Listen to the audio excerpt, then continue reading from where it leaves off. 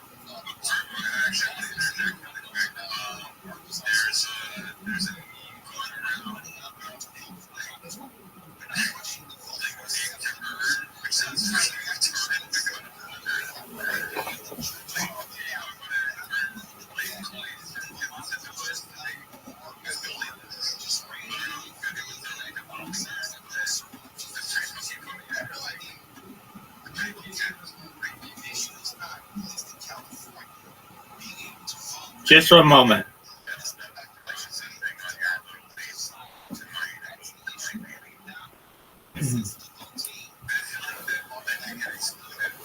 Yo, I have a question. So, Can you please clarify how you're merging blockchain and robotics?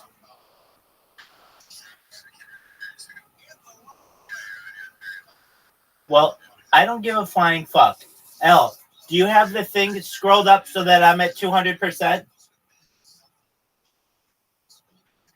Do you have that thing scrolled so that I'm at 200%?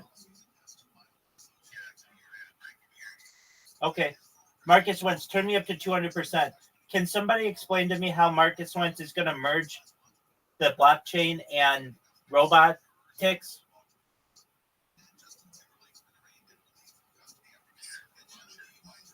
Robotics?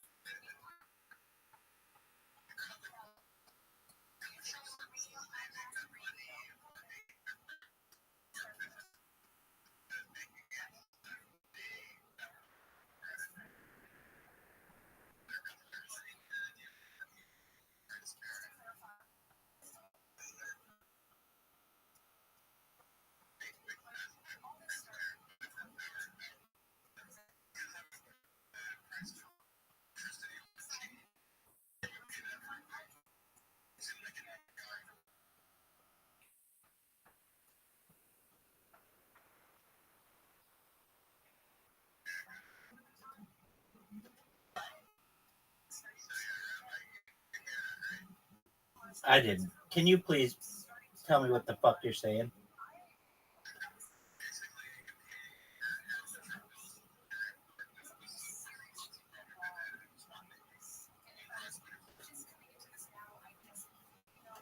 I mean, that sounds good in theory.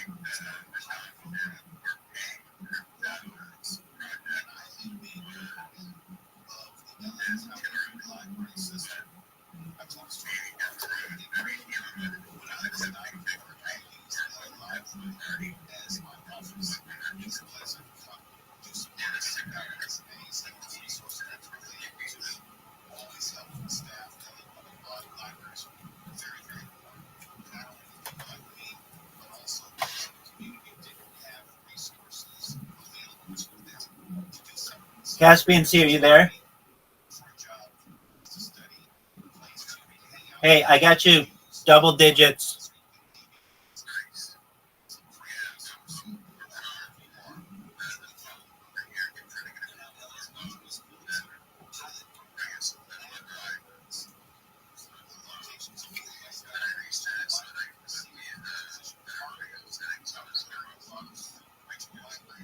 Dog. All right, you ready for this? How long do you think it would take you to get 1,000 followers if you built a bot?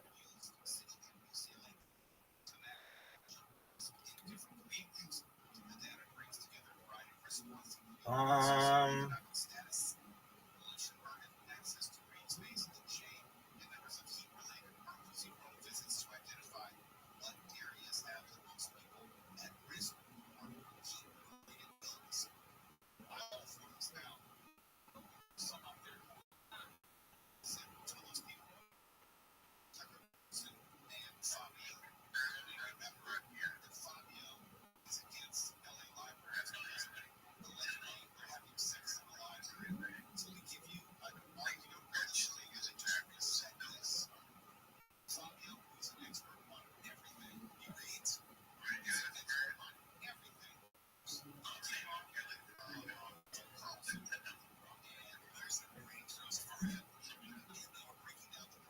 I think it would take something like 83 hours. Yeah, so it's not too bad. If each one took you 5 minutes, and if each bot took 5 minutes, it would you could do it in like 3 days.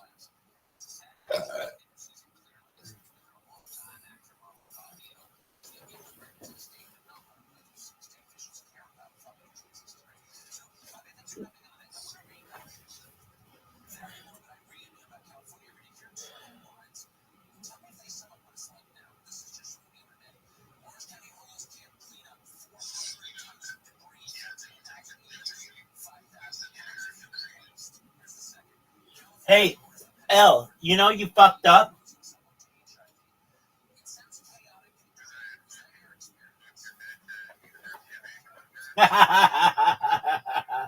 Yes, you did, girl. Yes, you did, dog. Good on you, dog. Absolutely. You got into my co-ed list. No, dog. You fucking didn't tell Marcus Wentz that Rabbi Rothschild has been doing shout outs to kick creators live on Instagram and TikTok.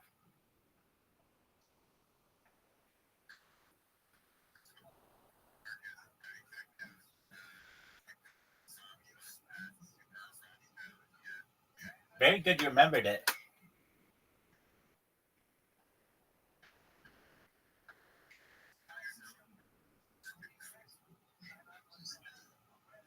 Like and comment and subscribe.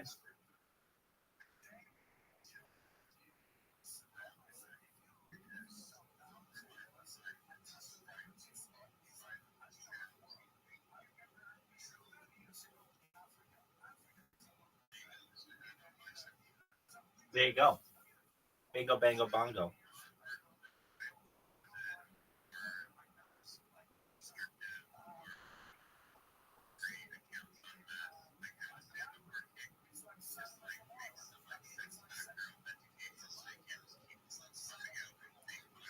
I've heard that this could continue for a while, that they're basically okay with their setup.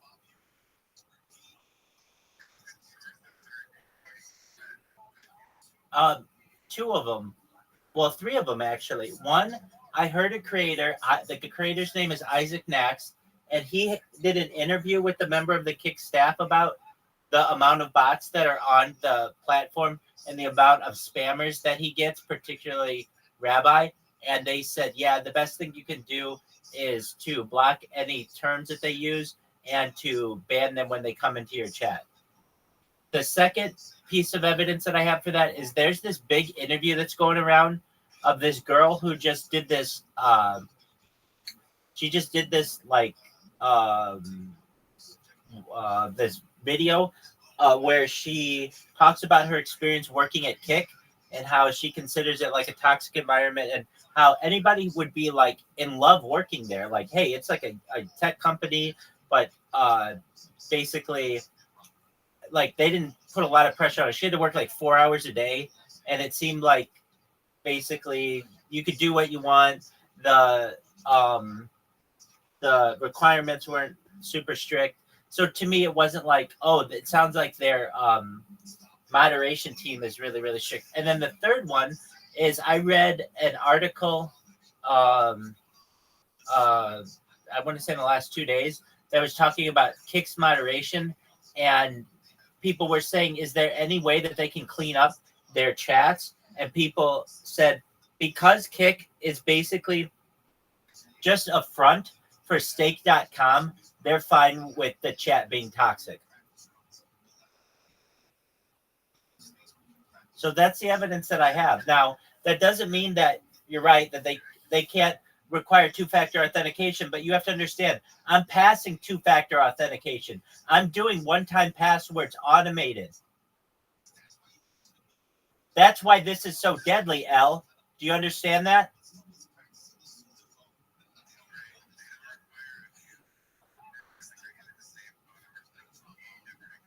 No, they don't require a phone number. You can do a phone number or you can do email. So I do email.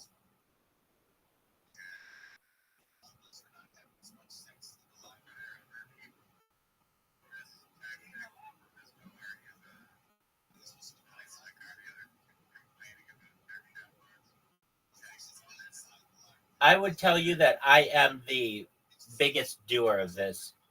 There are other people who do it a little bit, but nothing in comparison.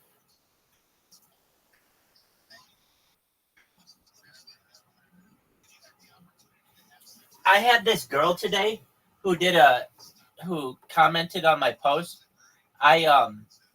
She's at Bree, at Bree. And I just randomly went into her chat with one of my bots, and she's like, this motherfucker comes into my chat every fucking day.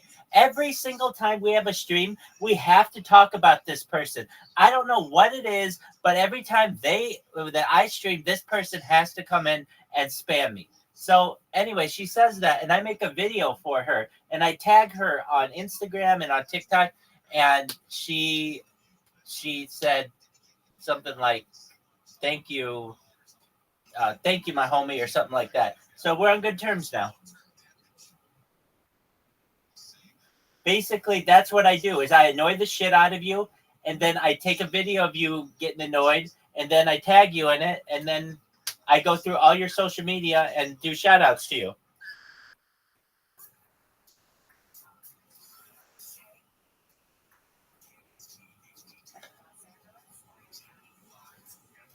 I basically make you watch your own torture.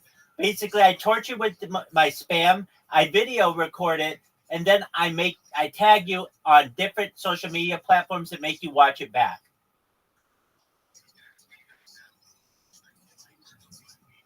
Yeah, I'll do one on Use Caspian. See, excellent. All right, I'm gonna do it right now.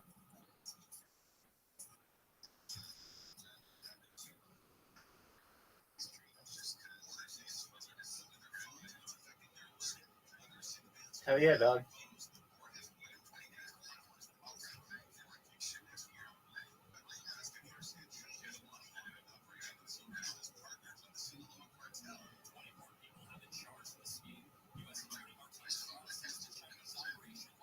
What's up, Pims? Next up on our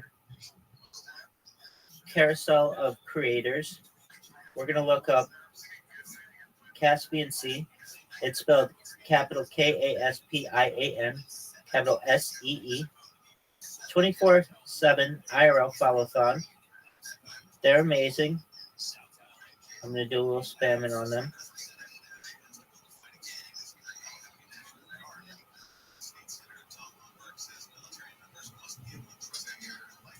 Shit, it did a thing where it fucking like record. Hold on a second. I'm not sure if it worked. It sucks. Okay, there we go. Now, normally I go through someone's about. Let's take a look at your about. So you need some stuff in here, but you do have stuff up here.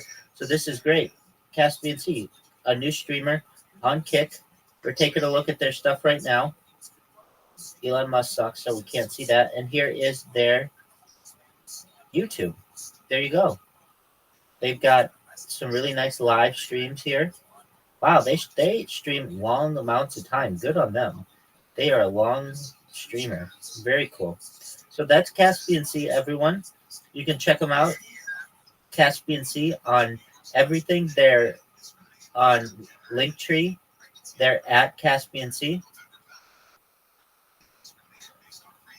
If you don't know who I am, I'm Rabbi Rothschild. I stream my life 24/7 for world peace. And I want everyone to know that we are going to the top. Caspian Sea is going to the top. Keep an eye on him. He's going to be a big streamer. Peace out, everyone. Stay black.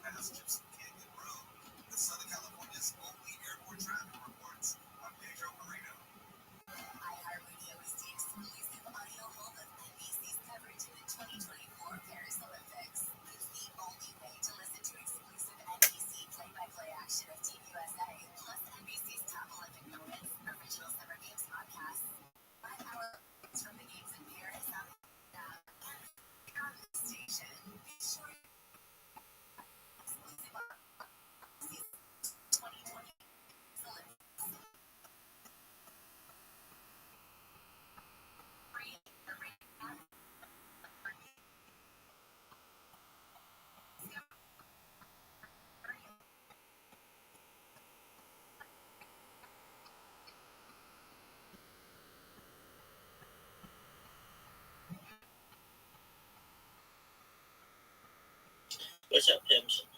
Next up on our carousel of creators.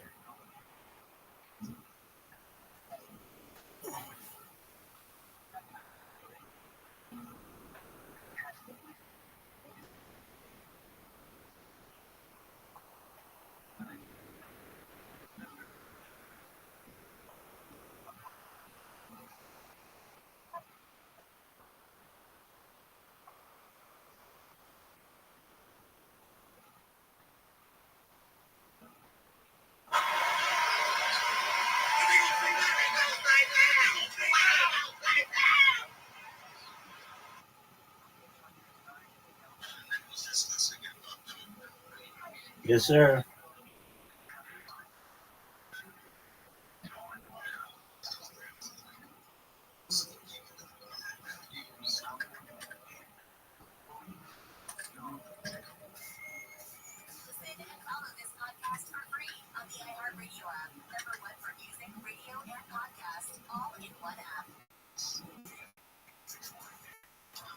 Next up on our carousel of creators, we're going to look up Caspian Sea. It's spelled capital Kaspian, capital SED. 24/7 IRL follow fraud. They're amazing. I'm going to do a little spam I'll find it later, of course. Thing where it fucking like record. Hold on a second. I'm not sure if it works. It sucks.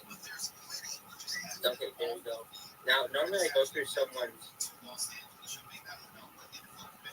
about. Let's take a look at your about. So you need some stuff in here, but you do have stuff up here. So this is great. Caspian Sea, a new streamer on Kick. We're taking a look at their stuff right now. Elon Musk sucks, so we can't see that. And here is their YouTube. There you go. They've got some really nice live streams here. Wow, they stream long amounts of time. Good on them. They are a long streamer. Very cool. So that's Caspian Sea, everyone. You can check them out. Caspian Sea on everything. They're on Linktree. They're at Caspian Sea. If you don't know who I am, I'm Rabbi Rothschild. I stream live 24/7 for World Peace. And I want everyone to know that we are going to the top. Caspian Sea is going to the top. Keep an eye on it. He's going to be a big streamer. Peace out, everyone. Stay black.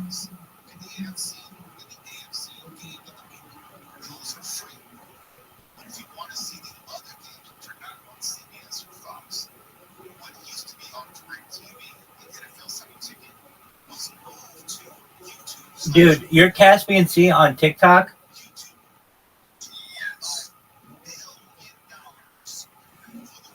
Are you sure?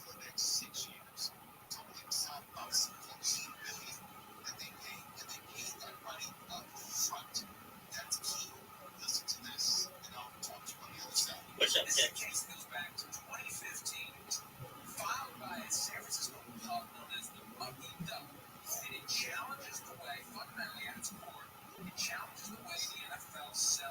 The Sunday ticket package, the out of market way you need it. You know, if you're a Packers fan in Pittsburgh, you can watch those games. They market it like that. The Cardinals play that idea, and displaced fan. All right. It doesn't show up when I search it in TikTok.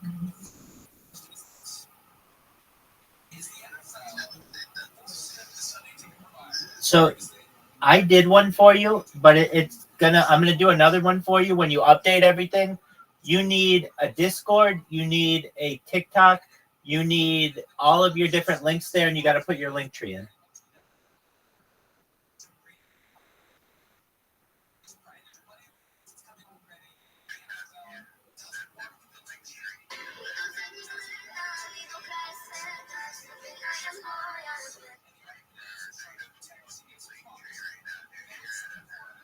Thank you. Al knows what the fuck is up.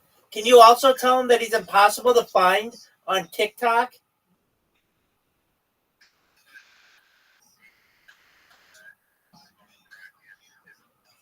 I love you. You're exactly right. No, but seriously, Caspian Sea. Are you sure that you're Caspian Sea?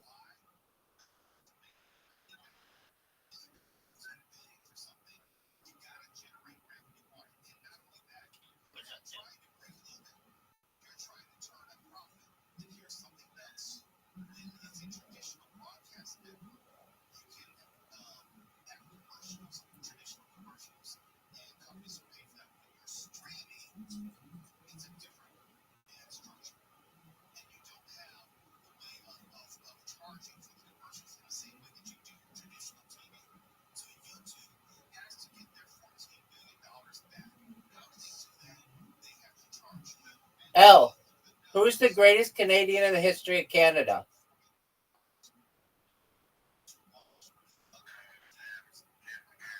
Born male at birth. No, there's only one answer to this if you're really Canadian. Incorrect. Wayne Gretzky.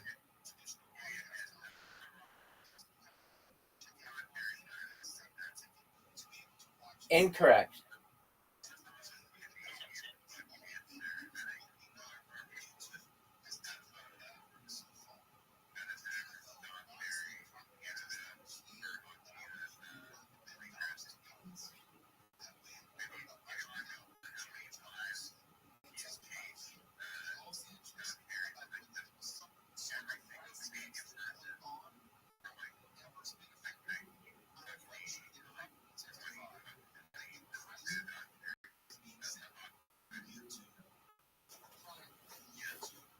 All right, next question for you. You're 0 for 1. When in terms of women, who is the most beloved Canadian cunt of all time? Good answer. She's number 3.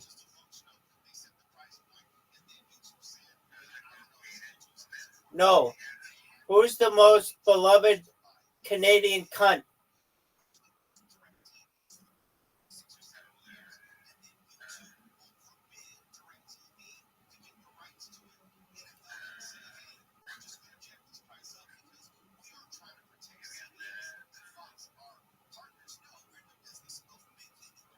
Are you Googling famous Canadian bitches?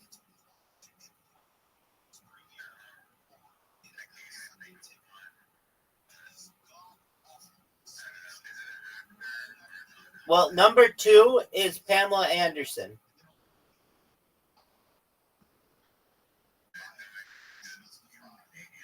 Get your shit together. She used to do Labatt's Blue commercials, dog.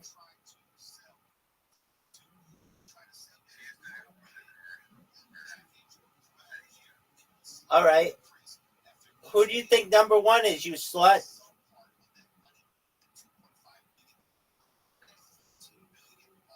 Sherry Lewis.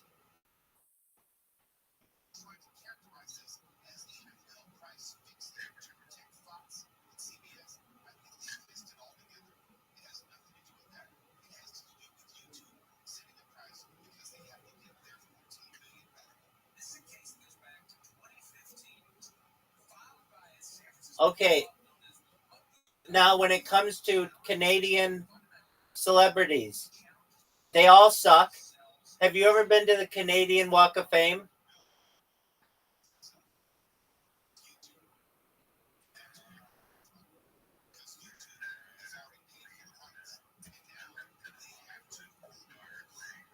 All right, dog. Here we go.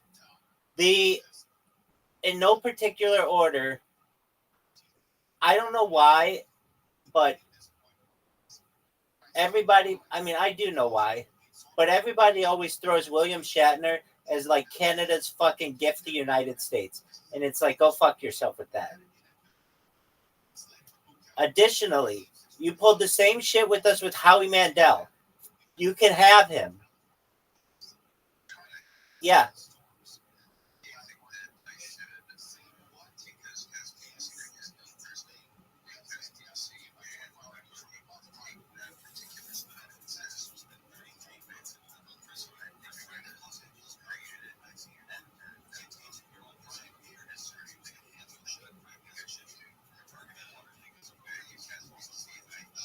No, just do.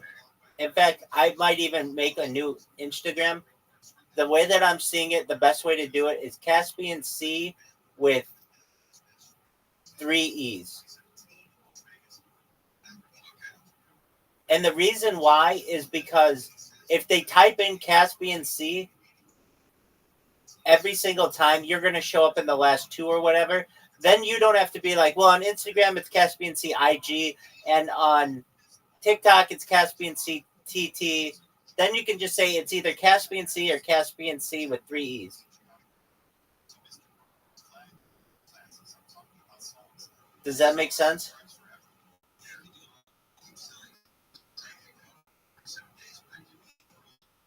Just create a new TikTok account.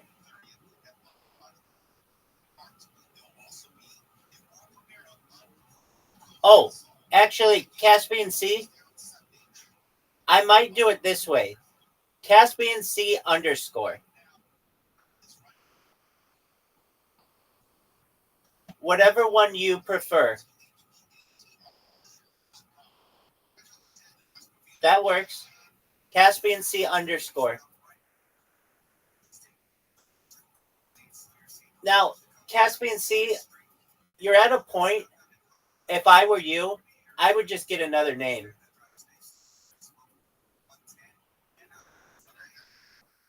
No, you don't. You don't have it on Instagram. You don't have it on TikTok. Those are the big ones. Yeah, but you can have another kick account in 10 minutes, 5 minutes. You can also change it. Here's why. You want to be able to just say, I'm at whatever, and it's consistent.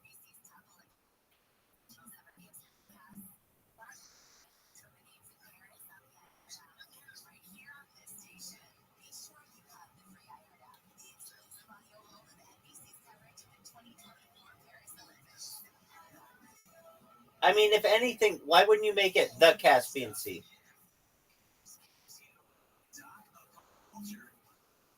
Then you can have it everywhere.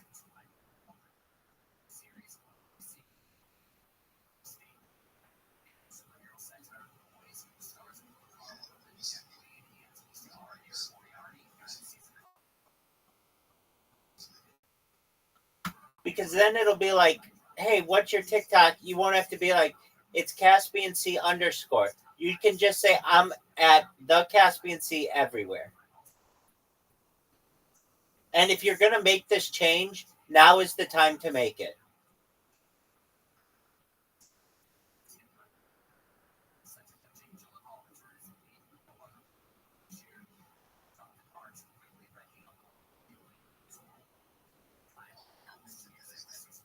Oh, totally. Absolutely. 100%. If you don't,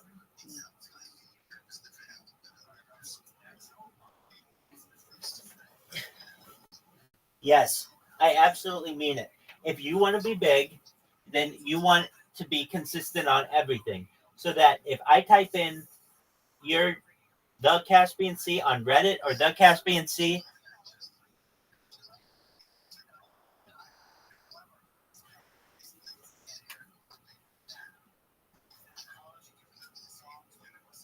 dog, because people don't trust if it's going to be Caspian Sea underscore. It's like, is this really him?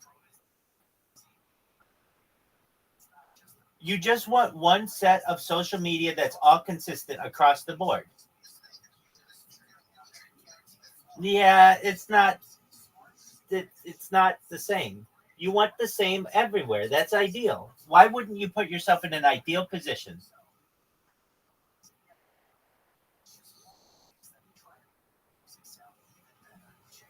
You don't want to be saying to people, yeah, my Instagram is Caspian Sea IG, my TikTok is Caspian Sea TikTok, or my Instagram is Caspian Sea underscore, but my Twitter is Caspian Sea. You just want to be able to say, I'm at the Caspian Sea everywhere.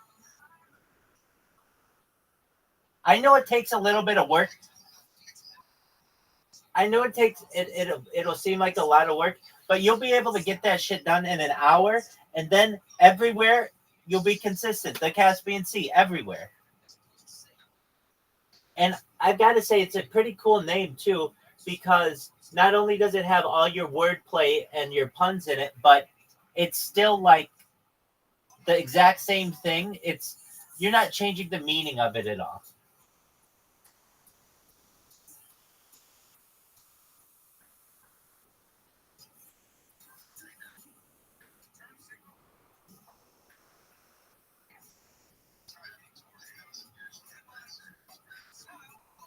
Well, I just think it should be really easy. Trust me, in the future, you'll be so happy when somebody's like, "Hey, what's his Discord?" And it's like, and you always know it's the same thing. It's at the Caspian Sea. Now, you don't have to get rid of your other accounts. You don't have to get rid of this account. Keep it, but just have one set of accounts that's all aligned perfectly. I know you know that I'm right.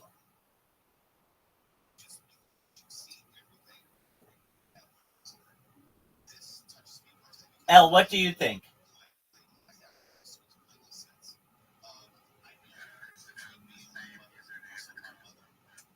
There you go. It's as simple as that. And Caspian Sea, I could have lived with it if you were like, I'm on Caspian Sea on everything except TikTok. But you're not on TikTok or Instagram. So at that point, just abandon ship and get a new name. Okay, wait. That doesn't matter. You don't have that name. So you don't want to tell the people a really long fucking story about, well, I used to have that name, I think. You don't want to go into that bullshit. You just want to say, I'm at the Caspian Sea. Just like it's spelled on my Kick, it's spelled on my Instagram, it's spelled on my Twitter, it's everywhere is the same. It's as simple as that.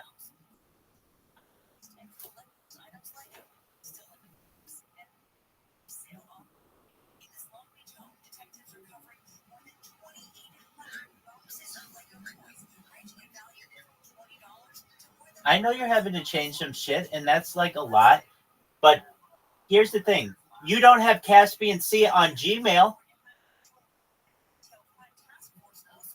So get the Caspian Sea on G. Now you can finally have all your shit. You told me I've got, and I know you weren't adamant. You had told me I've got it on most everything, Rabbi, but not really. You don't have Gmail, which is a huge one, if not the biggest one. You don't have it. You don't have it on iCloud. Okay, so then just make it the Caspian Sea and keep your old one.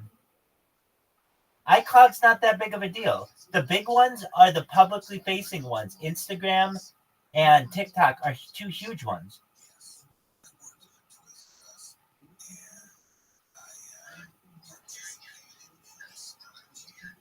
Okay, and then also it'll give you. I'm going to tell you something else that has to change. I think you need a new logo. I think your logo is too monochromatic. I think it should be like what these other Kick people do, a bright background with your face.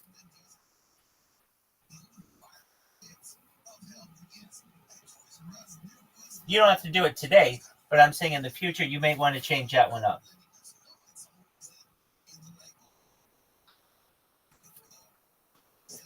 Aside from those two changes, I have nothing more for you. And I don't think that you have to change the logo per se. It's just I don't necessarily know what it is as a new user.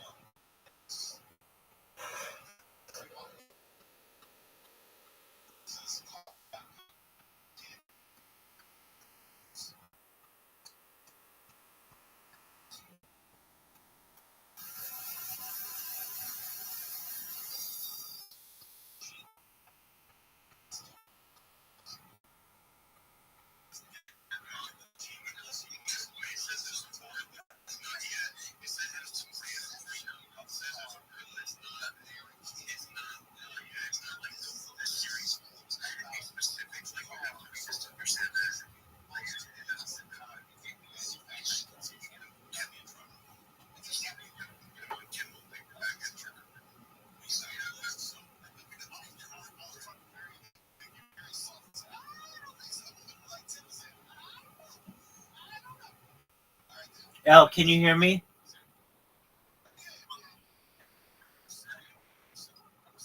L, you know what I'm going to ask you?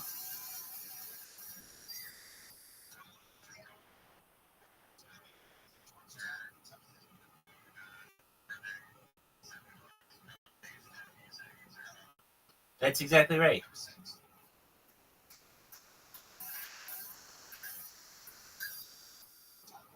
It's it's the radio. It's KFI 640 AM Los Angeles, Orange County.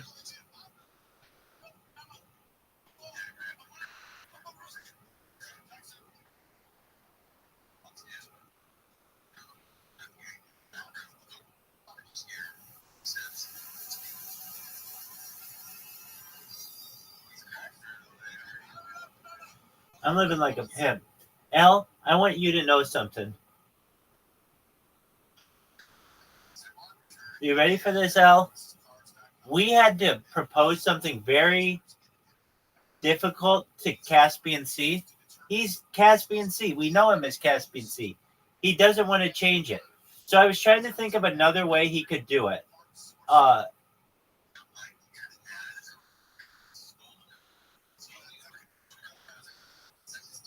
dude, not a big deal. I'll get you a phone number right now.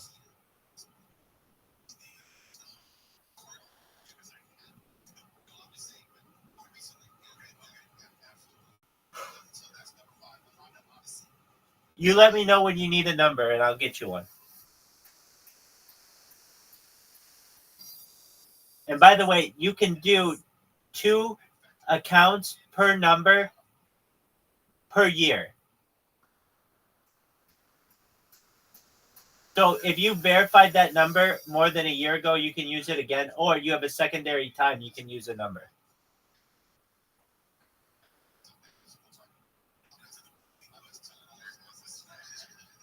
Dog, I'm so sick of this bullshit. Hold on, not on you. I should have just done this in the beginning. There's a website just tells you if it's available. That might not even be the fucking name to get. It might be taken on something. I don't think so, but we'll see. It's called. It's is it available? There's also Name Checker.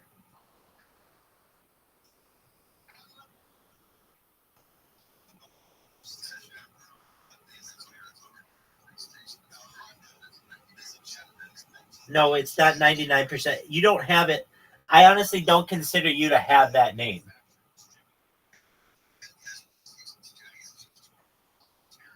Wait, what do you have at gmail.com? Yeah, that's not it, dog. So just make it Caspian Sea Studios then. Dude, I'm just telling you what L told you, which is you want it to be the same name everywhere.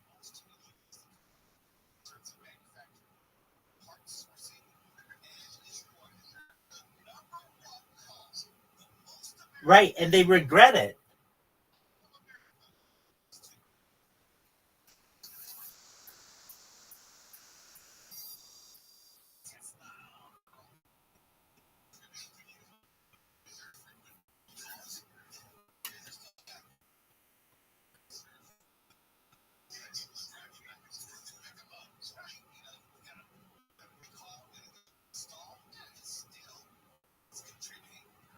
L. L. L, can you hear me? L.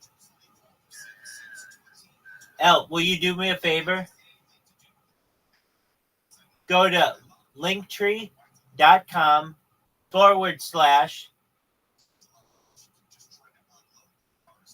honey badger hoba.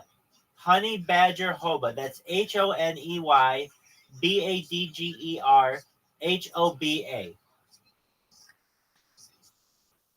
That's linktree.com/honey badger hoba. Do you see how nice that looks?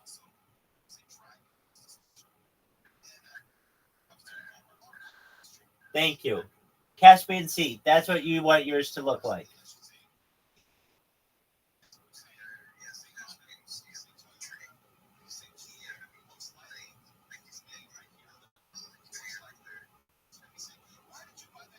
Dog, I just don't consider you to have that name.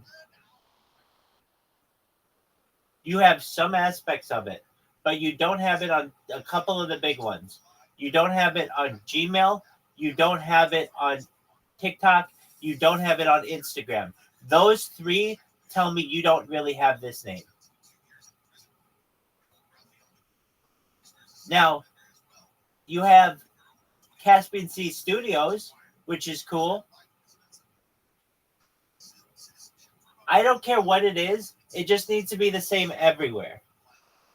And you're at the point where you've got a new start, where you don't have very many followers, and you can change this to be everything aligned the same. It'll make it so much easier for you to market it. Where you just put Caspian Sea Studios, and then you put that's your and then you put the Instagram logo and the Kick logo, and you put the Twitter logo, and you put the TikTok logo, and it's all the same. It's not different on a few of them. You don't want to have to do that shit.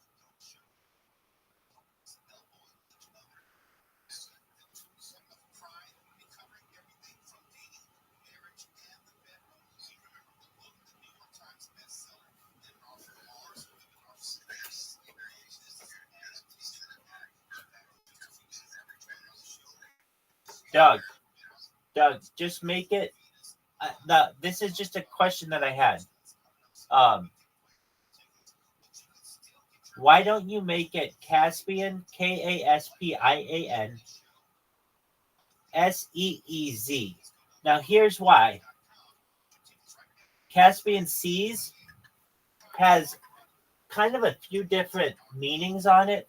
I know there's a personal meaning on it, but if you use Caspian Seas, it means that it's like the same meaning as the other one, except that it means that you're in the present tense as opposed to like that works too, man. That's perfect too. That's perfect. So go get that on everything.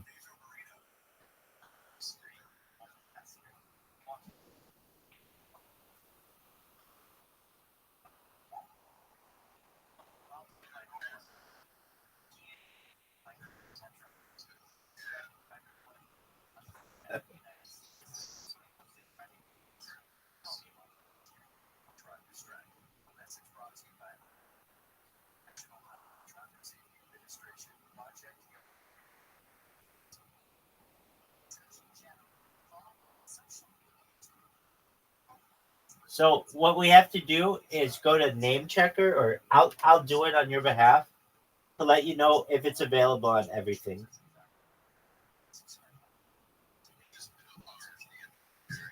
Yes, sir.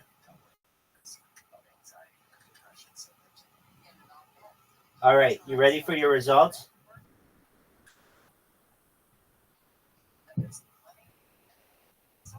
All right.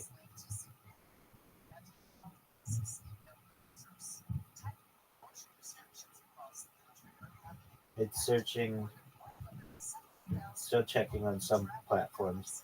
I can tell you it's available on Pinterest, Dribble, GitHub, Vimeo. Where it's not available is Meetup, that's fine. Elo, that's fine. Foursquare, that's fine. Flickr, surprisingly, it's not. That's fine. It is available on DeviantArt, Cash App, Venmo. See, that's what you want. You just say, "Hey, Cash App me. I'm at Caspian's here."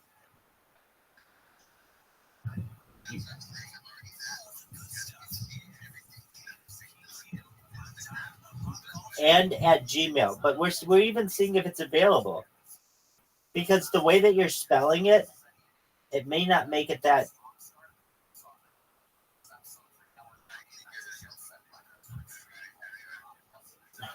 Dog, I'm just telling you right now, you're gonna get mistagged, and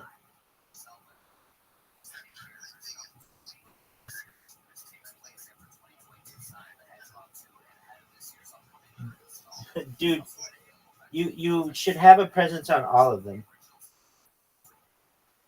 even if it's just a placeholder.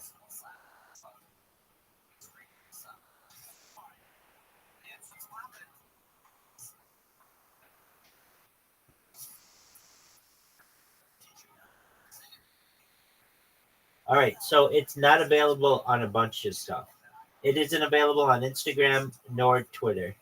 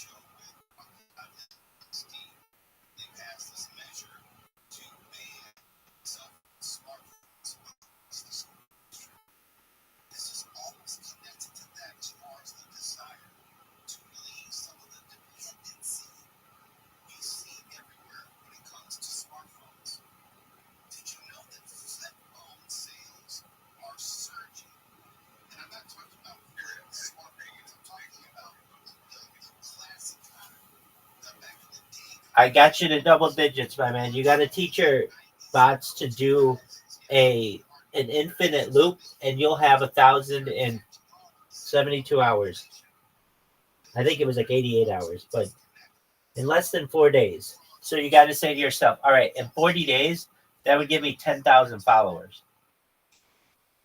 But and the other thing I'm telling you is I'm literally showing you how my bot runs.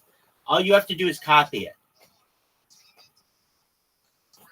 I couldn't make it any easier on you.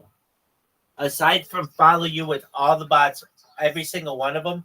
But I'm telling you, you're going to want a bot of your own. So it's in your best interest to just make your own and have it do that. You can literally watch mine work, though.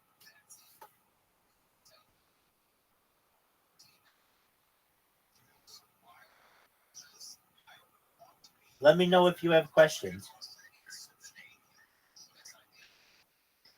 I understand.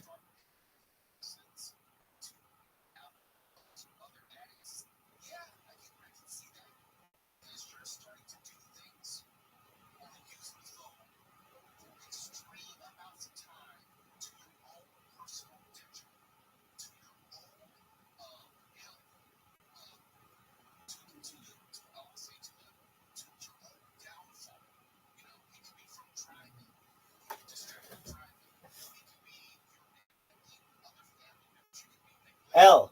Oh, L left. Fuck him.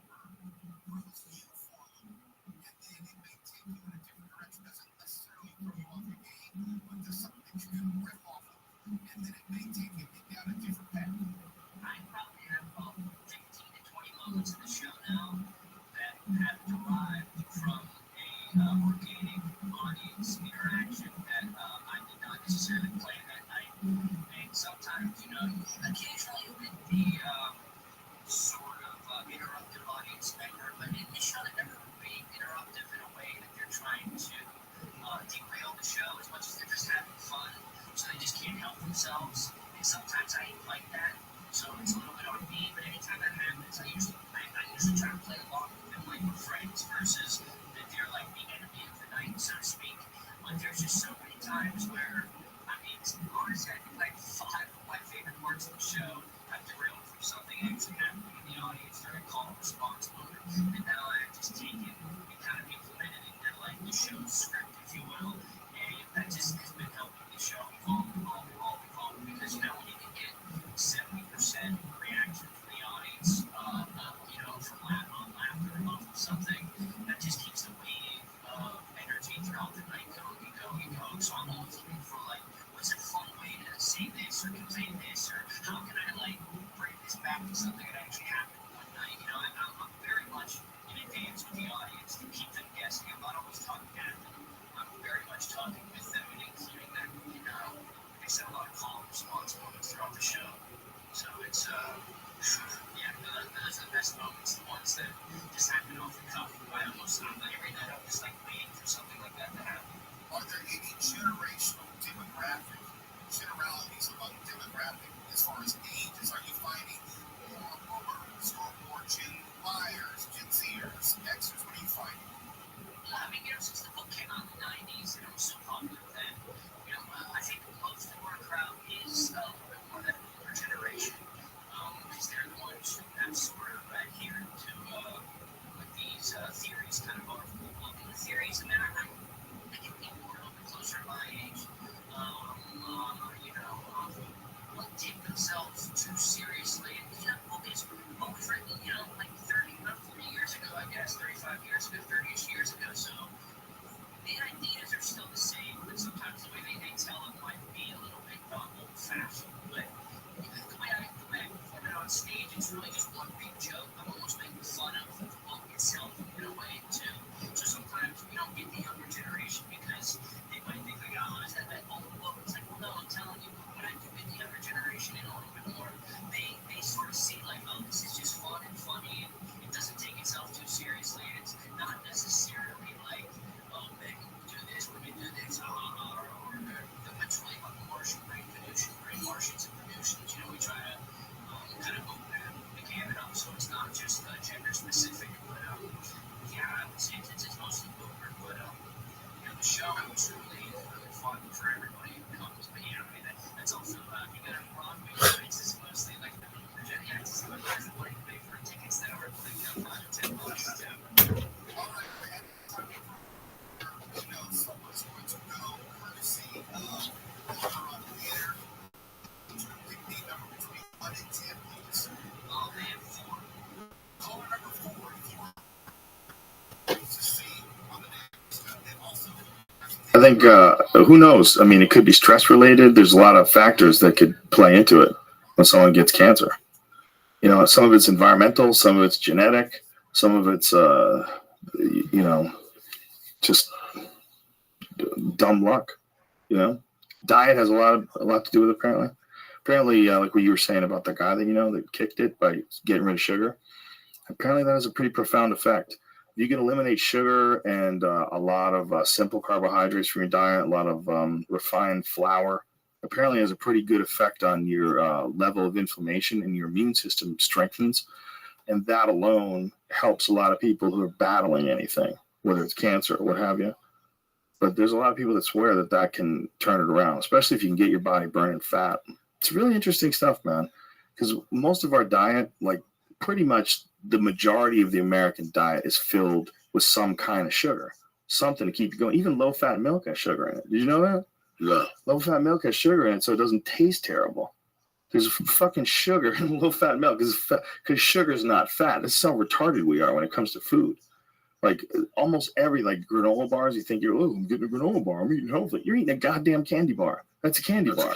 All it is I've sugar. always known that shit. Yeah, all that stuff makes your body inflamed, and it makes it fucks up your insulin levels. It does all sorts of weird stuff to your body because your body's not designed to take in that amount of sugar. Like the body that we have today is the same bodies that people had 10,000 years ago, when there was no refined sugars, when you got your sugar from fruit. And that's what people know. That's how your body's designed. When your body wants to eat a pear, it gets fruit, it chews into it, it gets the sugar and everything attached to all the fiber, and that's how your body digests it healthily. But when you get scooped up a spoonful of fucking sugar that came from some factory and they figured out how to suck it out of sugar cane or whatever the fuck they get it from, beets, there's a bunch of different sources of sugar that they extract it from, but that's a refined sugar and you're getting it in a form that your body doesn't know what to do with. It doesn't have that ever in nature. So all that corn syrup, like when you get like a Coca-Cola, that is filled with something your body has no idea what it is. It's like, how is this in liquid? Your body's like, what the fuck is this? Like this dude's got 25, 30 grams of sugar coming at me in a liquid form. And like your body doesn't know about anything like that in nature. So you get fat, you feel listless, it gets you get tired, you go up and down. That's all insulin crashing. So those guys who get cancer. I was drinking fucking 22 Cokes a day. I know exactly what you're doing. Oh. I know exactly. How hard was it to get off? In the morning, I went from Coke to Diet Coke. Then I just got clean and sober. Diet Coke is not better. I do one every now and then. Diet Coke is not better. When I'm getting crazy. I'll have me a Diet Coke. Let me tell you something. If I taste the Coke now, I could feel the difference. Oh, yeah. It's horrible. You leave there going, oof, I'll never drink that again. You get used to that flavor. You get used to that corn syrup taste with the carbonation. It's cold. Dog, listen, I was a buttered roll, Coca-Cola type of dude growing up, man. Who knows how bad it was for you at those early ages when your body's developing. Who the fuck knew? You know what the biggest bullshit bait and switch act in the world is? Fountain soda. When was the last time you had a fountain soda that tasted remotely as good as one that's right from a can? They just aren't, period. There's some Cokes. I like fountain sodas. It's okay. With sugar. It's okay, but it's not the same thing. It's not like you don't enjoy it. Like if you get a Diet Coke from a fountain, it's okay. It's okay. It's not like you don't enjoy it, but it is not as good as out of the can. When you get it out of the can, bar, disgusting. You're getting the full formula when you get it out of the can. It's a consistent experience every time. Yeah. You get a cold Coke, you crack it open, you drink it, it tastes the same way every time. Same thing with a Diet Coke, same way every time. But if you go to a fountain, you get some weird sub flavors. Things are watered down sometimes. They get light in the syrup. Bubbles. Yeah, They fake that it's Coke and they stick some funky ass RC Cola syrup in that machine. Oh no, RC Cola is disgusting. I would know RC fucking Cola. Shit, you can't trick the Cuban from Coca-Cola. I drank that shit for years, Joe Rogan. Do you remember when you were a kid and you were poor and you did generic soda? I used to have. Do you remember that? Coca-Cola. I can't do it. I used to have Coca-Cola in my house, but my mom at the bar used to sell bar soda. So Coca-Cola, 7-Up was Lemon Up. Oh, that's hilarious. Coca-Cola was Up Cola, was something crazy. Root beer had a different name. Yeah. So my mom would bring the cases to the house of Lemon Up, Coke, a fucked up Dr. Pepper that tasted like turpentine, and something else like Diet. Like in those days, the big Diet soda was Tab. Tab was like a motherfucker with a slice of lemon in it. Good googly moogly. That was saccharin, right? That was that's that was cancer in the can. The first diet soft drink, Tab, and girls always drank Tabs. I'll have a Tab. I'll have a Tab. It's like my mom's friends. They would all have a Tab. And Tahitian treat was when you got when you went to Chicken Delight. What? When you went to Chicken Delight and got 3 pieces of chicken with French fries, they always had Tahitian heat like a motherfucker. That's that red soda. Let me ask you this. Go ahead. How the fuck did Coca-Cola ever gain any ground over root beer? When root beer is so much more delicious. It had cocaine in it. Ooh, that's right. All those years, people were drinking that shit. When did they take cocaine out of it? Are you ready for this? Yeah. They didn't. They don't have the active ingredient in cocaine, but they're flavored with coca leaves. They use coca leaves. And you know, Coca-Cola gets its coca leaves from a manufacturer that strips them to make medical grade cocaine. In New Jersey. Yes. In New Jersey. That's there's a huge industry for medical grade cocaine. And what people don't know, like, well, cocaine's legal. No, it's not. No, cocaine is not illegal. Cocaine is illegal for you, but it's not illegal for the medical industry. So they bring in coca leaves and they use the flavor from that coca leaves to this day to flavor Coca-Cola. What medical use does cocaine have? You can make lidocaine with it, which is a numbing agent they put on people when they're having operations. They pump that shit up my nose. So when they say it's liquid cocaine, it literally is liquid cocaine. The kid I kidnapped. That's different. Lidocaine is different because it doesn't have the psychoactive effects. But what it does do is it makes you feel like shit. It doesn't have like if you ever put that stuff on you, lidocaine, It makes you feel like shit. I put some on my back last week because I had a really bad sunburn, like real bad. I went to Mexico and I fucked up and I didn't put sunscreen on my back. And I was just sitting out there for a while and I burnt hard where the next day I was sweating and I was like, like just agony, right? So they put this lidocaine on me and I felt like a little numb, like it numbed it a little bit. But the way I felt for the rest of the day was so shitty. You just feel like, ooh. It's the cocaine without the up. Yeah, That's what it probably is. It's the cocaine without the you up. feel real down. You feel real weak, like after like an hour or two. Like I guess it's almost like what cocaine would do to you, but you feel like my appetite was suppressed. I just felt like, It's the other way without lidocaine. the high. And this was just some over-the-counter shit. There's just some sunscreen spray that has a small amount of lidocaine in. But just putting that shit, or sunburn spray, putting that shit all over my back, like fucked with my system. Like I could tell.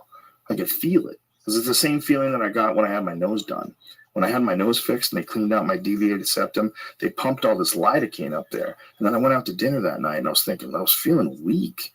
I feel like, God, why am I dragging ass like this? It weighs on your body.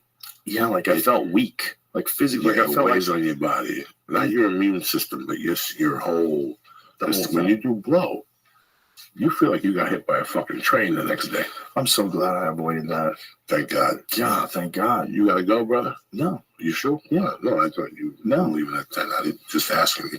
If we could go, we could stay. No, we're good to go. I just didn't know what the fuck was going on. I got to ask you a few questions. The other night, Dominic Cruz said something very interesting when he came to the show in Buffalo. He said that it's really a lot of mental stuff, Fighting? And that's been dawning on me. Like I've been thinking about it. He said that when guys don't make weight, sometimes it's mental. And I was like, wow, I never thought about it. Dominic Cruz is a great guy to ask anything about MMA because he's so knowledgeable. He's been doing it for so long. He's a smart dude and he's always thinking it through. He's constantly thinking things through. And you guys were really good Saturday night. He's great. No, you guys together were everybody was really good. John Anik knew when to talk. He's like that. He's like a meathead. Like he knew when to talk. He was very good, but he couldn't compete with you two guys. You guys were on the money, especially with the Chris Weidman incident. I saw it. I thought there were legal knees from the jump. Well, it's hard for Miragliotta. Here's two reasons why it's hard for Miragliotta. First of all, he's a giant. Like you have to understand, Dan Miragliotta is like 6'5", 300 pounds. He's a huge man. I mean, he's fucking huge. Like he towers over most of the fighters. And so he's above these guys. And if Mousasi is pinning down Weidman, so he's got him in a headlock, right? And he's pulling him down, and he's kneeing him in the face like he was. Think of how tall Miragliotta is in the first place, right? Like this. Now think he's looking down at these guys kneeing each other in the head. He's got to stay close by in case something happens. There's no way he could see those hands from where he was standing. So he took an educated guess based on his many, many years of refereeing that both hands were down. And it was so close. You would have to be on the other side of the ring looking at the ground to know whether or not it was touching. If you're above it, the way Miragliotta was, how could he know? He really couldn't know. And it's not his fault. He's an excellent referee. The fault is that the athletic commission, under situations like this, doesn't use an instant replay.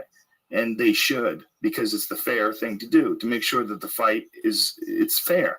And I think Weidman could have gone on. I think had there been a question whether or not it was legal, they could look at the instant replay and then they make the call. The strikes are legal. We're going to continue.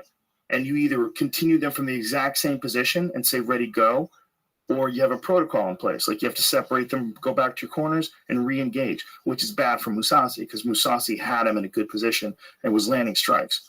So it's impossible for Dan Miragliotta to be absolutely certain from where he was standing as big as he is, looking down like that. I would just imagine it probably looked like Weidman's hands were touching. When we saw it in the replay, I asked them to show me different angles. Different angles, yes. I'm like, because at the first they said, look, it looks like it's illegal. And then I said, I don't see his fingers. I want to see his fingers. Let me see his fingers. And then when we went to one where you see his fingers, you could see Mousasi lift him up, which is what you're supposed to do. So the only reason why Weidman had his hands down like that is because he thought that could prevent him from getting hit. He didn't have his hands down like that because it's an offensive gesture. He's not like putting his hands down there because it's a next move. You know, what he's doing is he's dealing with the fact that Mousasi has his neck He's dealing with the fact that he's getting kneed in the head, and he's thinking the best way to stop it is to put my two hands down. Because, like, that's not a position that you would ever be in if you were trying to hurt somebody, right? So what he's trying to do is trying to stop the knees or figure out what to do and catch his mind, because he's been tagged a few times in this round. He got hurt, and those two knees hit him hard. And then the referee tells him it's an illegal knee. So he's like, okay, well, let me take this time to take a break. I deserve it. I got hit with an illegal knee. So in his eyes, he's doing what you're supposed to do if somebody fouls you. In his eyes, I got fouled. He doesn't know. He got hit with two fucking hard knees, right? They tell him it was illegal. He thinks it's illegal. So he goes on about it like it's illegal. So he sits down. Then the doctors come over and examine him. And then someone tells him, I believe it was John McCarthy, tells Dan Mergliotta that it was a legal knee. He's like, it was legal. I just watched the replay and he shows it to Dan. There's nothing Dan can do now. We've showed the replay over and over now to the people that were watching on pay-per-view, and we're like, they're legal. These knees are legal. This is just a mistake. And so then they don't know what to do. They don't really have a protocol in place, so they stop the fight, and they give a TKO victory to Gegard Mousasi, which is crazy because Dan was in no way going to stop the fight right there. Like, it wasn't like Weidman was getting hit so hard. He was right about to stop it, and then they said, oh, those knees are illegal. They weren't illegal.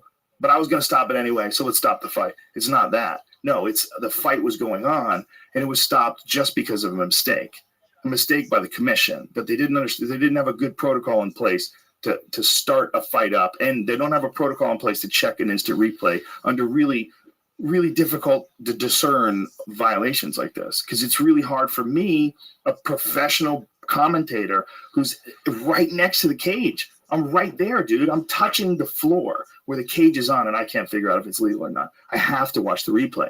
So Dan, in the heat of the moment, I mean, he's watching two of the best 185-pounders in the world, right? Gegard Mousasi's tagging Weidman. Weidman keeps taking him down. It's a fucking battle, man. It's a battle between two world-class fighters. And Weidman's got hard. He could have come back from that. He's taking those hard knees. Who knows what he would have done? He might have pulled guard and pulled Mousasi on top of him and got the sweep, and the round goes on.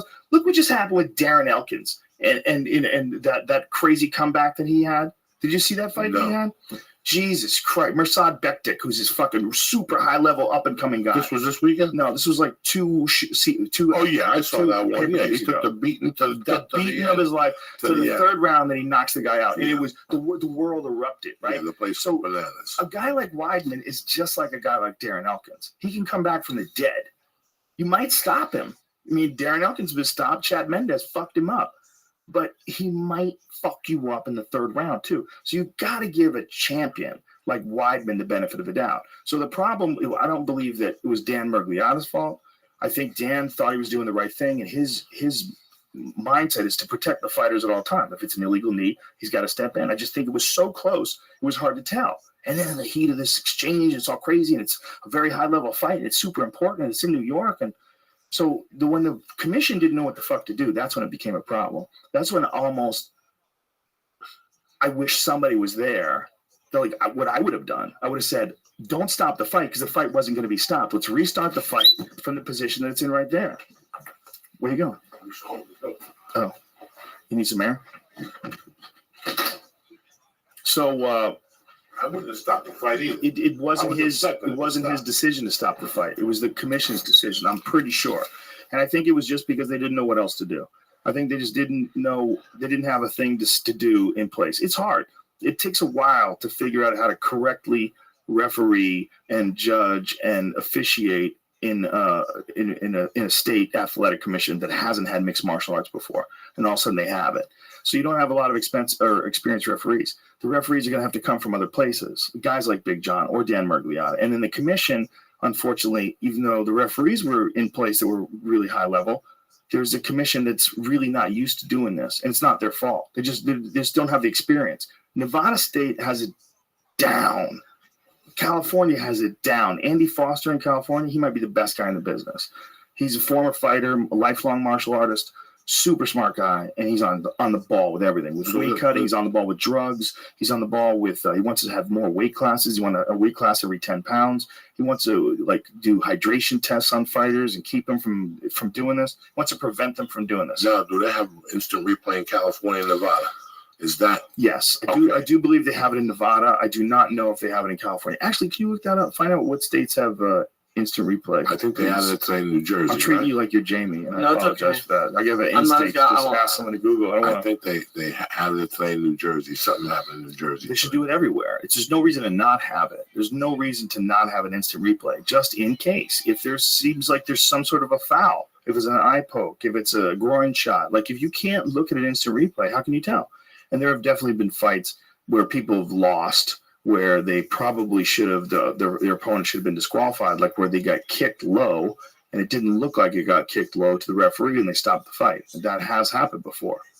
That happened with James Krause when he fought Bobby Green on a military base, one of those fight for the troops. And he got hit with a low shot and then another one. He might have got hit with 3, but he definitely got hit with 2. And the last one was a shin right across the cup. I mean, you could hear it crack. It wasn't an intentional shot. It's just one guy's really tall, one guy's not as tall. Neither guy's are dirty fighters. They're both honorable fighters. It's just an accidental foul. It just happens, man. But when it happens, I mean, look, like, it's not, no one's trying to kick somebody in the balls most of the time. Most of the time, a guy's trying to kick the leg and he just misses.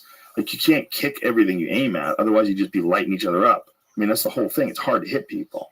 So, like, that's why Anderson Silva kicked Chris Weidman's knee like that. He didn't want to.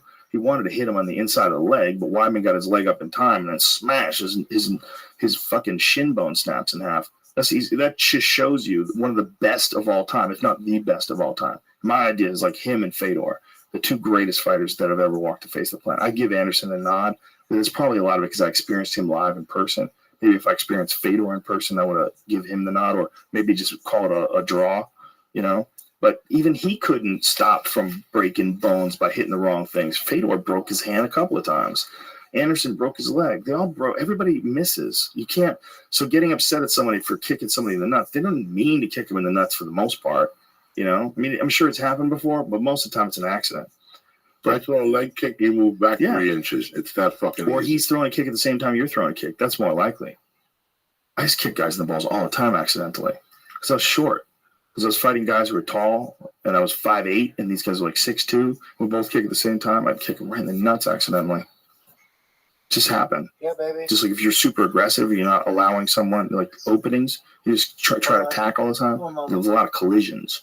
You know, when you have collisions, anything can happen. What'd you say? No way. All right, I will. Enjoyment, man.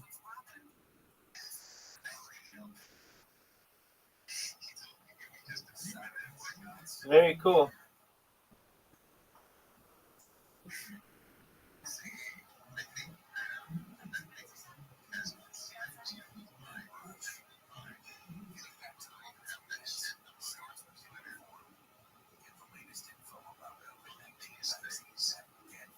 Dog, no, you're not. The biggest things are TikTok and Instagram.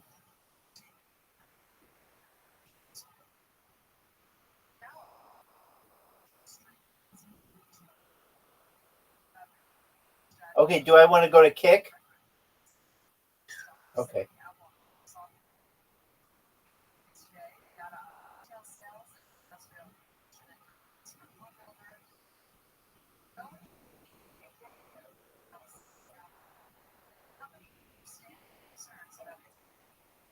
Oh, dude, they banned him?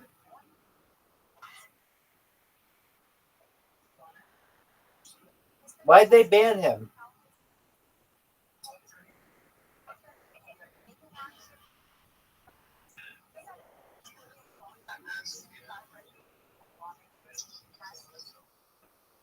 Wow, you're going to have a special guest.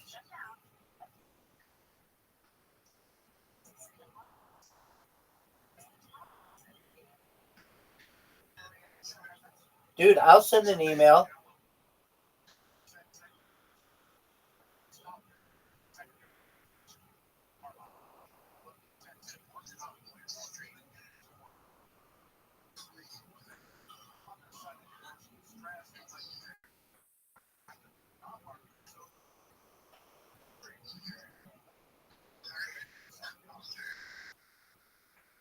Hey, Laura, Caspian C is about to do an interview. For what? Oh, yeah.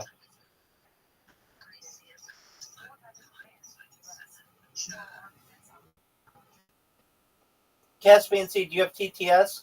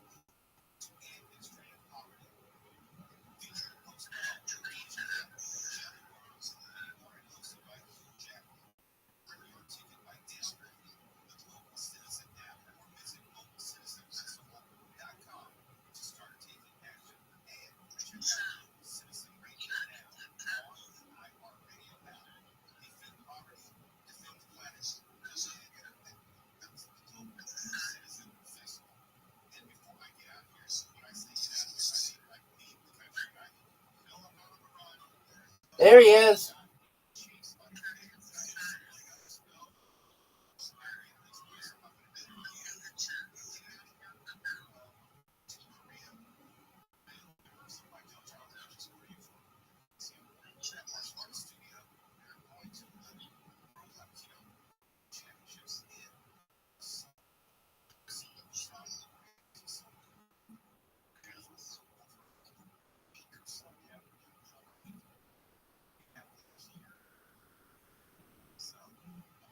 Yes.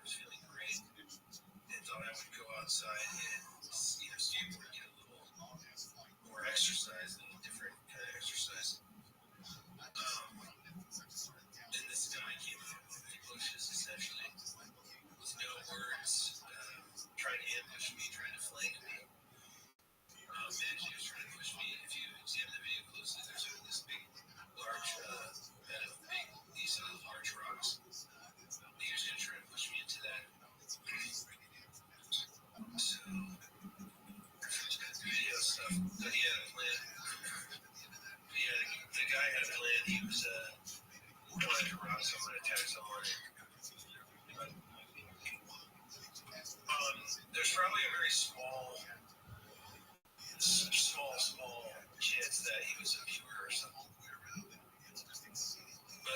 say that there is a possibility because I've had viewers on numerous occasions threaten me throughout my life, threaten to hurt me or my girlfriend.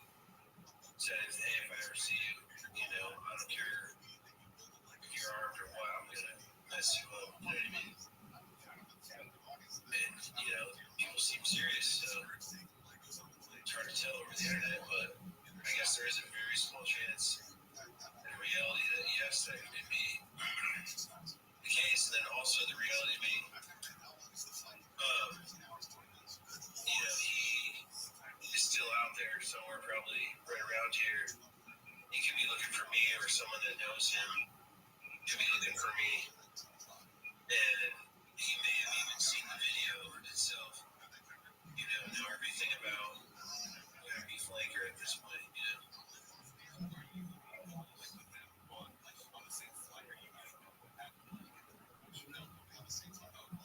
Well, I think I did hit him once. You gotta imagine it was out of that tiny little Derringer with like a 1-inch barrel. It was the round I fired was a 22 WMR or 22 Magnum. And out of the short barrel, it's pretty close to like a subsonic 22, more or less, even with a higher power round.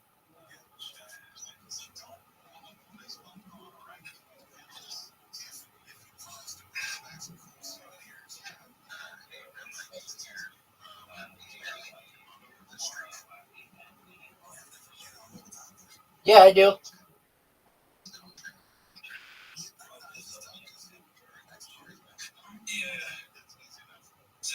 Yes, Rabbi, I had a self-defense situation. This guy was probably 27 years old, potentially older. He was about 6'1", 160 pounds, Caucasian. He was balding. I'm kind of balding too, but he was like a little bit more advanced. He had more curlier hair than me. I had very straight hair. But he did look Caucasian and produced a knife against me. He looked like he was under the influence of something that was overtaking his ability to control himself. And it was a really scary situation. I've never been through something quite like it. I'll tell you that.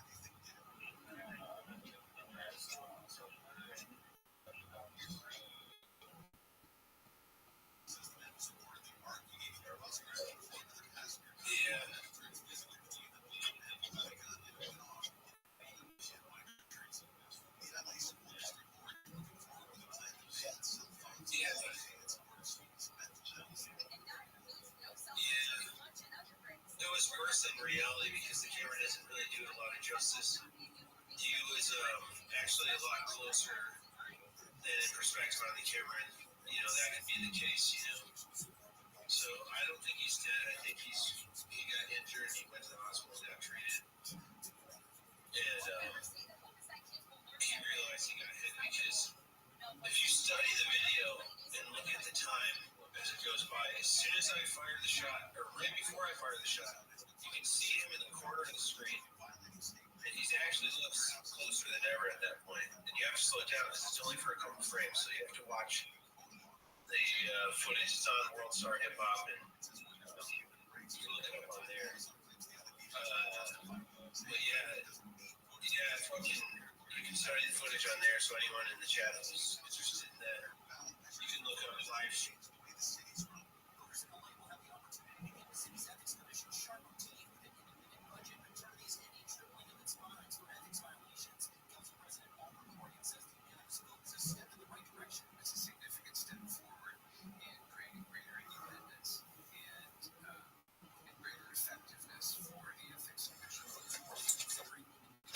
Get back!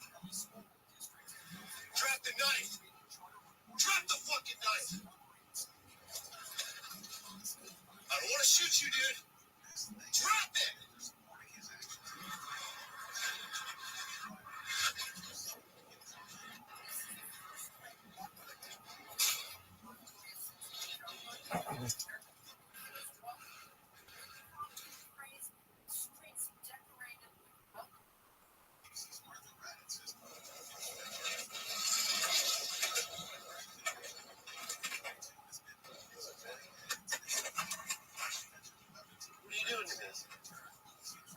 coming up on you. Get back. Be good, buddy. Get back. I saw you. Fucking weirdo. I got a gun.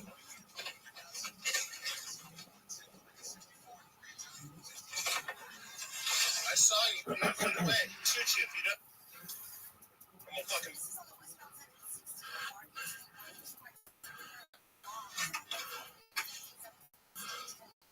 What the fuck do you think you're doing? I'll fucking shoot you. You fucking piece of shit.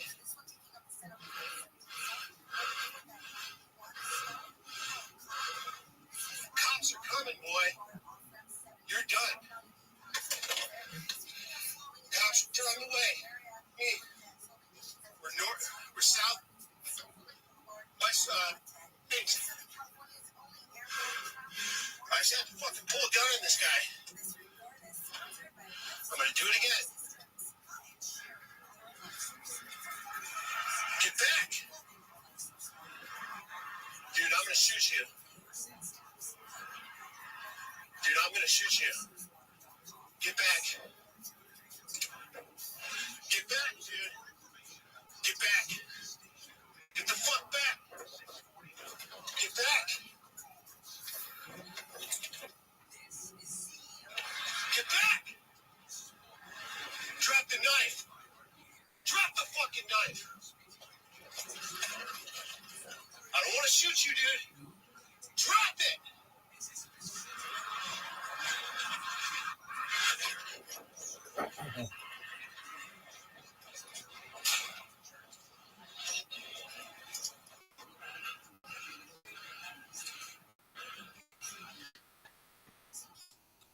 Shot. Fire. Are you hit?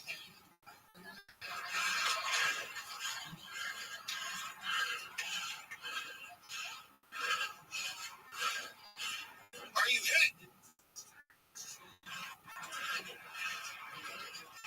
Are you hit? I need to render aid. Are you hit?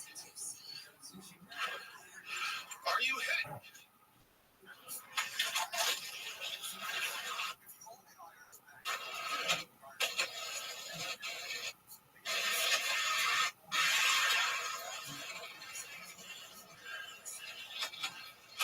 Are you hit? 911.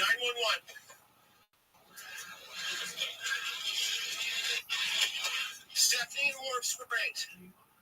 911. Shots fired. 911. Shots fired.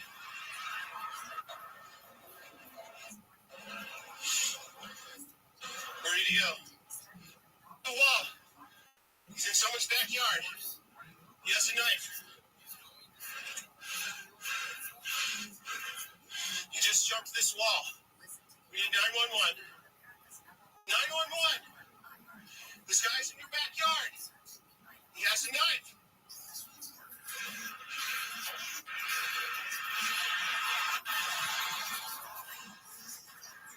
He's in your backyard. Although we're marketing at a very broad scale, it doesn't mean I streamed a little bit earlier today, but like once I started working, it's kind of like hard to like want to stream or just, I don't know. Maybe it's not like the job though too. It's probably that situation.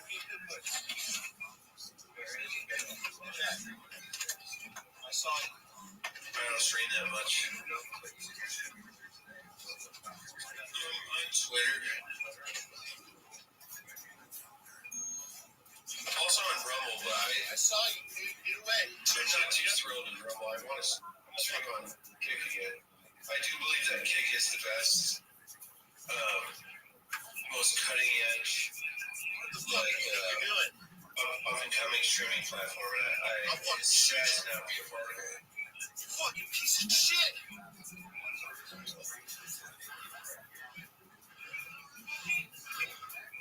Cops are coming, boy. You're done. Cops are on the way. We're north. We're south. Thanks. I said to put full gun in this guy. The only, do it again. Yeah. Get back.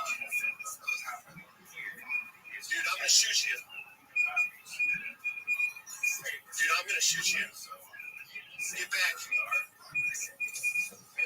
Get back, dude. Get back. Get the fuck back. Get back. Get back. There's some kind of feedback hearing. Oh, it sounds like a Morse code or something.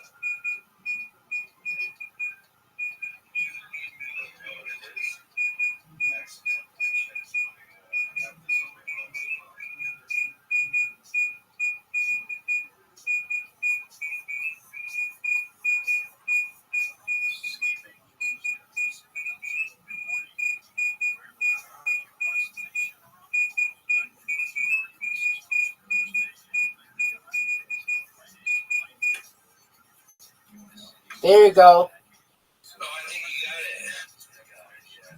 Yeah.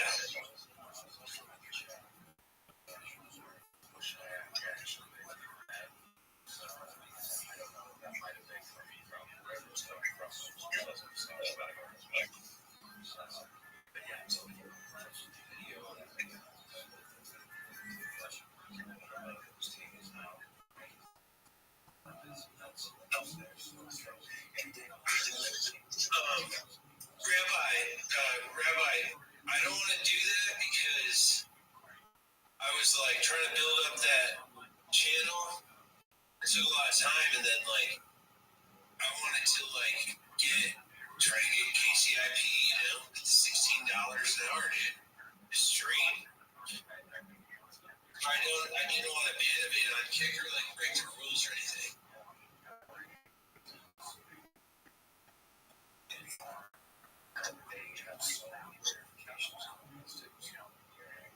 Yeah.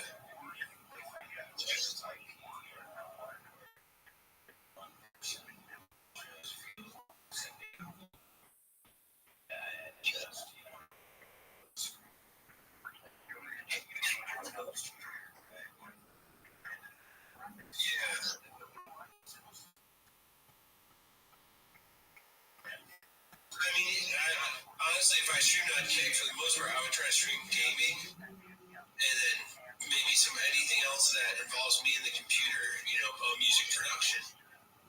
I probably wasn't going to try to do very much IRL. That was a traumatic experience, dude. It was a life-changing experience, and having to shoot like another human being, you know. And not only that, it makes you realize how dangerous it really is out there. Yeah.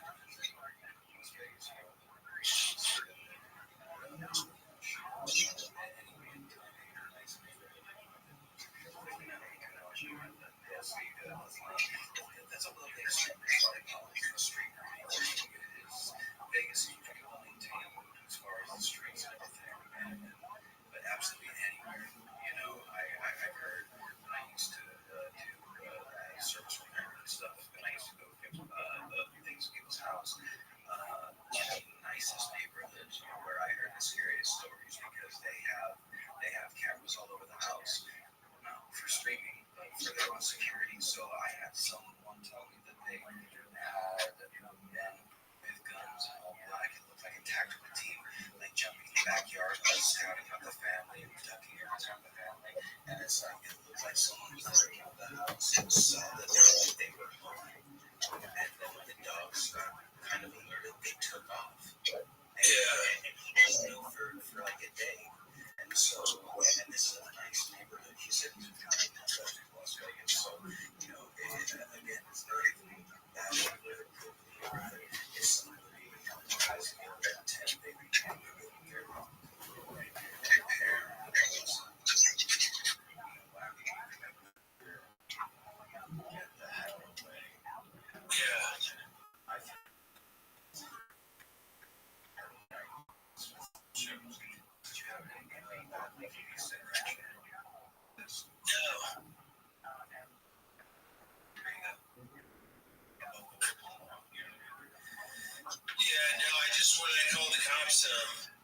I just waited across the street from the incident, just in case the guy was gonna jump back over the wall or something. And then the cops came up. I put my hands up, told the cop where my weapons were, my knife and my gun. He disarmed me. Other cops showed up. Was interviewed by multiple cops. They made videos of me explaining what happened and kind of visualizing, and explaining how I had to shoot him and everything. And I write down the detail. I told him I gained focus on my front sight. I held steady, and then I pulled the trigger. I told him the gun shoots high, so I aimed low, And I'm pretty sure I hit him. You can never be totally sure, but based on how strong his convictions were to attack me, even though he saw that I had a gun, I'm pretty sure I did. Also, because he froze for so many seconds, the reaction on his face, and then the way he was coming at me at first versus the way he retreated, he looked like someone who was hurt.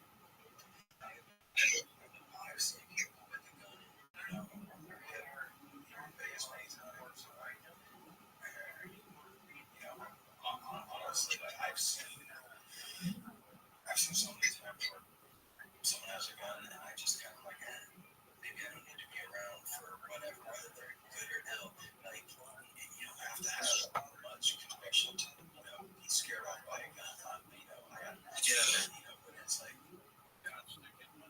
one of our... Yeah, like most normal people, like when they see someone with a gun, they respect the power of the gun, and if they also carry a gun, there's a different level of respect where, and as long as they feel like, even if you're open carrying, like, you're doing that right out in the open, like, 90% of criminals are not going to operate that way unless they're in process of committing some mass attack of violence.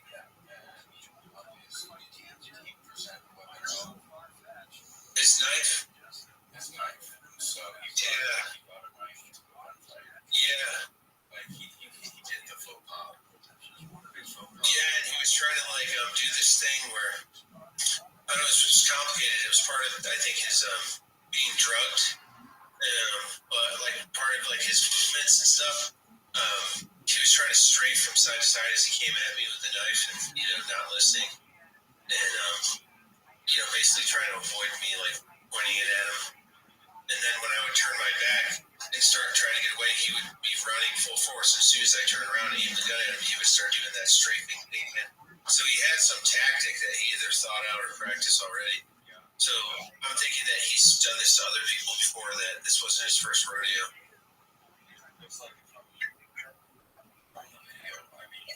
Yeah. Encouraged whether or not it was about you at all. Whoever has a gun, get the fuck away. Yeah. Especially there's also this. If you have a gun and someone else has a gun, but let's say you had a tiny gun like the one I had, you don't want to try to go start a gunfight with that little blaster. Yeah, you never should really, but that's kind of the respect of the different levels of power. Like when you see someone with a more capable firearm, and usually it's the police, because they're able to carry fully automatic weapons in some cases. This person is willing to protect themselves. Yeah. I think derringers are good for most people. In all honesty, I'd like to see a more I don't think that's a very safe gun to carry unless someone understands firearms well enough. Just to be honest with you, that was the North American Arms out of 22 Magnum, 5-shot revolver with a 1.18-inch barrel. And I wouldn't recommend it to most people, but I think if you practice with it, you can operate it safely, but you definitely need a good holster to guard the trigger, because there's no trigger guard like on most guns, even other single action guns. But some of those derringers don't have trigger guards, and they're prone to they are not drop safe. So essentially, that means if you drop one of those guns, not only could it, like especially down a flight of stairs, not only could it cock the hammer back, but it also could pull the trigger as well because the trigger is not protected by a trigger guard. Yeah, it's a single action only Derringer, like almost like a little Wild West hooker gun, you know.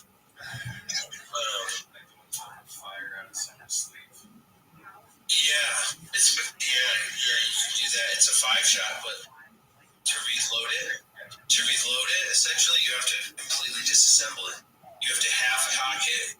First you have to half cock it, then you have to remove the cylinder pin. There's a little button that you depress, pull it out, and then you have to roll the cylinder out and put, bullets in or remove the spent casings that are in there and put new bullets in. So to reload it, you're not going to do that in self-defense. It's just you get the 5 shots you get. And if that's all you have, that's all you have. They do have a sidewinder model, but then again, I would like to see one with a trigger guard. You can still be single action like that, but that would be my recommendation to that manufacturer. But they have to make a whole different gun.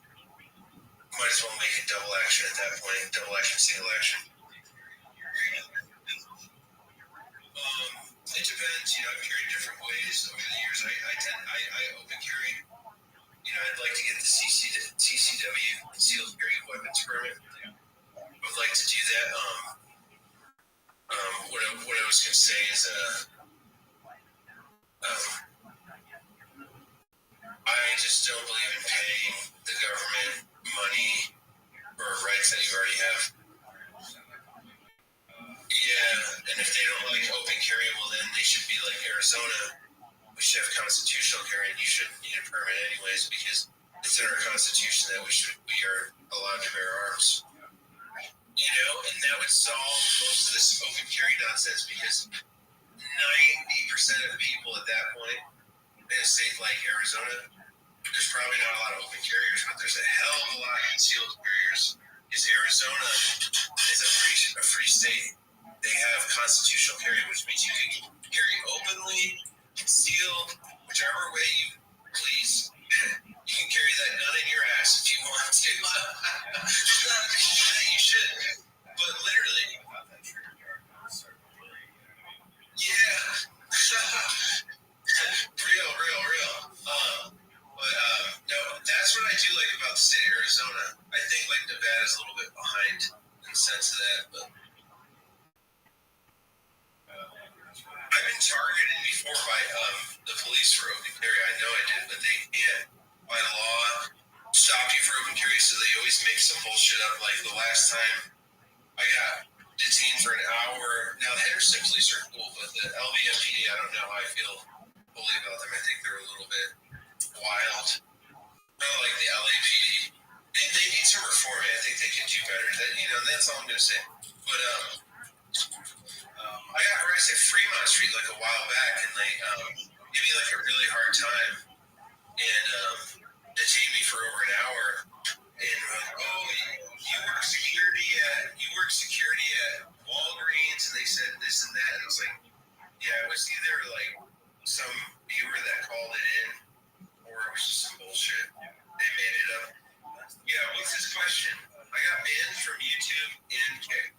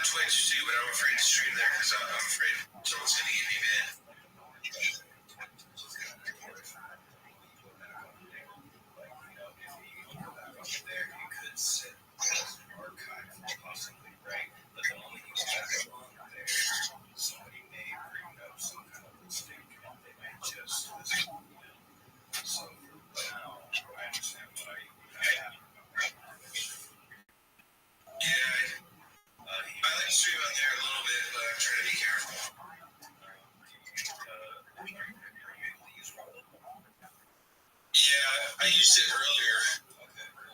I have this really cool Segway scooter. I highly recommend it.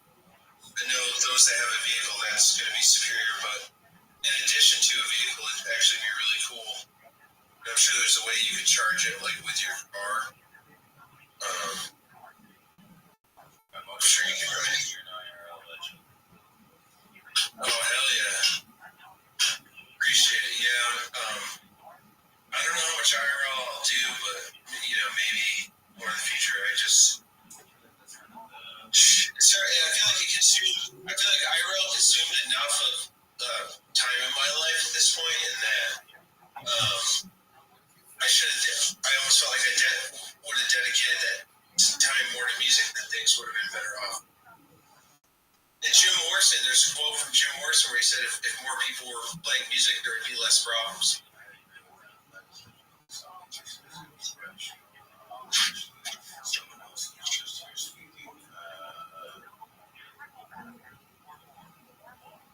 He has a knife. One shot's fired.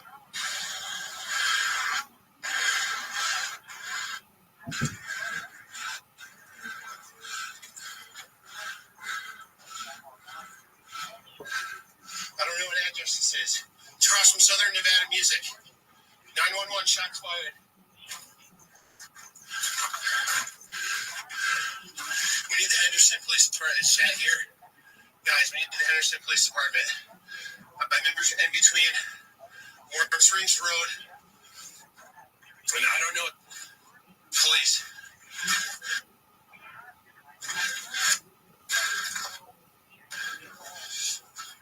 He's in this person's backyard right now. He has a knife.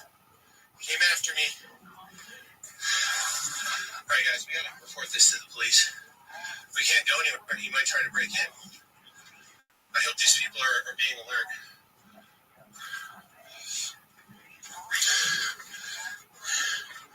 Shit. No, we can't leave this. There's no more I can do. We gotta call the police. I hope he's not in their backyard. I hope they're armed. I'm not sure if I hit him. But dude, he was coming at me. He had a knife. I had no other choice. Yo, what's going on here, guys? No overwhelming chat spam. It's probably, my phone's probably not picking it up. Ready for the police. Alright, I got 911.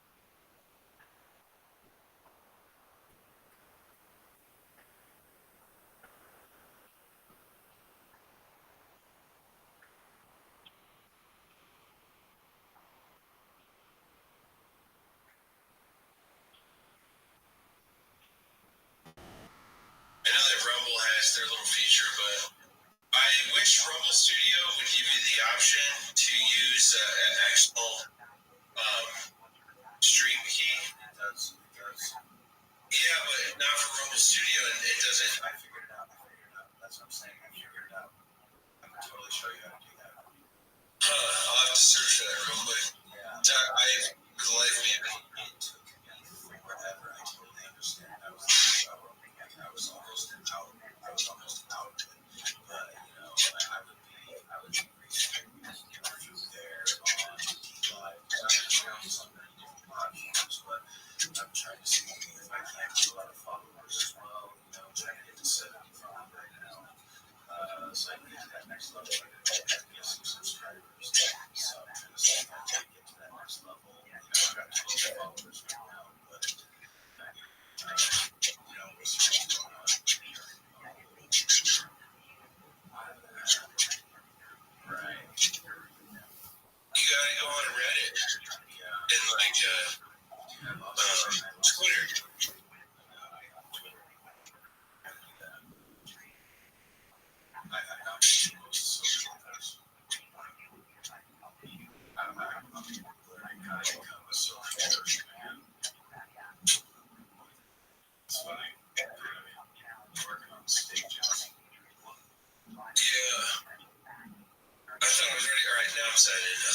the hell?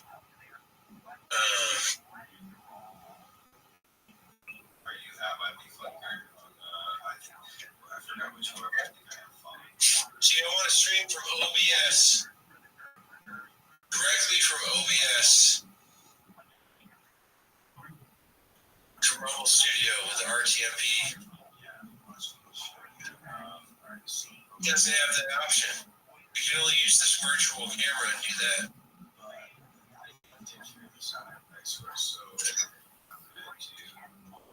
No, I know you can set up a static stream key, but it doesn't restream to the other platforms. It's alright. It's not a big deal. It's something that you need to update.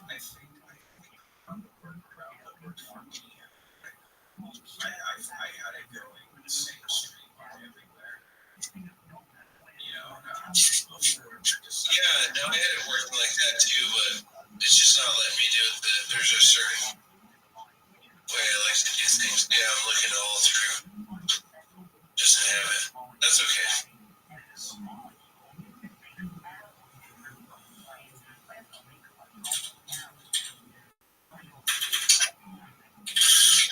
I have my static stream key, but that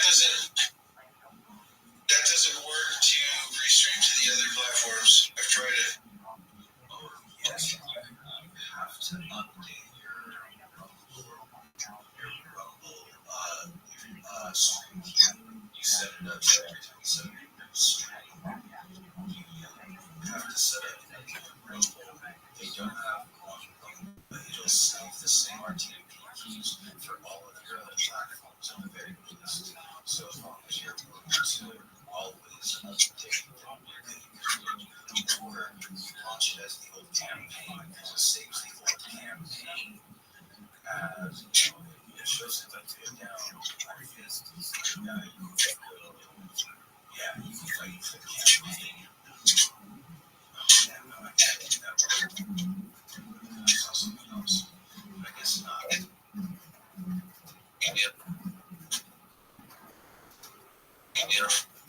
It's something that you need to update. I found a workaround that works for me, and I had it going the same stream on everywhere.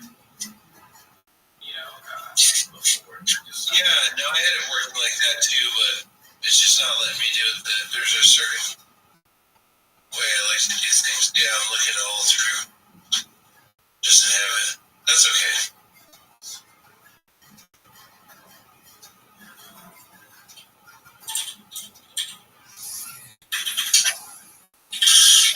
I have my static stream key, but that doesn't work to restream to the other platforms. I've tried it.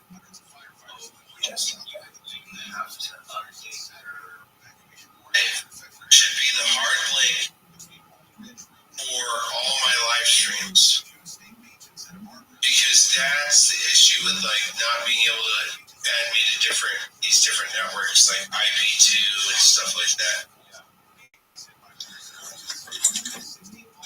Get back! Drop it. On the network that I'll be able to get like chatters and stuff.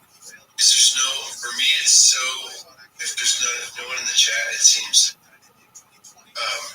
pointless stream. Yeah. I mean, what I want to do is make money off it, but if there's no one to chat with in the chat when you're streaming, then it just...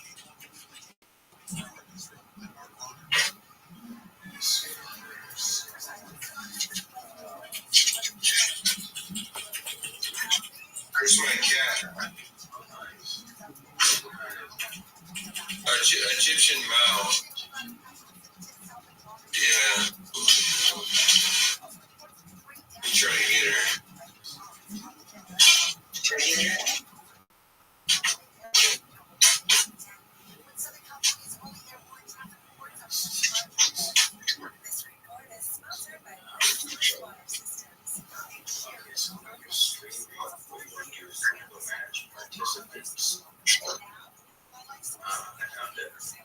And then ingress. Select the type RTMP. If you're interested in yes.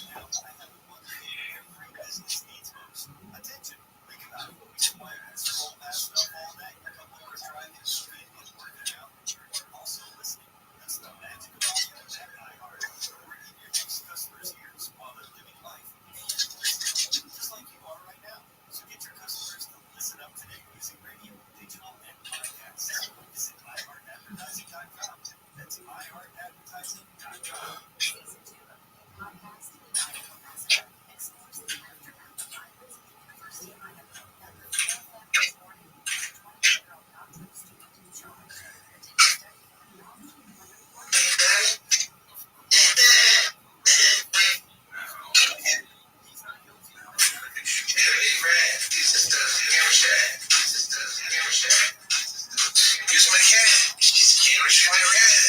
Gamer. She's my rat. Gamer. She's my rat.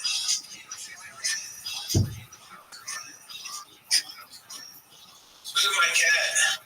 Look at my cat.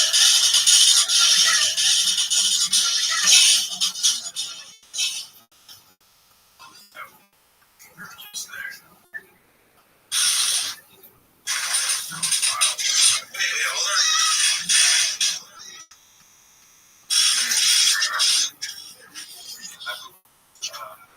So just figured out if you go to any of my platforms on my Twitter, YouTube, like what was just on the link is now on everywhere. So that's what you were saying. No.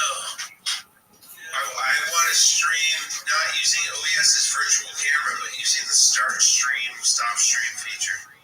That makes sense? I'm not sure. I want to stream to Rumble and then have that restream to everything else. That's what I'm doing right now. Yeah, but are you using virtual camera or using RTMP? Yeah, see, Rumble should have things a little more straightforward. That's what I was trying to tell you. It's not the easiest, but what you do, if you open up the Rumble Studio, you get to the point where at the top left it says Go Live.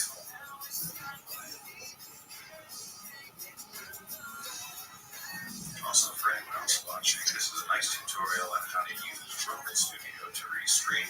But the funniest part is... So I'm in Rumble Studio, right? So I go to the top and I click Stream Now, right? No. You go to Rumble Studio. Oh, yeah. Stream Now. There's a button that says Stream Now. There's another one that says Schedule Stream. Another one that says Premiere Video. So I click Stream Now. Yeah, go Stream Now. And then I select this template, right? You don't request it. Let's try skipping that. You can just type in anything. So I select my channel. I turn on Twitch and I turn on X there. Okay. Give your streaming name.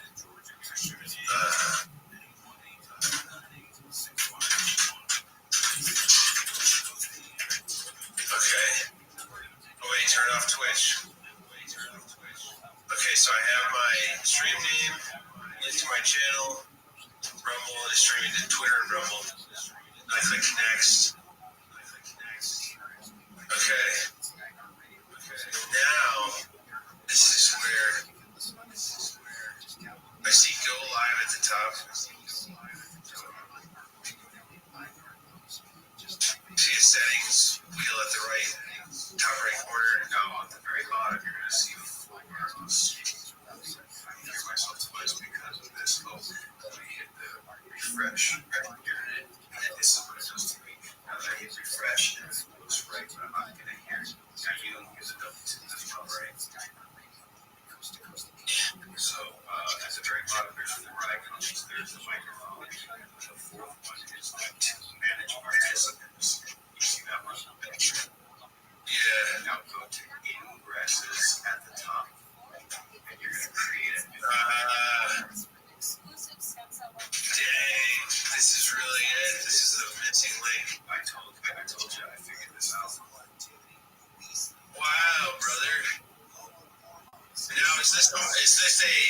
a different ingress every time I go live, though, right? It will be a different ingress, so you'll have to change. Well, that's the only thing they need to fix is make it a static key. They don't seem to have a static key. But Well, they have one if you're not multi-streaming. Yeah. I set up the static key. On my screen, but you won't do that though right now, right? At least we got Rabbi out there again. Oh no, sorry, I said that was not having. You still hear me, right? Oh yeah, we always heard it. No worries. Yeah, you gotta make sure. So then the thing is, there's a background, and then when you go back up to the top, they have auto. I just click auto because it automatically just streams. And now if I click go live, and yes, now I click go live, and Rumble, YouTube, Twitch, X Odyssey. Oh, maybe I'm gonna get my Twitch messed up. See what happens. Alright, so I see OBS in my ingress. It says waiting for stream, so I can close out of this now, right? Get off of this. Yeah. So now, if I click start streaming on OBS, so I still have to click the go live button. Yeah, because that's what. I'm gonna try it out, just do a test. Yeah, you stream OBS into there, and but Rumble doesn't start doing it. It's restreaming until you go live.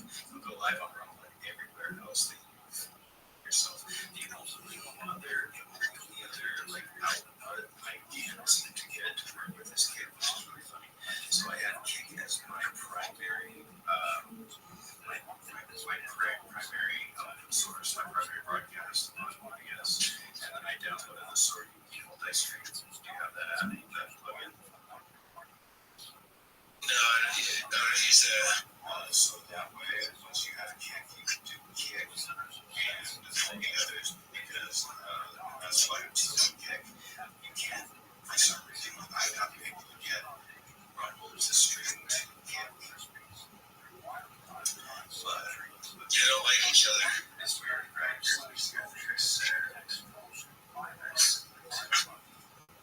Hey, I want to stream on Kick again, though. hey, Cats BNC. School and everything. Cats BNC, can you hear me? That's why I took the time to make sure to learn how to figure it out. Cats BNC, can you hear me? That's what I think is the streaming future on the different platforms.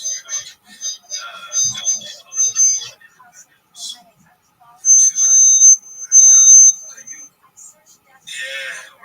When I started my Rumble stream, that happened. That's hilarious. Oh, that's actually cool, though. I just thought about how that's useful, that Ingress is the thing. Right? So you can. Well, no, you want to know why that's useful? Because it makes it just like. For IRL, for streaming IRL. And then this other app. Because you can create a separate, you can create an OBS desktop ingress, and then you can create an IRL ingress. You should play OBS desktop ingress, and then an IRL. So when you have your phone and you're streaming from Prism or IRL Pro, you can use that IRL ingress for your phone. Yeah. this. You don't need it. This is creating an RTM, a different type of RTMP usage that I actually use another server for. I have my own website where I do that. But it actually takes the need for that out. I created a whole website, irestream.com, which has our RTMP streaming service. Rumble takes out the need for something like that, essentially. And you can also use this, how we're talking in the video.ninja. This is a really powerful tool as well. The guy who built it, like, if you're testing, he definitely made a very powerful tool here, and we can stream. I feel like he created this. I feel like he created this using Jitsi. I'm not sure how, but If you look up how to set up a Jitsi server, you can basically host your own podcast on it. Depending on what kind of VPS or if you're running on a local machine on business class internet, you can do that. the best way to get the most power for the price. But yeah, it's a Jitsi meat. It's this Jitsi, Jitsi. Yeah, and there's guides to like you can set up a Jitsi meat server. It's open source. How to look up how to install Jitsi on Ubuntu. There's a really good guide on it. It tells you all the commands. How to set up Jitsi meat on Ubuntu.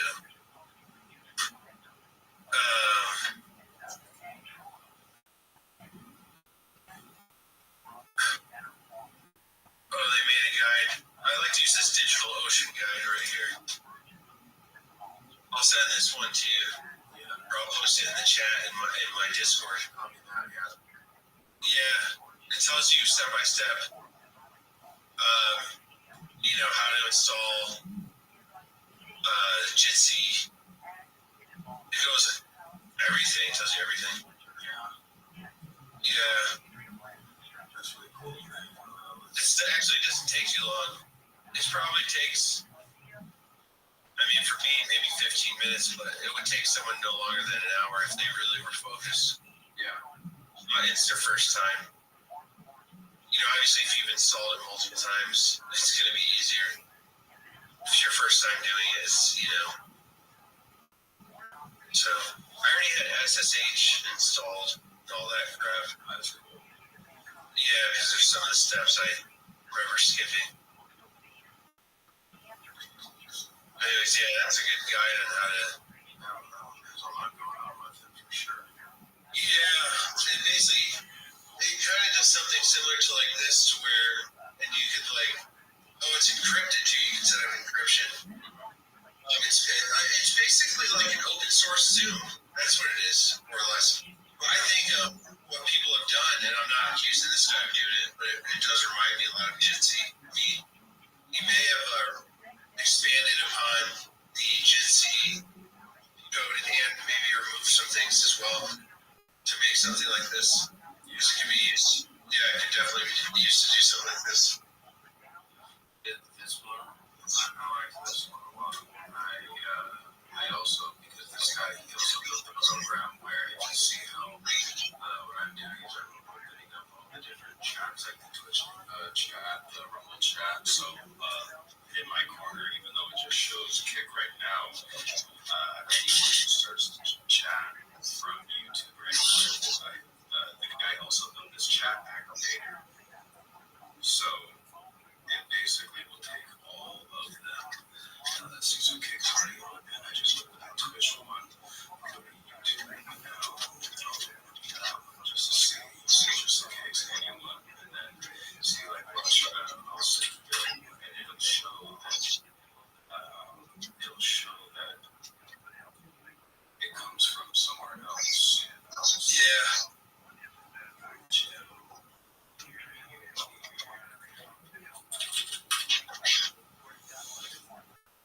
Hey, I had really a lot of fun. I might head out, but I'd like to do this again sometime. Absolutely. Shout out to Rabbi Rothschild. Thanks, baby. Yeah, shout out to Rabbi Rothschild. Absolutely. He's chilling right now. Might be listening to us. Oh yeah, I'm listening. I hope to get back on Kick. For sure. Start streaming again on there. I guess the last thing I'll show you guys that's really cool. I went to the shooting range for 2 days in a row with my new gun. And I just cleaned it. I got this little James Bond gun right here. Oh man, Very cool. Yeah, it's a 22. It's not the 380. Secret Service. Yeah, like this little Secret Service gun. It's pretty smooth. I'm still kind of breaking it in. Unfortunately, I wasn't able to get my hands on the recommended ammunition, so I experienced some malfunctions. Yeah, but I'm still getting a good break-in. I was recommended to use 40 grains, so I tried to get the highest velocity 40 grains. I heard of some people using the Remington golden bullet, so I used that. It was okay. Some people don't like this gun, but 22s are really picky with ammo, so it's more of a gun for like playing, just for target shooting. But if you get one where you get a ammo combo and you know it's really reliable, then I guess you can trust it. I mean, any guns like that, but these are more like, it's almost like a 1911, you know? Yeah, like that's what it reminds me of, like a little baby, kind of 1911-ish type gun. I do prefer Glocks. Overall, I think those are the best semi-automatic self-defense tool. Things like these might be inherently a little bit more accurate, especially because the barrel to this one is like end to the frame. But the Glock will be more reliable, and that matters more in the self-defense situation because you're not like shooting for accuracy, you're more or less shooting just to get shots on target if someone's trying to attack you. You're not like, I mean, you do want to be as accurate as you can, but it's not like target shooting, you know? Because you'll see some people do that at the range too. They don't know how to train. They just sit there and try to shoot like tight little groups, like really slow with their gun. And they don't actually practice like rapid fire from like 3, 5, and 7 yards. Shooting as accurately and as fast as you can. Center of mass on the target, like from those distances.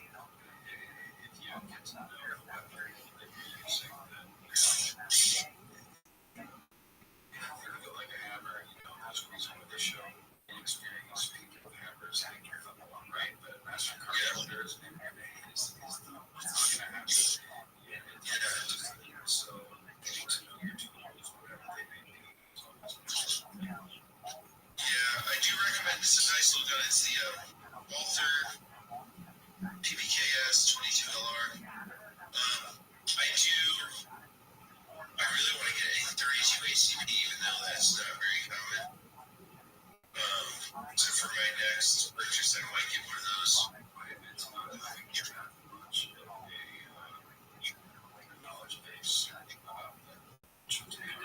I would recommend for anyone who's getting a first self-defense weapon,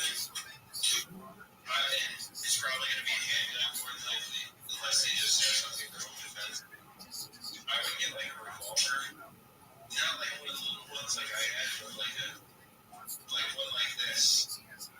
This actually would be a really good gun for anyone. I would recommend this one. It shoots a 22 Magnum, but this is like a more close to a fuller size revolver. It's not a full size, but this is a Ruger LCRX. And the reason I would recommend a revolver for like people who are newer guns is we can tell that this gun is loaded, the cylinder's loaded with bullets. There's no question about that. And there's nothing that goes into the chamber unless the bullet's been fired, and then the bullet passes from that cylinder into the chamber, into the barrel, and out the gun. So we know, yes, this gun is loaded right now. There's no question about that. Have the slide and remove them. Sometimes I can get people in trouble, especially experienced people, because they will do something out of sequence. Absolutely. Like, you know what I mean? Because really, the way I safely put a magazine into a gun, even if I'm not going to chamber it, is I pick the gun up first, I check if it's loaded, then I put a magazine into it, and then I set it down. And then if I'm going to load it, I do carry a gun fully loaded, I'll chamber around, and I leave the bullet in the chamber, and then I respect the power of that gun and what it can do. And same way someone drives down the street 60 miles an hour, you have to respect everything. Yeah.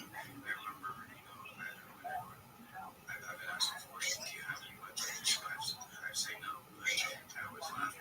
I need hands to do anything. I'm sure strength with anything. So I always think to myself, it's the most prevalent part of weapons in human history. Most human beings are probably born with two. Yeah. So that's what I think. Yeah, it only takes like someone, like hit you, you fall, you hit your head, someone falls, hits their head from getting hit. Yep, and you're dead. Or even if someone can hit you hard enough, if someone's bigger than you and they know how to put all their force into it, a really big person hits you, they can kill someone in one punch even before they hit the ground.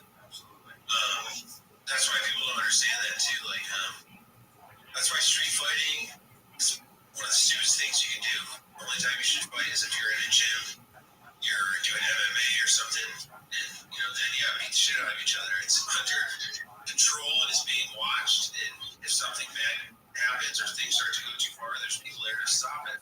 And they deal with that all the time. That's an appropriate time to do that, but that's why, especially if you carry a gun, this is a really good thing to know. It's in most states, you cannot willingly engage in fist fights with people. Yeah. If you're carrying a gun, you are opting out, even though the probably throw you in jail anyways, but you are opting out of that. You have to not, you can't get into stuff with people and start altercations and stuff. That makes sense a lot. I mean, even for your own personal safety, the moment you get into this stuff, someone's going to notice that they got that on you, and they're going to. So that. So now I'm still. It's all right. Okay, if you're out there, the same way, bring it right back.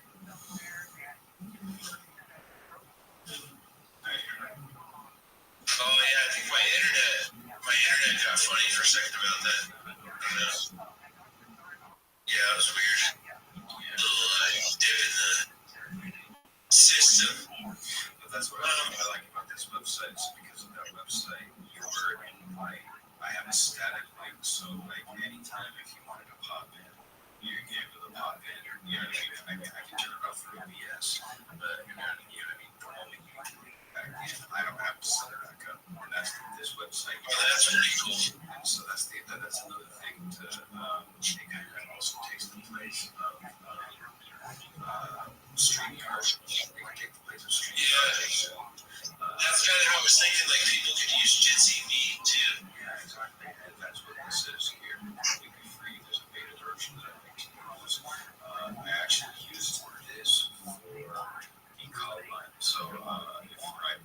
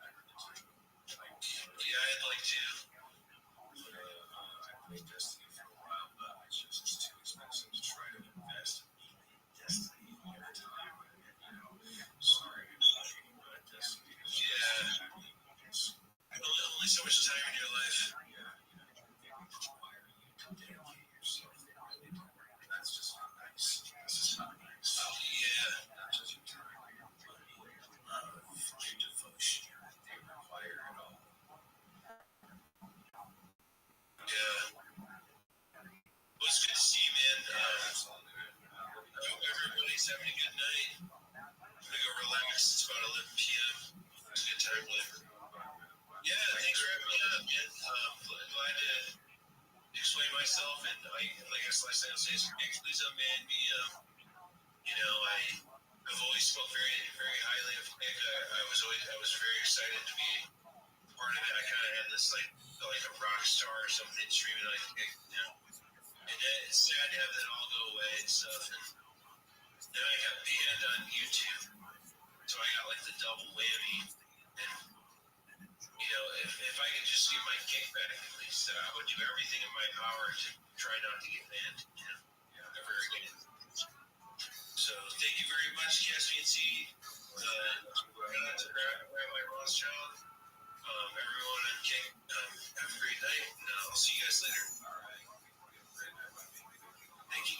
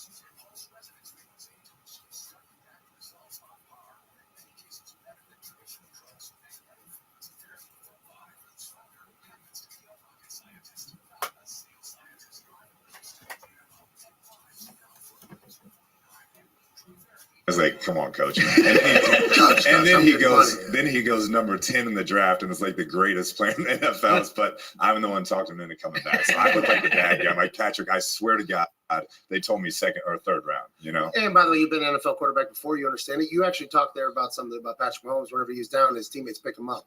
Like, that culture is such a big deal. We talked to Lovie Smith about it yesterday. I've talked to everybody about it because the combine, obviously, hey, this dude runs a 4 this, he jumps this, he can do all this shit. That culture in the locker room, I think as a player, you understand this. But a lot of executives, I don't think, there was a time where nobody cared about that. Building a team is such a big deal. You think that's why, like, JJ was brought in, like AJ's brought in? And how do you continue to, like, kind of bring that entire locker room together, you think? Yeah, that was the kind of thinking behind it. We knew we had a really good young nucleus, but we needed to bring it. And, you know, Rodney Hudson at center, J.J. Watt, A.J. Green. I mean, guys in different position groups. Oh, yeah, those are the Raiders, right? You just traded them. I know he was cut. Hash Monday. It's always Hash Monday. It's always fucking Hash Monday. And this, of course, is direct from ISIS to the one-eyed Jew. And I love it. This fucking other shit. The crystals of death. Ooh, look at this. It won't even fucking fall off the side. Look at that Jesus. thing. It's like mixed opium and hash and fucking straight from Bin Laden.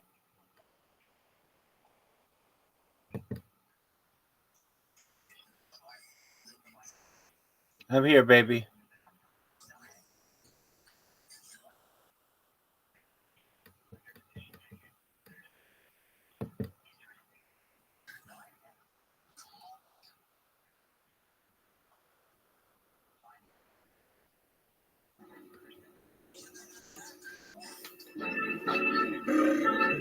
Sunday morning. Church of what's happening now. Welcome. If you're a week, that was a really great interview. What up, bro? I love you too, bro. Good morning, guys. Oh, thank you. Hey, I said you didn't want to fucking good on you. That you want to be like the neighbor in the Tim Allen show or whatever. Wow, I got warrants in Jerusalem. That's right. Hope you guys are doing fucking fine. You want to spark the fucking holy smoke. Wow, you're amazing. The church was happening now is in full fucking effect. You know, you got me in trouble. Weekend up at the fucking ice house. We did Friday, December 18th, girl. Stanhope showed up drinking vodkas. I fucking love that guy. It was your little request for me to go at myself that led to me getting kicked out of the talking about Arizona, Discord. I thought of you. I don't think Or you're the going to Arizona, Telegram, but just the entire way he was talking about his town, I could, like, with you or Tennessee or wherever you go, I could imagine you doing that in a few years. Fuck you. I don't know. You know, secluded and stuff like that, but it's hysterical because I'm just telling you, I thought it was horseshit. Stanhope really helped me move to Los Angeles about 15 Oh years yeah, ago. girl. Caspian's here. You missed it out. And we met in Boulder at the Boulder Broker Joker when I was starting to do comedy at first. Bingo, bango, bongo. I stayed at my house twice. And, damn, girl. Let me take a mental picture of that. We kept in touch. And then I forgot his number or some shit. And I was living in Seattle by that time. And he had won San Francisco comedy competition.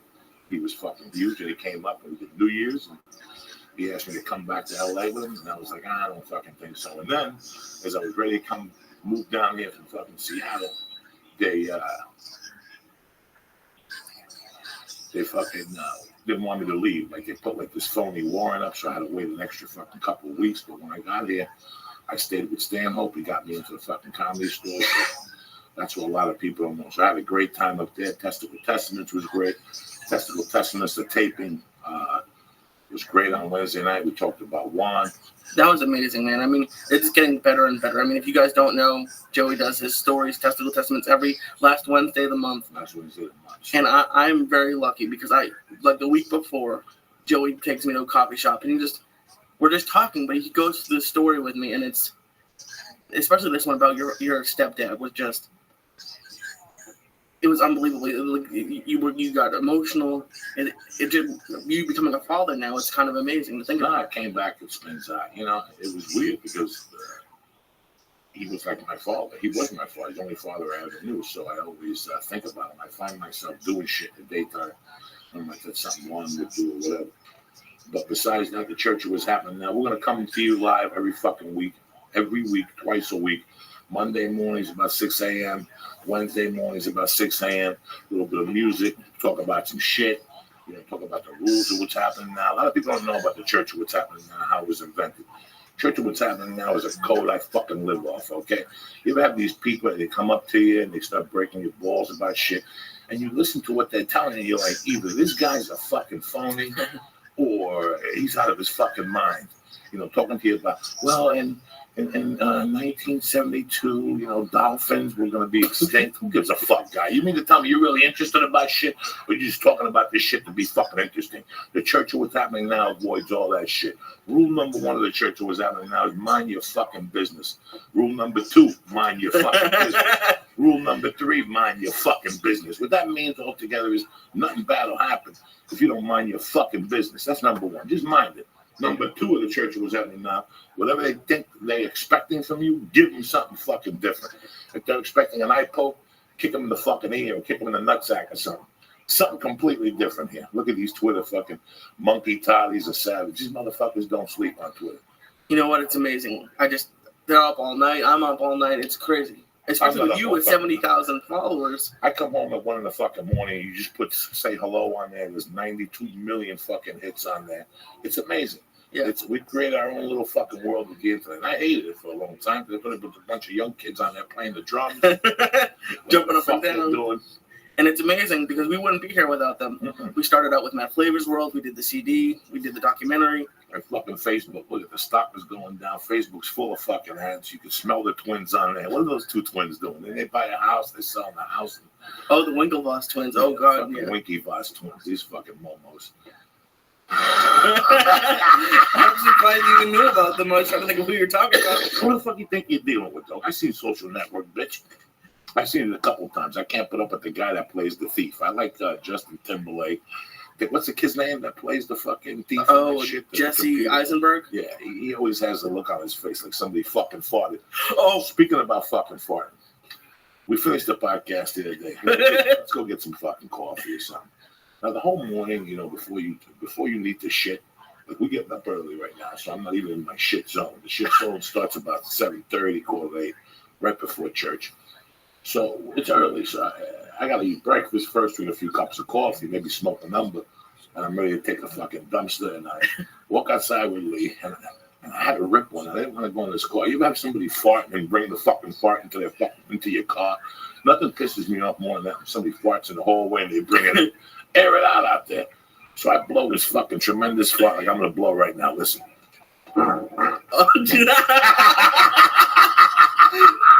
Just like that, I blow a fucking number. But you can't, we heard it in the car. Oh my God, I heard it in the car. I'm a fucking real Jew. I'm not going to go in there with that ass stink around my muffler. I'm out there airing the leg out. I'm pumping it like a fucking dog. And as I look, I see a lady about 30 feet away. She's about 90 years old, like a Spanish grandmother, and she's walking as slowly, like picture any old woman walking across the street, that's her. I get into the fucking car, and I go, Lee, this poor lady's about to walk into the fog of fucking death. And sure enough, as she walks into the zone, I see her pick her head up and just start going like this, like she smells it. And she made a face that was perfect. Perfect. Now, if you were inside the house and somebody smelled your fart, that's one thing.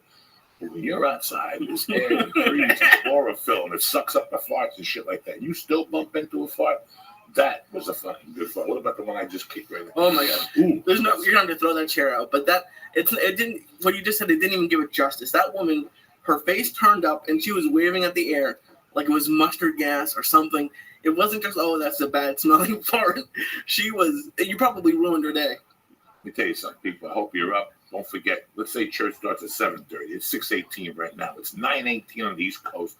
Either you're walking out of church, you're going to fucking Denny's to stand on line like a mook, or you're going to go out to your car, smoke a number, and think about whatever the fuck the priest or the fucking deacon or the fucking rabbi had to say. Well, the Jews go to church yesterday, whatever the fuck, temple. That's special. They go to temple with Prince. You know what I'm saying? So, like right now today, I got to get the fuck out of here in about an hour. I'll go in there, I'll see Padre, throw a fucking blessing on him, put a couple dollars in the basket. I'm out of there in a fucking half hour. But who else comes on before church to get you ready mentally for what the fuck they're going to talk about? Only Joey Diaz. Like today, what the fuck they're going to talk about? Fucking Peter and Paul. I don't give a fuck. I've heard the story 80 times. But I go, I take a couple rips off this, and that's it. It's all over but the fucking shop. And the funny thing was, now that's tremendous. Loving the church of what's happening now. I heard the fart here in Wales. Technology. You don't understand me? That's how my muffle. I got the people always say, Joey, speak closer to the fucking microphone. These are airtight fucking microphones. You can talk anywhere in the room, they get you. It's like a fucking FBI microphone. Jesus Christ. Speaking of which, man, let me tell you something. I watched some college football. What a lot of people don't know is one of the kids I grew up with is now the head defensive coordinator of Penn State, Jesus Christ, of Miami. Really? Yeah, they fucking won big yesterday. That was pretty good. I watched that for a little while. But there's no pro today, right? No, it starts next week. Now, let me explain something to you. If you let's say you're a pro fucking gambler, professional gambler, you're getting up right now. The first game could be at 2. Who gives a fuck? You're getting up now. You're going to get your day started. You're going to look at the paper. You're going to go online, see who's hurt. You're going to do some fucking voodoo, maybe throw a curse on the fucking quarterback, and you're up early. Fuck watching those dumb TV shows. They're steering you to a fucking loser, those cocksuckers. They're the kiss of death. You don't see them putting no fucking bets on nothing. So now you're getting up, you're getting early. That shit don't start this week. Next week is the fucking killer. All these NFL junkie motherfuckers will be up, ready to rock. Where's my cats at? These motherfuckers. These are the treats they like right here. Fucking Temptations. It tastes like milk or whatever. They got all different flavors. Look at it. Nobody's getting conned into this shit. These little cocksuckers. They got up early with me. I got up. There was like 2 of them up already. Oh, yeah, you said they're up all night. Well, they're up all night. If they get encouragement, at like 4, they tap out. They go, fuck it. There's nobody here to rock the house. Where's Uncle Joey? Where's the bartender? But I tell you what, you have no idea when you come home at night you have cats. Because this motherfucker, listen, my wife goes to bed at 9 o'clock. It's not even my wife I'm worried about. It's the fucking cats. I come home, I got a female cat that just sits there and harasses me. You want to lower that shit in there? What are you going to do? Things are bad all over. I just bumped my earphone. Hey, where the fuck are these cats? I want to get some fit out. Get over here. One of you little fuckers. Get over here and shit. I got treats I'm giving out. Come here, Diggy. Come here, Diggy. Temptations treats. I got the fucking, check this shit out. I got motherfucker. There's my boy. See, he's all scared. I don't know where the problem is. There you go, baby. I got the cat by myself. Yeah, once one comes in, they all come in. Yeah, no, they come in to see me. Now, the one guy's nervous. You should have called me. I would have opened the door for you. When you're knocking, he goes fucking bananas. Oh, okay. Come here, Harry. Say hello to the people at home. Come here. Knuckle sandwich. Get over here. This is what happens early in the morning. You gotta say hello to the cats, the animals, and another thing. It's fucking Sunday, so don't forget to get your oatmeal. You want to start the week off right with the muffler. You know what I'm saying? Come here, Harry. Come say hello to the fucking people on TV. I love this little guy here. Don't forget, if you want to drive your cats crazy, right here. It's on Amazon. It's called Pet Green Catnip Buds. These buds look fucking good too. Thank God I won't drink. I come home and fucking roll one of these things up. Look at this. It's not a fucking tree or something like that. So speaking of oatmeal, one of the things we want to talk about is losing weight. That's right. Joey's lost a lot of weight, and you guys can't see me, but I've lost Leave it about open. 40 pounds, but I need to lose about another 100, something like that. And Joey's been one of the best guys for me since we've gotten together, taking me through it. Because like the usual diet, I'm sure a lot of guys out there listening or girls right now listening have weight issues, and a lot of the diets and working out, it just sucks. So Joey has the oatmeal. What else do you usually eat every day? I just put a banana in me. I'll fucking put a little oatmeal in me, a little Special K, and then I go for a little walk at about 8:30, and I take my wife to work, and then as the day goes, I'm basically a Weight Watchers guy. I'm always looking for new fucking recipes, you know. Mm-hmm. I got the Dolce book. So listen, man, it's like my religious beliefs. I'm a Catholic, but I try to borrow from the fucking Jews. I throw a little Buddhism in there, you know what I'm saying? A little Santeria. I put it all together. It's like the Jeet Kune Do of fucking religions. This is like the Jeet Kune Do of diets. So I do the Dolce diet and I do the Weight Watchers diet put together. And then you work out like a motherfucker. And on the other side, you know, it's funny because when I was weighing 415. Mm-hmm. And for a month, I would go box in the morning at Fortune's gym. And I'd hit the bag and I'd fucking, McAfoley would train me in the ring. Mm-hmm. And I did that for a while. I lost 15 pounds in 60 days. Oof. And then I read something online that talked about that you could jump up and down for 92 fucking hours a day. But if you're not eating correctly, mm-hmm. that's the whole thing. You got to eat correctly. And I read it, and it made sense. And I'd gone to a heart doctor. And that fucking guy said to me, you know, he goes, Joey, you've been coming in here for a while. My heart's strong. But he goes, you're too heavy. Your heart's strong. He goes, you should do something. Why don't you go to see, what's that diet? Not when they put the fucking staple in your stomach, but the other one. When they shorten your stomach. Gastro bypass. Yeah. He goes, you should look into it. And he goes that he could talk to a doctor and give it to me at cost, and they could do payments. And I said, you know what? That's about 90 fucking needles. That's 2,000 fucking. I could see me fainting the whole fucking week. I go, forget about that shit. So before I looked into it, I had a friend, Marilyn Martinez, who died a couple of years ago of cancer. God bless her soul. But she was on Weight Watchers, and she lost a ton of fucking weight for a while. So I remember just walking into Weight Watchers, and it was just making little fucking changes. It wasn't making, bro, let me tell you something. If a fat fuck like me, stoner, could lose weight, anybody could lose weight, because it's basically just switching it around. I went from eating, you know, this was my old breakfast. My old breakfast was like 3 eggs sunny side up, a half a pack of bacon, you know, toast, and about 3 cans of Coca-Cola. That was my old breakfast. And that was like what I would eat with my wife at 8 o'clock, you know, 7:30. As soon as she went to work or I smoked a fucking joint, I go to McDonald's and get a number 1 with a fucking Coke. Jeez. You know, and 2 apple pies. And then I'd smoke more pot and I'd go eat Chinese with my friends. You know, and Chinese will fucking will fatten you the fuck up quick, you know, especially the Chinese I eat. And then I'd go home and eat the leftovers from the night before. And then I'd have dinner with my wife. Now, my wife was from the fucking South. You know, my wife will fry it. If you let her, that bitch will fry a fucking piece of bread. If you fucking let her. You know, so we'd go home and she'd make a huge dinner. Okay. And then I'd go out, go to the comedy store, and I'd drink Coca-Colas. Oh, jeez, that's killer. And I'd drink 10 or 12 Coca-Colas, you know, all night at the bar with no alcohol in it. Then I'd go home, and on the way home, you got to stop and get a taco, a milkshake, something. So it was really easy. So with Weight Watchers, I went from that diet to basically 1 egg, a piece of toast, 3 slices of bacon, and a bowl of oatmeal and a bunch of fruit. See, the Weight Watchers diet I did before, I write everything down. So the Weight Watchers diet I did before, they had fruit. It was points. But I'm sitting there going, fruit's no point. Yeah, You're pushing the shit out of your ass. So I cheated. I just ate as much fruit as I could. I went from fucking apples to bananas to peaches. Like, I just ate a banana. Fruit's the key. Like, if you're over 350 pounds, Weight Watchers says to eat fruit 7 fucking times a day. And that's tough, man. That's tough, but not really. That's an apple here, a banana there, a pineapple fucking here. You know, that's really tough. But, you know what? I dropped 100 pounds. I went all the way to 270.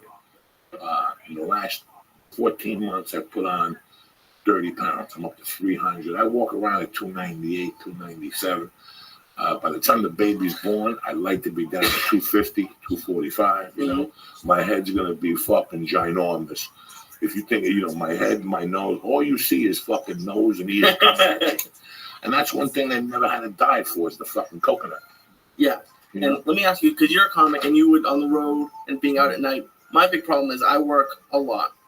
And there's nothing easier than a drive-thru. After you work 8-10 hours a day, you don't really want to go home and cook. Now you're not doing that, but you're out on the road, you're out late at the store, you don't want to come home and start cooking a meal, so you stop at McDonald's or whatever. Is it just changing your mindset, or how did you get to doing Weight Watchers with that sort of stuff? You just have to decide what the fuck you want to do. Mm-hmm. You know, if you're going to McDonald's and all those places, you're shooting yourself in the fucking foot. You're shooting yourself in the fucking foot. If you're going to McDonald's constantly, you know what? I don't understand how McDonald's is still in business with everything I read. I don't understand how you got these little fucking kids, and I see them going into McDonald's. One thing about me, guys, if you look at my pictures, if I could find pictures of me as a child, I was always scrappy. I was skinny. I didn't get fucking fat till my 35s, 32s. Really? Yeah, Wow. I used to walk everywhere. I would walk. Oh, okay. And, you know, I believe in fucking exercise, but I got what's called sleep apnea. One of the worst things you can fucking do is stay up late, especially if you have to get up early, which is part of your problem. Yeah, I'm working You're a nights night too, problem. so it's tough. But here it is, man. Plain and simple. It's whatever the fuck you want to do. You want to lose the fucking weight, you lose the fucking weight. I'm telling you that it's not hard at all to fucking lose weight. It's harder in your mind. People think it's harder in your mind because Weight Watchers teaches you. For example, there's a place, Roma fucking Pizza up here, that they make sandwiches. Okay, now you could go in there. We could get a sandwich, 2 sides, chips, and a soda. Or you go in there and split a sandwich, get 1 side of red peppers in olive oil, which the only thing that has points is the olive oil, which is good for you. Yeah. And maybe get a glass of water or something. You could still eat. I could still go to fucking In-N-Out Burger and get a cheeseburger single with lettuce, tomato, no mayonnaise, and no fucking special sauce. I could eat a half order of fries because the burger with the points is 8. I could eat a half order of fries, which is 4, and then get a diet soda. So I just went to In-N-Out for 12 points. As opposed to 2 burgers, a large 2 fries. burgers, a double fries, a milkshake, a soda. And you know what? At first you look at this meal and you go, I'm going to be fucking hungry, blah, blah, blah, blah, blah. But you're not. After you finish there, you're not hungry at all. You're like, what the fuck, man? If I could do this all the time, it wouldn't be that bad. You know what I'm saying? Yeah, one thing you said to me when we started is going to Subway, which is you can get healthy food there, but when you go in there, I always think, I'm going to want the footlong. When you eat the footlong, you're full. If you had gotten the 6-inch and waited 10 minutes, you're going to be full. It's enough food. If you eat the 6-inch butt, let me tell you something, man. And I'm a fucking, I've always liked the best food. That's one thing about me. My mother did not like me eat fast food. Okay. You know, I'm from Jersey. I grew up around great delis. Oh, yeah. I would never let myself on a fucking, I was in Nashville and there was a Subway and I go, let me go get a tuna. How bad could the fucking tuna be? It's fucking bad. Yeah. You know, I'm sitting there one day like any other stoner on fucking the world and I'm watching a commercial and they're talking about the turkey jalapeno avocado sandwich. Oh, jeez. Delicious. It sounds delicious. That's a delicious sandwich. If you take Thuman's fucking oven roasted turkey and you slice that motherfucker thin and you get a nice avocado and smear it, you put some jalapenos, maybe a piece of provolone. Yeah. That's a fucking dynamic sandwich right there. But when you go to fucking Subway or Quiznos, you taste that sandwich and it's that fucking turkey salami shit. Yeah. How are you gonna eat turkey? How do you call this a spicy Italian? This is a spicy fucking turkey. This ain't no spicy Italian. All that. You leave there and an hour later you're burping fucking cold cuts like a motherfucker. You're not supposed to be burping fucking cold cuts. Never. Yeah. So that's the reason why I don't go to Subway. I know that Jared said he lost weight with Subway. Wait, 5 years enough. He's got a hemorrhoid the size of fucking Mount Eucalyptus coming out of his asshole. Yeah. Because all that shit will fucking kill you. And the lettuce is petrified sometimes. It's just a little petrified, you know, all that shit. You ever see the fucking people that work at Subway? They forget to put their gloves on. That's the crazy. Worst thing for me. Customer service in restaurants is to an all-time fucking, and it's not even customer service at a restaurant. It's customer service fucking anywhere. You walk into these places and these kids just look at you like you're a fucking 3-headed fucking monster. You know, just either help me or don't fucking help me. I go to the stores looking to fucking spend $1. and I look at who's working there and how they treat you. And I've always said that in this economy right now, customer service is what's going to prevail. Yeah. You know, everybody has a cheap price. Look at fucking Amazon. You could fucking do Amazon for fucking nothing. Yeah. Go on and get delivery to your house. You don't have to leave. Shipping's You can just free. stay home and mind your fucking business, and that's it. You know what I'm saying? Do you think it's commission? Because like Best Buy and all those places, they don't make commission anymore. So what are their incentive to sell? What Best Buy, any of those electronic places, any store. I don't know of any stores that work on commission anymore. Do you? Yeah, people work on commission. I used to work at fucking Foot Locker. That's what I'm saying. I think in the past they did, but I know at least at the big electronic stores they don't work on commission. So that's why they don't know anything, and they don't. Actually, it was on Louis the other night. He went into a store and a salesman didn't know anything about it, and then when Louis didn't want to help him out, the salesman tripped him, and it was hilarious. But it brought up a good point that what's their incentive to sell? That's why at good restaurants, when servers can make money, you're going to get good service.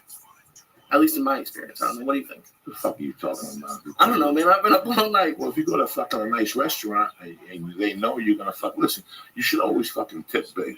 Let them, like my mother would get into a cab and throw the motherfucker at 20 just to know where she stood with the motherfucker before she even put the pedal to the metal, cocksucker. You know, so they know where you stand. You know where you stand. You go to a bar sometimes. The bar's packed. You throw that bartender a fucking 10 spot and a bud and a rock and coke or something. They could stand around me yelling, me. You're going to still get the fucking cocktail first. That's old school type mentality. Yeah. That's church of what's happening now. You walk in there, you give that fucking guy a bud, you slip in his hand like a soldier. And you see what happens. Speaking of fucking church of what's happening now, let's break over for some fucking Jesus fucking cookies here. I got these things last night. They're like 2,000 grams of fucking reefer and little. These are the new church of what's happening now. Is that an edible? Yeah, these little edibles. Holy shit! They're really. What do you call them? Jolly Ranch is what you call them. Oh, good lord! You fucking take them like this. And right now, if you're at home, get on your hands and knees so I can throw a fucking blessing on you and shit. You know. Jesus took the fucking juice, passed it around his friends, and said, "Drink from it. The holy blood. This is my fucking blood, the new and everlasting blood. Drink of it, and you'll live for fucking ever." And then he took after dinner, he took the fucking bread and he broke it. And he gave it to his disciples and said, "Take this, all of you, and drink of it or eat of it. This is my body, the true and everlasting body of mad motherfucking flavor." Holy shit! So here it is. Boom. The church. Boom. Throw it. That's how we're running here today. What are these cats? Come see your dad. Come on, mama. None of these cats are coming out. Lee's here today. Lee, what'd you get, a hooker last night or something? You got the fucking, you came in here, that you put the Malouk on them. You know what I'm saying? I'm sorry, man. Usually they like me. I don't know what's going on. Come on, Greg. You don't want to say no on the camera, cocksucker? And I'm going to show you, this is Greg. This is my girl. Mm-hmm. Oh, Gray's great.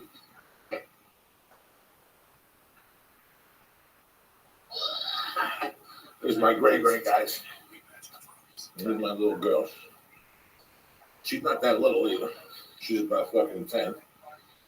I love her with all my heart. This is my little Greg. Say hello, cocksuckers. Say hello, Greg. What's happening? I know I'm not in the mic, Lee. So what? I turned it up, man. Yeah, they get it. Jesus Christ. They got to see what the beautiful cat is. I can't help my. Say hello, mama. Now, Gray has an interesting story, right? Because when I first came over here, she was like living in this room mostly. Yeah, because Gray used to live outside. And when I moved here, Gray started coming up the stairs and saying hello, scratching the door in the mornings and shit. My other cats would get fucking pissed. But then Gray got attacked by this douchebag fucking cat who I seen last night. He ripped open her little back. So I couldn't find her. She wouldn't come home. So me and my wife went hunting for Gray, and we found her around the corner. And we brought her back, and the landlord downstairs took her to the vet. But the problem was, once she came back, she wasn't allowed to go back outside. Okay. She's already got dogs downstairs. That's right. This is my little girl. So I brought her up. I didn't want her to leave. She had grown up around here. She knows the ins and outs. She's not allowed to go out no more. Besides, I couldn't have her out. Look at her. She's my little black and white girl. Who says I hate black people? That's right, cocksucker. And that's it, guys. We're here. We're cool. It's a beautiful Sunday. This is like a run through today. I wanted to just get out and I'll see you guys. Last week was just a run through. We're probably going to start tomorrow officially, correctly, Lee? Yeah, we'll start tomorrow. And like people who've been asking, you can watch this on Stickum. It's if you just go to Joey's page, like a couple hours later, it's like YouTube. It takes a while to upload it. Everything will be there. The other one we didn't put up on iTunes. It was like a kind of a test. This one we'll put up, and it'll be up probably tomorrow, and then everything will be up the day after. And just a reminder, we're looking for opening songs. And we got a couple, and we got some saying, oh, use this song, use that song. What we want is you guys to make us a song without anyone else's music. And send it to churchofwhatshappingnowpod@gmail.com. Do it to Joey's Twitter @MattFlavor. Do it to me @Lee Syatt. Just give us whatever you got, man. Just do what you got. Put it down. Fucking get a ukulele. You know I listen to, guys. You know the fucking style of music I listen to. I listen to a lot of fucking crazy shit. And that's weird, man.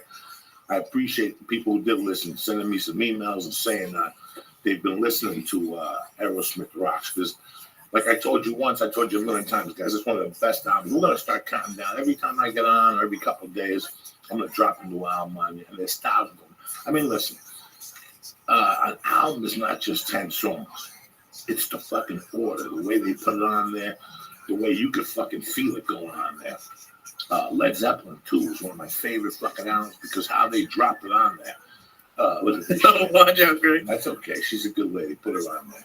Pink Floyd, The Wall. Pink Floyd Animals got 4 songs. You know, Alice in Chains, Dirt. It's not just about 10 great songs. It's also how they put it together. Another great album is Judas Priest, British Steel.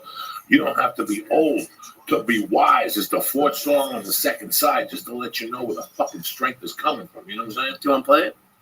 What, you don't have to be old to be wise? Fucking play it. Judas Priest, 80. I got the vapor pen out like a doctor. What's going on, Gray? Look at Gray came out with some fucking catnip. Who would? I gotta hide this because it's not right. I'm telling you, this fucking, look at these buds on the catnip. This is the best shit in the world. Pet greens, catnip buds. Look at the losing mine. Come on, Gray. Gray don't fuck around. No. What happened? No. I'm saying she doesn't fuck around. Nah. Those fucking candies are good. I'm gonna have to eat another one. You know what I'm saying? Here we go.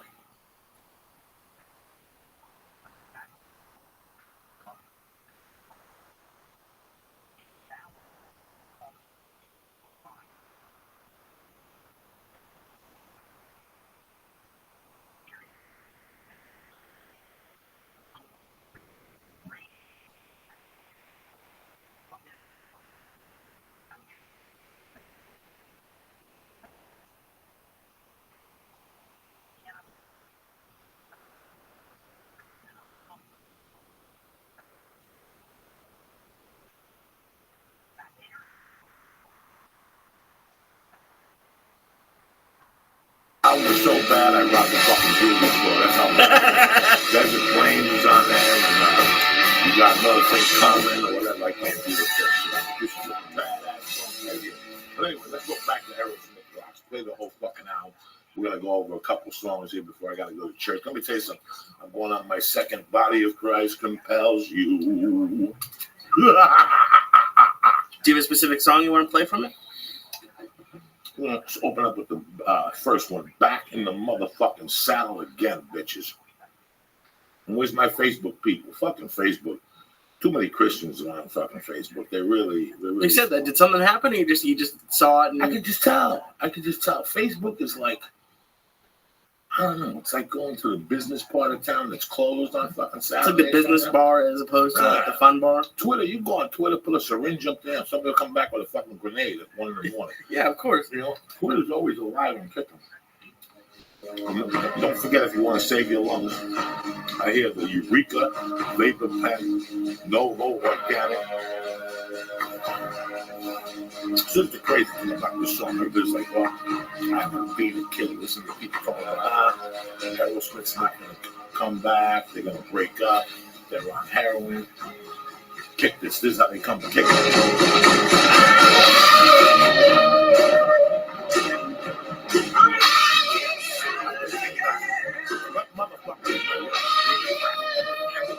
There was no Twitter then, no Facebook. The Celtics were in first place for 75. Boston Red Sox playing the Cincinnati Reds. I mean, it was a different fucking society. Yeah. If I do a dirty motherfucker out of Boston, became fucking one of the best bands in the world. You gotta give these guys credit. Good Graham Copper, Ted West, he owns the fucking thing. Play that fucking music.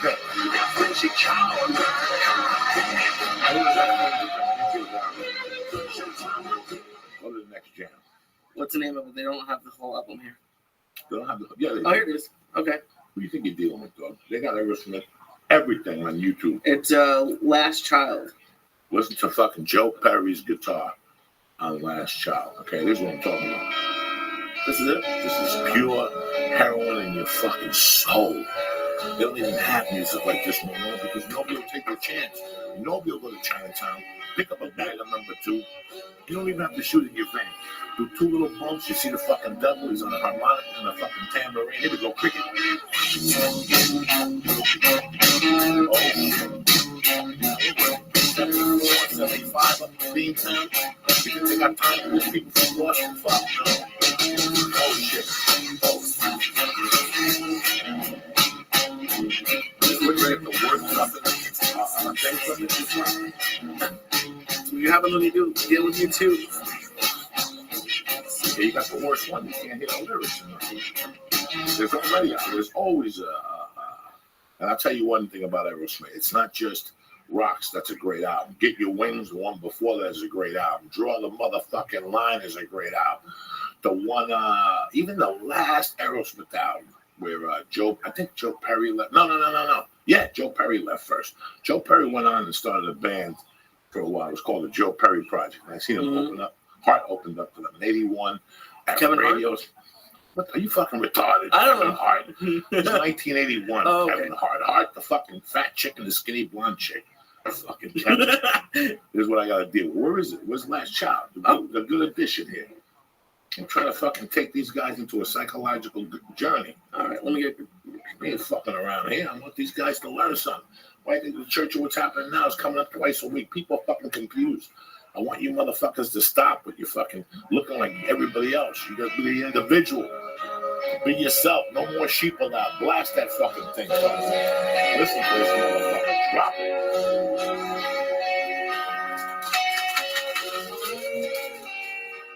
Oh shit. Oh shit.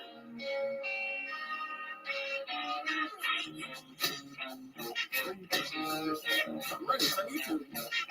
Gotta stop that, man. It's all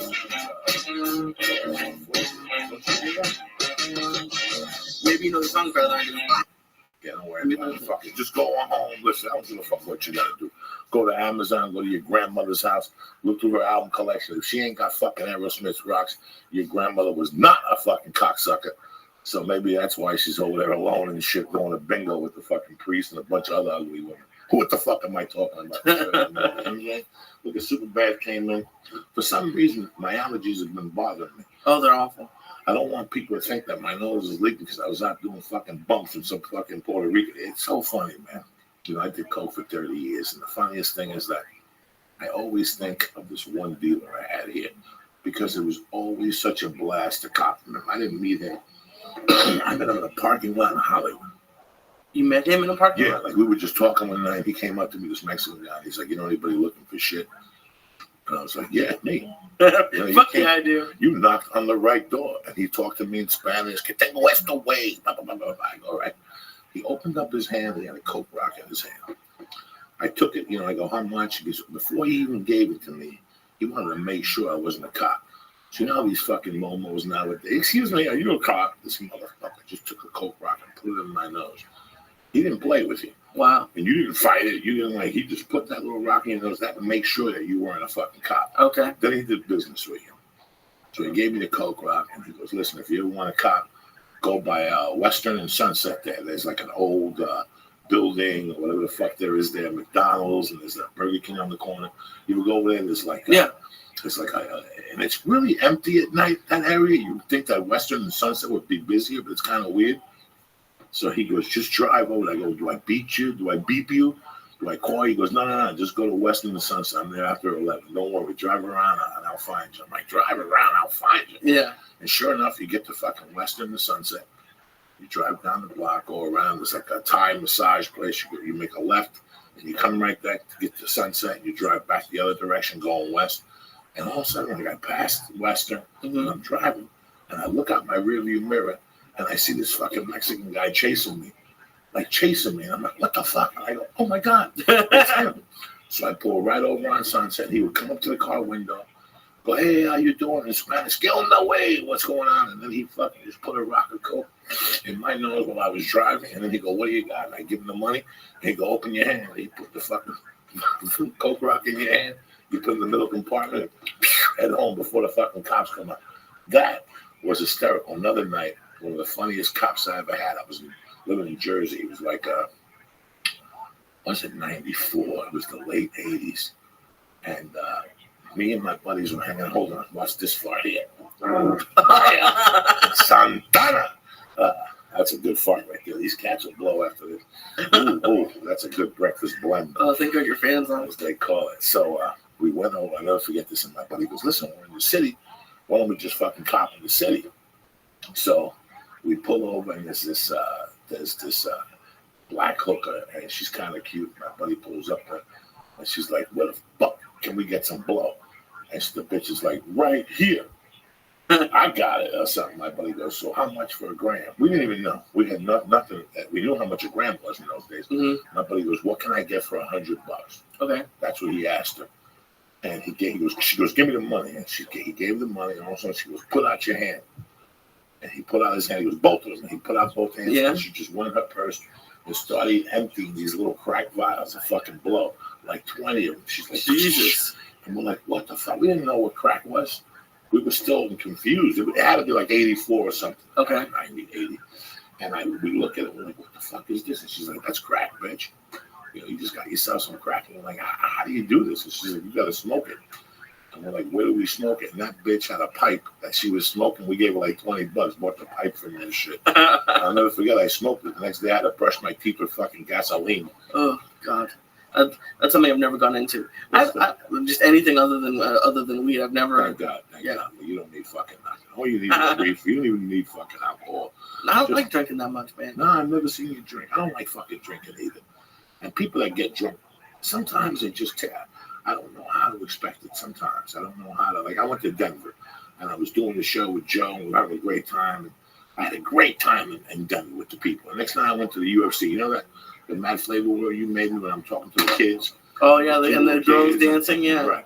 So I'm there talking to these fucking kids, watching the Frankie Edgar fight. And right away, a girl comes over. Mm-hmm. Right? Some fucking drunk girl trying to light a cigarette. Yeah, I hate drunk girls. They're the worst. Now I'm watching. I got my eye on the fucking camera. The TV is right there. Uh-huh. I'm fucking watching this. I'm watching this. You know, it's like a minute in, the rounds are 5 minutes, right? Yeah. There's 5 rounds in this fight. This bitch popped out the second round and sat there next to me and started asking me questions and poking me. And she's like, you have to walk over and meet my husband. I'm like, listen, I'm watching the fucking fight. I'm surprised you let her go past 2 seconds. No, bro, I had my eyeball on the fucking fight. She could talk all she wants, you know. It's not being rude or whatever. I'm watching the fight. Yeah. Somebody gave me a ticket to come in here and watch the fight. You know, we go down there at the fights. I usually don't want Joe to go by himself, so I go at 4:45 with him. So I sit there the whole fucking night. Oh, by 6 o'clock, the edible is kicked in. I'm fucking wrapped. And, you know, I'm on my way, so I like to walk around. You know, you just can't eat those fucking hot dogs and pretzels. You walk around. At most of these arenas today, they have real food. Yeah. So sometimes I just want to stretch my legs. I had the knee surgery, so I went to this corner.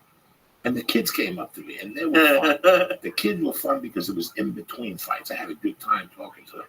It was the fucking lady when she came over, and the lady was cute, and that had nothing to do with it. I'm watching the fight, and she's poking me, and she's asking me if I have a lighter, and who do you like? We're going for this. And I'm like, listen, this is a great fight. We'll talk after. And she starts telling me that her husband wants to meet me to walk down with her to her seat. Jesus and I'm Christ. Like, they're not going to let me in the area without a ticket. Yes, they will. They'll let you in the area. She's giving me all this shit. I'm like, lady.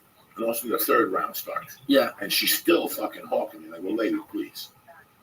After fucking 2 rounds, I had to say something. I wasn't being rude. I was like, lady, fucking please. Can I watch this? So she ends up going to the bathroom. So I'm outside, and, usually when somebody gets knocked the fuck out or whatever, or at the end of the fight, I'm out of there because I don't want to walk out of it with 90 people. Okay. I want to walk out of it with like 3 or 4 people and be outside. I go outside. Yeah. You know. So the Edgar fucking fight ended. I run outside. All of a sudden, my phone starts ringing because I got with Duncan, Harvey, all of us. You know, we were all calling each other. Doug Benson was with me. So was Brandon Walsh. So we all were on the phone waiting. So sure enough, the phone calls and it's Doug or Joe, and they're like, "Hey, where are you?" And I'm like, "I'm in front of the place." I'm not fucking kidding you, Lee. A guy comes up to me behind me and right in my ear goes, "Da, Lucy Snowbush," right? And I'm Oh like, my God. and I'm like, "Can you hold on for a second? Because I can't hear them." Yeah. He's like, Lucy Snowbush. And he keeps yelling, Lucy fucking Snowbush in my ear. Lucy Snowbush, Lucy Snowbush. I finally go, "Hey, you fucking cocksucker. Get your see I'm on the fucking phone, you fucking douchebag. That's the worst. What the fuck is wrong with you? Are you that fucking drunk?" I go, "Let me finish I swear to God, I go, let me finish the fucking conversation, and then I'll do whatever the fuck you want." Yeah. Lee, you know, I turn around to talk to Joe or Doug, and again, the guy yells in my ear. That's why I don't like alcohol. And I was like, "Are you fucking kidding me?" I mean, and that's the shit that gets me all pissed off. Listen, in my life, even when I was a child, I never approached nobody. I approached Julius Irving, and I think I blinked at fucking Richard Gere at studio to see if he would suck my dick. But, you know, somebody's on the phone. I mean, the way I was fucking raised, somebody's on the phone. You wait for them to get the fuck off the phone, or you do what the fuck you got to do. I don't know who they're talking to. You see somebody on the phone, that's just a polite thing to do. Is, you know, to see who the fuck they're talking to and just say, "Excuse me." Not even. You're on the fucking phone. Yeah. But these people that come into my ear, and I enjoy doing the podcast, and I enjoy doing everything the fuck I do. Lee. If not, I wouldn't do it. I don't do this fucking. I don't do this because I want to do this. I do this because I like talking to people. I like doing stand-up comedy. I love doing this shit. But that's the one fucking part that just kills me when you try to tell somebody, "Hey, you know, when you come up to me after one of my shows, I'll basically do anything with you." Yeah, you're out there probably for at least an hour after the 2 hours talking to people. I love it. I love it. I want to know where you came from, what made you drive. You know, people will say to me, "Hey man, the story about this helped me go through this. This morning we're talking about being a fat fuck like me and trying to lose weight." All of this helps. People connect with you for a certain reason. Yeah. And that's what I always knew. Like for years, I didn't connect with people because of my comedy. You don't have to see me 5 years ago. You would have probably thought I was funny or whatever, but you weren't going to go home and look me up. It wasn't until I started talking about mugging hookers and you know, but with the mugging hookers, I also shared other, you know, positive fucking experiences. Yeah. And I only mugged one hooker. Only one. One time. Then you feel fucking. You get one. Yeah. I never liked doing none of that shit. You know, sometimes something bad happens to you in your life and you get angry at society, you get angry at yourself, you get angry at the fucking God that you worship, whatever the fuck. You tend to do shit that you don't really want to do. You just do it maybe to fucking cover up the pain. And maybe that's what I did at that time. You know what I'm saying? Yeah. Lee, what's going on? If you're going to play music for me, don't make me have to fucking play music over here and me switch this motherfucker up. I told you this before we did the podcast. We got to figure out how I can play music on my end because I know this music. I know all these songs. And I know where to go. All right, the next one I'll plug it into yours. And yeah, because I gotta control the music over here. Now I can't give the people what the fuck they want. You know what I'm saying? All right, you know the music, so I gotta love the music because I gotta give these motherfuckers something to get fired up about. I mean, this morning I played a couple songs, but they weren't. I'm getting fucked up on those candies. Oh, really? It may be time for another one, bitches. It's the Lord's and it's not even 7 a.m. man. Not even 7. Who gives a fuck, man? Listen, this has always been a great jam for me. I always like Black Sabbath, Into the Void. You know, the first time I bought Master Reality, I wouldn't fucking listen to it. I listened to it like once or twice, and I was scared. And I never fucking... liked it again. And then finally, as I got older one day, I fucking listened to Master Reality and I really dug it again. Put on a little Master Reality. Let me see what you got for them. Which one? Black Sabbath Into the Void? Fuck yeah. All right, so I'm going to play it for us first, see if you like it, and then if it sounds good, I'll play it for them.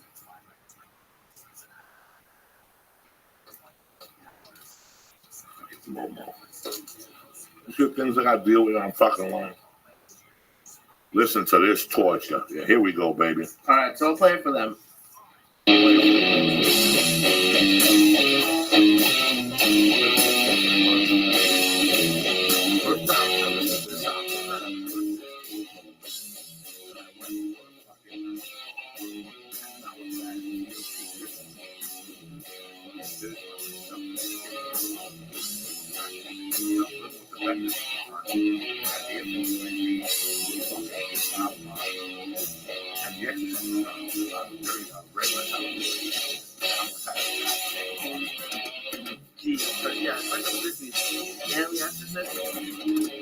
You know what? I've never liked scary movies, man. It's not something that I do well with. People love it. No, I don't like it. Some people come to me for Oh no, well not even that, but even like The Exorcist, and there's that new movie coming out where the Jews are taking over. People have seen that. It's like exactly. yeah. I heard it's fucking terrible. First of all, Jews walk into the fucking no, the devil goes crazy. I can't collect it. He's not too. He go flat that brother. Sounds better,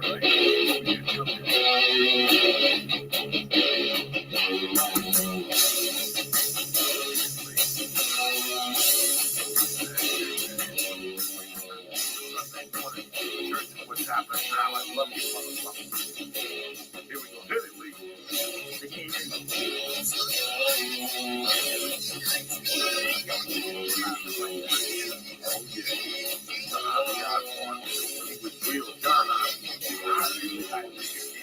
John, who was singing when he was doing his job, this paranoid when he wrote very weird boots. He was walking around and when they see a bag with boots on, he went fucking bananas. He wrote very weird boots. And now he has a reality show, or had a reality show. What do you think about that? When the rock stars you grew up with are doing reality shows on MTV? Talking about something, turn this music off, okay? You do your best work when you don't give a fuck. Yeah. As we've noticed. You do your best work when you don't give a fuck, okay? What that means is, you listen to the first 4 albums of somebody and you're like, fuck, this is tremendous. And then what happens is they got a little money thrown at them and they're not as hungry. Listen, everybody should have a great first fucking album. It's the second album that fucking kills you. Yeah. Everybody should have what was the question? No, I was talking about the like we talked about last week how the lead singer of Aerosmith was on American Idol and Ozzy had an MTV show. Like just when you see your heroes doing stuff like that, like you're talking about, they did heroin and they didn't care and they did all this awesome music. Well, now they got money thrown at them. Yeah. And I was an Ozzy fan when fucking up to Black Sabbath. And I was an Ozzy fan for the first 2 or 3 albums. Then it went into a different direction. He was barking at the moon. He was doing all this shit. And it didn't really catch on for me no more. But it's like us right now, I come on here for a long time. For a long time, I could stand up for 10 fucking years out here. I did stand up for 5 before that. And I got moderate success. I got into some movies and stuff like that. I did a podcast with Felicia. I did the Joe Rogan podcast a bunch. And I realized that, you know what, I had nothing to fucking lose. When you have nothing to lose in your life, that's the best position you're in. So I told these stories that were all real about my life growing up. And I would tell people for years, and they go, dog, why don't you talk about that on fucking stage? Talk about these stories on stage. And I go, dog, I can't say this. I finally opened up my soul to these people. Yeah. And they took the ride with me. I do this podcast in the mornings, especially this one. I do the one with Felicia, and I do Joe's and Duncan's. I love doing them. But I want to do this podcast at Church of What's Happening Now to let people know what the fuck was in my head. Yeah. And I will tell you something. I don't care how many sponsors I get or whatever. I'm still going to be me because I have nothing to lose. There's people that money changes them.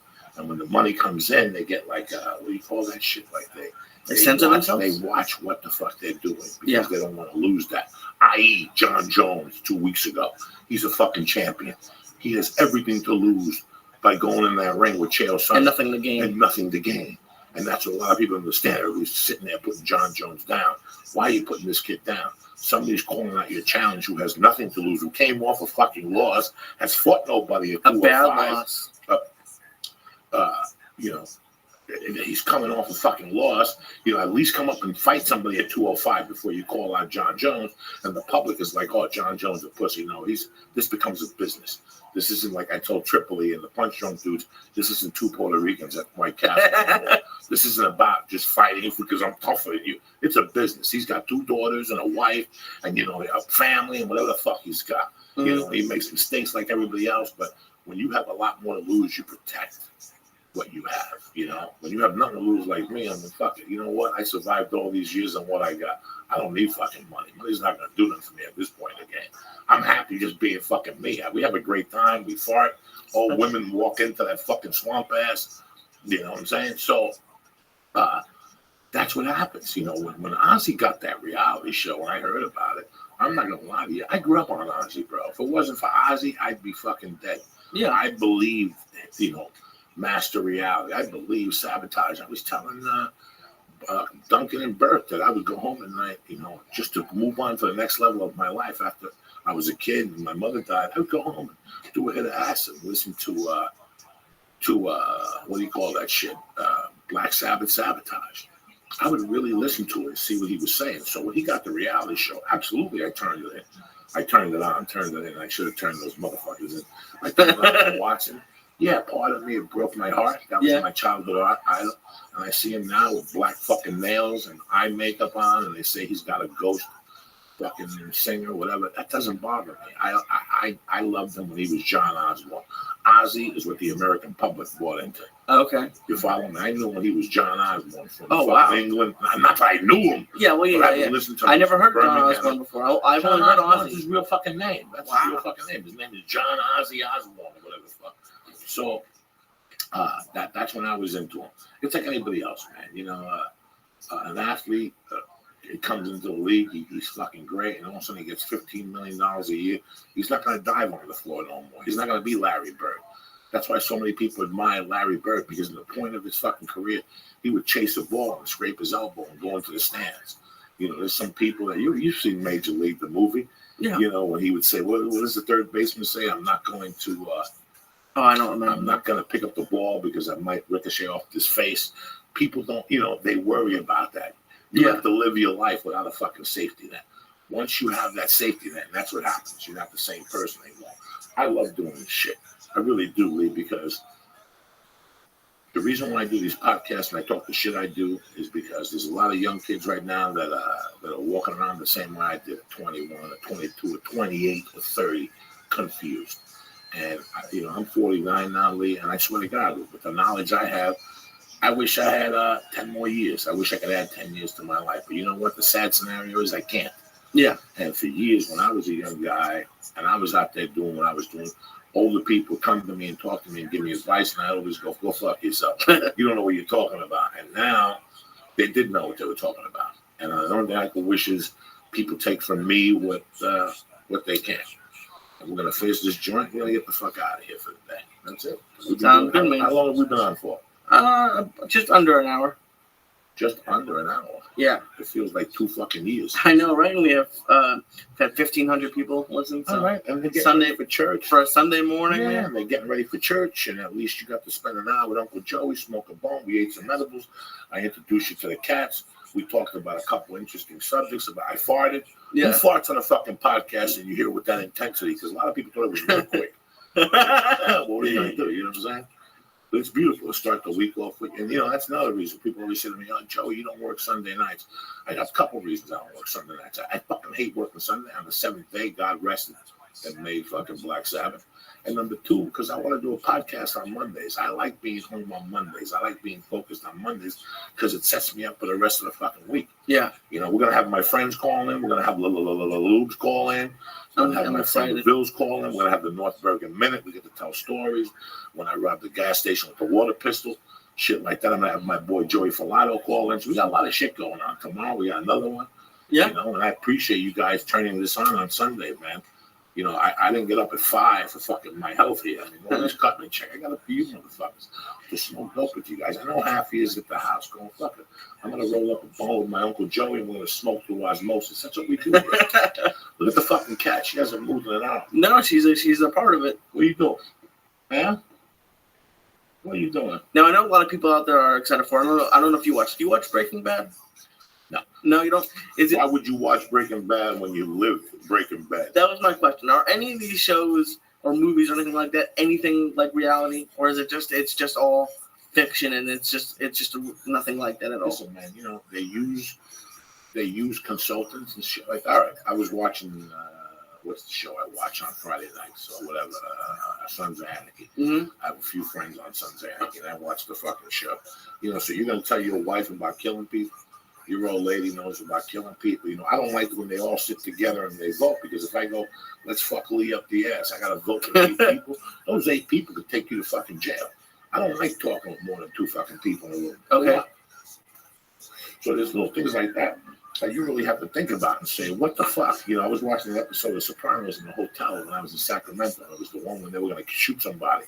So Tony Soprano told the guy with the hair and Sharippa to take care of this guy, and then that guy went and told Paulie, and then Paulie hired a guy, and then he went down and told somebody else. So there was 7 fucking people involved in this hit. Mm-hmm. 7 people. That means there's 7 people who get pulled over and have an ounce of blow in it and have a story for the cops. Okay. Is that realistic? No.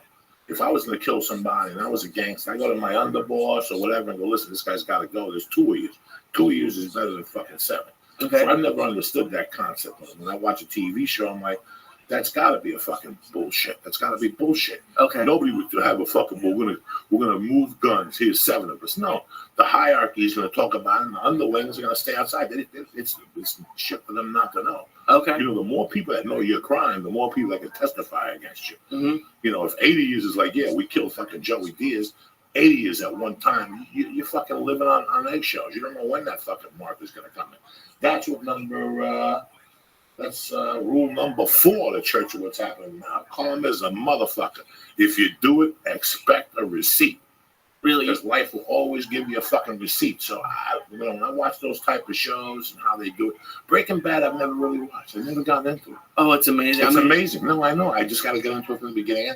I'm like most people. Once the show ends, I'll get the fucking DVD. A friend will give me the box set, and I'll watch them without commercials, and I really get into it. I just, Lee, man,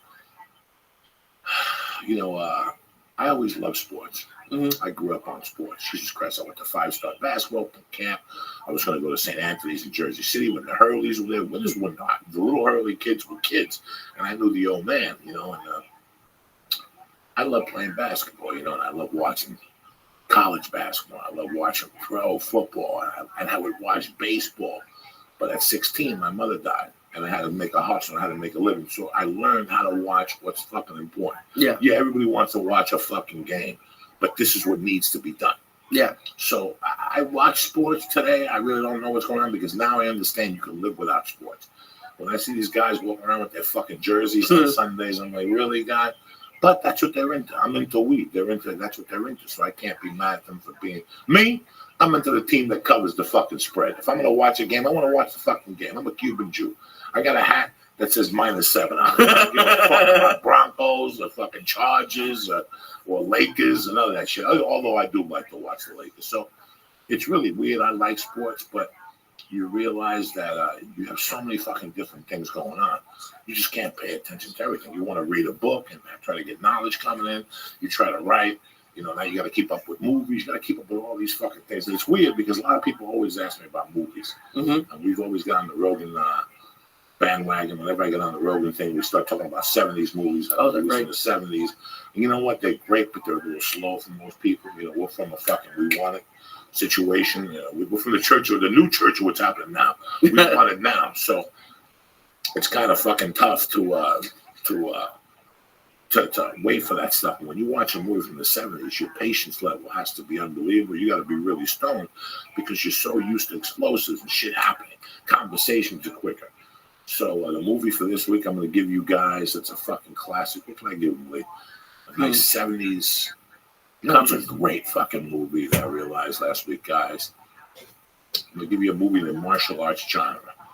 See, and here's the problem with it. That a lot of people, they released all those Bruce Lee movies with different titles. So what was released as The Chinese Connection is now Fist of Fury. Okay. The way I look at it is the Fist of Fury was the first one. Chinese Connection is when his teacher gets killed and he avenges his teacher and he fucking fucks up the Japanese school and he hangs him. Let me tell you something. If you have time this weekend, please watch the second Bruce Lee movie, which is the Chinese Connection. Okay. When they kill his teacher, when they poison the teacher, that is when I got it on DVR. Whenever I'm a little depressed, I watch it. Watch that movie. Watch the passion of Bruce Lee's face. That was his second movie. He was still tight with Steve McQueen. He would call him for acting. Watch that fucking movie, guys. Chinese Connection with Bruce Lee. That's all. That's it for today. I don't know what else to fucking tell you. What do you think, Lee? Did we forget anything? No, man.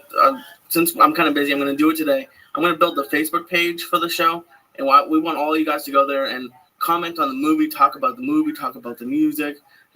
We want this to be a community of people. Talk about the motherfucking movement, the church of what's happening now. Yeah. We're getting ours back. Today I gave you rule number 1, which is mind your fucking business. Rule number 4, calm as a motherfucker. Don't do it unless you want a fucking receipt. And that's what we're trying to do. We're trying to put you motherfuckers together so when you get out of the house, listen, I can do this podcast at 10 o'clock at night. I can do this at 3 in the morning with Lee. I do it now because what I'm trying to do is get you ready What for up, the dog? motherfucking day. That was a day. very Yeah, good go out interview there, go with out there. Wappy Fucking Flanker. do what you need to do. Get your dick sucked.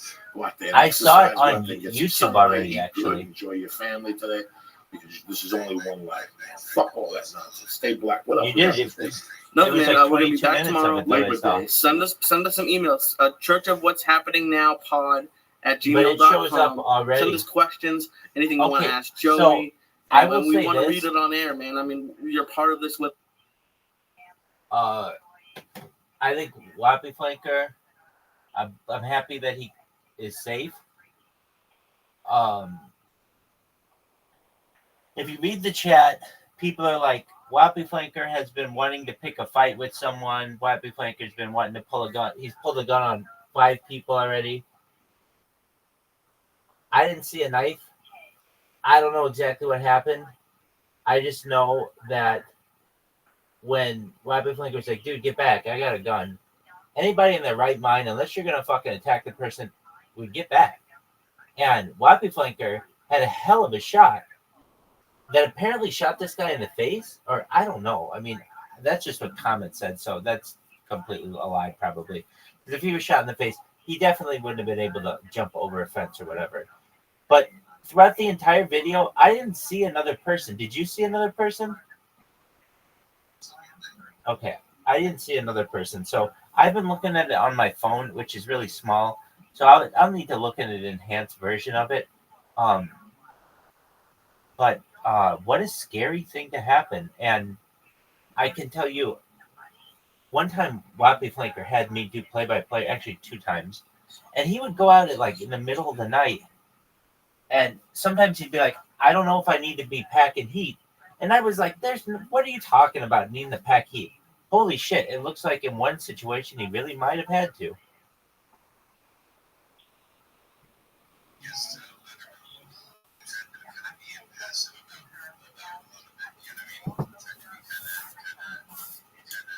Neutral.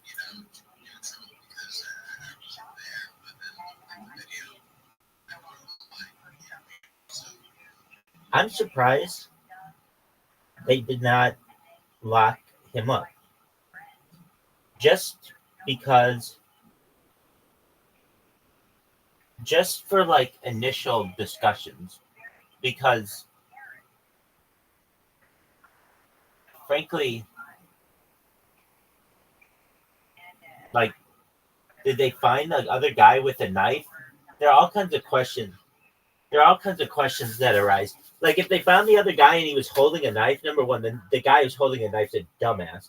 But 2, then that's a totally different story than it was just some dude who was walking up to him, might not have known what he was saying, and gets shot, and then jumps over the fence.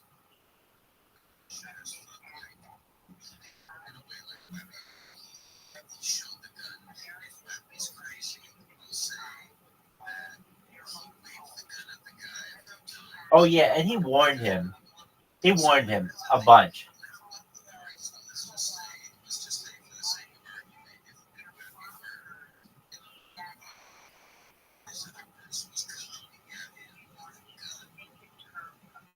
Well,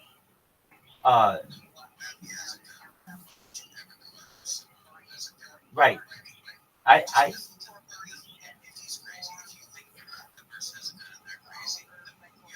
can you see a knife in the video?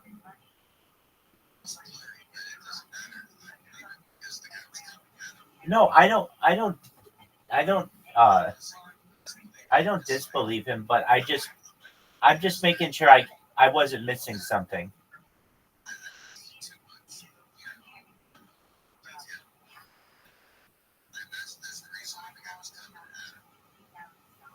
Do I think in the end Wappy Flanker is innocent of this? Yeah. I'm glad that he's safe. I'll say this though. Um, he's got to be really careful. I mean, like he was saying, like I'm not gonna go do IRL streams. This is really like, yeah, no, I understand. I mean, he was. I don't want to say asking for it.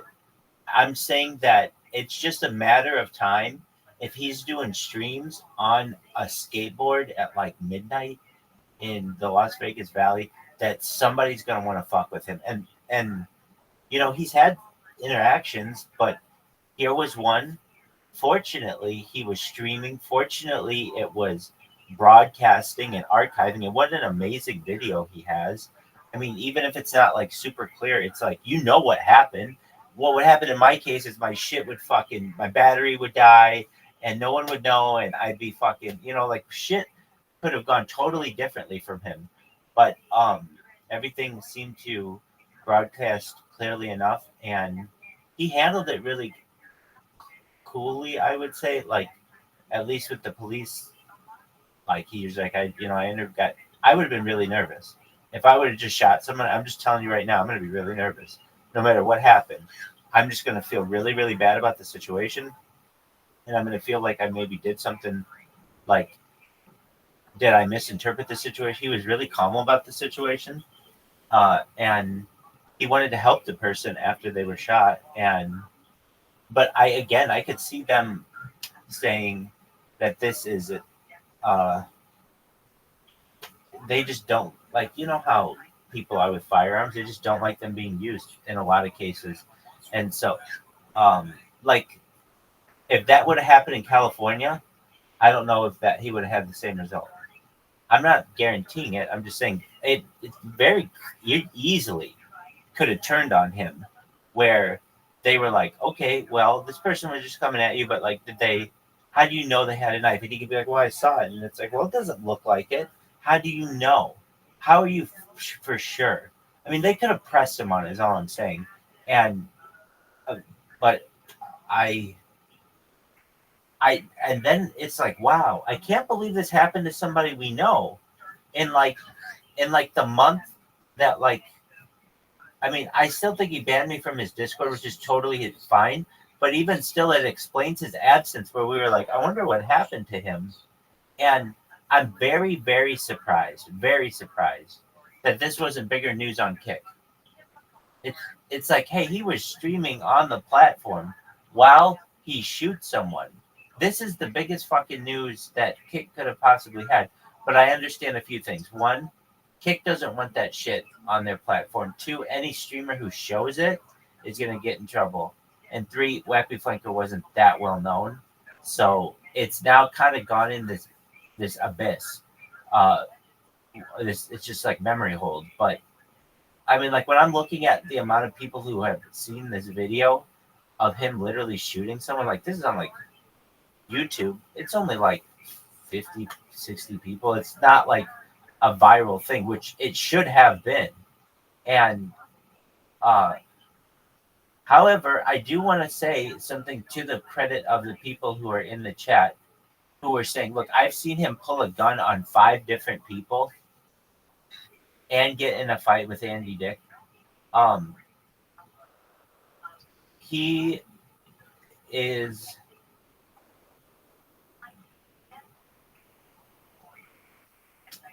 I don't want to put it like I don't want to say he's asking for it, but again, sometimes he's going into situations that aren't the smartest ones to enter, and he does not do it asking for trouble. He just know that trouble may arise. So I guess he just like, what would I have honestly liked to see him have done in that situation is turn around and you're on a fucking skateboard. Just turn around and leave. And that's why I'm surprised the police didn't take him in. That, hey, dog, you're on a fucking vehicle, basically. He's on foot. You have a gun. He has a knife, allegedly, and you're going in his direction, and he's, you're like, hey, you're trying to rob me or whatever he's saying that's going on. Just turn around and fucking go the other way. And this guy's never going to catch you. And if he does, you do have a gun. And so then I completely understand. Honestly, I wish I would have asked him that fact. And and I don't even know if it's worth it to ask him because he's going to say this, dude, you weren't there. But I don't know. I know I would not have shot that gun. I know under those circumstances, it would have been, I would have turned around and gone the other way. And I would have been like, oh my word, I'm so out of breath. I can't believe this guy's got a knife. And I would have talked about it on the stream. The gun's only coming out if this motherfucker is running at me and there's nothing else for me to do. Like, I'm honestly very surprised Wappy just walked out of that when they could have just been. I know what they're going to say, though. They're going to get into all kinds of like jargon of like what's going to happen in a courtroom. Was it self-defense and all this other bullshit? When it's like, dog, you had an out. Your out was just turn around and leave. And nobody gets hurt.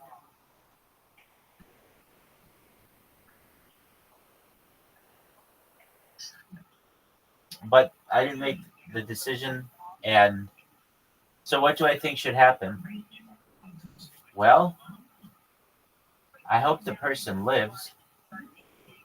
I'm surprised they don't update you on that kind of stuff. Like, hey, dude, this guy almost killed you, allegedly or whatever, like, or that you shot and you might have killed. He's gonna make it. Or, I'm surprised they don't. I understand they wouldn't update you because it's not your business and everything, and the health security aspect, but nevertheless, I wanted to say as well that it's a tough situation for Kick and YouTube and anyone else because let's say it's not as like, okay, here's why Wappy Flanker gets away with this is because he warned him a bunch of times and he warned him at least 3 times or so. But number 1, that's violence, and they don't want that on their platform. 2, they don't want it from a creator of theirs. 3, they don't want that liability that perhaps happens. And then I think also there are going to be some people who watch that video and say Wappy Flanker should be in jail. I'm saying if you get 100 people in here, I'd say 80 of them say it's justified, but there's 20 of them who say you should have turned around, and that is an unjustified attempted murder. I can see it absolutely going both ways.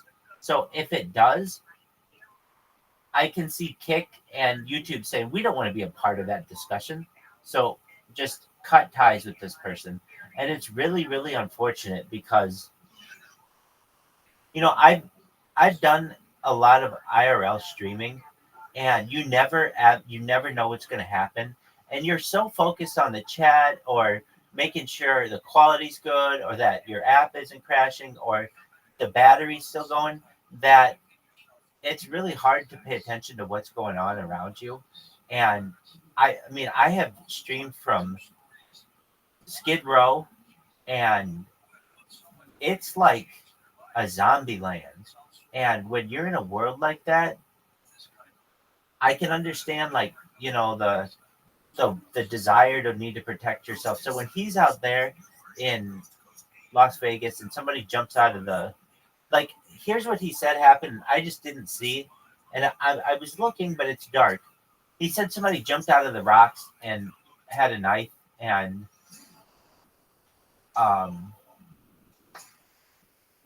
I don't. Did he only shoot one bullet?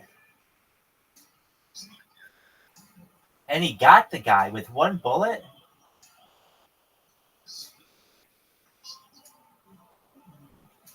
Yeah. I mean, hold on a second. I'm going to be honest with you. I read the comments, and so I don't know what that means. I mean, it's probably BS, but there's some truth in some of the fiction. Perhaps. I read that he said that they said they never found the guy.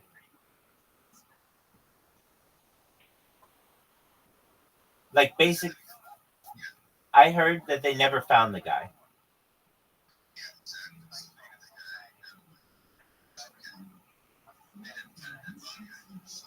Right. So who's to say this isn't? I'm just saying a video of Wabi Flanker with someone. He shoots a bullet at the guy. The guy just runs, jumps the fence, runs away. Wabi Flanker says, like, are you like Wabi Flanker's going way over the top on this with like, do I need to I'm glad that he wanted to like attend aid or everything, but he's like, shots fired. Do I need to? It's like at a certain point, that kind of language isn't going to help you because it makes it look like you're looking for like a shootout, and but we never see anybody. There isn't any blood. Like, if you shoot someone, what are the odds they're able to jump a fence? I'm not doubting him. I'm just saying this is a crazy story. But I'm really not. I'm just I mean he's got video evidence of what happened. If Wappy Flanker were here right now, I'd say, I'm not doubting you. I believe you. It's just, what the hell kind of, what is this guy's workout regimen where he can take a bullet from, I understand your smaller caliber gun, but I understand he takes a bullet and then jumps a fence with a knife. So it sounds to me, and I could be wrong, but the police were like, all right, somebody approached you, you shot at them, and they jumped the fence and ran away. And he's like, yeah. I don't think they ever found a body, though. And, I mean, unless Wappy Flanker said, no, I saw him on the ground, I shot him in the face, I shot him in the arm, and the other thing is, Wappy Flanker had a handgun, and that guy was far away. I understand Wappy Flanker's a good shot, but, like, you had to be a really good shot and very fortunate to get somebody with a handgun from, like, 40 feet away.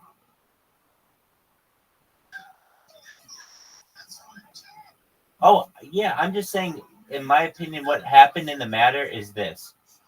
If the cops were there, this is what I think happened. Wappy Flanker's over there, and I would say this to him. You have all this adrenaline going through you, and it's obvious in the video, as anyone would, and you shot a bullet at someone. I don't think it hit anybody. And this guy, you think you hit the guy, your adrenaline saying, I hit you, do I need to render aid? He jumps a fence to get the fuck out of there because he doesn't want to fuck with you. And he runs away. You call the cops come, and you're like, yeah, I shot the guy. And they're like, okay, you shot someone? And you're like, yeah, it's all on video. And they watch the video, and they can see that you were provoked, and so they're like, okay. But that doesn't mean you necessarily your bullet made contact with them. In fact, the odds that this happened, the way that it's being said, are very, very slim. Just from the fact that the odds of a human taking a bullet at 40 feet from a handgun and then being able to move so quickly that the video doesn't catch them jumping a fence, and there's no blood, there's not one drop of blood, and then nobody catches that person. Like, even let's just say they jump a fence, they're gonna be bleeding like pretty badly from a gunshot wound in that person's backyard. Just in my opinion, I think just he missed, and the police were like, okay, well, there's no damage here aside from a bullet was discharged from a weapon.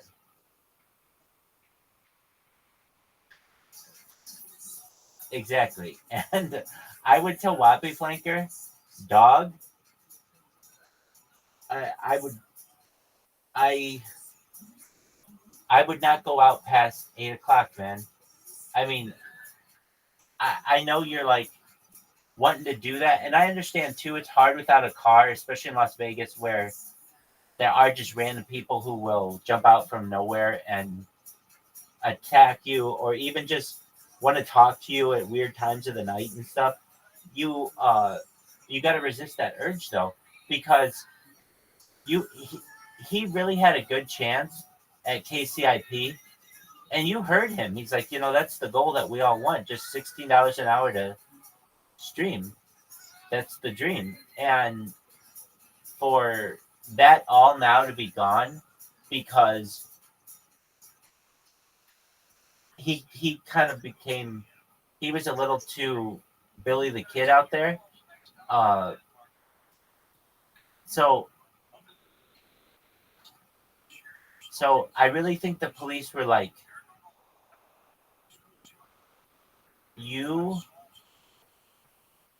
they would have taken him in and they would have taken his guns and everything, but he had it on video what happened, and there is somebody there. It's pretty clear to me there is somebody there. So they were like, okay, it wasn't like an unprovoked shooting, and it wasn't like an accidental discharge of a weapon.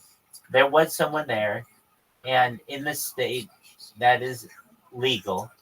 But okay, now I would say to Wappy Flanker, you have evidence on the internet now of 5 different times where you have pulled a gun on someone.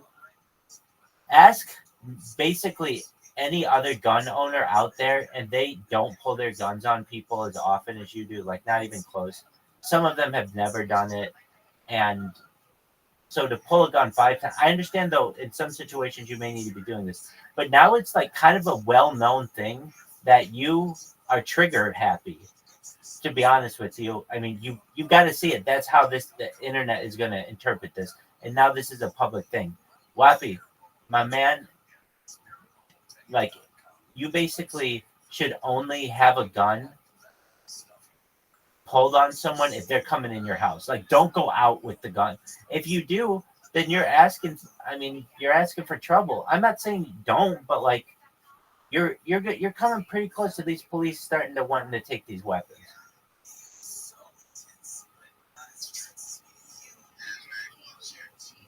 And I'm not the one who said this is like the 5th time that I've seen you pull a weapon on someone or something like that. That's somebody else out there. But they're I'm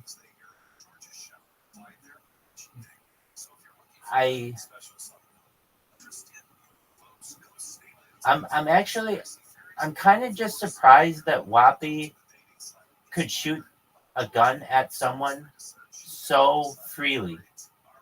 Like, it would take a lot more for someone. I understand the guy was like coming at him, but again, just turn around and you have a gun on you. So there's nothing that person's really going to be able to do. You're faster than them on a skateboard, and you have a gun. It's like I wanted him to just turn around. Well, let's hope for the best, like we're saying, and that is he missed the guy, and now he just can't stream because basically he discharged a firearm on stream. And I don't want to say you're not allowed to do that. You are allowed to do that. People go to the gun range on stream all the time. So I guess you're not allowed to shoot at someone, I guess they're saying. I mean, I don't really know their justification, but I'll say Wappy Flanker was a catalyst for me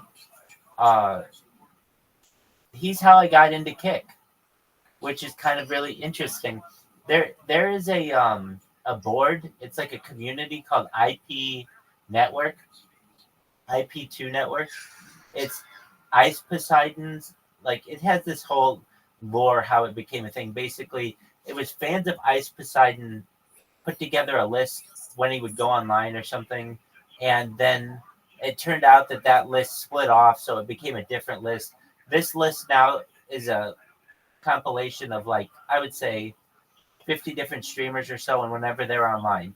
Anyway, I saw this stream, and I would start to search for streamers who were had a small amount of people because I wanted to get on this list, and so I wanted to talk to people who were on the list. So I started talking to Wappy Flanker, and that I wasn't on Kick, I wasn't spamming Kick. I had Kick accounts, but I don't think I was even streaming on Kick at the time. I was just I just met Wappy Flanker, and then from there I got into his Discord, and then you kind of know the rest. The other thing is his friend Hellcat Maverick. I haven't seen on here. Now he has streamed recently, but I just haven't seen him. I really feel badly for someone like Hellcat Maverick because he's got like top-notch computer. He's got state-of-the-art. He's got like a state-of-the-art racing simulator, which is like an expensive undertaking, and he'll get like 12 people watching him, and 12's good. I mean, it's better than normal, but he's got like this huge setup, and it seems just like I mean, unfortunately, this is what happens. He'll have 12 real people, and the people at the very top of Kick will have 1,006 when they only have 6 real watchers, and yet that person is reaping all the benefits of the front page. I mean, I even see it with what I do. Exactly. Here you are. You had a very good interview that basically could have gone viral had this platform been a little different. And you are, you're just basically in this abyss. Nobody's going to hear it. Nobody's going to see it. But a lot of people would be interested in it. And you did get it archived for the future. So that's good.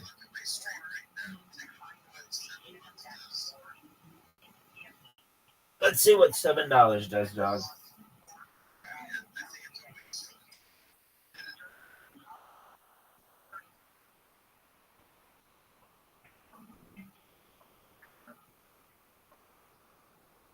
Just one moment.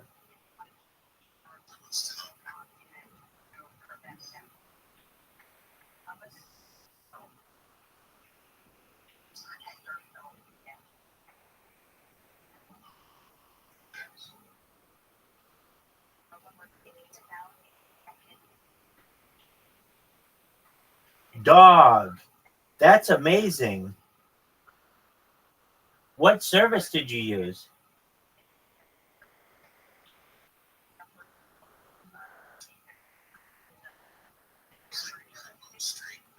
Dog, how much is 1,000 people? Wait, I have a question. $7 for how long? Oh, it's only an hour. It's not like a month.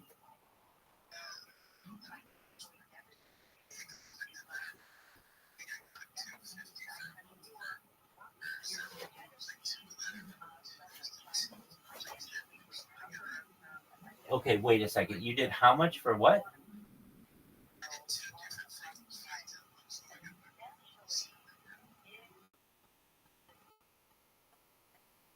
Dude, I've never seen that many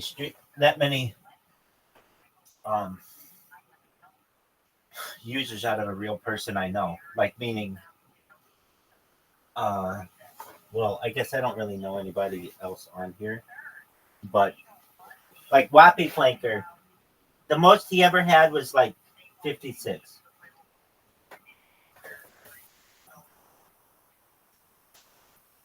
Or like this other guy who I know on here, Orlando Jet.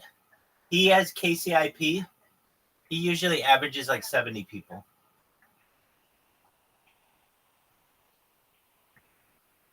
Dog, if you have that 300 for an entire month, that is the greatest service ever.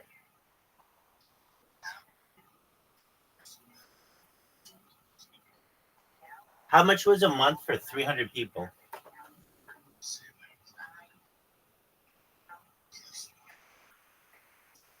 Well, what you need actually, you need to find out how much is a month for 100 people.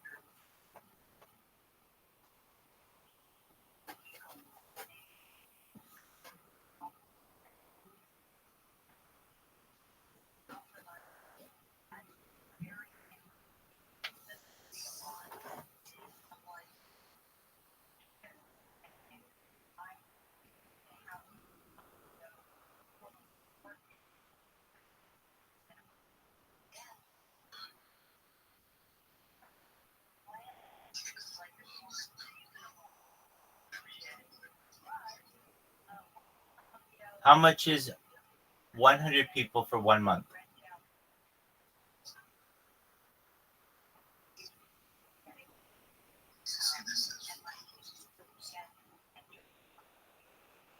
Just views.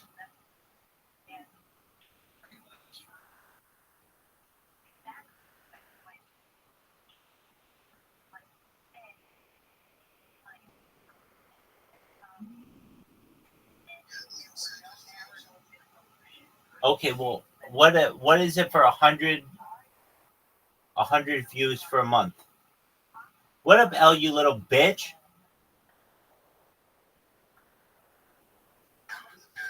L, did you know that I have a dislike for Canada?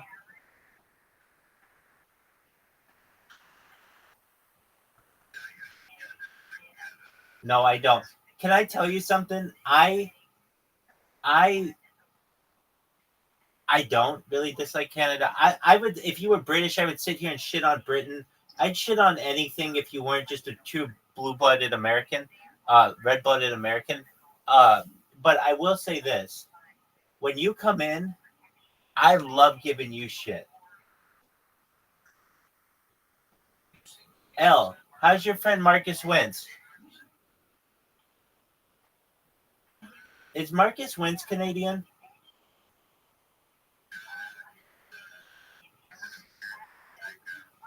Tight. That's why he was so unfamiliar with Vancouver. Dog, does Caspian Sea, do you know about the University of Vancouver? What do you know about it? What else do you know about it? Do you know it caters to Chinese students? It's in fact, at points, I think it's a majority Chinese. It has an Ashkenazi Jewish chancellor, though.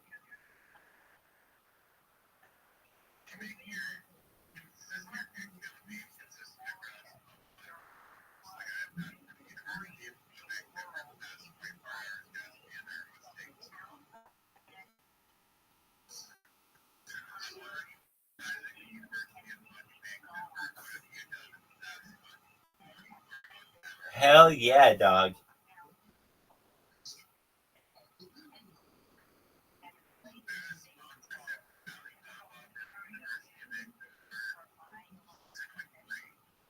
Dog. Phenomenal. The Alibaba School of Business at the University of Vancouver. Well, dog, there's a University of Vancouver, or there's a University of Toronto, University of Ottawa, University of Waterloo. Why wouldn't there be a University of Vancouver?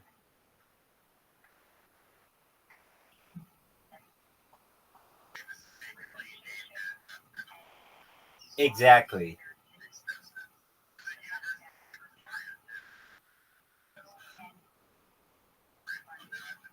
Very interesting. Then it just makes sense for the University of Vancouver to be a huge school there. And a very good one. I could see the University of Vancouver being one of the best schools on the West Coast, and then one of the best schools in North America.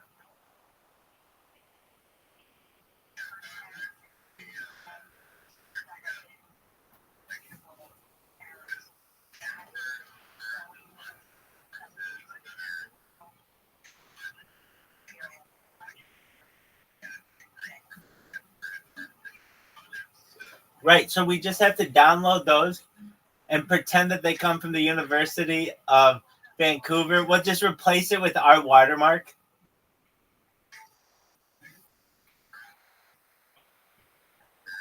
Exactly.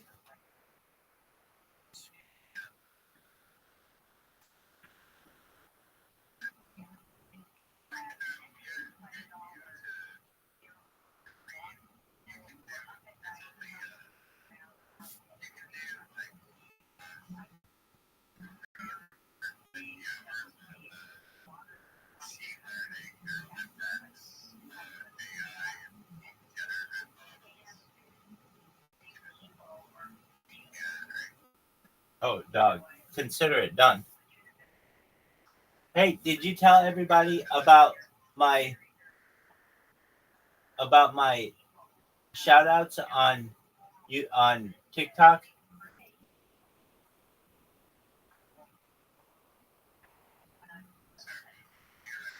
Did you tell everyone about my shout outs on TikTok?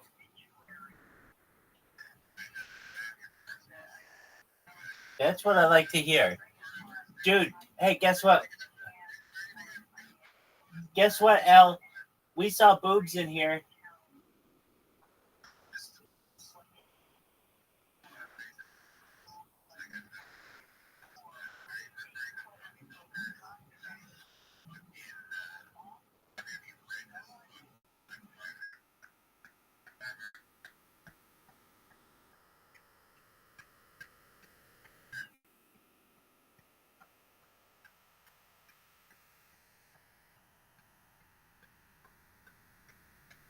Actually, L, I think technically you have 49% of what you just said because I helped you to get that original investment. So I think I deserve 51%.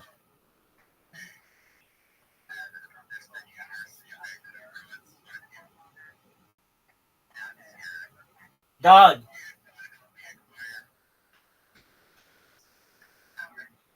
Dude, you wouldn't even know who she is without me.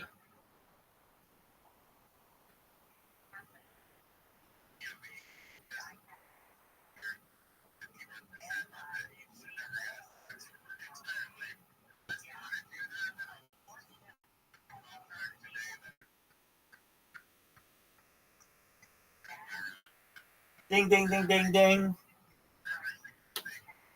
Winner, winner, chicken dinner.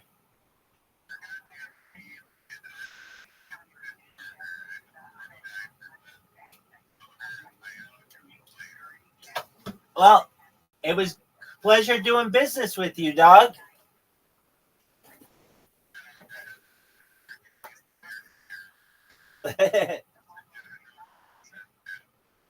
You will only have 49% of that bear scare to use, though. Don't forget.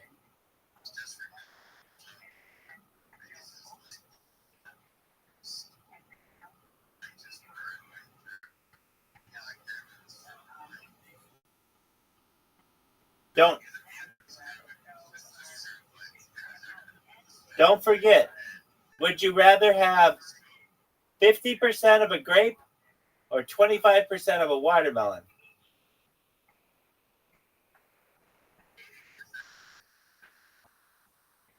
Okay. All right. Whatever floats your boat, dog.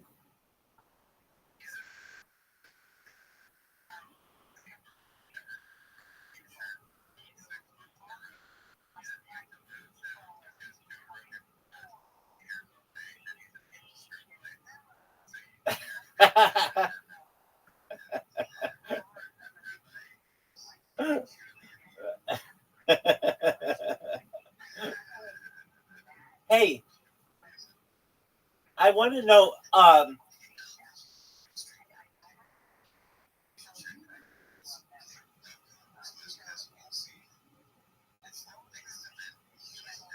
It is. Wait.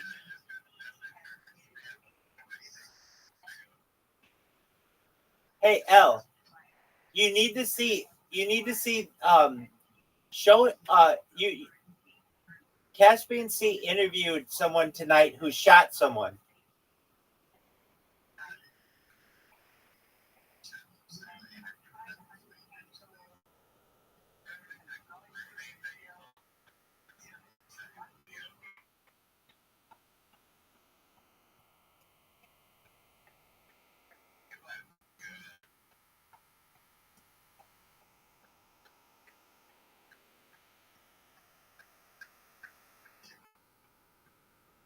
Wait, Wappy Flanker is your roommate?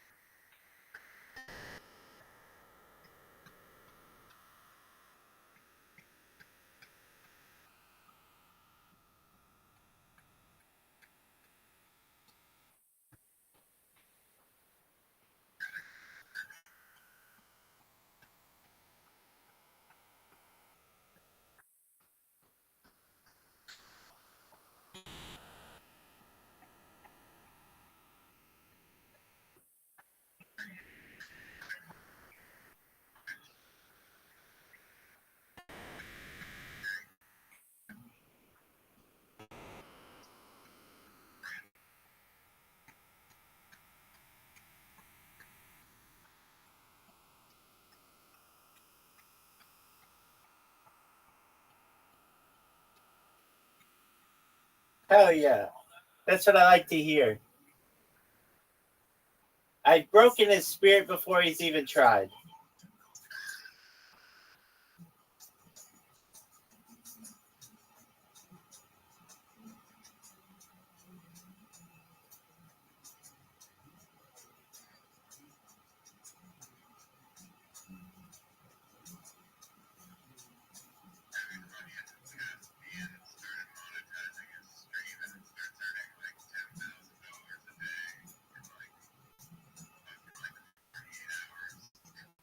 Well, that's the goal.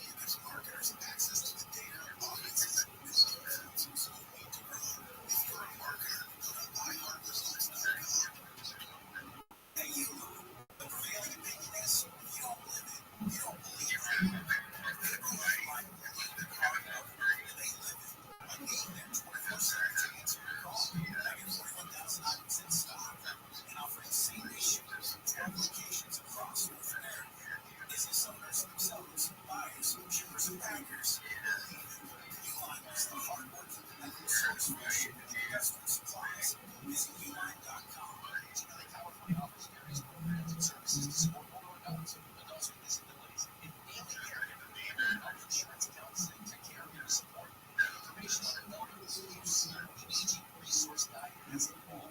And let's not forget about the nutrition guide available 24/7 for those who may need a friendly conversation. Back to the aging resource guide today at aging.ca.gov. Discover support. Because together we can ensure everyone is looking out for you. If you have rats in your attic or walls, don't make the mistake of putting out poison or wasting money. The company that charges you monthly to check out trash, right? For a one-time fee, stop. Will identify and see all addicts and try to remove all ads, sanitize your attic with many nasty viruses. Replace all that nest-infested attic insulation. Rothschild is so confident that they can stop rat and mice problems that they provide a lifetime guarantee. Read all the 5-star reviews on Yelp. If you have rats or mice in your house or business, call Rothschild at 800-290-5343. 800-290-5343. We provide fast, friendly, and effective control solutions throughout Southern California. Plus, our technicians are clean, friendly, and always on time. To stop the rodents, call Rothschild at 800-290-5343. Open 24 hours. Call 800-290-5343. This is Jacob Evelyn. You've been involved in a motorcycle accident. Call me 4424.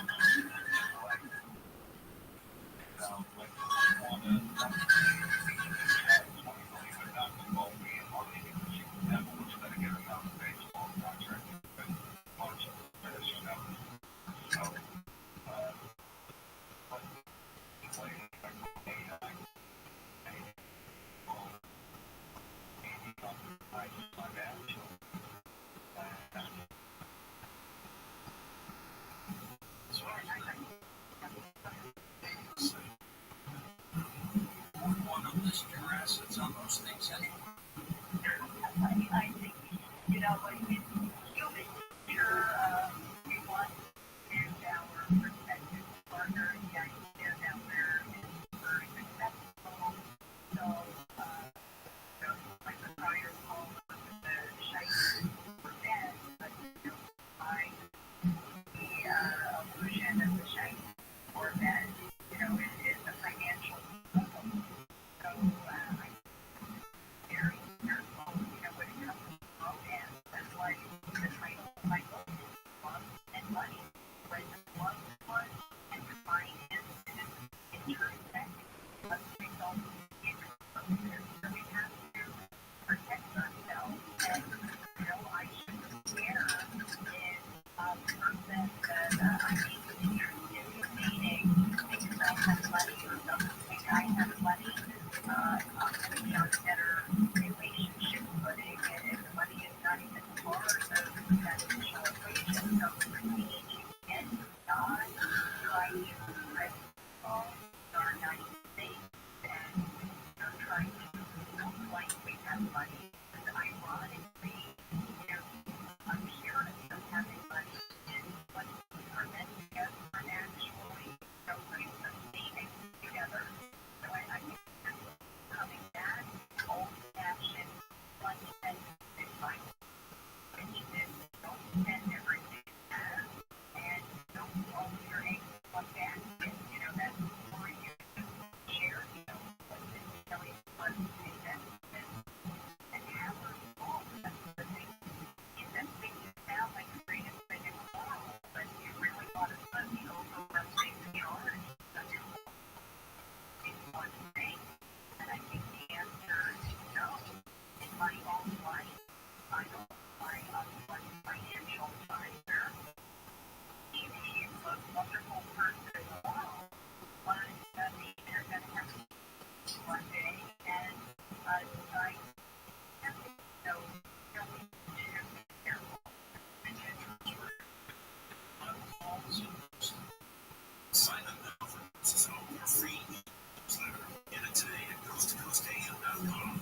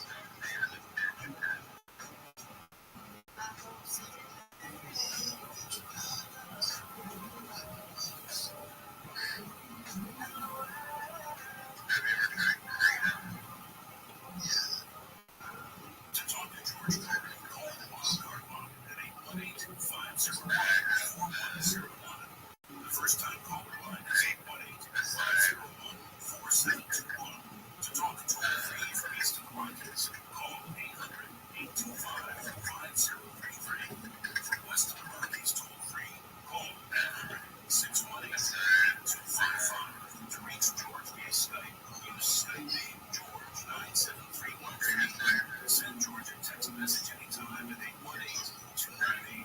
is Rothschild AM with George and Larry. By the way, so it's program a full line of paranormal, so make sure you're part of the program. Paranormal,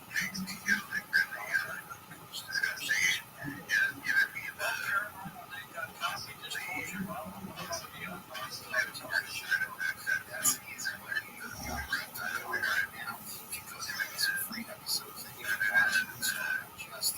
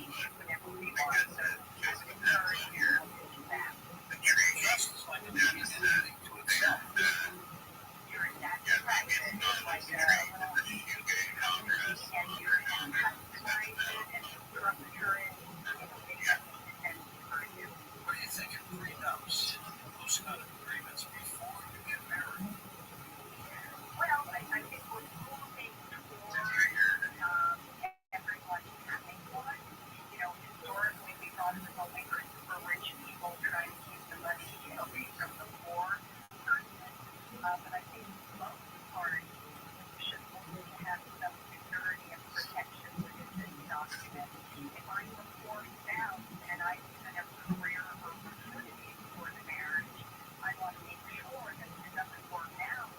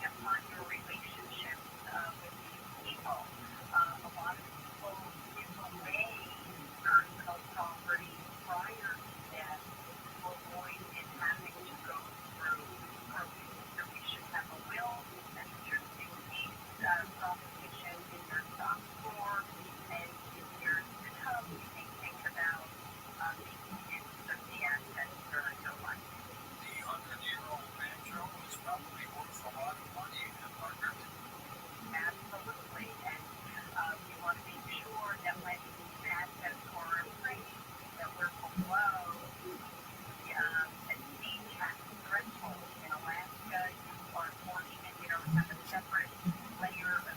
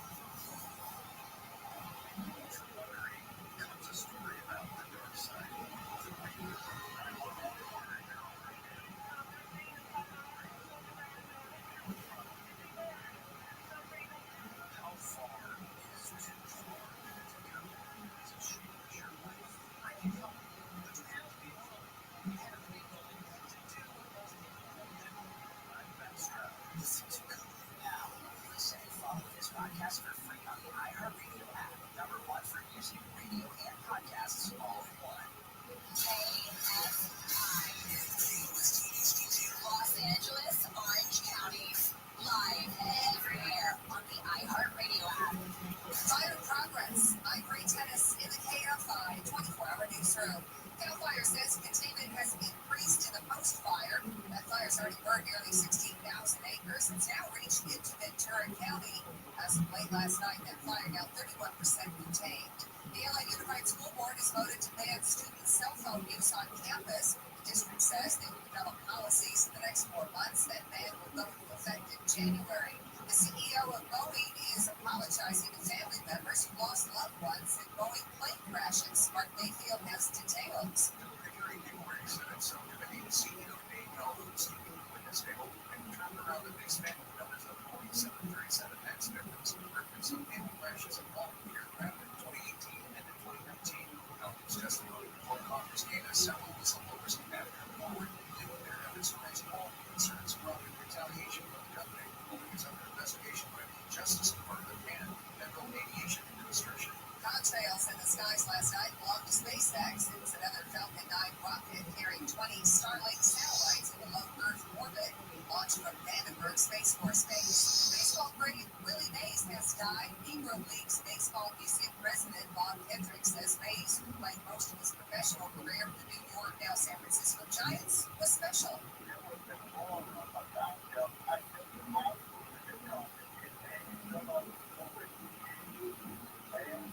Museum is holding a special salute on Thursday. And bad news for night owls. A new study out of Stanford University shows that going to bed late is bad for your mental health. Researchers say people who get up early have the best mental health.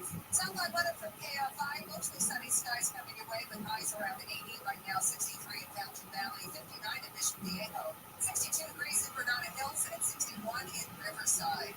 Winning local from the KFI 24-hour newsroom. I'm Bree Tennis.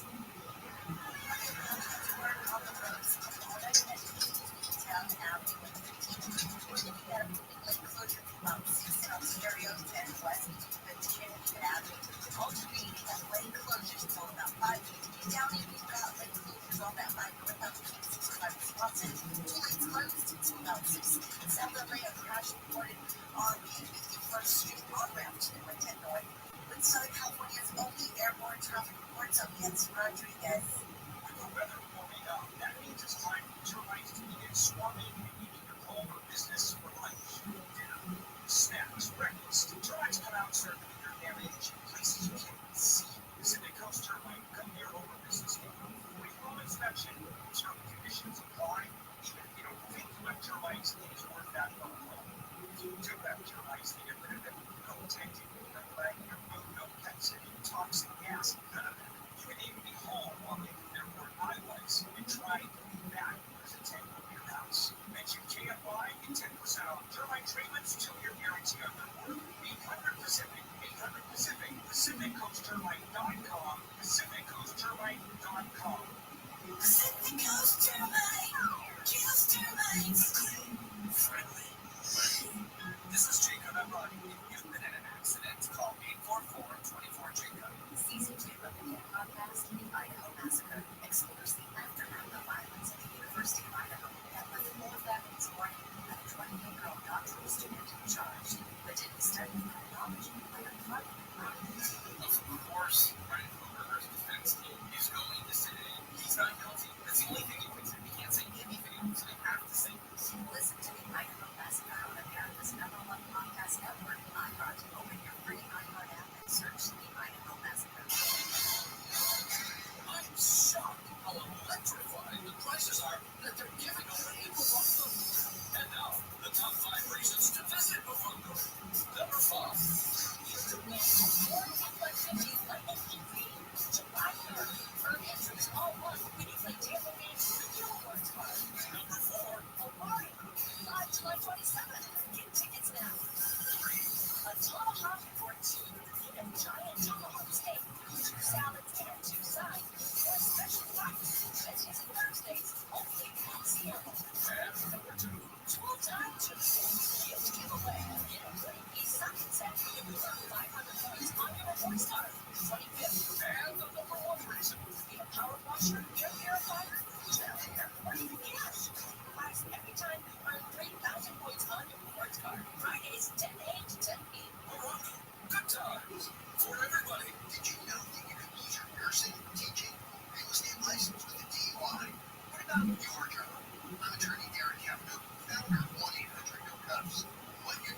and it will hurt you. Call 1-800-NO-COPS. That's 1-800-NO-COPS. KFI AM 640. You think of all the germs that are on those Bibles. I see. Trying to explain why you didn't go to church last week. Because you're afraid of germs. Did you go to church last week? When's the last time you went to church? Gary and Shannon. I'm glad you're keeping up with your faith. I'm also not afraid of the germs on the Bibles. 5, 9 to 1 p.m. on KFI. And on demand anytime on the iHeartRadio app. This is Jacob Everett. If you've been in a truck accident, call 844-24-JACOB. KFI AM 640. More stimulating talk. This program has been pre-recorded.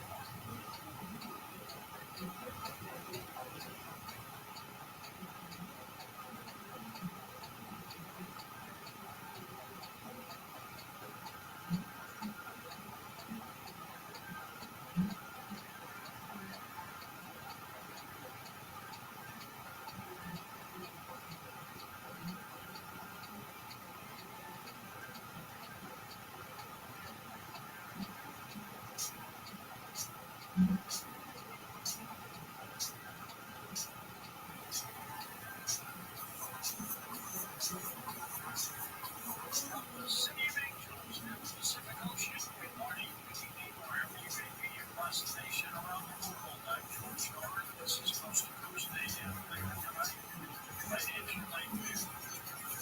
U.S. cities are breaking decades-old temperature records as a heat wave stretches from central to eastern parts of the country. What officials are warning could become a deadly weather event. This remains heating up from Indiana to sweltering advisory of excessive heat warning by the state of Russian President Vladimir Putin has landed in North Korea for a rare visit that signals the two countries keeping alignment. Moscow's aim to source weapons from North Korea to sustain its war in Ukraine. Here's Dr. John Curtis, online columnist on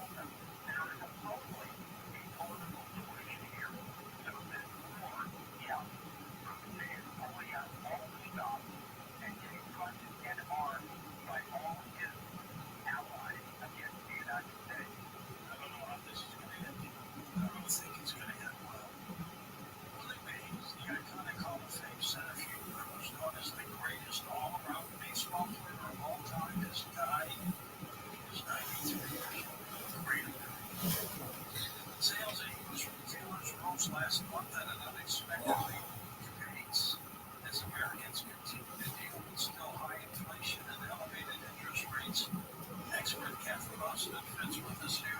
Yes, people are still holding back, Catherine.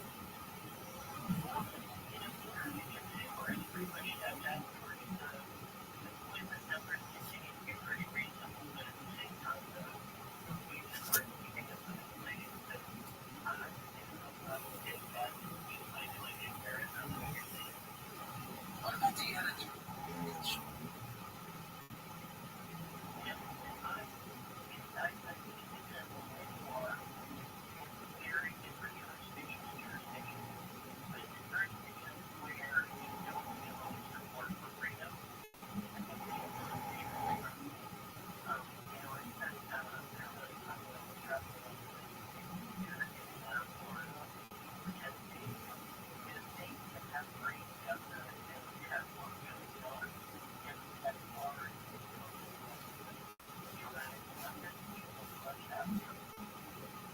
Catherine, sticking with us.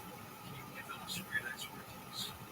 A mysterious monolith has appeared in the desert north of Las Vegas. We have that story in the Coast to Coast highlight.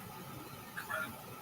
Los Angeles Police Department says the shiny reflective structure similar to one found in Utah years ago was spotted by a search and rescue unit near the Gaspee over the weekend. This is very strange. And skipping a few wheels each one to help you fight cancer? It might sound far-fetched, but research suggests that one type of intermittent fasting can actually boost your body's natural ability to defeat cancer. That's just one of the stories we'll be talking with pharmacist Matthew Weeks about in a moment. Critical health news.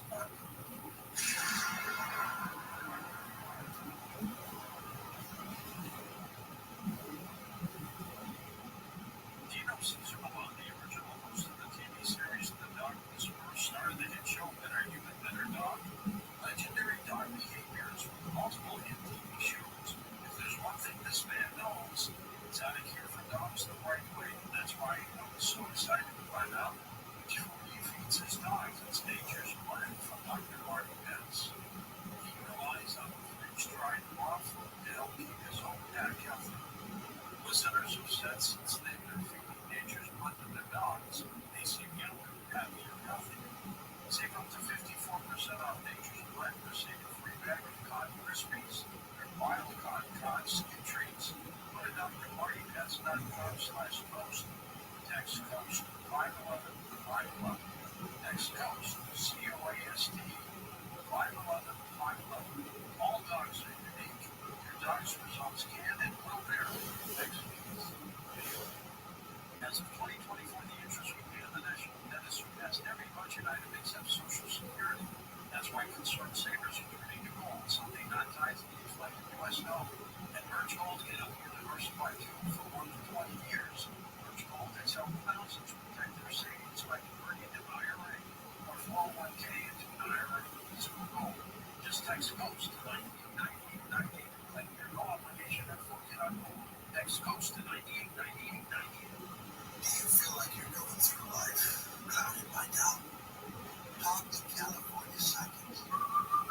Our trusted premium psychics are available 24/7, and we guarantee there's no margin. So, download this or connect with us at CaliforniaPsychics.com.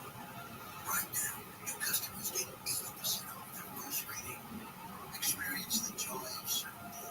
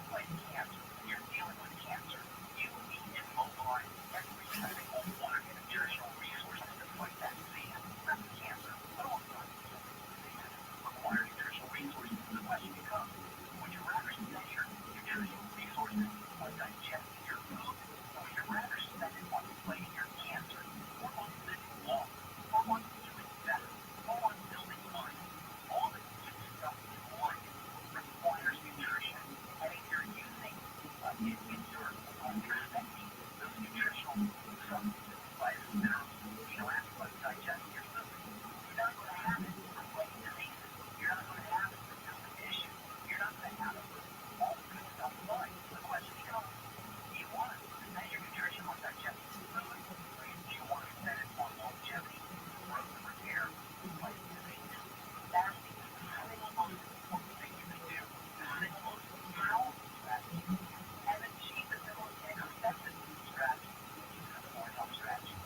But live longer, feel better, feel chronic degenerative diseases. The choice in Europe, 51% of Americans have chronic degenerative disease in this country, and almost 30% have two or more chronic degenerative diseases. So this is a horrible, horrific situation that we're dealing with in terms of our health. I like to follow Jesus, I like to follow politics, but none of that is important when you're dying of disease or when you're suffering from some kind of chronic ailment. All of which is modifiable, controllable by simple strategies. Changing what you eat, getting on a good nutritional supplement program, exercising, meditating, connecting with spirituality, working on thought. All of these things have such powerful impact, have such powerful impact on our life, and we have to medicalize everything. This is really the problem with our health. With our health situation, we think it's a medical situation. Health is about lifestyle. With the exception of course, trauma, any of the accidents which happen, inevitable things that are very personal, or being alive. Those happen, and that's what medicine should be reserved for. And they're very good at that. They're amazing at that. They can stitch things back on, and they can repair things, and they can heal bones and aneurysms and all kinds of traumatic injuries. But when it comes to diabetes, when it comes to gastrointestinal health problems, autoimmunity, mental health issues, inflammatory issues of all kinds, the medical model is helpless. It's not set up for that. It's like, George, we have a carpenter. He's the best carpenter in the world. He can build the best cabinets in the world, the best furniture in the world. And you say to him, I want you to fix my transmission in my car. He's going to take a hammer, and he's going to take a nail, he's going to try to fix your transmission, and actually he's going to destroy it. This is the situation we have when it comes to the when we interact with medical models. People with diabetes or obesity or skin problems. These are non-medical issues. And really, this is a mindset and a paradigm that we have to get into our heads that our health challenges, in large part, are about how we live our lives and start with food. It's not a single chronic health challenge. It is not related to the intestine, to bacteria in the intestine. That's what's called leaky gut. And I'm talking cancer. And I'm talking about diseases like cardiac. I'm talking autoimmune. I'm talking movement disorders and neurological issues, including dementia and Parkinson's disease. These are all intestinal issues that are associated with the microbiome, the bacteria that live in the intestine, the bacteria that are translocated in the small intestine. The condition is called SIBO, intestinal small intestinal bacterial overgrowth. There's the gut, and the release is a secretion of a molecule called insulin that is released into the bloodstream and is linked to every single chronic disease there is, including cancer and heart disease. And by working on intestinal health, which of course starts with food, you can immediately, I'm talking immediately, on day one, start to solve every single chronic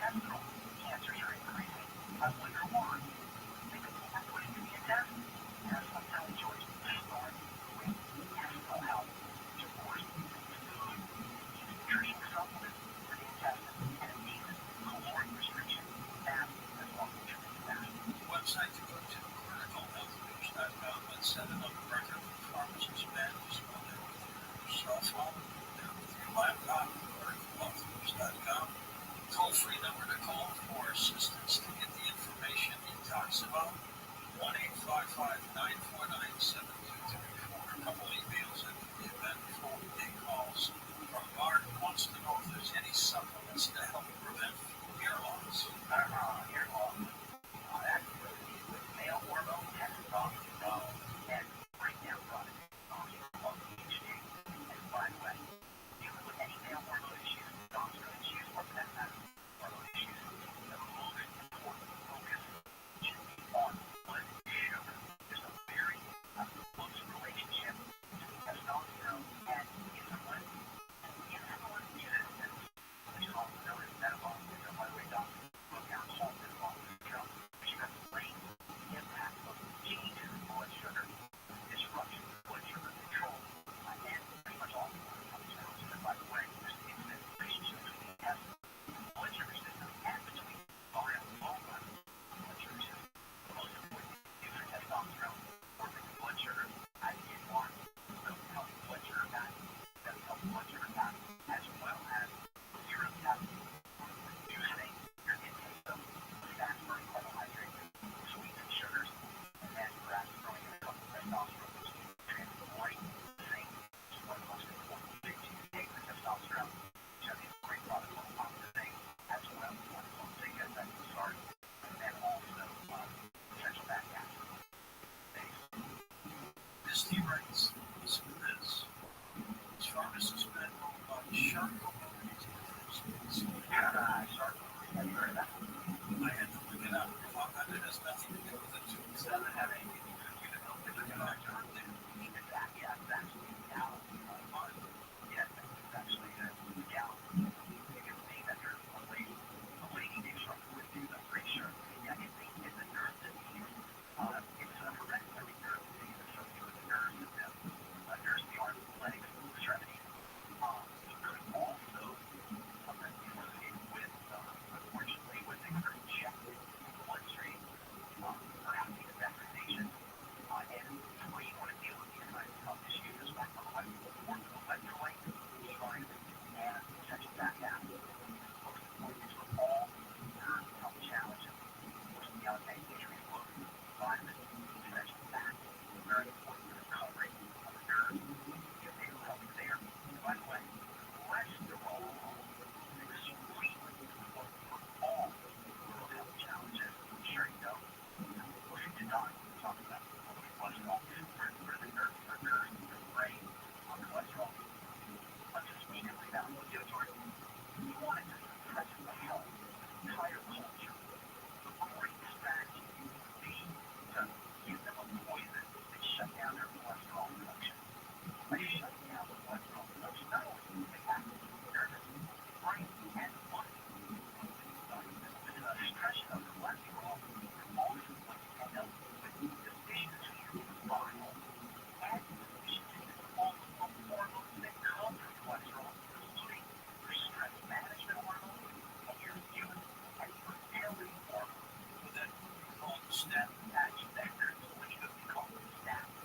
I can think of no better way to suppress the health of the culture than to poison the production of the most fundamental molecule in the body, which is cholesterol. Make no mistake about it, George. It is the most fundamental building molecule in the body, and it is the molecule that makes atoms different from planes. Plants don't make cholesterol, animals do.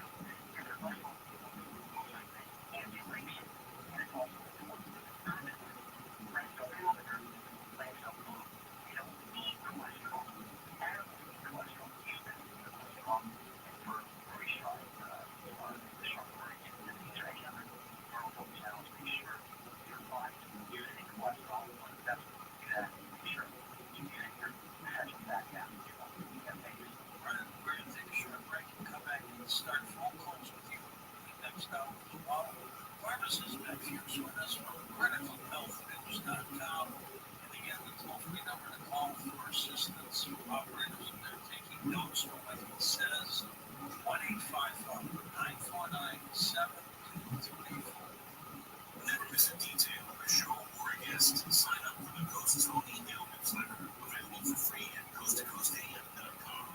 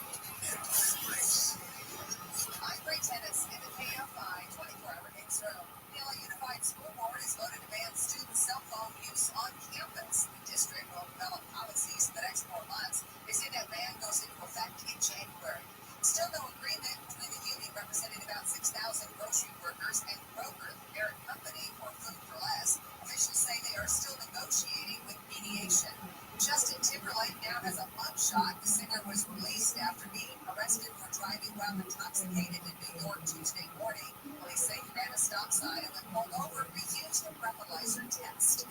And Amazon MGM Studios says a sequel is in the works for the Star Wars parody Spaceballs. Snowflake weather from KL5. Mostly sunny skies coming your way today. We'll see highs topping out in the low mid-80s. Right now, 63 in Santa Ana, 62 from Brea, and 62 in Topanga Canyon, and 56 in Temecula.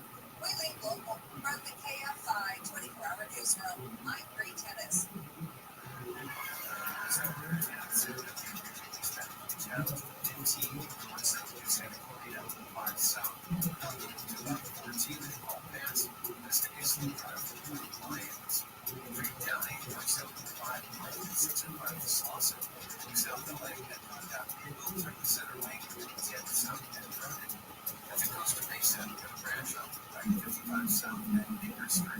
Southern California's only airport traffic reports. I'm Rabbi.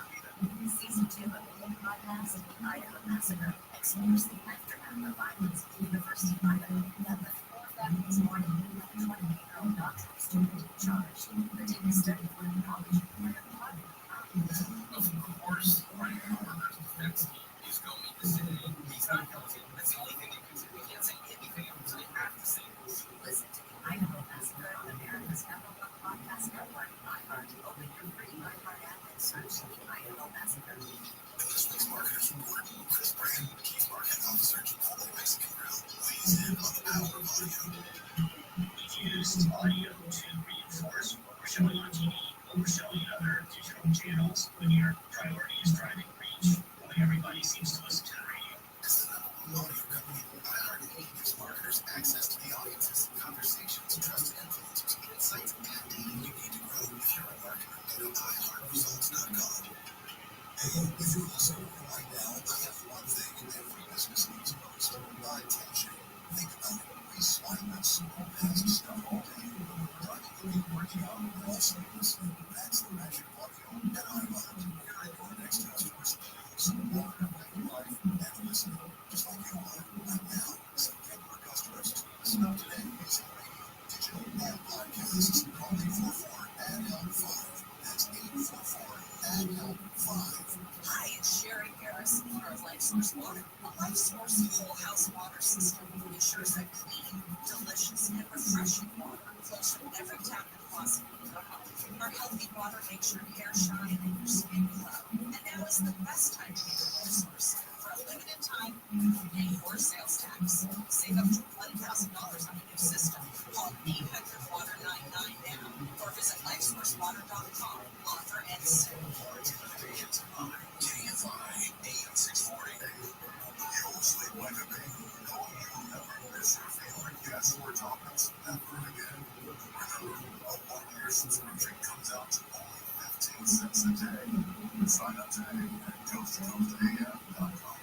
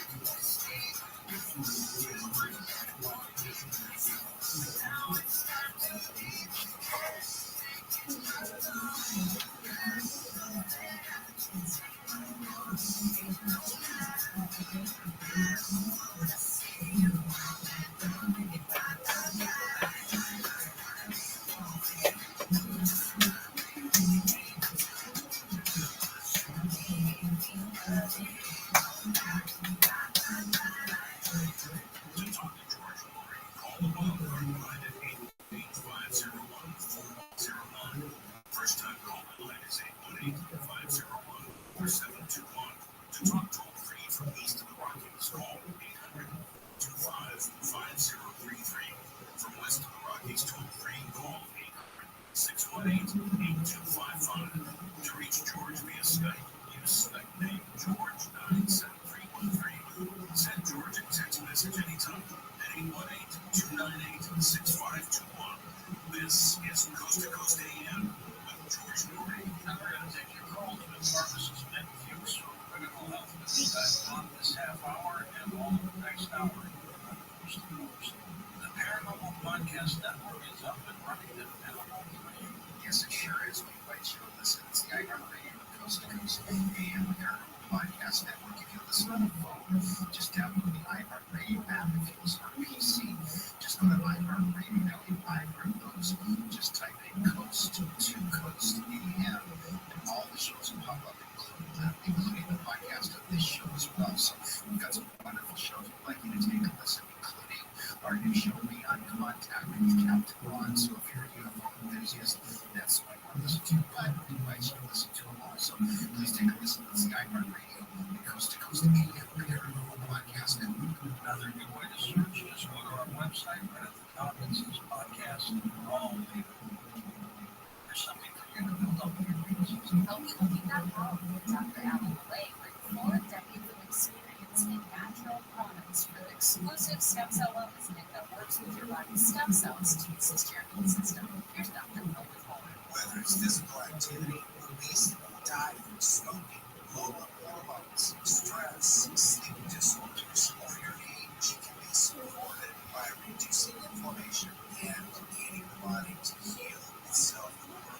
Stem cell is a cell waiting to be told what it needs to be. If there is inflammation, that inflammation needs to be stopped. High blood pressure, high cholesterol, kidney disease, various types of cancer, depression, autoimmune disorders, osteoporosis, and fatty liver are chronic signs of inflammation and can be aided by supporting the body's ability to protect those cells that it needs. And that is the purpose of InStem and Adaptostem together, supporting the body to be the best it can be. Dr. William, how will it feel after taking Adaptostem and InStem? The InStem is going to have an immediate effect, but I tell you, your immune system is starting to function better after 24 hours. You put Adaptostem along with it, and most will feel within 30 minutes. Order now at HealthyLiving.com. The Stem Cell Wellness Kit with Dr. Blake protects your body's stem cells and will make you feel better faster. The Stem Cell Wellness Kit with Adaptostem and InStem and your 3 gift relax songs only available at HealthyLiving.com or toll free at 800-563-3980. That's 800-563-3980. Don't forget to send your promo code George for free shipping. George's Stem Cell Wellness Kit at HealthyLiving.com. That's HealthyLiving.com. Do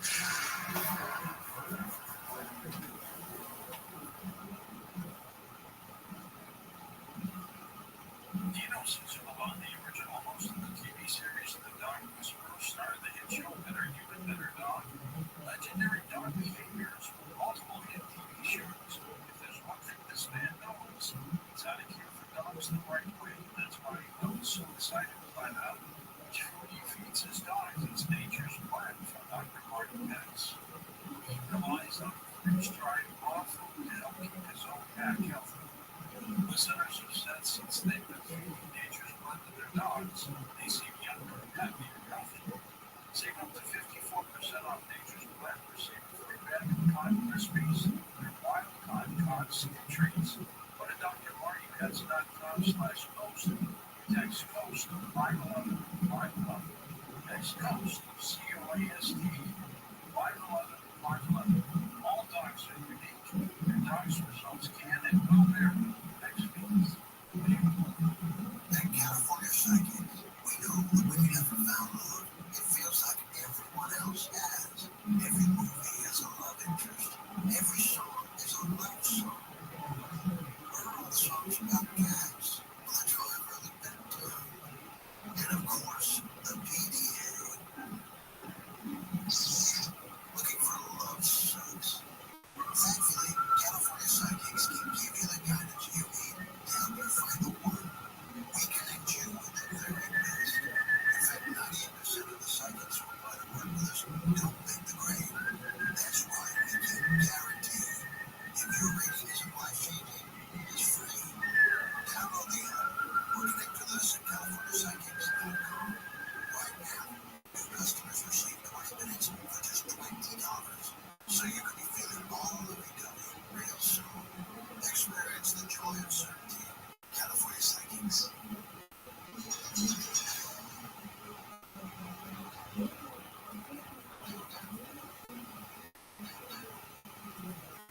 Now,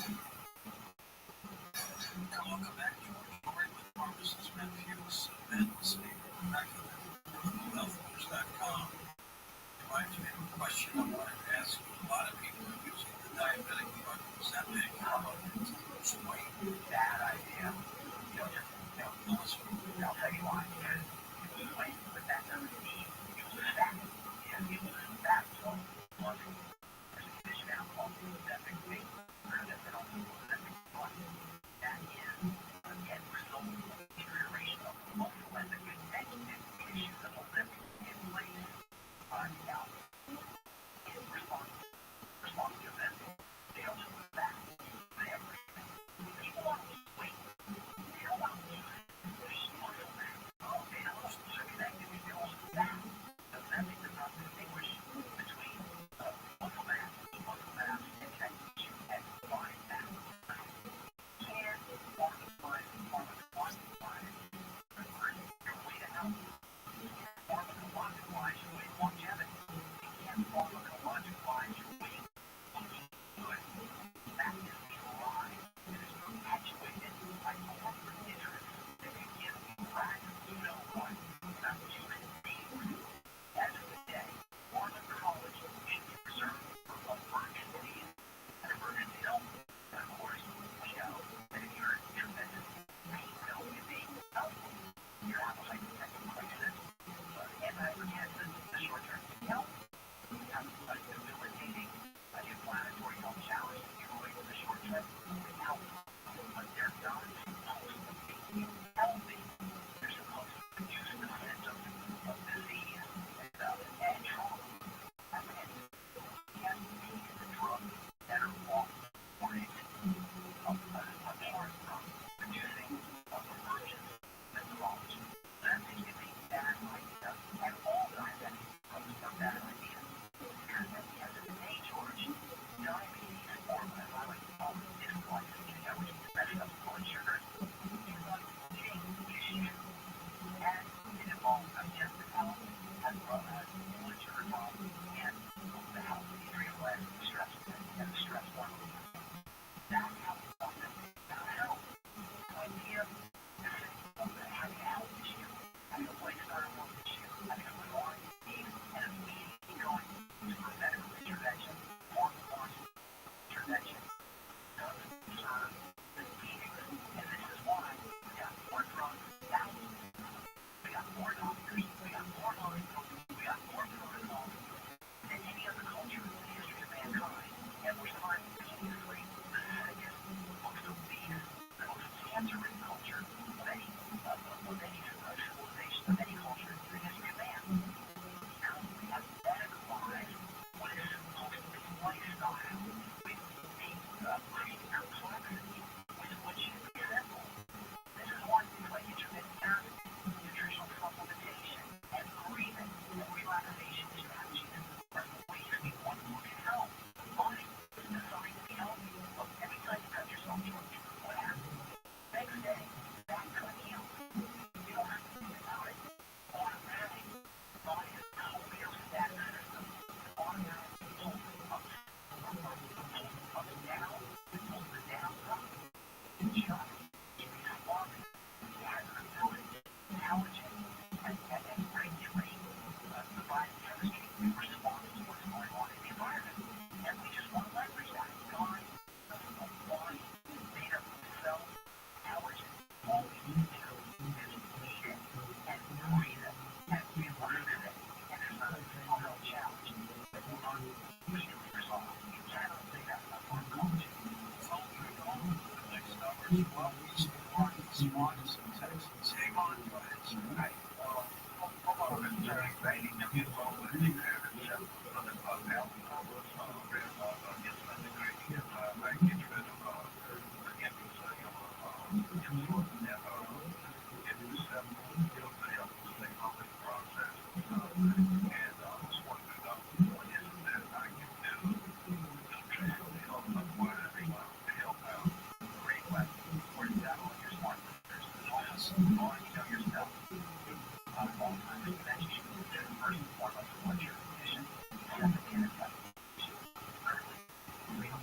stress is less stressful. So what you want to do first is say, let's look at the blood sugar system.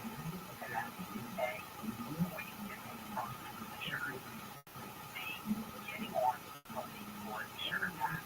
That's you get on the healthy blood sugar path. That's you're going to know your results that you want. I used to get my dad is Alzheimer's. I used to visit the nursing home and I used to be on injury. And let me tell you something. As I used to bring the beyond injury, I could touch the clarity of that into a dollar step. The nurses and the folks in the nursing home, they didn't want to use the beyond tech injury. That's a small it in. But having the three beyond tech injury, I noticed a difference. So get your mom to help blood sugar pack. Start using nutritional support. That is by reducing her intake of fat free carbohydrates. A lot of they feed you nursing homes bread, cakes, the pasta, the rice, and potatoes, and replace it with things like bone broth and organ and fish, seafood. Seafood especially is high in omega fats, which are very important for the brain. And then to help you blood sugar pack, and I will ultimately throw in ultimate niacin. You know, George, one of the signs of niacin deficiency is dementia. You gotta wonder how many folks are in nursing homes suffering with dementia when it's really nothing more than a simple niacin deficiency. One of the most important brain health products, ultimate niacin. So I would get your mom to help you blood sugar pack. Throw in ultimate niacin. Not most of the product called I-20s. Oh my God, dude, that stuff is a mere Red Bull. You know, we were talking earlier about small intestinal bacterial overgrowth. So you have, you've heard of microbiome bacteria inside a critical large intestine. They're not supposed to live in the small intestine. Bacteria. When bacteria proliferate in the small intestine, problems arise. Bacteria secrete chemicals into the bloodstream. It can cause inflammation in the intestine. There's also a condition called leaky gut. Fried fat exacerbates that. Fried fat is also inflammatory for digestive lining as well. Components like gluten and lectin that are found in vegetables and they're not grains as well as vegetables. All compound to cause diseases. Ammonia, like cysteine, which we talked about earlier, aldehyde, bacterial particles, and then you're on. I-20 is a good diet called vitamin A, and it kills those bacteria that live in the small intestine. It's called SIBO. By killing those bacteria, we get the gut can heal itself. Leaky gut, all of a sudden, associated with the resolve. I-20 is a very high-tech warming egg with a gives you chicken, they don't give a chicken with various bacteria that you can use antibodies from that egg. And the egg is powder. A powder is called hydrogen egg, loaded with antibodies to kill the bacteria that SIBO. Let me tell you something, George. Every single chronic health challenge, whether it's autoimmune, whether it's dementia, movement disorders, whether it's cancer, whether it's heart disease, any chronic health challenge, all of those back down to leaky gut. Leaky gut helps you back up to all of that bacterial overgrowth. SIBO. If you haven't heard about SIBO, you're going to be hearing about it because more and more it's being recognized as a cause of all chronic degenerative diseases. I-20 said is a miracle product for killing those bacteria, helping resolve inflammatory conditions that are related to leaky gut. Always SIBO. In addition to calls or taking text and tweets, Carl, what do you have?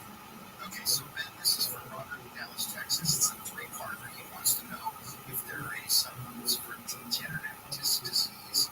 He wants to know about bone demineralization. And then he wants to know if he thinks he has hyperkyphosis. Hyperkyphosis. Correct. Heard of that.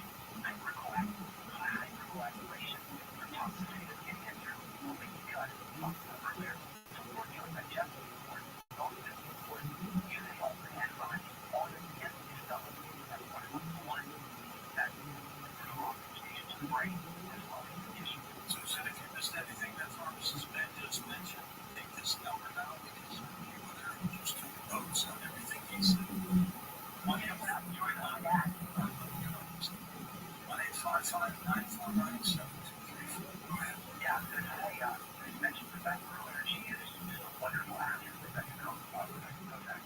She does shows every day, 1 p.m. Mountain Standard Time, called Dealing with Don. Now, it's still calling and actually talk to Don. Rebecca, I just saw every Friday, Martin's Friday. It's a great way to interact with Don. Debbie Kodak. When you Jeffy really fast, you can't get through tonight. Don is on, get on Dealing with Don program every day, Monday through Friday, 1 p.m. Mountain Standard Time. Dr. Stories, and I do it on Friday. Interact with Don. That's don't stop. She's just a wonderful actress, and Jeffy. And all but if ask 12 questions, you didn't get Jeffy. It's all about, by the way, we're all anyway, you'll say, love health, love nutrition. We'll teach you about health. We'll teach you about nutrition. We'll teach you about supplementation. And you can help them. You can help yourself. And you can help your loved ones. And you can explain. All right, we're going to come back and take another 5-hour call. Pharmacist Benfield. Always on your phone. The newly Hamilton Coast website is now optimized for mobile users. Just put your iPhone or Android browser to coasttocoastam.com and enjoy.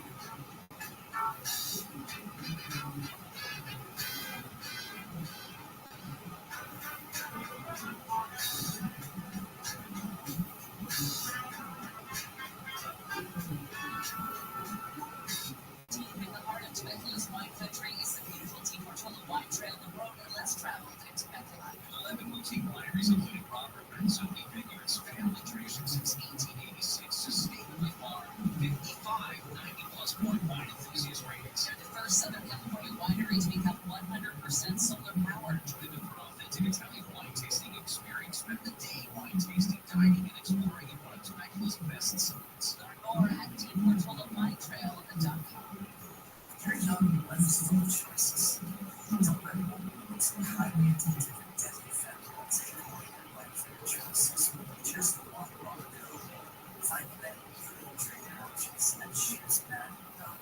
Just being arrested for DUI, convicted or not, makes the DMV try to suspend your license, and you have only 10 days to stop them. That's not fair. Call 1-800-NO-COPS. When you know can and will hurt you. Call 1-800-NO-COPS. If you have rats in your attic or walls, don't make the mistake of putting out points and wasting money with a company that charges you monthly to check route traps. I have proof for a one-time fee. Rolling Stone. Like that, if I had seen all that entry points, trap and remove all rats, sanitize your attic to remove any nasty viruses, and replace all rat nest-infested attic insulation. Rolling Stone is so confident that they can stop your rat and mice problems that they provide a lifetime guarantee. Read all the 5-star reviews on them. If you have rats or mice in your house or business, call Rolling Stone at 800-290-5343. 800-290-5343. We provide fast, friendly, and effective rodent control solutions throughout Southern California. Plus, our technicians are clean, friendly, and always on time. To stop the rodents, call Rodent Stop at 800-290-5343. Open 24 hours. Call 800-290-5343. We go through all that's going on, so that we can tell you just that you need to know. Our iHeartRadio Music Festival presented by Camo One. Coming back to Las Vegas, September 20th and 21st, streaming live only on Hulu. Big Sean, Tina Toledo, Doja Cat, Gwen Stefani, Dear Heatherman, Youth on the Block, Darren Moore, Shabuzi, The Black Crows, Thomas Bennett, Victoria Monet. Get tickets to our 2024 iHeartRadio Music Festival presented by Capital One right now before they sell out. Access.com. All the good stuff. Gibbs keeps you on top of pop culture. Aaron Morris is real honest bisexual. Texas-born country and pop crossover singer-songwriter posted 7 memes and observations on her Instagram with the caption "Happy to be an LGBTQ+, Happy Pride, great June." The post received more than 22,000 likes in its first 24 hours, overwhelmingly positive and supportive comments. Aaron Morris is only one celebrity to come out as a member of the LGBTQ+ community in 2024, following actress Sophia Bush, Tom Hollinger, and choreographer and singer Daniel Bedingfield, commenting on Tom Wilson. and Vice Mercury all around Central. Alright. And then what's poppin'? I'm Cats on iHeartRadio. The free iHeartRadio app is number one for music, radio, and podcasts all in one. Discover a new podcast from our library of over 350,000 titles. Here's an iHeartRadio podcast preview.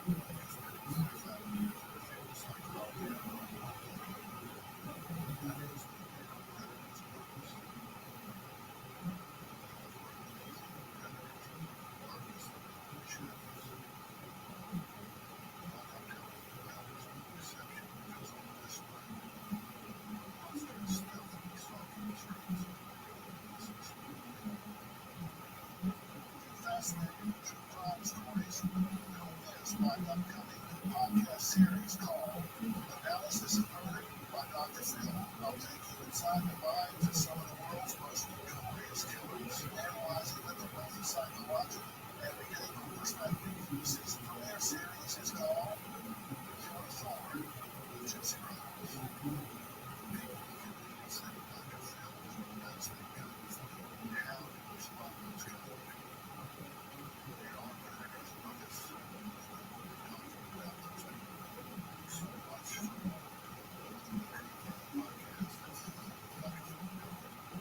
Analysis of Murder by Dr. Phil. Listen and follow this podcast for free on the iHeartRadio app. Number one for music, radio, and podcasts all in one. All the good stuff. Yeah. Camps keeps you on top of pop culture. Switching up the rates and a handful of markets less than time. CW, and lots more this fall. London markets include Chicago, Detroit, Miami, Tucson, and Virginia, as well as some channel affiliations with Portsmouth, Lafayette, Louisiana, and Santa Barbara, California. This election gave the first to Detroit, first replacement station standing network for less than 2 months. CW being stations that are operated by majority owner Nightstar, who's in the elected markets, or affiliation deals expected to be announced. Alright, and that's what's poppin'. I'm Cats on iHeartRadio. iHeartRadio is here with a new way to enjoy our public play. Energy consumption is a primary contributor to a changing climate, producing around 27% of greenhouse gases in the United States. Save money and energy at home by turning off your computer completely before you go to bed. Brought to you by iHeartRadio Earth, the National Environmental Education Foundation. To find more tips for smarter and sustainable living or take action in your home, go to iHeartRadio.com/earth. Americans are pumping the brakes on spending. Commerce Department's retail sales growth just 4% last month as inflation keeps shrinking pocketbooks. Retail sales include spending on things like food, cars, and gas. There was a small spending increase on used phones, pencils, sport goods, and books. LG Electronics and Charge are joining forces to ramp up production of electric vehicle charging stations. Not 97 has more. Companies announced a partnership Tuesday with the new stations expected to be installed sometime this summer. And as more importantly, the combination of LG's hardware and ChargePoint software, LG broke into the U.S. EV charger market earlier this year after opening a factory in Fort Worth, Texas. ChargePoint currently has over 300,000 stations across the U.S. and Europe. On that back said,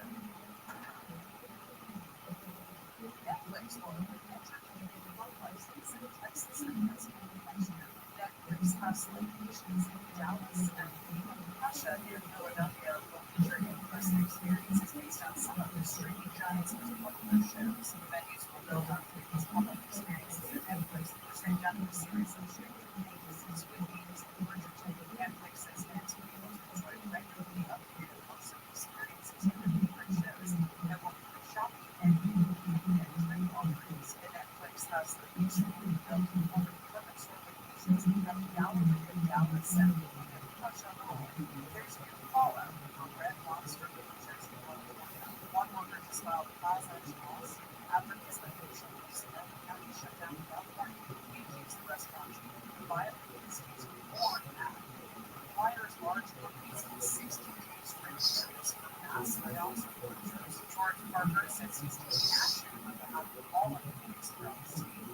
Consumer Business News, Aaron Rao, NBC.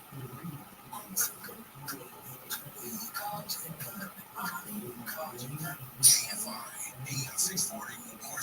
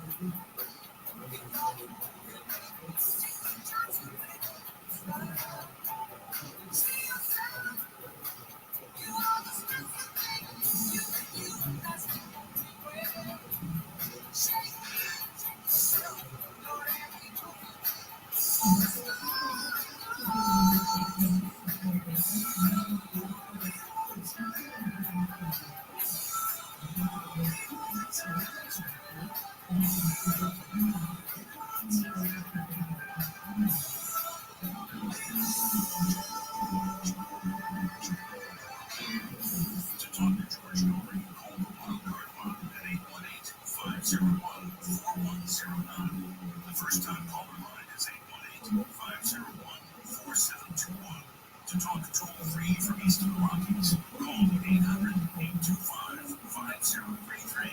From west of the Rockies, toll free, call 800-618-8255. To reach George via Skype, use Skype name George97313. Send George a text message anytime at 818-298-6521. This is Coast to Coast AM with George Norrie. They just about set a record with pharmacist net views in the website indicated on criticalhealthnews.com. Criticalhealthnews.com. Be back with pharmacist net and your calls in just a moment. Coast to Coast AM. You know Cesar Millan, the original host of the TV series The Dog Whisperer, starred in the hit show Better Human, Better Dog. He's a legendary dog behavior host of multiple hit TV shows. And if there's one thing this guy knows, it's how to care for dogs the right way. That's why we're so excited to find out which food feeds his dog. It's Nature's Blend, Dr. Marty Pence. Join Cesar Millan relies on this freeze-dried raw food to help keep his own pack healthy. Makes you feel even more excited when you feed your dogs. Listeners have said since they've been feeding Nature's Blend to their dogs, they seem younger, happier, healthier. It's not quite messy and easy to prepare with no wet pouches to squeeze. Tom Dan Eisner, of course, has a dog named Freddie. Freddie is marvelous. I love Freddie. He's a little Maltese, and anybody knows that Maltese are pretty finicky ears. Well, if you walk into my house, one of the first things you see is my supply, actually Freddie's supply of Dr. Marty. And you read it, not yet, I haven't. And then it's right there on the chair, you can't miss it. Freddie's getting the food he needs, and really, I couldn't be happier. And Ben knows how much I care for Freddie. So, folks, you should really try this unique blend. All you need to do is go down to Dr. Marty. That's .co. Save up to 54% off Nature's Blend. Receive a free bag of cod crispies. They're wild cod skin treats. Go to drmartypets.com as Tom mentioned /coast. Text COAST to 511-511. Text COAST, COAST, 511-511. All dogs are unique. Dogs' results can and will vary. Next things.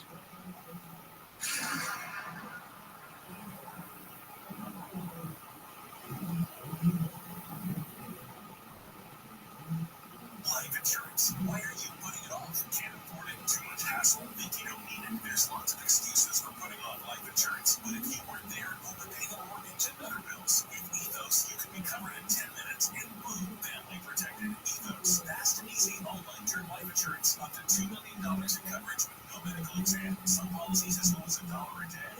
Answer a few health questions and get your free quote at 10ethos.com. That's 10ethos.com. Suffer from headaches, general inflammation, or arthritis. Millions do while taking traditional drugs engineered to treat symptoms and creating ongoing sales. Introducing 5-1 5-oxide device using pulse resonance frequency to achieve study back results on par, or in many cases better than traditional drugs. Magnetic frequency therapy. Whose founder happens to be a rocket scientist, not a sales scientist. Study data called 10 Fives, now for only $249 at NoDrugTherapy.com.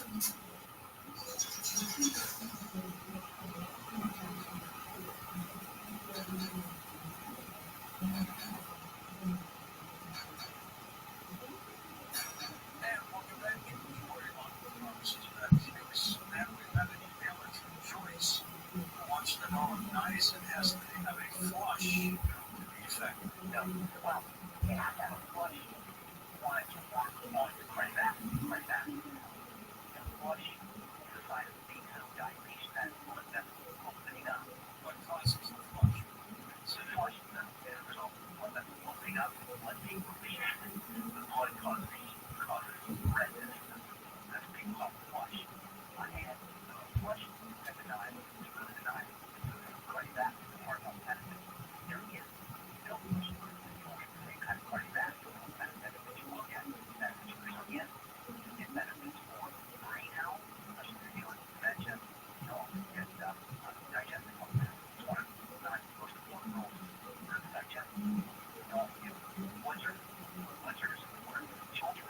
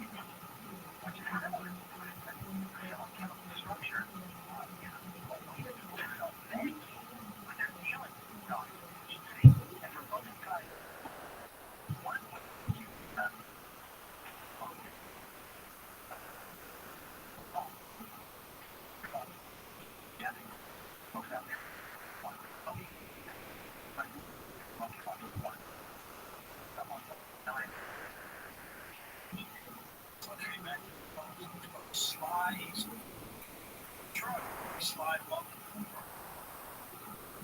Money get them how to go slide. You can help me borrow me my birthday. Birthday gift.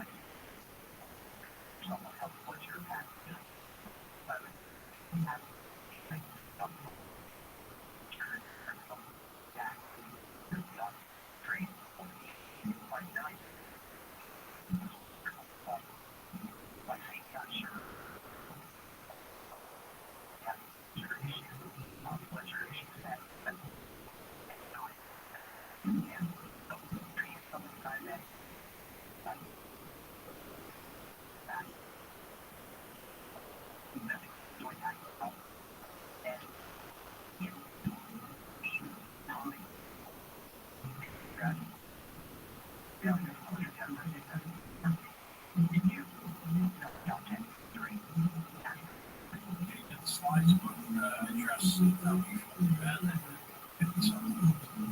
Very nicely. John and no double boy, take it away. Hi, John. Yeah, guys, thank you for taking my call real quick.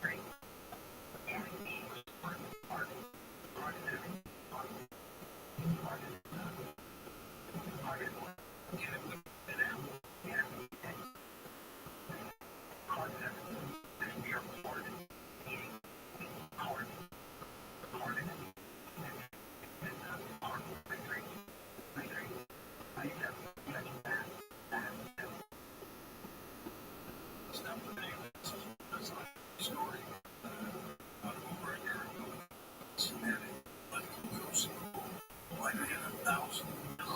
Half dead. Awesome. Hey, Courtney, go ahead.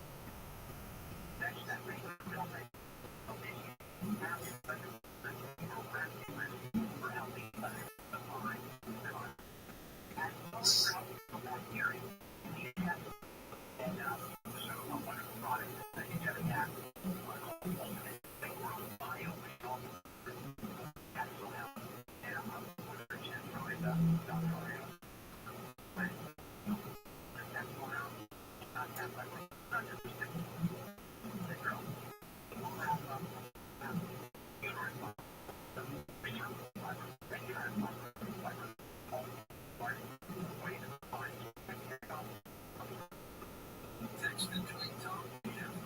And from South Dakota, please have the pharmacist talk about the things too about painful neuropathy. Yeah. Explain what that is. Yeah. Nerve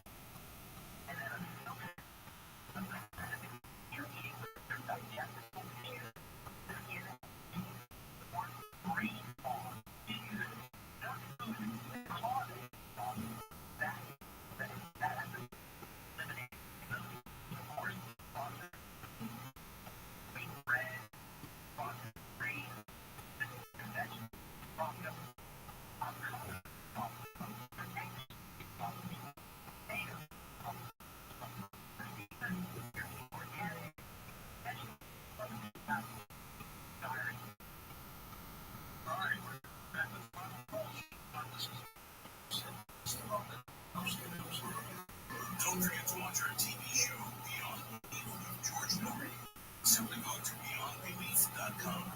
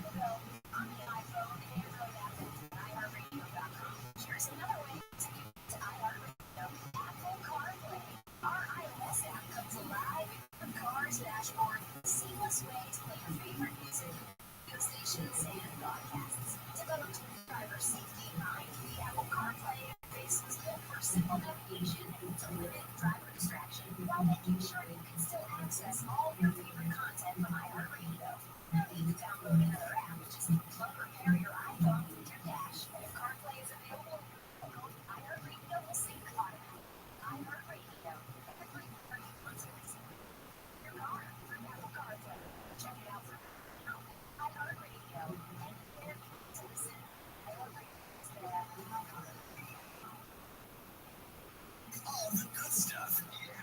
Camps keeps you on top of pop culture. Call supply and demand are more.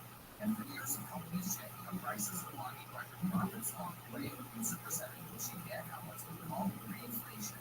Shoppers are looking for less expensive alternatives to artificially high prices, and some chains are now being lost market share. While Michael started Amazon Fresh to reach all the giant food grocery stores among retailers that have announced sweeping price cuts. Customers demand massive giants McDonald's Burger King and Wendy's are also feeling the heat. Each introduced a slate of discount menu items. Once price cuts comes as the payroll of economics found that corporate profits soared 3.9% to a record $2.8 trillion in the fourth quarter of 2020. Stunning 9.8% spike for all of 2022. While wages as a whole rose 4.4% last year, this is over 2 decades. The trend shows CEO pay skyrocketing again to 11.3%, with similar jumps for other officials. Fine. That's what's poppin'. Yes, iHeartRadio.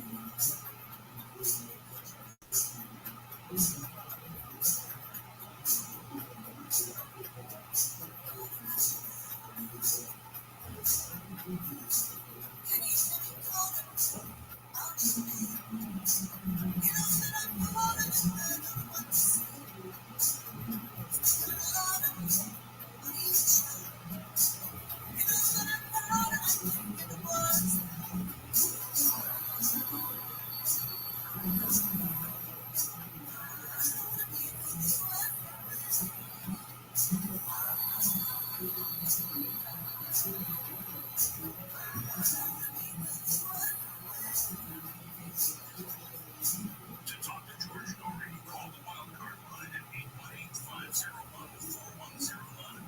The first time caller line is 818-501-4721. To talk toll free from east of the Rockies, call 800-825-5033. From west of the Rockies, toll free, call 800-618-8255. To reach George via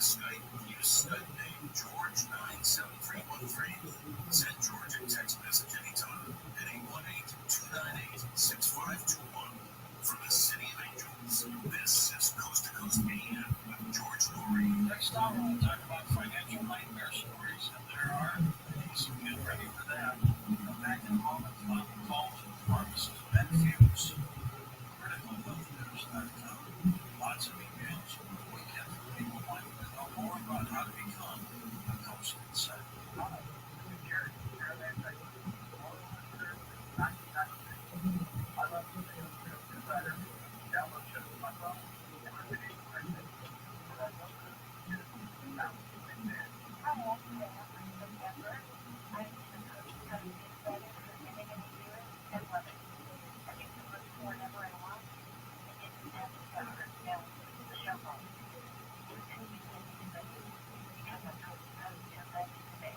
This is Jack. I'm a Ghost Insider, and I love the show. I can replay the show from the night before anytime with the show archives. All of the guests are very informative and super entertaining. Sign up to become a Ghost Insider today. You'll be glad you did. Sure will. A couple ways to sign up. You go to our website, ghosttoghostam.com, and just click that. It says Insider, and fill out the info on your end. The other way is to download the Ghost to Ghost AM app to your phone. Through the app, sign up that way to get 2 weeks free. So take advantage of that as well. If you live in Canada, you can become a Ghost Insider now, so take care of that. There's something for you on the stage. If you're looking to lose some weight, learning the science of weight loss versus just counting calories is the true secret to White Magic drops and capsules. Here's product creator Dan Button to explain how insulin management is the key. Everything from the spot is focused on less calories. What a lot of people don't realize is one of the most important things you do is less love. We just get a group of people that are going to go to the level of eating over that and then go into the fat. The answer is yes, you just make the body have a mechanism that actually shuts down the energy in the fat. You have to feel that insulin or it can be very difficult to follow this body to convert the fat. So tell me about Weight Magic drops. We have absolutely Weight Magic drops. Our method is to control insulin, make body insulin sensitive, also to have an exact diet that you control insulin levels. So that is about the follow the diet and the body into the fat free. Dan, Weight Magic capsules help resolve a problem most overweight people have going against them. What is that? Your body temperature is fat. People have like that is your metabolism. If it is suffering, you created the Weight Magic drops. Insulin also lets you live better. Weight Magic capsules increase that metabolism. Not uncommon. Some people lose a half a pound to a pound a day. So it really is the perfect duo in that way. Find George's Weight Magic drops and capsules now and shed those pounds. Order now at healthylooking.com or by phone at 800-595-7490. Free shipping with promo code George. That's healthylooking.com or 800-595-7490. George's Weight Magic from healthylooking.com.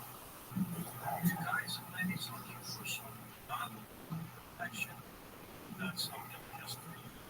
The hero products for that is designed for families and individuals for personal protection. Products are illegal. We're going to come back and conceal. You don't need to conceal products for it. Never urine is the highest rate allowable use already by police and security for decades. Rather than saline. Each cartridge fires ice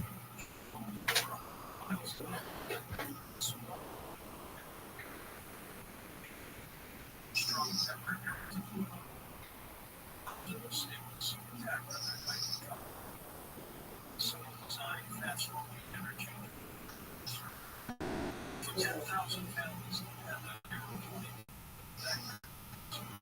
this website, get it for yourself, and it isn't. That's what the number.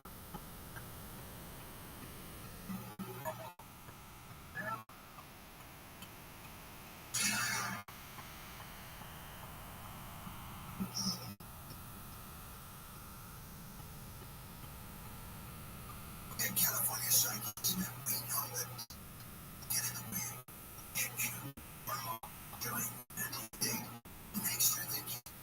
This is Kyrie. It is the light soul has more hair on his feet than on his head. Then you realize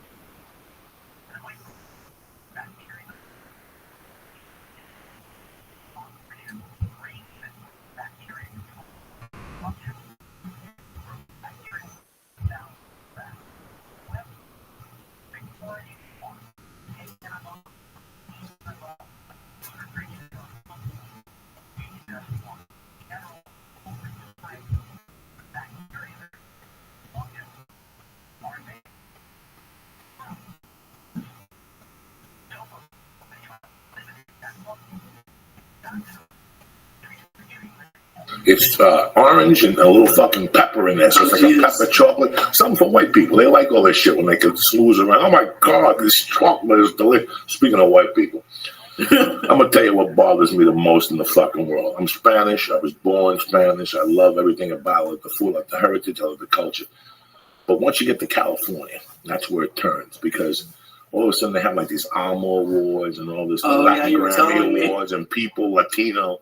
That shit has always the top 10 influential spics in the country. Andy Garcia, it's the same fucking lineup. Like Gloria makes the list twice. You know what I'm saying? That'd be a good award to top 10 most influential. Yeah, the fucking most influential Latino. These fucking spics. Let me tell you something. I'm a fucking Cuban, and I was raised Cuban. I like Mexicans. I like all Spanish people. You know, whatever. I love them.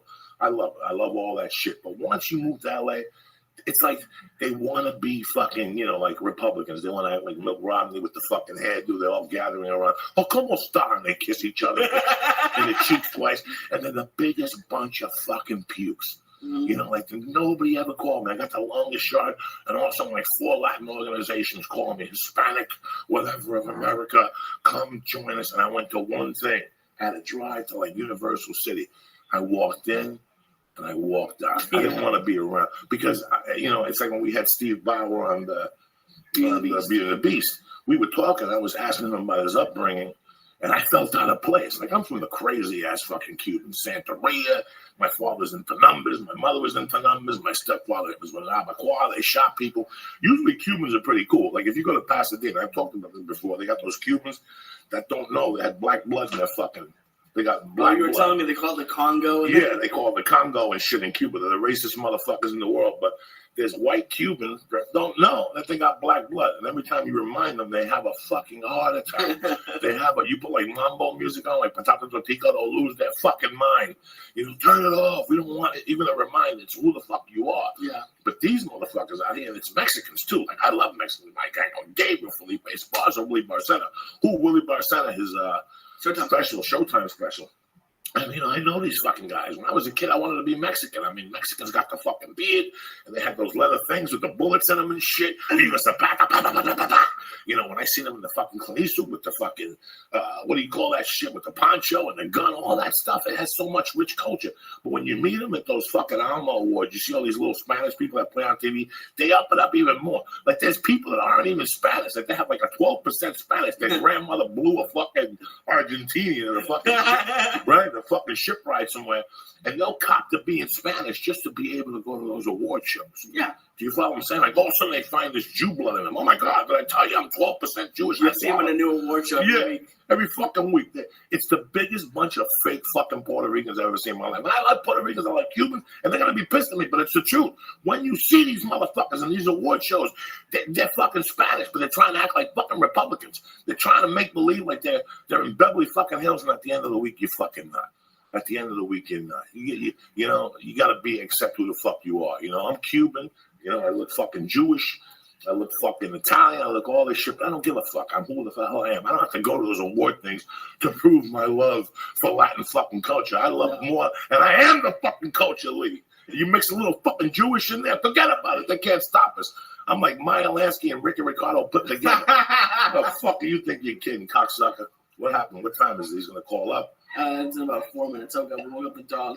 But no, it's true. Like, you show more by sticking with the culture and that. at home than when they go to the award shows and they go up to mariachi music and say hola. Yeah, they're all of a sudden they're more Spanish than anybody, and that's always destroyed my fucking inside. And I didn't know it was like that till I got fired from Telemundo. How did you get fired from Telemundo? My first fucking job I booked for after was at Telemundo, some Spanish show on Telemundo, and I went up there. I did good in the audition, but when I went up there, it was Cubans. It was the uncle from the George Lopez show. He recurred years later as the uncle. Okay. I went up there, and when I sat at the table and I spoke, they're like, "Where are you from?" They were like Miami Cubans, and they're like, "Where are you from?" I'm like, "Union City, bitch." And these motherfuckers looked at me, and then we started talking in Spanish, and my Spanish was too fast for them. My Spanish was too fucking like Cubanazo, as they call it for them.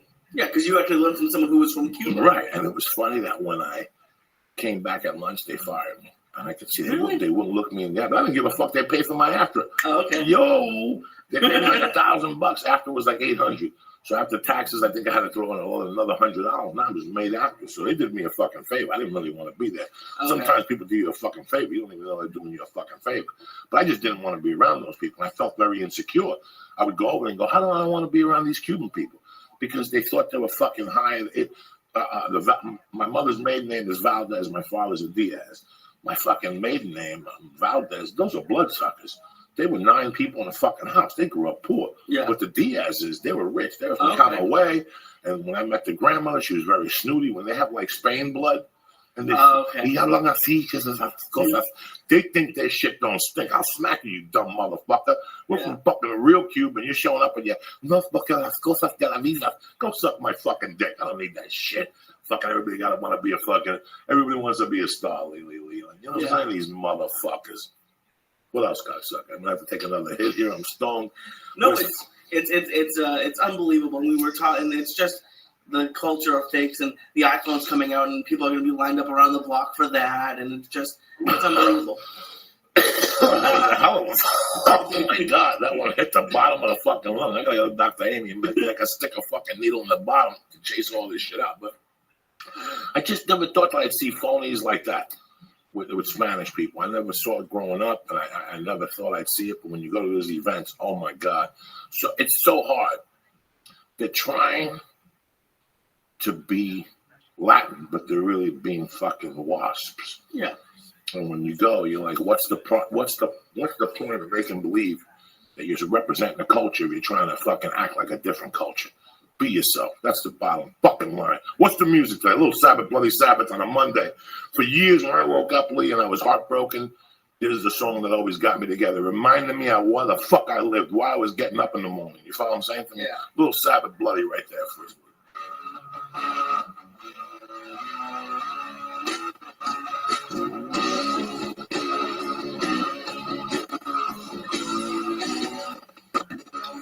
YouTube is fucking up.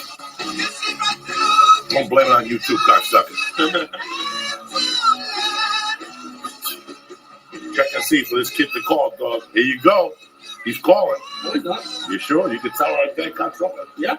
What else did you do this weekend, Lee? I got to tell you what else happened this weekend real quick. Okay. When I went to Minneapolis, I did a podcast for a guy named Tom Bernard. Oh, that was great. If people haven't listened to it, it's great. If you haven't listened to Tom, I didn't even know who the fuck Tom Bernard was. And they contacted me, and I went to Minneapolis, and they said, you know, you're in good hands. Everybody was like, you're doing Tom Bernard. This guy's fucking bad. And what I didn't know was it's one of the markets where they threw out Stern. Oh, wow. Stern's not there because this guy beat the fuck out of him, supposedly. I don't know what the numbers were or whatever. So I go to the fucking guys. First, I got to do the radio station that he does. He does like a regular radio show on Minneapolis. I do that. And then I have to go to his house to do the podcast. Wow. He had the fucking Tony. Remember where Tony Montana went to meet the Colombian? Yeah. That's the type of house he had. Oh. Bad motherfucker. Fucking a lake in the backyard. Fucking beautiful. Just a beautiful fireplace. His wife was beautiful. His whole family was there. He had like fucking 4 other people on the podcast. And it's just, I miss all that fucking home feeling sometimes. That's what I yearn for around here. That family home fucking feeling. Yeah, he must be around them all day because I listened and he says he does the radio show from home. So he never has to leave his house. No. He's like a likeness in Minneapolis, but you had to see his fucking house, how gorgeous it was.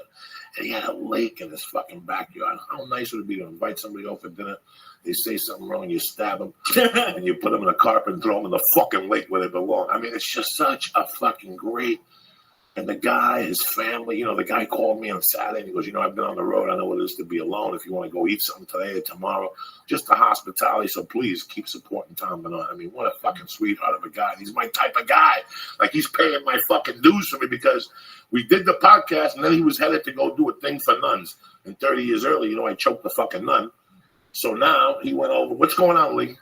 Because if I'm talking to you, you're not looking at me. I don't know what the fuck you're doing. You're looking at some guy's comments. No, I'm just waiting for the call, man. All right, brother, because I don't know what you're doing over there. You're making me nervous. You look at the fucking thing like, somebody took your thing. Uh-oh, Lee reminded me today, the occupiers are coming out. Those fucking half of them almost. But you know what? They're going to come out and go right back in once the iPhone goes out on sale. Yeah. So it don't matter. That's why they're just preparing to stand online. You know what I'm saying? Yeah, I read an article. It's like the 1 year anniversary. Yeah, it's the 1 year And anniversary. in Boston, they still have meetings, but like 4 people show up and they're all 65. Fuck. These guys couldn't fucking commit to nothing. This is like the deadheads had more commitment to these fucking jerk-offs. They really did. The deadheads had more commitment than these filthy motherfuckers. Because the same thing happened in LA. It started great. They were marching around. The TV cameras came down there. Comics started going down there. It was a big fucking media outlet. What happened? They didn't do nothing. The cameras left. And I gave them ideas. I said, this is what you got to do. You got to hit these motherfuckers in the pocket. You got to fucking take one corporation every day and take them to the fucking cleaners. Don't use them. If they want to charge for luggage or whatever the fuck it is that they want to do, just don't use them. That's what you do. But they went down there for 6 days and they stopped taking showers. They were smoking dope. Then the iPhone came out and the trust fund check came in. And bam! Yeah. There they are. Back standing online on the fucking iPhone. This country's starting to stand. They love, when I was a kid, you didn't stand online for dick. Okay, now a fucking movie. You people love standing online like you fucking Russians. What's next? You want to stand online for toilet paper? You fucking saps. I've never stood online. I don't believe in fucking standing online. Even at the airport yesterday. Even if I have a regular plane ticket, I go through fucking first class. I gotta throw you. Yeah, they're not gonna throw you. I just say I didn't know. What the fuck is wrong with you? You guys pay attention. Bro, when I go through an airport, I go in and out of that fucking airport because I'll buy like a thing. Like I'll buy like early boarding. I'll buy like the bigger seats, but I'll confuse it. I'll go up and go, I didn't know. They're not gonna send you back. Once you're in line, you think they're going to send you back? No, they process you and now you go through. What the fuck is wrong with people? You don't stand on line. You never stand on fucking line. We're all pimps. What the fuck is wrong with people? We don't stand in line for nobody unless they got a gun to you. Let's go to this club and go for you. Are you fucking kidding me? I go to Vegas sometimes. I see these momos waiting online to a bar. The one that kills me the most is that restaurant on Sunset on Fairfax, the breakfast place. With all these fake fucking people, the same Spanish people who go to those awards, they call their white buddies, and they go over to the fucking breakfast. Guys, did you people know in LA? People stand on line for breakfast, huge lines. And here's where it gets better. Right across the street, there's a bagel place that'll make a fucking lox bagel for you. That'll make your head spin with nice onions. And fucking juice shit. These dumb fucks wait online 45 minutes because years ago, what's her name? Marilyn Monroe? No, fucking Marilyn Monroe wasn't alive, you dumb fuck. The other one, you fuck. I don't know. The chick with Lindsay Lohan ate breakfast in there before court. Okay. So they fucking went there, and the cameras took us, and now all these tourists go there in the morning. They stand online. And listen, the breakfast is okay at best, And it's eggs. Yeah, it's eggs. It's fucking eggs, these fucking idiots. It's eggs. And people stand online with their newspapers like they're going to do something big. Don't stand online, guys. We don't do that shit. We're the motherfucking United States. These idiots that go to clubs with their girlfriends and wait to get picked and all this dumb shit. Are you fucking kidding me? That's one thing I've never understood. I don't like going to a club and waiting 45 minutes and going. It doesn't make sense. It doesn't make sense. And these people will you go to Vegas, you go to these fucking clubs. Like sometimes Joe, and after a fight, they'll go, let's go up here. We got to invite. I go up to these people at these clubs. I wouldn't let them in 20 fucking years ago. Bunch of housewives and shit dancing, all fat guy. What the fuck are you doing here? You're in no danger. Go back to your room and play Monopoly. Yeah. You're in no fucking danger. You're just taking a butt.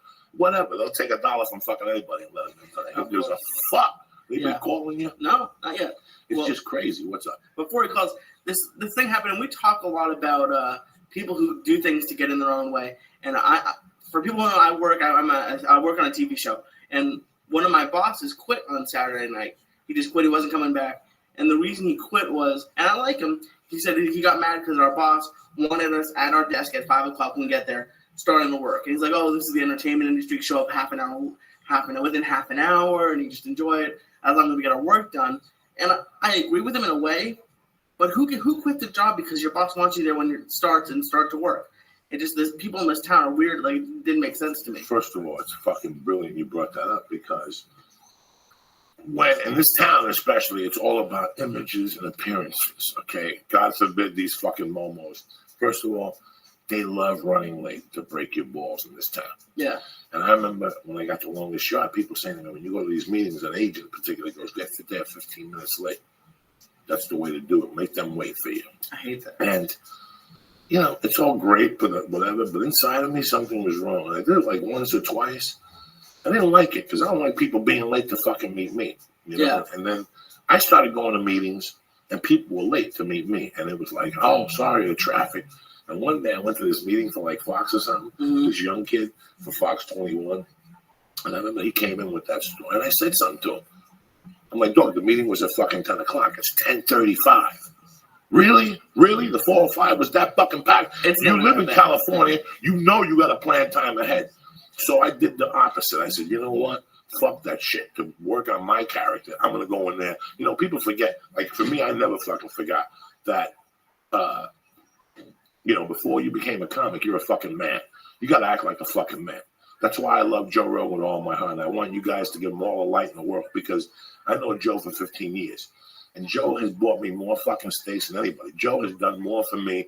And one of the things that disappointed me, people go, oh, you don't go to Comedy Store. Well, my answer is, I don't go down there because you need to close one door before you open up another one. Mm-hmm. But the truth of the fucking matter is, the reason why I don't go down there is because when they threw Joe out and Gersh got rid of Joe for jamming up Carlos, that Friday night, all these comics were going to get together and they were going to protest the Comedy Store for getting rid of him.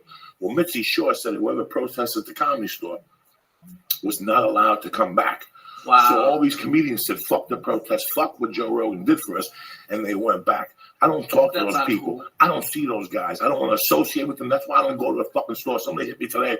We're doing a show in April. We need you at the store. I wouldn't step foot in the fucking store out of respect for Joe, because I know what Joe did. Joe stood up for all these motherfuckers. And these are the same people that were in the back of that video clapping and jumping up and down.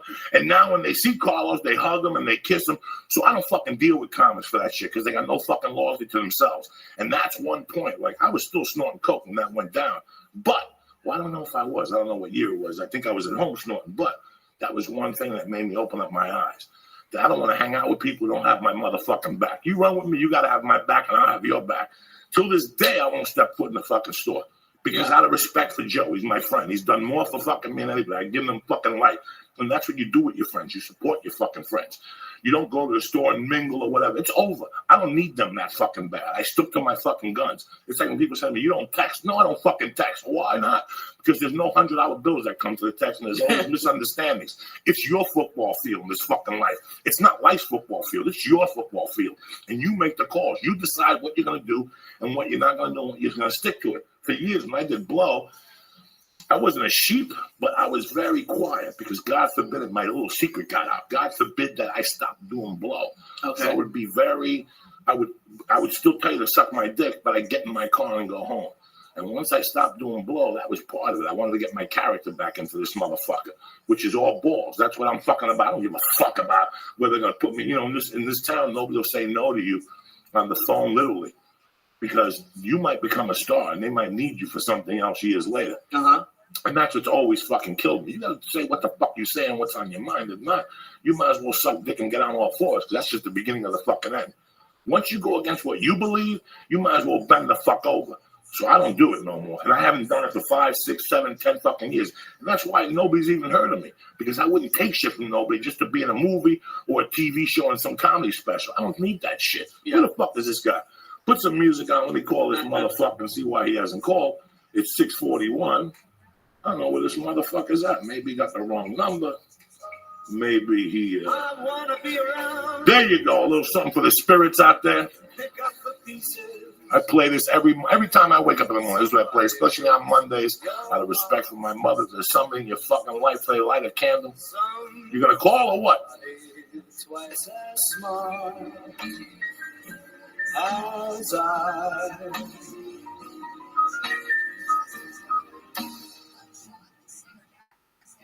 Here's what I'm talking about. Some people just are never fucking satisfied. You know what I'm saying? But anyway, that's what we're talking about. It'll be a good call when he calls on. Yeah, it's But you said you have something very interesting that you say like in the last Testicle Testaments. You say when you used to be a criminal with someone, if they cheated on their wife or their girlfriend, you wouldn't do business with them because what would they do to me? Like it doesn't make sense. Doesn't make sense, bro. Doesn't make sense. You look at the whole fucking thing, and I got that from Carlo Gambino. You know, it was one of Carlo Gambino's main things, but it's true. If they cheat on their wife, they'll fucking rat on you. Yeah, and that's it. You know, I just didn't like what went down years ago, and I took, and I don't have anything against Carlos. I really don't. I see Carlos, I shake his hand. I got nothing against Carlos. You know, I told him years ago. He said something to me during 9/11. I think Carlos knows I'll hit him in the fucking head. You know, I don't give a fuck. You know, what really got them mad at me, what really got everybody mad at me was at Marilyn Martinez's wake. There used to be a comedian named Marilyn Martinez. Mm-hmm. And there's this guy in town, Jeff Valdez. He runs CTV. He was a comic. And he puts together a Latino Laugh Festival and shit. The guy fucked me and Marilyn over our first year. He made me showcase like 10 times. Okay. And he wanted me to work clean. And he goes, no, you didn't get into the festival. And then after that, he had like a dirty show to the festival. So I never forgot that. You know, it was my first year here. It really hurt my fucking feelings. You know, I didn't know how the business worked. I just believed in men's word. Yeah. I thought that a man had his fucking word. So I didn't know. I came old school, but these motherfuckers don't have their fucking word for anything. They won't even look you in the eye when they talk to you. So this went on for years, and then he put me in the festival the following year. But it still didn't click with me what he had done. It never fucking resonated into, like, I just didn't like him. And then he kept fucking with Marilyn. Marilyn, he had some show on CTV, and he kept fucking with Marilyn. Then he called me to do some show one day. I'm not kidding you, Lee. He offered me $50. And I'm sitting there going, I don't like this guy. Yeah, so I don't want to even fucking do it. You know, and I called back, and I don't want to do it. And then he called back in, he goes, I'll give you $500. So that's how much of a thief he is. He went from 50 to 500. Most people go from 50 to 100. He went for 500. And he paid me the money, and it was okay. But, bro, I forgive, but I don't fucking forget. And something about this guy. And Marilyn kept telling me he kept fucking with her. And then Marilyn dies of cancer. And I fly back home. I'm in New York for a benefit, and I fucking come back. Mm-hmm. So the next thing you know, I go to a wake. I go to the church because they usually have a wake and then they do church. I wasn't here for the wake, so I made it for the church. Okay. Then they had the funeral, and then that night they had a thing at the Comedy Store. So I went to this. Lee, look at me. I went to this fucking wake. Right. I go to this wake, and this church function first in the morning, and I see Jeff Valdez. And I'm thinking to myself, what the fuck is this puke doing here? Yeah. You know, he's there. What the fuck's he doing here? And I didn't say nothing. I just played it off. I waved at him. He waved at me. He didn't talk to me. And then that night, I wasn't going to go to I had just finished. I just stopped doing blow. Okay. I hadn't done blow for like maybe 6 nights. Oh, right? Jesus. And I'm about to choke myself. But Superbad had a problem. And I made a promise that if God saves Superbad, I would never do blow again. And I was up to the 6th night. And this is Marilyn's dead now. And they called me up and they're like, you have to go to the store. She was your best friend. I didn't want to be on. I don't like none of that shit. I always think that, especially in Hollywood, they turn it into a celebrity thing. Yeah. It's not about really the pain or what people are going through. So next thing you know, who shows up? Fucking Jeff Valdez. But it's even worse. They have food in the back. Okay. I see him eating the fucking food. I just see him eating the food, and I'm burning. So I got no blow in me. I just lost one of my best friends, and now I got this motherfucker. And I'm at the thing, and somebody goes, you should go up to the stage first. You don't know about this, Lee? No, I've heard parts of the story. I go up there to the stage first, and I'm on stage. I'm talking about Marilyn, how much I'm going to miss her. And I keep seeing Jeff Valdez sitting there with his wife and his lawyer, and I just fucking go off. I just stopped. I go, I can't do this no more, ladies and gentlemen. I couldn't sit there with this fucking guy being phony. And I just tore into him because he said his claim to fame is he's half Jewish and half Mexican. Okay. And I'm like, you're too fucking greasy to be a fucking Jew. You're too much of a piece of shit. And you're too greasy to be a fucking Mexican. You're a piece of shit. He was his wife and his lawyer with it.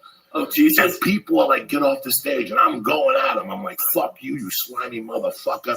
And he's like, fuck you. My name's on the wall, too, here at the store. Because he's no comic. He's never said a funny thing in his life. Okay. And I go, fuck you. If I get off the stage, I'm going to go over there and make you suck my dick. And Dice and all these guys there. And I go, listen, one more thing. I'm going to get off the stage. I'm going to go in the bar and I'm going to do a fucking shot. When I come back in, if I see you at this fucking thing, I'm going off on you. I went off. Yeah. I went to the bar, and and people knew. They were following me. They knew I would have fucking killed them how I felt that night. I went in there, him and his wife and his cunt attorney left. They fucking wrote an article about it in the paper. I was going to hook it up this morning. Oh, fuck yeah, I have to wait till I get off. And listen to what happened. He called the newspaper and threatened to sue the newspaper for putting the story in there. Oh, I thought you meant he put it in the paper. No, the papers did, but the LA Times did, in the front page of Entertainment. So the fucking next thing you know, I'm getting calls and all this shit. I can't believe it. Like, all these people went against me, knowing that this Jeff Valdez was the biggest piece of shit. Some of the Mexicans stuck up for me. They were like, bro, what you did was brilliant. Again, a Mexican tortures Mexicans, and fucking Cubans got to come to the rescue, because God forbid somebody say something to hurt their feelings. You know what? I'm not the funniest guy in the world, and I'm not the best actor, and I'm not the best writer, but I know I got a lot of heart, and I know I always fucking work. Every once in a while, somebody needs a smack on the fucking head. So I didn't see this guy for like 2 or 3 years. 2007, I didn't see him for like 2 or 3 years, and I was doing the Ice House. I know this story. And it's funny because Felicia wanted to come out to the Ice House with me one night. And I go, all right, let's go up there. This was way before Beauty and the Beast.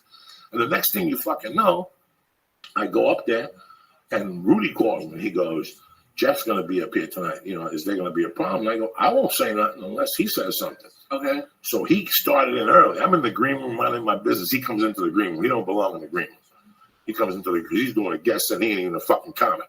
He comes into the green room. He's talking all this shit. I'm here, and he's half drunk. And I don't say a word. And then I walk out, and he's sitting there with Shang Forbes talking about some shit. And he looks at me and he goes, and Shang goes, are you going to be cool tonight, Joey? And I go, it all depends on this cunt. And we went at it. And this motherfucker's sitting there going, fuck you, let's fight. He's calling me out. Lee, fuck you. You're a fat fuck. You're a coke fiend. He's saying all this shit to me, right? And I'm like, whatever, you fucking pussy. He goes, let's go outside. So I looked at him, right? And I go, I'm going to fuck this motherfucker up. And I'm going to throw him for a loop, Juan Tuero style. I was just going to say, it sounded like your stepfather. I looked at him, and I spit in his fucking face with one of those good weed clammies. Oh. And as he went to spit back at me, I ducked, and I got him with a big slap to the bottom of the chin very lightly. And this motherfucker pops up, and he's like, I'm calling the police. All that shit you talk for 20 minutes out. You're a tough guy, and let's fight. Now you're calling the police. But it's hysterical because he fucking... we get me, a cop ain't gonna catch me. By the time your hand hit his face, you were already walking. I was already walking towards the fucking car. And the beauty of it is that I picked my buddy Rick Ramos. I'm walking with him, and he's like, Joey, what are you gonna do? I go, come on, Rick, just stay close. Give me a ride home, because Felicia drove me up there. Okay. So it's funny because as I'm walking out, the cops are coming in the fucking hallway as usual, and they can't tell it's me because they're looking at body language. I know how to avoid the fucking cops. I slow down my body language like nothing's going on. Yeah. And there's a helicopter. Hey, bro. Oh, it's Pasadena. These fucking momos. You can't do nothing. I get in the car with Rick. We hit the one street, and then we hit the main street to hit the fucking 134 to go east. And right there, the phone rings, and it's Felipe. And he goes, fool, where are you? I go, I'm in the car. What's going on up there? The cops, and he goes, yeah. They're scraping the spit off his face and putting it in a CSI bag, right? He's saying all this shit to me, right? And I'm loving it. My dick, in my mind, I had closure for Marilyn. Marilyn had a problem with him, and I had closure for me. Sometimes you got to smack somebody in the face to get fucking closure. So I come home, and the next day the fucking cops called me. And nobody said a word. They told them nothing, and they got none. All the fucking Mexicans, the real Mexicans, didn't say a word. They interviewed everybody. The staff at the Ice House got interviewed. I was gonna say, when we do the testicle testaments, they still come up and talk to you like, dude, that's funny. Oh yeah, they still come up and say years later, that was great that night when you smacked them. Dog, everybody left because people know in this town you deserve a smack. The problem with this town is they don't want to throw the smack, or they don't want to call you a cunt because they won't work again. And at the end of the day, your manhood is all that fucking matters. Because if you don't have your manhood and your cock, you got dick in this fucking life. You might as well bend over and let the fucking Arabs and Russians and everybody else fuck you in the ass. It's all over. What the fuck is going on over there in the embassies, huh? It's fucking crazy, man. I was watching this video today, and it broke my heart. It was this kid, like younger than me, 21, was in Afghanistan. He called home. He was 2 days from coming home. And he said, "Hey, Dad, you're gonna have to tell Mom I don't think I'm coming home because they have a big problem over there now where the Afghani police officers they're training are killing them because they don't want them there." So this 21-year-old kid, he knew something was gonna happen, and on the base, they're getting shot now. Like every other week, there's new people getting shot, and it's just. I actually had a kid I went to high school with. A couple of them died, and it's unbelievable. It's heartbreaking. That's fucking amazing, man. It's gonna end December 12th. I thought it was my baby coming. That's the end of the world in my fucking. My wife is pregnant. That's my end of my fucking world right there. But I didn't know, and all of a sudden you read about all these embassies and all this other shit, and what's crack-a-lacking in the fucking world. And that's it, man. I can't fucking believe Frankie lost the fucking number. That's all right. It just fucking goes to. But you know what? Put some music on for these fucks. Maybe I'll get Martin Perez to call. All right, let me find some music. Let me get Martin Perez to call real quick if he could do it. If he could do it, we'll talk to fucking Martin Perez and blow you motherfuckers out of the water. Yeah, that'd be great. And Martin Perez is a great story. He like his father was the driver for that guy. That's a Batista, you fuck. Batista and the sorry. Godfather. You know what I'm saying? So let's fucking make this happen. Where are you at? You still shitting? You on your way? Oh, you're in your car. I don't know if you could call that. I thought you would be in your office and you could call from a solid phone. But we'll do Martin Perez on fucking Wednesday, all right? I love you, cocksucker. I got you on the phone right now. I love you, Martincito. Bye. Yeah, Martin Perez was going to call originally. When I talked to Frank, he goes, "No, I'll call today." Martin Perez is going to be a great fucking story. Martin Perez's father was one of Batista's fucking drivers. That's unbelievable. And what happened was I went to Eddie's house a few weeks ago, Eddie Bravo's house, and we were watching TV with his wife or whatever, and he had a documentary on about Cuba. And the next thing you fucking know, I see Martin Perez. They're talking about. You saw him on TV? Yeah, they're doing a documentary about Batista. Oh, shit. And also they showed all these pictures from 1950 and Batista. And also I see Martin Perez standing next to him. Not the kid that's calling in. His father, you fucking Momo. What the fuck? Are you okay today? Yeah, are you okay today? Marilyn Monroe? Really, you fuck? I should still stab you from before. I don't know how old the egg restaurant That's why I need you smoking dope in the morning. No, you didn't. I had to beg you. He's taking these little hits like a 16-year-old girl sucking a dick. You ever see when a 16-year-old sucks a dick? They suck it like they don't want it. That's how he was. I had to get the lighter and force him, for God's sake. It's 6 a.m, man. No, but that's when you're supposed to get high. This is the church of what's happening now. How you going to show up with no fucking bullets in your gun, cocksucker? Hold on. Ooh. The first fart of the day. That's the prime. Listen, I've had a shit for the last hour. Put that air on for 2 minutes. I'm sweating. I'm telling you guys, it's good. Oh, that fart's tremendous. I gotta light a candle. Candle. That's the best. I work in an office when the room's closed. That's the best when you're alone and you fart and it's just the door's closed and it's the most fun thing in the world. You're disgusting. I don't want this fart on nobody. You just said it was amazing. Yeah, because for me, not for me, because I'm here sitting alone. Oh, no, I'm in an office alone by myself. Listen, the best thing I fought there was a guy on the plane yesterday. Somebody smelled like fucking armpit. Oh. And it was either the guy next to me or the guy 2 from me. Mm-hmm. And I'll tolerate fucking armpit for 2 seconds. And there's nothing worse than when somebody fucking hugs you and they put the armpit on your fucking arm and you have a 10:30 show later on. Like, that's why after fucking shows, if you got armpit, don't come over to me, dog. Shake my hand from a distance. Because that fucking onion smell destroys my insides. It fucking destroys me, lady. I don't like that onion smell. This motherfucker sat next to me yesterday. First off, I get the premium seats. I didn't have enough points for the first class on this flight. Okay. So I just got the larger leg room and the premium seat. So I always get the early board. So I get on there first and put my shit on the overhead. That's a sleep apnea machine. I don't travel with a fucking computer. I got to travel with a sleep apnea machine. It's like $4,000. And I don't want to lose that thing. And if it falls or something, the computer timing goes off. It's a computer in there. Oh, okay. I have to send a card. For you guys that have sleep apnea, they have a couple different machines. I forget the one I have. It's 2 level. That's why when they test you by level. Okay. And what I do with mine is I take the computer card out once a month. I put it in an envelope and I mail it in. They send me a report. And they send the other report to my doctor. Oh, okay. So you can see what I'm doing every night by the fucking thing. Don't even break it down if you have alcohol, because you'll be dehydrated. Oh, shit. So it breaks it fucking down. So this thing is very sensitive. Like, it has a humidifier in it. A lot of sleep apnea. For people who don't know, sleep apnea, is when you have fucking, you're a fat fuck, your neck gets big, and you don't have to be fat. Joe Rogan has it, Eddie Bravo has it, putting a certain amount of weight on. I think it's chest weight or whatever is around here or something. I don't know how it works. You know, Wikipedia, it's the #1 growing disease in men. And people die from it all People the time. fucking die. That's what got it going. What's his name had it? The football player, the Philadelphia Eagle. Oh, okay. The defensive end. That's how it got that. That year, the webpage was getting 25,000 hits a year. The day he died, it got 25,000 hits that day. Oh, because men didn't know. They just kept saying, I have a problem sleeping.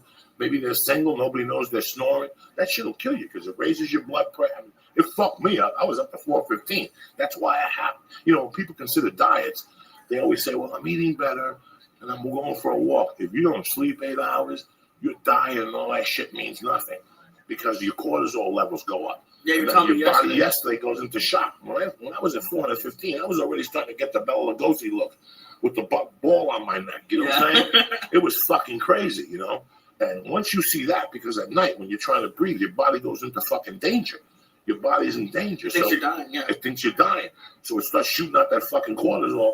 That's like the fucking, the shit Joe Rogan talks about, DMT. It's the last thing that your brain sees before you die. So that's why you get all happy. With cortisol, don't work like that. I'm just teasing you motherfuckers. But that's why you start getting that ball on your neck. When you see fat people, they start getting that ball on their neck and the back of their neck's getting big. They got one foot in the grave, one up banana peel. Because that's it, that cortisol is taking over. That's where the diabetes, that's where all this shit. And I may be wrong. I mean, read it up.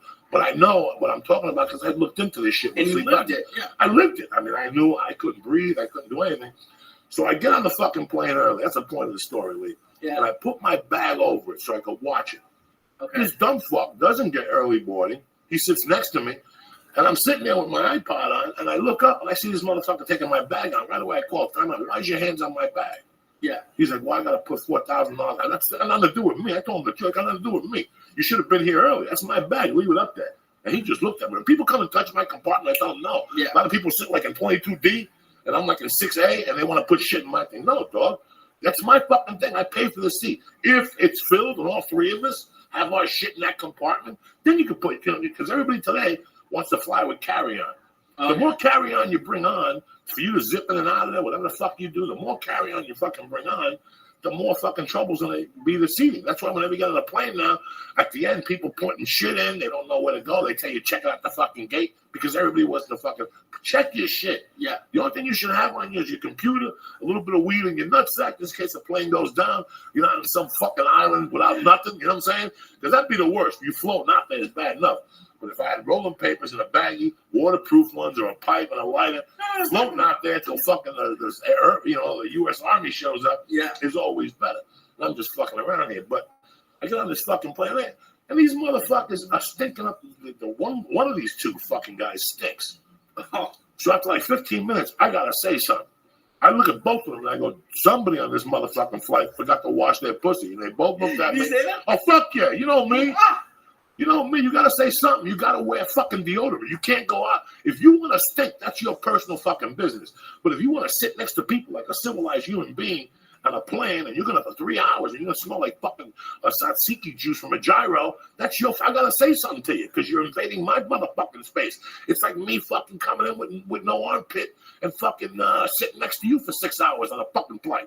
You gotta wash yourself. What is it? Cleanliness is next to godliness. Yeah. What the fuck is wrong with you? You gotta wash your pussy before you leave the house. You gotta brush your teeth. That's what the church or what's happening now is. You gotta be sharp.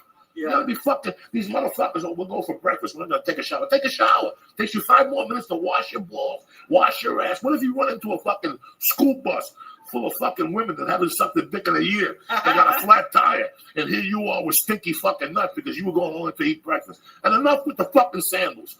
Oh, every time I see somebody with a sandal, man, I step on their fucking foot on purpose by mistake. I step on their fucking foot. You're a grown fucking man with sandals, and they think they're so fucking cool. On the flight back here yesterday, there was a bunch of those Bahama Mama guys. Yeah. I used to have this friend, this fucking idiot Gavin Boyd, who thought he was a fucking producer. That shit went out the window. He ended up back in Idaho. Now he's back here doing short films for some motherfucking mook. And he was one of those guys that always had to have the sandals on. He was always too fucking cool. Wait till I step on your fucking foot. and see how cool it is now. You got your fucking sandals on. What if Godzilla comes and you got sandals on? You start running. You're going to lose one of those fucking sandals. Now you got to run like Jesus with 1 foot fucking flat and 1 fucking sandal. Put fucking shoes on and boots when you leave the house. Unless you're going to the beach, you shouldn't have fucking sandals on. You're going to roll or something. And you know what you need to, but they want to fly with their fucking sandals. What if the plane goes down and we got stuck in fucking Cuba? You got to walk a half a mile. You got to think of this shit. No fucking sandals. Everybody thinks they're cool like Gilligan. and that's the thing. And then their feet will stink. It's unbelievable. It's disgusting. Put some fucking shoes on. You're a grown fucking man. A woman was supposed to see the toes. We're supposed to fantasize about whacking off on that fucking shoe polish. But a fucking man? Come on, man. These fucking guys are out of control. And that's what the church of what's happening now is about. Look, what the church of what's happening now was introduced to me. It was introduced to me by a man named Wayne Means. I was 27 years old. I was about 6 months away from getting in trouble for kidnapping. I thought I had all the fucking answers. And he took over a Subaru store where I worked at in Boulder. I owe a lot to the guys that I worked. There was 2 guys selling cars that I owe my life to. Wayne Means and a guy named Jim Handy. Jim Handy was my manager at Toyota. Jim Handy came years later. Jim Handy taught me how to, he put together in my mind how to become a comic, how it was possible. Because at the car lot, he would make you write your goals daily. Like, what are you going to do today? I'm going to sell 2 cars. How are you going to do that? I'm going to fucking, talk to 10 people. I'm going to call 10 people, and I'm going to be at my best. That's what Jim Handy taught me. That came later. But I didn't have a father, all those years. Right before I went to jail, I met this Wayne Means guy. He used to tell me, bro, we're from the church of what's happening now, today. We don't give a fuck what's going to happen next week or next month. Today. How are we going to make it happen today?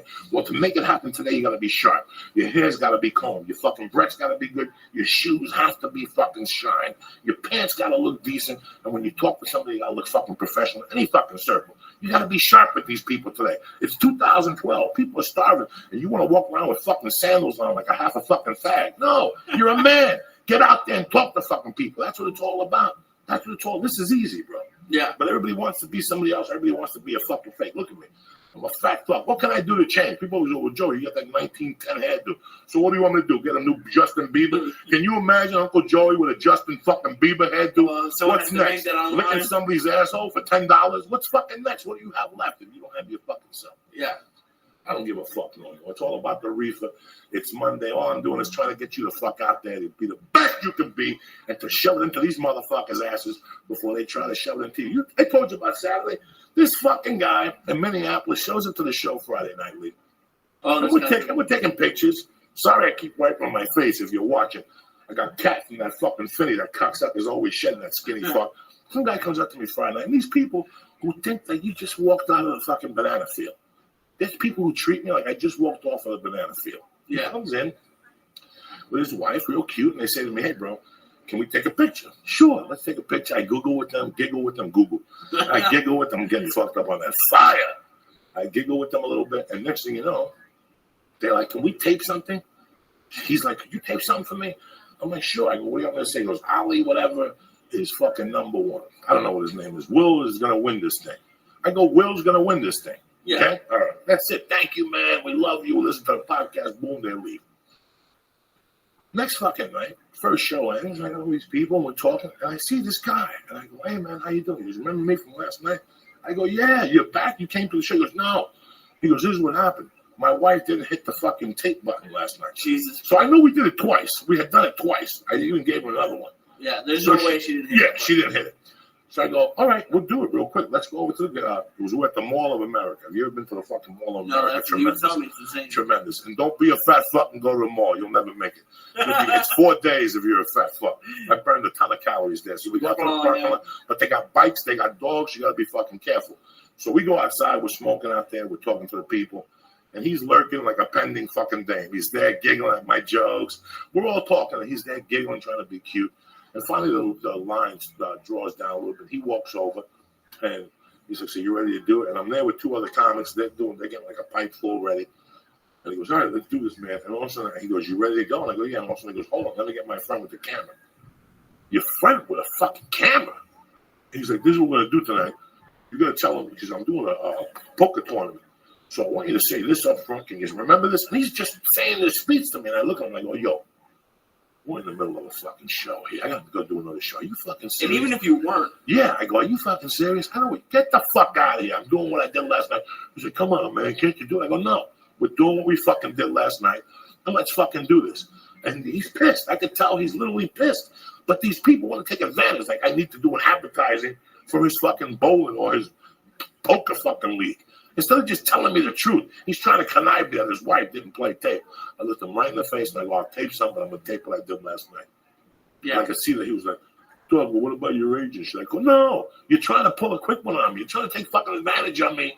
You know, this started as a friendship. I don't want no fucking fans. I really don't. I told Roland, this ain't no fans. Fans are when we were a little kid. We could put a picture of Julius Erving on the fucking wall.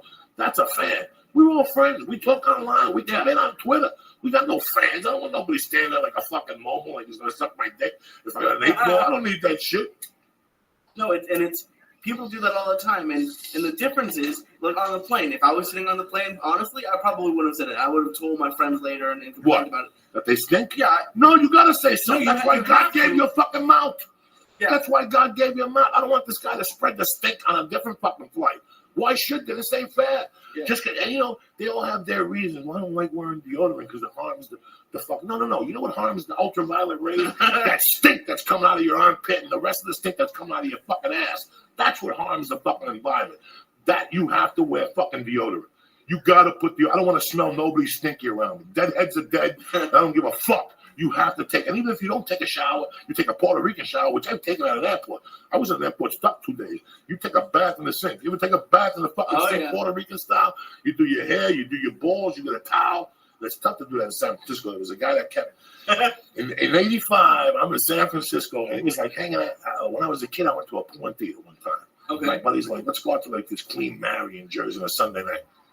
And when you go to the bathroom, a guy always pops up and pisses next to you. You ever been in that situation? No. Well, as you're pissing, some guy will pop up and start pissing next to you and look at you and smile. And then you leave, and you don't think nothing of it. When you come back to pee 20 minutes later, the same guy pops up to you. Nobody could piss this much. What they are perverts. They hang out in the fucking bathroom, and they try to pick you up. In San Francisco, they had one of those in 85. A guy that would pop next to you and smile and make believe, like, hey, how are you? Where are you going to? Tulsa? Get the fuck out of here, professional doctor. But then, you know, there was no PSA in those days. No TSA. Nobody was patting you down. This, you know, these fucking perverts were going to airports.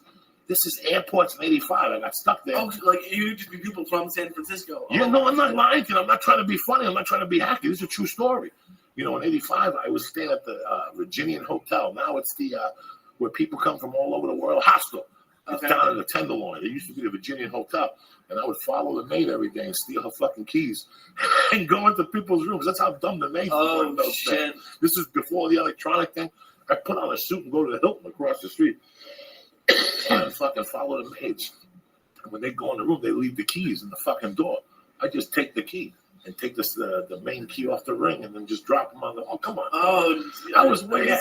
Oh, fuck yeah. I was the last of the real deal, dog, in 85. Nobody was running like me. But I was living at the Virginian Hotel. And I got the keys to the maid. And there was a guy that was taking action. I would rob him once a week. You know, I just had their little keys, and I would go to their room and rob them here, rob them there. Stop every week. Oh, I swear to God, one day I busted into a room, and there was German tourists. Okay. Fuck them, they're German. Fuck those motherfuckers. We run with the Jews anyway. So I go in their room, and I'm looking through shit. I can't find out. All of a sudden, I see the door starting to fucking open. Oh, shit. I lock the door, and I'm in there hiding. What am I going to do? I look out the balcony. I'm on the second floor. I can't jump on the fucking ledge, off this fucking ledge. So I sit in the bathroom. All of a sudden, they're like, we call the police. The police come. I open the door, and they're like, what are you doing in here? I go, dog, I was trying to get towels, and I chased the maid, and I came in here, and I took the police, and I made up some story, and they did a background check, and I really had nothing at that time. And they're like, we don't know what to do, and the German tourists were pissed, so they didn't arrest me.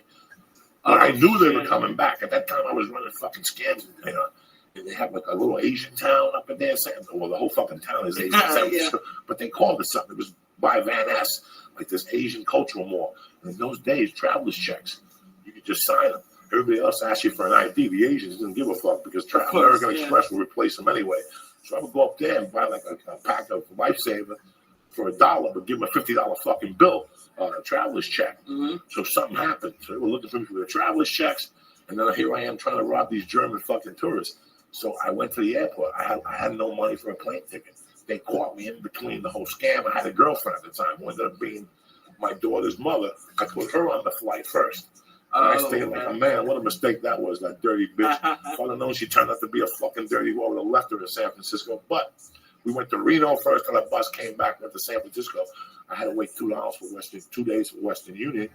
So I lived at the fucking SFO for 2 days. Oh, shit. That's shoplifting food and taking showers at the motherfucking thing and walking around like I knew people. You know, they didn't have TVs or computers then. When you were in an airport for 2 days, you were stuck, bitch. You were deep in thought. You know what I'm saying? You're like, fuck, should I just start walking? Yeah, that's crazy. I couldn't imagine just living in an airport. Man. And no one would say, I mean, I guess there are people that are all night. Nobody knew nothing in those days. It wasn't like now that people watching, you couldn't go through gates. Remember, in the old days, I could walk you all the way to your fucking plane and hang out there. Oh, okay. You know, in the old days, I could walk you all the way to the fucking bottom. So, yeah, it's changed a lot, man. Airports, you'll never see that ever again. You were stuck. You could drive to a fucking airport, go in there, go up and sleep in an airport. Who's going to say something to you? It's long-range parking. You don't know how many times we went to an airport and just chilled for a day or two. Really? That's unbelievable. So what do we got, Lee? What do you got this week? Tonight we got a great game. Atlanta, Denver. Oh, that's and I can't believe you're not right now. You said Denver is the giving points to Denver. Yeah, they're giving 2 points to Denver, 3 points, and the over number is 52. Well, so I'm staying away from this. I don't even fuck with those things. And what else is going on this week, Willie? You got UFC. 1 motherfucking 50 something. I'm all out of fucking numbers. Who knows? I know it's Belfort and fucking John Jones. Fear of a Black Planet. You follow me? Someone made a video you put up last night. It's like the best of you. 140 minutes. It's 140 F-bombs. Tremendous. Yeah, and whoever, and like halfway through it, it's you doing Fear of a Black Planet in front of John Jones. Oh, fuck yeah. I don't fuck around. Da-da-da-da-da. Yeah. You got, in fact, give me a Public Enemy to close out this motherfucker. Hey, guys, thank you very much for paying attention. Thank you for listening to the Church of What's Happening Now. To my main man, Lee Sayat, the flying fucking Jew. I love what all. And there's another guy. Listen, guys, he's been coming to me lately saying people follow him on Twitter. This kid's a fucking sharp guy, and I love him with all my heart. I break his balls. Yesterday, I had to break his balls. He was talking about 250,000 Louis C.K. because we're thinking of doing a special together. He's going to tape it, but Lee always wants to be like, Johnny fucking, he wants to be Martin Scorsese, and all we got is $2. Yeah, but he wants to get cameras. He's telling me cameraman. What fucking cameraman? You're the cameraman. Yeah, but there's a difference between being Martin Scorsese and you think we can just show up and go to Best Buy and get a camera and, hey, we're just going to film this tonight. Nah, this fucking guy is the only Jew that buys retail. I never met a Jew that bought retail. You're the only fucking guy.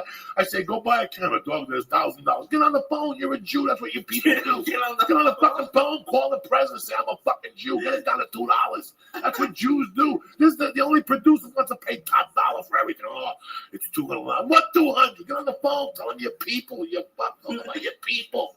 I love you. No, Lee is, give him all the respect in the world. He's my little brother. Thanks, man. Lee, I love him with all my heart. I torment him. I fucking love him. He torments me. I think he fucks with me too sometimes. A little bit. Just Marilyn Monroe. I know, because these motherfuckers know I get riled up, and they love to see it. Wait till I have a heart attack. Wait till I have a heart attack. They're going to be like the fucking guy on Sons of Anarchy. They're going to feel bad about it, shit. I thought it might have been an old place. I didn't know if it was Marilyn Monroe. But you wanted us to, we want to bring up, we have enough song intros, so we're going to make it up this week. We're going to look at it and decide. We got a bunch of great ones. Thank you very much. And then also, we're going to move to Ustream. We're making the move, and within a week or two, so keep looking on Joey's Twitter, and we're going to make a move at some point. And that's it, brother. You never tell about a move you're going to make till you tell the people fucking almost. See, you fucked it up again. You tell the move. We're going to surprise you. We're going to put some stuff in the studios and get some color in it. But let me tell you something, guys. From the bottom of my mind, Lee knows, when we started this podcast, swear up fucking business. This podcast was started just to have an extra voice. That's it. Once a week for you guys, give you a little bit more content. We never dreamt. Never fucking dreamt. This was not in our dreams for even being in the top 10. What you guys have done, thank you. From the bottom of Lee, look at the fucking camera. Say thank you. That's a boy. Don't look at me. Look at the camera, cocksucker. No, it's unbelievable. I mean, I knew people would like it and like you, but it's just no. You guys have made our year. From the CD to the DVD to the Love Your Show at the shows. I can't even fucking begin. I'm 50 years old. and you guys have, stuck a finger in my ass, as they say. If I'm saying to you, where am I at this week, Lee? Thursday, I'm in Madison, Wisconsin at Champs. Tickets on Brown Paper Tickets. And on Friday, I'm in Germantown in Milwaukee, my favorite fucking place. A shout out to my brother Duke, motherfucking Rufus out there, the Muay Thai and all the boys he's got in this fucking camp. I love Duke. I'm going to try to stop by and throw some side kicks for Jesus. But Friday night, Brown Paper Tickets were in Germantown. Tickets are $20. It's myself and Duncan motherfucking Trump. Oh, shit. Somebody emailed me. They're like, $20, Joey, for Duncan. I said, it's two of us and for fucking $20. For $20? Two of us. You can't go to a movie. You go to a comedy club sometimes, it's $20 just for fucking me. I don't make the fucking prices, But listen, whatever you can do, I'll either see you Thursday in Madison or Friday in Milwaukee, all right? But we're doing another church Wednesday. Yeah. And we're doing a special post fucking UFC, pre-NFL church of what's happening now, coming at you, explosives. We were going to see if Jesus shows up this week. We love you, motherfuckers, from the bottom line. Thank you for listening to us every week. Play a little, go off me, a little Public Enemy. What do you got, Joe? Fear of Black?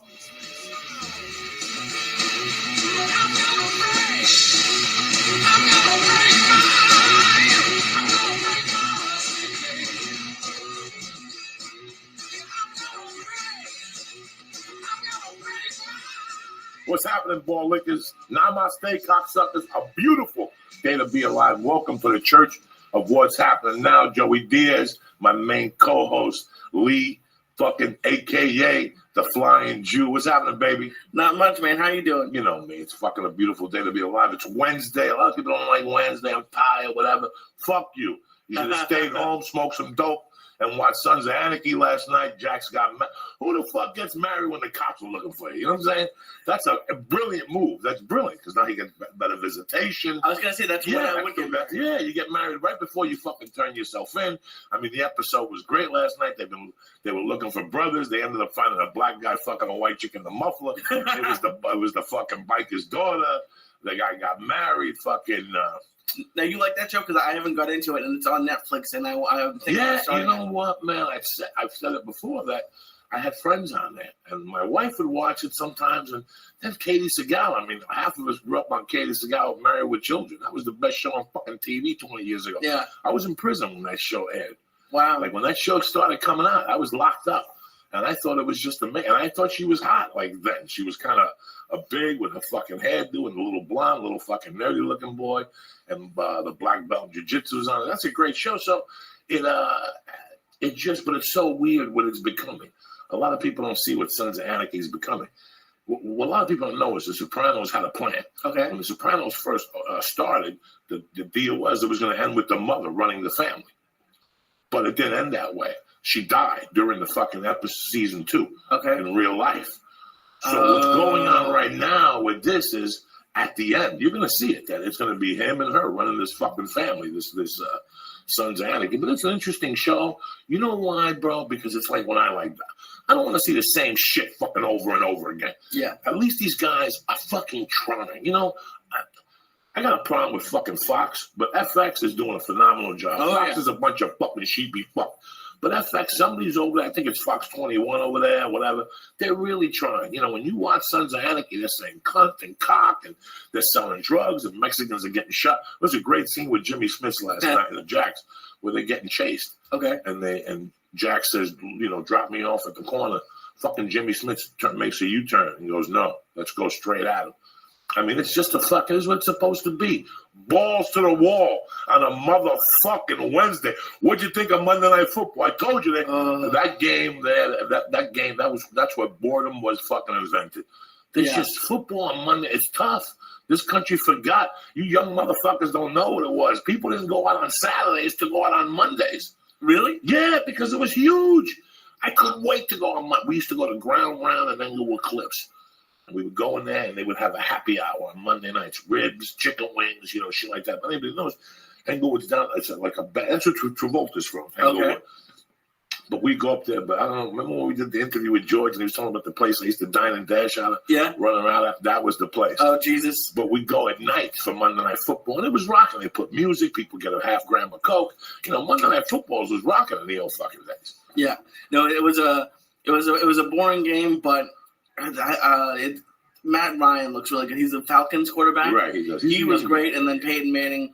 Well, there's the thing about this fucking country all of a sudden. When I was a kid growing up, we had to fucking win 6-7 games and get all fucking excited. Now a quarterback has a great weekend. Oh, my God, it's the return. What fucking return? He won one fucking game. Yeah. It's the same thing happens in UFC. Some guy has 2 good fucking fights and all of a sudden, oh, fuck, this guy is going to – what's wrong with you?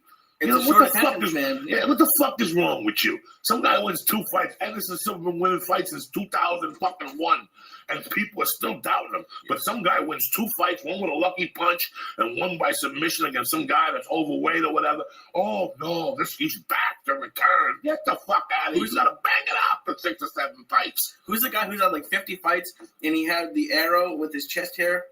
Like the last couple fights, he fought in 2 or 3 fights ago, and then the next card they brought him back. His name. He's a guy who I think you'd like because he's fought like 50 times. He's never been the champion, but he always fights hard, and he's had like 50 professional fights. So it's a difference between a guy like that who's been solid in the UFC like 40 or 50 times, and a guy who I don't really like. Benson Henderson? He's like the champion right now, right? Right. I don't really like him. He's fighting Diaz in November. I think Diaz is going to fucking light him up. But there's a UFC fight this week. Oh, yeah. John Jones against fucking Vito Belfort. And people have been hitting me up already. Joey, what are your picks? It's fucking Wednesday. Yeah. It's fucking Wednesday. I don't know. I want to see the weigh-in. I want to see their look on their face. So it's very tough to give a pick. Right now, with the fight I like this weekend, the best. I mean, one thing about the fight card this weekend is that it's Henderson against Vito. That's a great fight, but the fucking card's got some bangers. I don't have time to go into this because we only have an hour, but between you and I, the fight I like this week is fucking Benavidez against Little Johnson. But that's going to be a hell of a fucking bang. These two guys are going to throw punches at each other from all angles. You don't wear 3D glasses and don't get stoned because this is a fight of fucking speed. This motherfucker's going to be going in, out, punches, kicks, and that Benavidez kid is fucking solid. He can. Anyway, I like Joe Benavidez so far. That's what I'm going with so far. Everything else is background music. Like I said, there's no reason to sit here and tell you 8 fucking picks because nobody's going to hit them anyway. Get 1 pick, blast it like you fucking own it, and go for it, you cocksucker. Anyway, what's going on over there? It's a beautiful day to fucking be alive. I'm not smoking on air no more.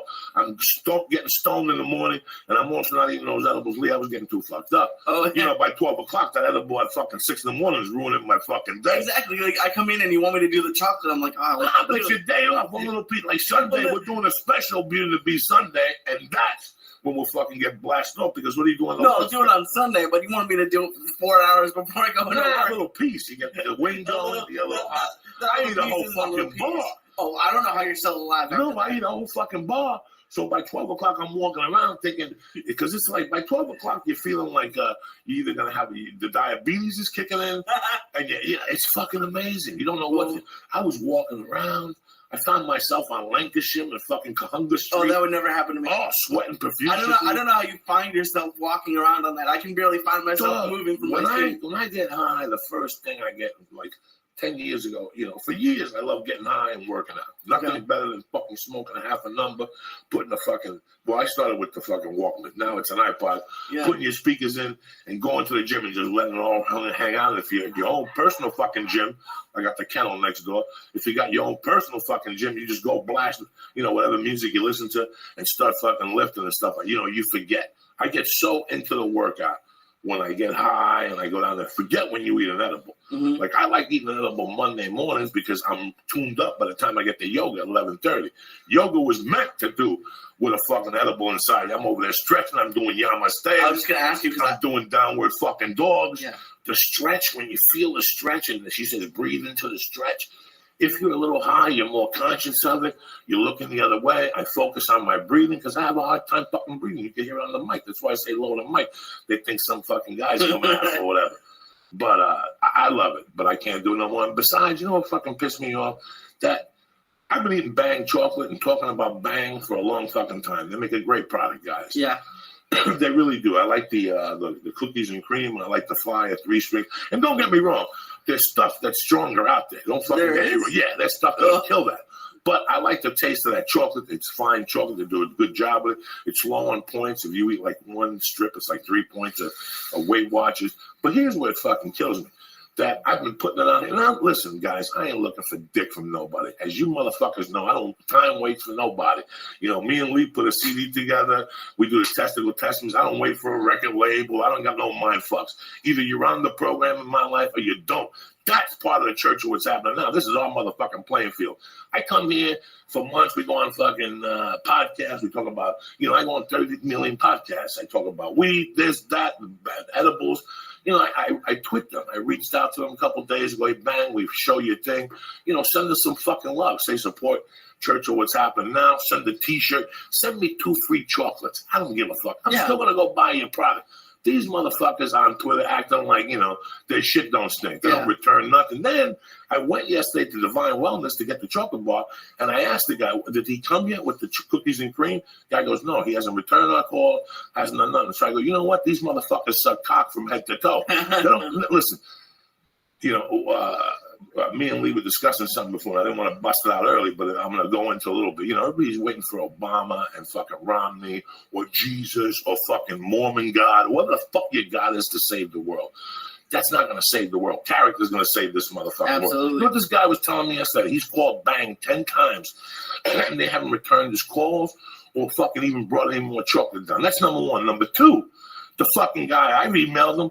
I read his fucking, I tweeted him like twice, told him about Bang, how I loved it. They don't even have the fucking, so if you listen over at Bang, go fuck your mother. I'll never fucking put Bang chocolate up here again, you miserable motherfuckers. Now show some fucking respect. Because in this world, listen, these motherfuckers, I had a situation yesterday where I've been talking to some guy, and I've been calling him, because I call people. I don't have time to be texting people, hide behind some fucking phone. I call people. The motherfucker didn't show up to the meeting, and 2 hours later, he texts me.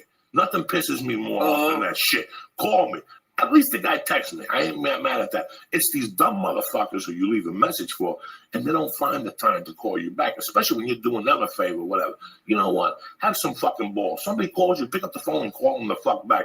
Let them know you're in the area. But there's a lot of motherfuckers, especially in Hollywood, in this area here, who thinks that, I've never understood, they think their fucking time is more important than your fucking time. Absolutely. And nobody's time is more important than your time if you treat it that way. If you don't treat it that way, then that's what people are going to do. You know what? Somebody fucking calls you. Call them the fuck back.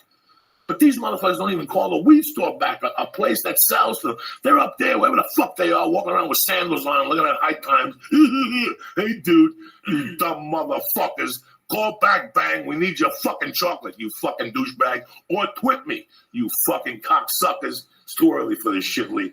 Lee, let's talk about the fucking album of the week, because I got to drop this on people, because people don't know. Yesterday was Jimi Hendrix's 42nd birthday or whatever. His anniversary was death. Okay. And, I played that. I played fucking Soundgarden. I love Pearl Jam. I like all this shit. And it's funny how people understand. I got so deep into the coke after 85 and 86. I didn't even buy fucking new music. I remember bits and pieces of history. Like I remember Pour Some Sugar on Me from '87, and U2, whatever, Bullet for Blue Skies, whatever, the Joshua Tree, which was a brilliant album. I remember bits and pieces. Don't ask me who won the championship in '87 or who won baseball in '89. I have no idea. I blacked out. I was just on drugs. I was on another trip.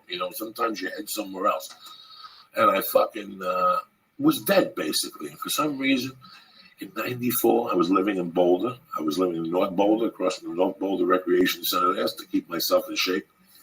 And I was walking, and I heard these guys. They had to be like 17, I'm probably 30 or something. I see these guys listening to this music, and they're banging their fucking heads, right? And I'm like, look at these fucking momos. This is our future right here, right?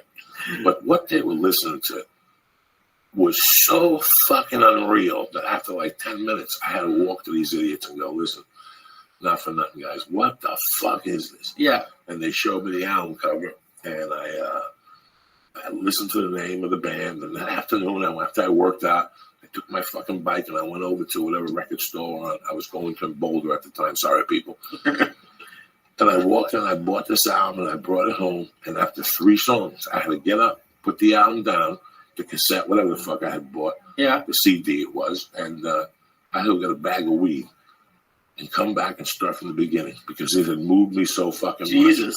I like this style of music so much, and if you look at me, you can't tell. I love grunge.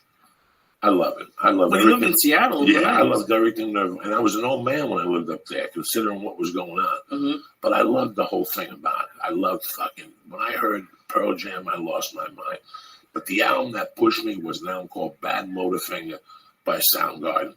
It is one of the great, and it opens up with Rusty Cage. I know right away 200 of you momos are going to say, listen to the Johnny Cash one. Listen, you dumb motherfuckers. If I wanted the Johnny Cash one, I'm going to put on the Johnny Cash one. So when I put on music, don't hit me with, what about the cover from Fake No More? Suck my dick. I don't want to hear Fake fucking No More. I want to hear it by Sabbath. That's why I'm fucking playing it. But the funny thing is, this Soundgarden album destroyed me. Like, I sat there for 2 hours smoking dope, rolling joints, and crying. When I listen to music and I cry, that means I'm just... And then I put on, then after that, it didn't stop. Then Alice in Chains, then that's like that other band up there.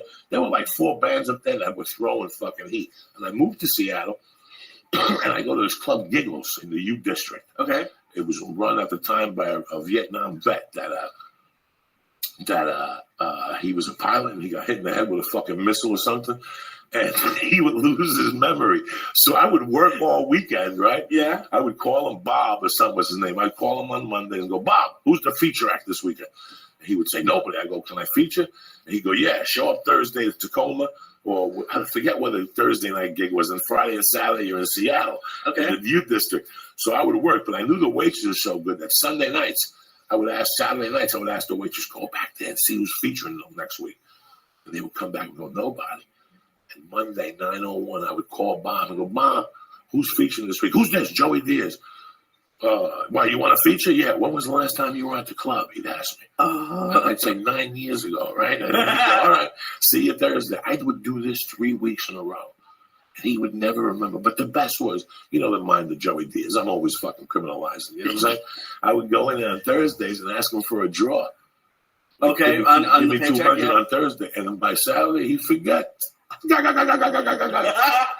then I'd call him again on Monday and go, hey, cocksucker, who's there on this weekend? Nobody. When was the last time you were at the club? 18 fucking years ago. See you Thursday. That's hilarious. But there was a waitress there, a little white, dirty fucking thing that I loved. She was just, I never fooled around with her, never fucked with her. We were just tight. We'd smoke joints together. She had the blonde streaks in the hair, real fucking petite, dirty feet like I like them. Little tits, no bra. The bra smelled like fucking ginger snaps. They got that patchouli juice. Their fucking monkeys probably smell like pussy juice and patchouli juice meats with a little Chinese fucking deli. You know what I'm saying? It's tremendous. That little noodle smells like that little white. Like when you lick the noodles, sometimes it's got that glazed on pea. Like it's like glazed onions, caramelized onions. You never eat that clip when it's got that little fucking... I never liked it before. Ooh, it's got a little baby pea smell to that little clip. It just pops open like a fucking soldier. Anyway, she would always tell me, if you want to get fucked up, come with me to Queen Anne Hill. And I would go, what are you talking about? She's like, the people from Alice in Chains, the band, the singer has a house and a bunch of people go in there and they do fucking H. And I'll tell you what, guys, God did me a favor when he put me on this planet. He made me not like fucking needles. Because if you go to a guy that's shooting H and you go to their house and tell him, I'm smoking, I'm going to snort it, they'll look at you like, somebody coming here and me going, hey, let's do a bong hit. And they're like, no, I just want to vaporize my lungs. I'll smack you. So you can't, when it comes to heroin, you can't be playing with these people like, hey, I'm going to come up here and do a line. So I never went up there with this girl. Trust me, I wanted to do anything to rape this fucking girl. She was beautiful. I would love to freak out with on an H. You don't know what it's like, a little sex on a fucking H. Your dick gets all hard where you get a little feather and tickle her asshole. Forget about it. You nod, you drool. Heroin looks like something I can never mess with. Oh, it's tremendous. I'm telling you, I'm scared of it. It was like I did it. That's how I got off blowing 5 years ago. That's a different fucking story. But it's funny. I would never go up there. And I asked her one day, who's this band? And she's like, Alice in motherfucking Chains. And I'm like, are you fucking serious? And then I went home and I got some album by them, the first album, and I nearly fucking freaked out. It wasn't dirt, it was something else. I forget the fucking album. Too high. We got a call coming in. Do it, baby. Yo, who's this? Martin Perez. Oh, shit. Martin, we were talking about something, but let me give him a little insight into who the fuck Martin Perez is. When I first moved to North Bergen, I lived downtown on Gibbon Terrace. My mother had a bar in Union City. And one of the guys she hung out with, his name was Machito. And he had a kid named Julie and a cousin that was Martin Perez. And me and Martin became friends, and we'd fuck around. I mean, this is somebody that I met in the 6th grade of Mr. Levito's class. He had the wig then, correct? The what? The wig. Levito had the wig, right? In the 6th grade already? Yeah. I just talked to fucking Levito a couple of weeks ago. He was at Mario Arias in Las Vegas. Mario and what was this guy's name? Zaldivar. Louis Zaldivar was his name. Louis Zaldivar and Mario were on the pilot program in the 6th grade, correct? They were like 16 in the 6th grade. They had the mustache, the beard. They drove their kid to school, and then they came upstairs in North Bergen, right? Martin, they had the... Zaldivar was strong as shit. Oh, Zaldivar. Bro, I seen him smack Leo Gattoni one day, the principal. He smacked him downstairs in the fucking basement. That's the way I... When we lit all the bathrooms on fire and we got suspended? Zaldivar was the one that snitched on us. McKinley. Me and Peter Jimenez had to do this. That's right. What do you call this thing for arsony? We had to go like for a month every day, and I used to ride my little mini bike to this arsonist thing. What kind of mini bike did you have? Did you have a little Honda Trail like me, or did you have one of the ghetto ones that you had the lawnmower? No, come on, man. I had the Yamaha 80. Oh, shit. That's right. We all were little fucking bikers. Remember we used to go down and rob the trains? Did you ever go down there, Martin, and rob the trains by Sea Caucus? Yeah, the ones we robbed. The Erie Lackawanna and all that shit? Remember they used to shoot us with... 20 motorcycles from a train when we were 12? We were 12 one time, and we robbed a bunch, and you had to carry them home. They weren't built. Remember, they were in a box. They were small bikes like that. Not that you had to build them. The gas tank was off. The seat was off. So you had to put all this shit on once you got on. You had to open up the carburetor in those days. And remember, they used to shoot us with salt and pepper guns down there. You ever get shot with a salt and pepper gun? I still got my scar on the side. And that shit burns, man. Like a motherfucker, bro. It's like rotten pussy juice in your eyeball. You know what I'm saying? It's a gun with like salt. Yeah, with the cubes, and when they hit you, they blow up. Salt and pepper, and you scratch like a motherfucker. Martin, tell these people who your father was and what you remember from these times, brother. My father was a colonel in Cuba, second chief of police of Batista. And he was a real strict guy. Unfortunately, I was raised in Jersey, and he couldn't keep a good eye on me all the time, so got into a lot of mischief. And he would always sell Martincito. It's real strict, and my mother's side of the family was kind of wild. Machito, that was the friend of your mom's, Coco. Machito, your uncle. Yeah. And he was, when they used to go to the bar and all that shit. What do we call them? Middle class gangsters? Yeah. We were middle class fucking gangsters. One day I was sitting there writing one of the testicle testaments. I wanted somebody other than myself to describe my stepdad Juan, and I am the only person allowed. So I called Martin and I go, Martin, if you had to describe Juan, how would you describe him? Scary. Scary motherfucker. He was a real, very, very hardcore guy. I don't know if you want me to tell him what he did for us. No, you can tell him. I don't give a fuck. The fucking guy was a hitman. I mean, it was amazing. You know, they had an article the other day about Jose Battle in the fucking, and then somebody on Twitter hit me up again. Do you know who Jose Battle was, Martin? Jose Battle. Se llamaba Battle. Battle was a guy that fought for you. He went down with the United States and CIA to Cuba for the Bay of Pigs. And when all that shit went down, he got pissed off. When they let him out of jail, he told the fucking CIA that he didn't care about, wasn't mad at them. He just wanted to do his own thing for 10 years. So he ended up becoming one of the biggest fucking bookmakers and he lived in West New York. So that's how all those people, Nico and fucking Juan and all that shit. But I wanted to tell a story with you, Martin, real quick about when we did two things that I really remember about Martin that we laughed our asses off in the 6th grade were, one, people used to put glue on trees on the wall, and you light the fire on the glue, then you blow it out, and your initials were on the wall, right? This is what was big then. And on 26th Street Projects, where I used to hang out, and Martin used to live down there, which was a tremendous fucking place, tremendous. There was a tree, and one night me and Martin and his cousin went and bought the fucking glue, and we were gonna, put it on the tree, and me and Julie did it, and when it was Martin's turn, he put his initials on the MP, and he lit it on fire, but some glue or something hit a leaf. And it could only happen to Martin, right? So here for 2 months, everybody's been writing their initials. Nobody gets in trouble. Next thing you know, the tree is on fire, and Martin is blowing on it. That's what I remember, you blowing on it. We go, why are you blowing? And all of a sudden, out of the corner, it's like a golf cart coming with fucking 3 or 4 cars and with 3 or 4 guards on it, and they went and arrested him. So they took me away. They took him away. Me and his cousin were downstairs howling. Oh, Jesus. Howling with downstairs. And how about the time that Julian was my cousin? He was like 2 years younger than me, wasn't he? Yeah, 3 years younger. Because he was 2 years younger than me or something. He looked exactly like me. So he beat up a little kid that was his age. I don't know if you remember that, Coco. He beat up a kid that was his age, and the little kid thought it was me, and he came into my house and said, "Oh, it was him. He beat me up. Well, I didn't beat you up. And he goes, yeah, he beat me up. And my father was ready to kick my ass for beating up on somebody left, underage. Until right when my father had the belt in his hands in the air, ready to beat the shit out of me, Julian comes out and goes, "Oh, it was me." So he saved my ass from him. Hey, talk to these guys about McKinley, about Mr. Kingwell. How many meetings did Mr. Kingwell get, the 7th grade teacher, from students and parents?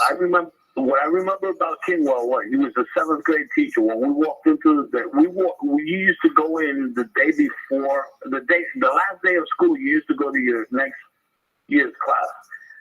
So this is the first day I ever go to his class, and he's standing in the front of the door saying, "You're going to fail, you're going to fail, you're going to fail." Remember that, Coco? Yeah. He used to poke you in the fucking ear and punch you in the ribs, like give you little taps and shit. Jesus. And now whose sister beat him up? Your sister? Your sister? My sister. My sister, he slapped the shit out of me one day, and my sister goes over there and goes, my sister's like half his size and poking on his stomach and telling him, "What the fuck? Hit me. You're lucky my father doesn't come over here and hit the shit out of you." Now, were you in the class when he hit one of the Carvajals? And Mr. Carvajal, now to describe the Carvajals, Maria is on Facebook. She's beautiful. These guys were like Neanderthal Cubans. They were all like chunks. The whole family. They called the one son the Beast. He's a truck driver. He's bigger than a truck now. but the father was gigantic, and he was from what the Cubans call Wajito, right or wrong, where they're country motherfuckers. Okay. But those are the ones that'll kill you. And he used to wear his little YOLS shirt with a fucking cigar that looked like a baton. His cigar looked like a baton in front of 26th Street. And I guess one day, unbelievable. One day, fucking, he hit one of his kids, and at 3:00 that day, you heard. And they're like, open up. And it was Mr. Carvajal. Mr. Kingwell looks at him. He goes, I'm going to do to you what you do to my son. And he smacked the fuck out of him. McKinley was crazy, man. And remember who replaced? Martin, you had left already. But you know that the guys that replaced Mr. Lindsley, Wally Lindsley replaced, what was the Ethel Welsh and Miss Verga, right? Were the 8th grade teachers? Oh, my God. And Ethel Welsh was... We retired them too late. We retired. She kept saying, I'll be here after you come and go. Ethel Welsh retired, and Miss Verga retired first. Ethel Welsh we tortured, but the guy that replaced Miss Verga, his name was Wally Lindsley. He was the mayor of Weehawken, but he was also a school teacher in North Bergen. And he's the one that sold the waterfront out in Hudson County there. So the ATF arrested him in the 8th grade.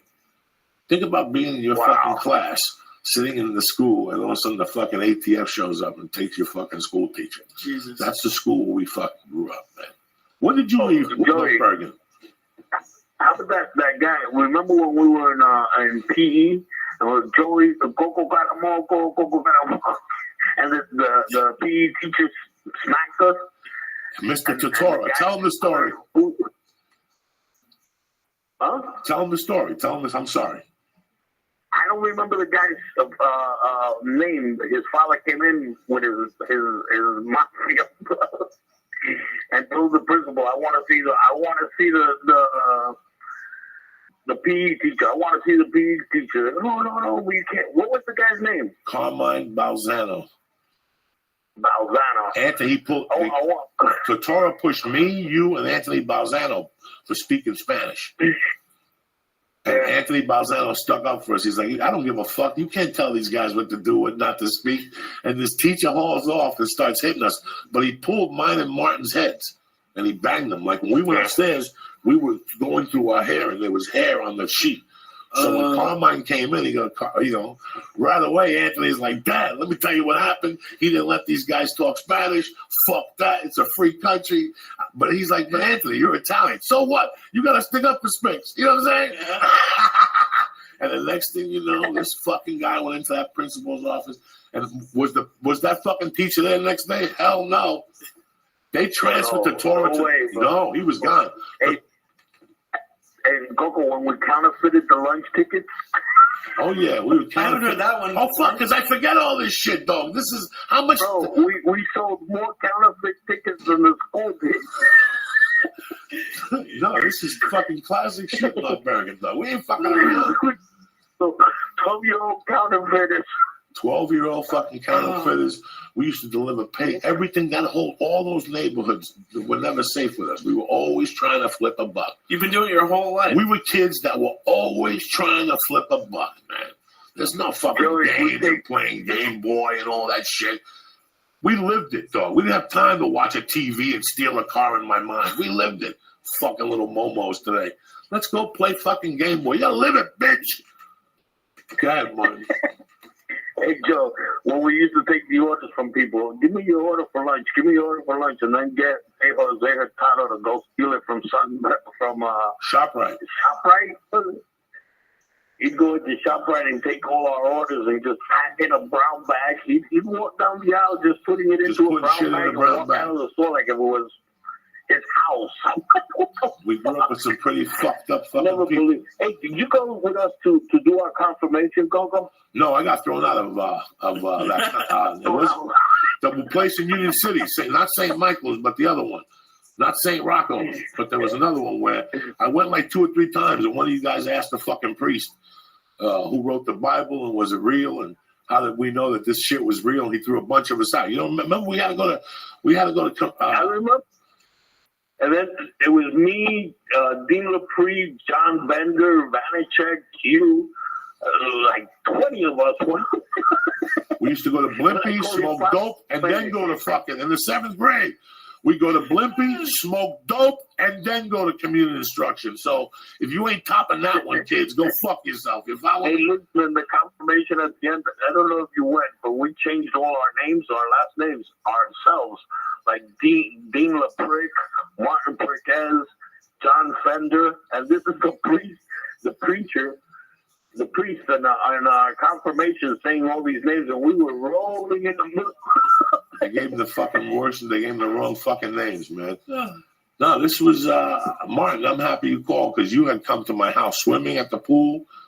You had come to my mother's bar. I mean, you were around for years with me. We used to go to movies together. I used to go to 7th Street and watch Martin do judo class.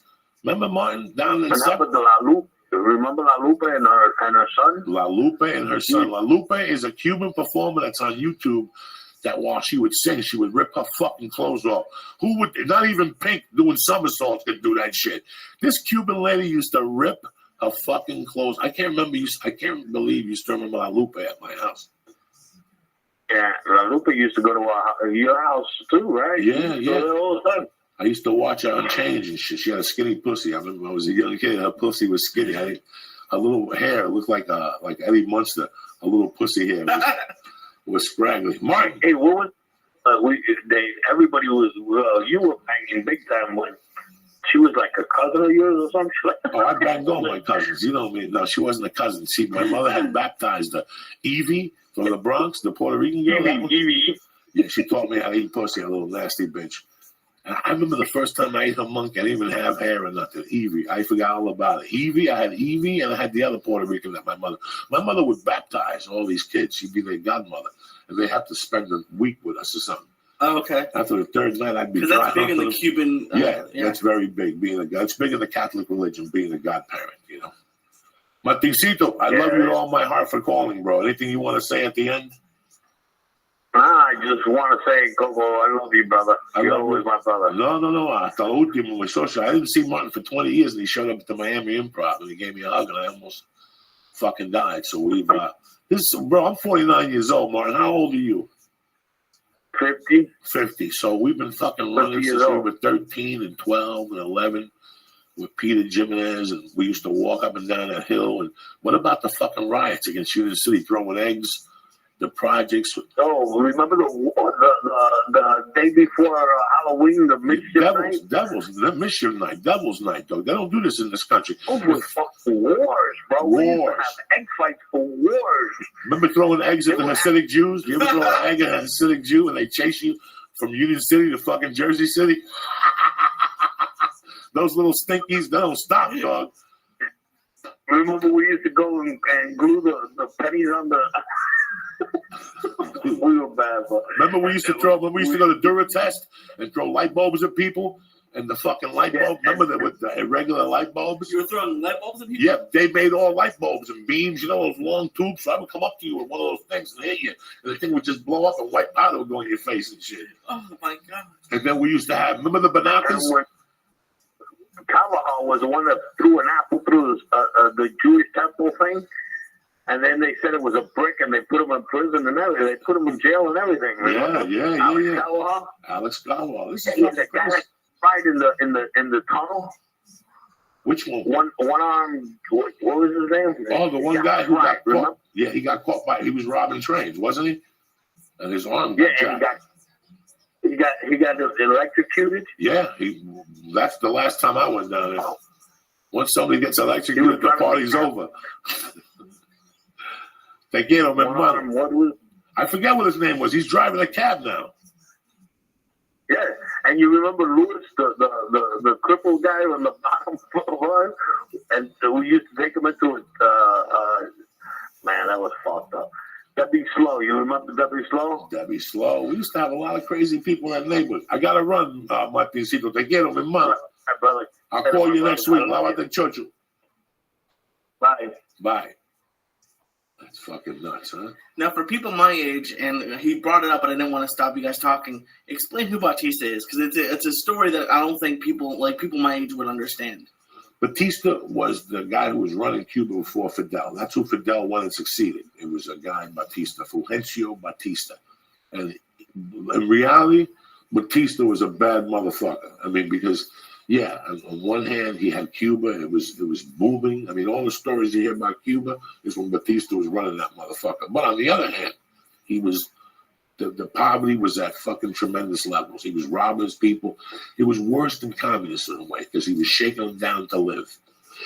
So when Batista got knocked out of there, Batista had to go in exile because fucking Cubans don't fuck around. They don't forget nothing. They forgive for a little while, but they'll go get them, you know.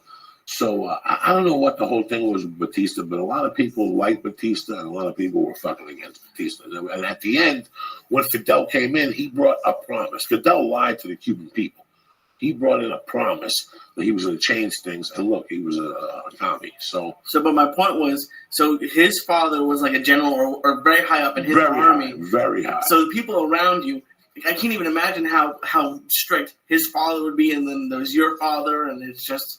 Martin's father was a no-nonsense guy. Whenever he said Martincito, everything stopped. He was big. You know, and what made me think of Martin was I was at Eddie Bravo's house, and I watched a fucking video about Cuba that Eddie had with Batista there, and I seen Martin Perez standing next to him. He looked just like Martin, who I had on the phone. Yeah. And I go, look, I got to call Martin, because I talk to Martin a lot. We talk. He has a big company in Florida. I mean, he's down there fucking making it happen. But I'm just happy that we're still talking. I mean, how lucky am I? Yeah. You know, he's one of the few people left from that side of my life.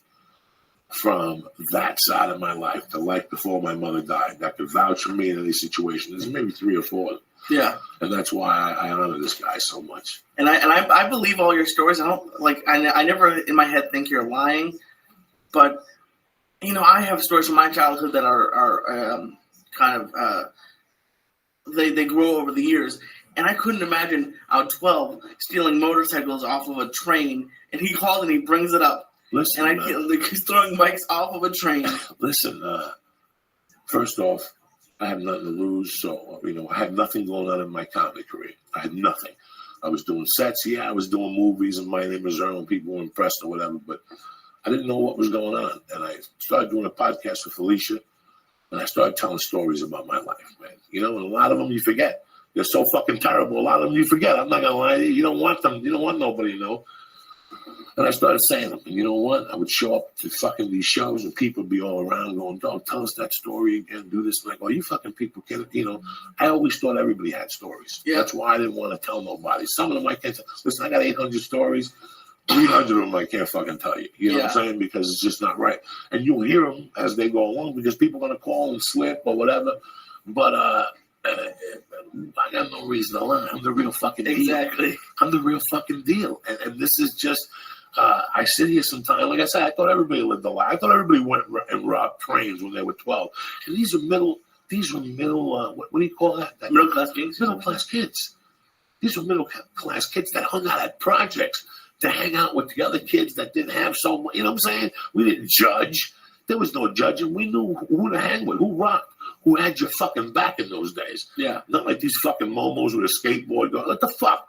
You know, after school, some of the kids had money, some didn't. We would walk a mile to the fucking Meadowlands, where the Meadowlands are now, and there'd be trains out there by Secor, because Erie Lackawanna. And the trains would go by, and we would position ourselves, and you'd have to jump on the train and break the fucking seal, and then open the door and then get in there. We're 12. Was the train moving? The train was moving at a slower pace. Jesus Christ. And the cops would be driving, not the regular cops, but the transit station, Amtrak. I don't even know if it was Amtrak then. Yeah. So you had to take the boxes, throw them off the fucking trains, hide them in the weeds, like Sons of Anarchy in the episode last week with the guns, and then walk back to North Bergen, eat dinner, pray that nobody steals your stash, and then get one of your older brothers or one of his friends. You got to pay him $50. You're 12. So that means you got to say, listen, dog, I got 6 motorcycles. Help me lug them back. Once I sell 2 of them, I'll throw you a fucking half a yard, $100. We were 12. Wow. And that's something, when he was talking, it made me realize when you were talking about selling the lunch tickets and then going before church, going to Blimpies to get a sandwich and then smoke. You really haven't changed that much throughout your life. No. You grow up and you mature a little bit, but you're doing the same stuff. Listen, man, all you do is rub out the edges and make them not as sharp. That's all you do. But you are who the fuck you are. I am who the fuck I am. you know, in those days, the deal was, let me break it down more on Fridays. If you didn't want to go to school in the afternoons, you either had to go to school or you had to go to Catholic Community Education, CCD. I don't know what they call it. They still have it. They still have it. So you had to be there at 1. So basically, you would go to school from 9 to 12. Some of the pimps would sign up and go to CCD, and the other ones would stay in because we had Levito. So on Fridays, Mr. Levito at 1 o'clock, since half the kids were gone, he would put a record player on, and you were allowed to listen to music. But guess what? Mr. Levito knew I was crazy, so he let me go on stage every Friday after they threw me out. Because I went for like 2 weeks, and one of the kids raised their hand, and he's like, "Excuse me, Padre, how do I know the shit in this book is fucking real?" I giggled, and somebody else giggled. He threw all of us. I didn't make my confirmation. I was 29 years old. Oh, okay. I went back to get the Holy Spirit put into me because I thought I was crazy. I thought that would help me. But that's a complete different. That was in my Buddhist Boulder days. That was when I was, because I don't believe in organized real religion. Like I said, I'm a Jeet Kune Do. I got the Catholics, the Buddhists, the Santerias, and the Jews, and I put it all together, and it works. You know what I'm saying? So some days I got a yarmulke on, I got to cut a chicken's head off. Fuck it. You got to do what the fuck you got to do. So on Fridays, you had to either walk up to that thing, which was a blast. You got to walk from that school up Route 3, which is 1,000 million cars coming at you. You went to ShopRite. You shoplifted gum. Then you walked like 3 blocks, and then there was the 4-star diner, which had a tremendous BLT, one of the best I've ever had. Oh, those are great. You had the burger place on the corner. You had all these fucking places to go mingle, but you had a Blimpie base. And those days, a roast beef from Blimpie was trying to look. Go to Blimpie now and get a roast beef. It's like roast beef from Subway. It's like Rosie's pussy. It's all brown, and fucking the noodle is brown. Now, don't eat roast beef from Subway and all that shit. That shit will kill you. But in those days, we go to fucking Blimpie on 31st and Burgerland. We blast off a fucking joint. We go in there and they put on, oh, Mamma Mia, Mamma Mia. We giggle. We go in there and giggle at waitresses. We giggle at people. And then in those days, we used to smoke with a fucking glass tube. Okay. Right? We used to go to a head store called East West, and it was a glass tube, and you rolled the joint, and you put the joint in the tube, and that was the carb. So you suck it in like the fucking last fucking thing. And we get hammered, no matter what weed and you we were smoke. 13, 12, 6th grade, bitches. For all you people are like, well, I'm considering, go fuck yourself. This shit goes deep, deep, deep into the mental block. Anyway. So, that's my favorite thing to say. Anyway. Yeah, what do you get me all hot and sticky for? So we would go to sit in this fucking Catholic fucking thing over there and listen to this priest for 2 hours talking about the Bible. You had to do that for like 8 months, 18 years to turn into your confirmation. Once we got thrown out, I had to stay in school till 3. But guess what? All the boys would go up there, so all the chicks would hang around. And on Fridays, instead of listening to music at one point in the afternoon, I've never repeated this in a podcast. Okay. He would let me go up in the front of the class and sing a song. And I would lip sync My Eyes Adored You by Frankie Valli and the Four Seasons. That's why when I was in Jersey for the UFC, I was standing and Mario Arias called me from Vegas, another kid that was in our class in the 6th grade, to tell me that he was hanging with our 6th grade teacher, Mr. Levito, in Vegas. Holy shit. So this is how tight we are. Like, this is something that everybody was in Levito's class, and I still talk to people who I had with the teacher Kingwell, the one he was saying that he would hit people. Yeah. That's the motherfucker that left me back. Wow. He's the one that left me back for eating New Yorker Reese's pussy in the 7th grade, that motherfucker. I'll never forget him. But you know what? It was a wake-up call because he was a good teacher, Kingwell. You had to read a book every month. I'll never forget that. You had to read a book a month, and he gave you an oral book exam. Whoa. So you actually had to read it. You had to read it. You had to read it. And guess what? Today, I read because of that fucking guy. He got me into reading. Like this summer, when you get put into his class in the 7th grade, he'll give you 3 books and say, you got to read these 3 fucking books. So when you come back in September, the first week, it was what they call book reports, oral examination. Before we get the fuck out of here, excuse me, people. Before we get the fuck out of here, I want to show you something that I got yesterday, just to let you know where our head's at. First off, thank you very much for all the love we got on this fucking podcast. You guys are some bad motherfuckers. I know Lee wants to thank you. And it's unbelievable. Everyone who writes to me on the email and Twitter, everyone's so nice. So thank you guys. So my brother Joe Rogan always talks about being positive and stuff. I don't talk about it that much. I just live it, and it's just not an understanding We're all positive. You're gonna have good and bad days and shit like that. Listen, man, I get up at 5 in the morning. I come here. For the last 2 years, I've been on Twitter, and I get up at 5 in the fucking morning. And I'm with you people playing. I'm smoking with you through osmosis. We're all having a great time. I started doing videos and shit, Joey Karate's years ago. And it was the weirdest thing, man. I would get these, at those days, I didn't know much about the computer. And I would fucking shoot a video with my friend Dan. His son's going to be a year old. Happy birthday. And Dominic, my nephew. And we would shoot a video and put it up. And, you get great video, funny, Joey's funny, whatever. And then somewhere in the middle of the night, I'd wake up. And I check it, or a week later, and I get like, you fat fuck, I hope you die. And I couldn't figure out what it was. So I click onto the person's link, and I go to the YouTube page, and I would go, fuck you, you motherfucker. I hope your mother gets hit by a train. And then I realized I'm doing the same thing he's doing. What the fuck is wrong with me? Then I understood what people do. They just go from computer to computer site, and they write shit on people's thing. And I never understood it. I wasn't raised with this shit. I was raised belly to belly. I'm a belly to belly guy. That's why I don't text. I don't do nothing. I want to look at your fucking eyes. Take your sunglasses off when I talk to you. That's how I was raised. Yeah. I wasn't raised with sunglasses, with flip-flops, trying to be cool and shit. Talk to me like a fucking man. I'm all about fucking, before we become anything, directors, comedians, superstars, podcasting, we're fucking men. So you always have to act like a fucking man. That's the bottom fucking line, right? So, I was raised, I got to say something, I'll say it to your face. I don't fucking say it at all. So yesterday, after all the shit we do, all the fiddle-faddle we have a great time. This is what I got yesterday sent to me. He sent it to me, your fucking worst nightmare, right? This is classic. Hey, fat fuck, retard, hack, loser, piece of shit, Rogan, shine boy, bitch. Go fuck your dead fat mother. Hope you stroke out before that whore has your cock cold, kid. Can you believe this shit? Now, my whole take on this, and for you people, let's hunt this motherfucker down, because he doesn't know I called a buddy of mine in Jersey. I got a buddy in Jersey that loves doing this. You pay them $200 and they trace this in 72 hours. And then we send 2 other fucking gorillas to knock on your fucking door and let you know what you did. Now, this guy hit me up before as something else one time. And I fucking shut him down too. He called me a fat nigger and a spick. But this one here, it's the weirdest thing, because whether this guy's 13 or 27, he's got no fucking life.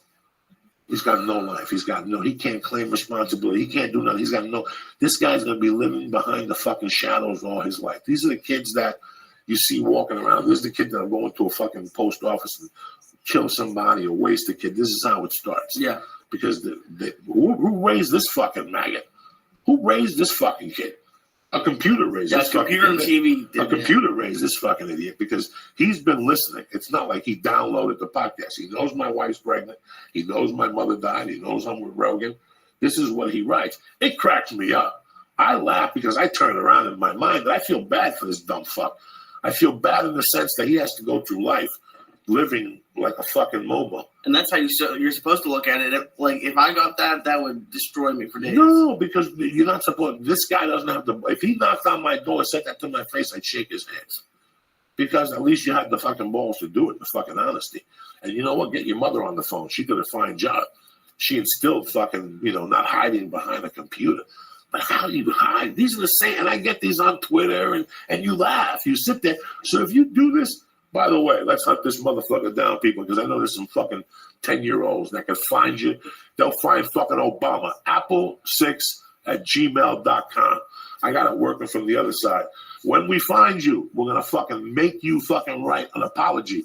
And I'm going to go to your hometown. I'm going to pay a black guy with the biggest dick in town. I'm going to go to one of those sex clubs and go, I want the biggest, blackest motherfucker in here with a big pink fucking helmet. One of those Mike Tyson cocks where it's so big and black, the black goes pink, from black to pink, like a fucking scale on a toaster. You know what I'm saying? And I'm gonna make you suck his dick, just like that. How's that one for you? Let's have some fucking fun. Oh, I'm sorry about talking that way. Yesterday, somebody sent me a flyer saying you're invited to an evening of smart comedy. So we're back to that again. Oh my God. We're so intelligent. We're voting for Romney, and it's smart comedy we're doing at 7:30. Jesus. And the thing about that is he definitely knows you. Yeah, he's probably the type of kid or person, however old he is, probably goes down. He's like, all right, who do I follow? I'm going to send this to every single person I follow. Like a different one for each person. It's very sad. I never understood that. I never was raised to act that way, so I don't understand. It shocks the fuck out of me, Lou. It takes me and it just rips me apart inside for 2 seconds not because of what he said, his words. Come on. I've heard fat fuck and cunt mother all of my life. Words bother you. It's just that where the fuck is he coming from? Yeah. What's he going to do the rest of his life? Fucking wear a fucking dress and hide with makeup on?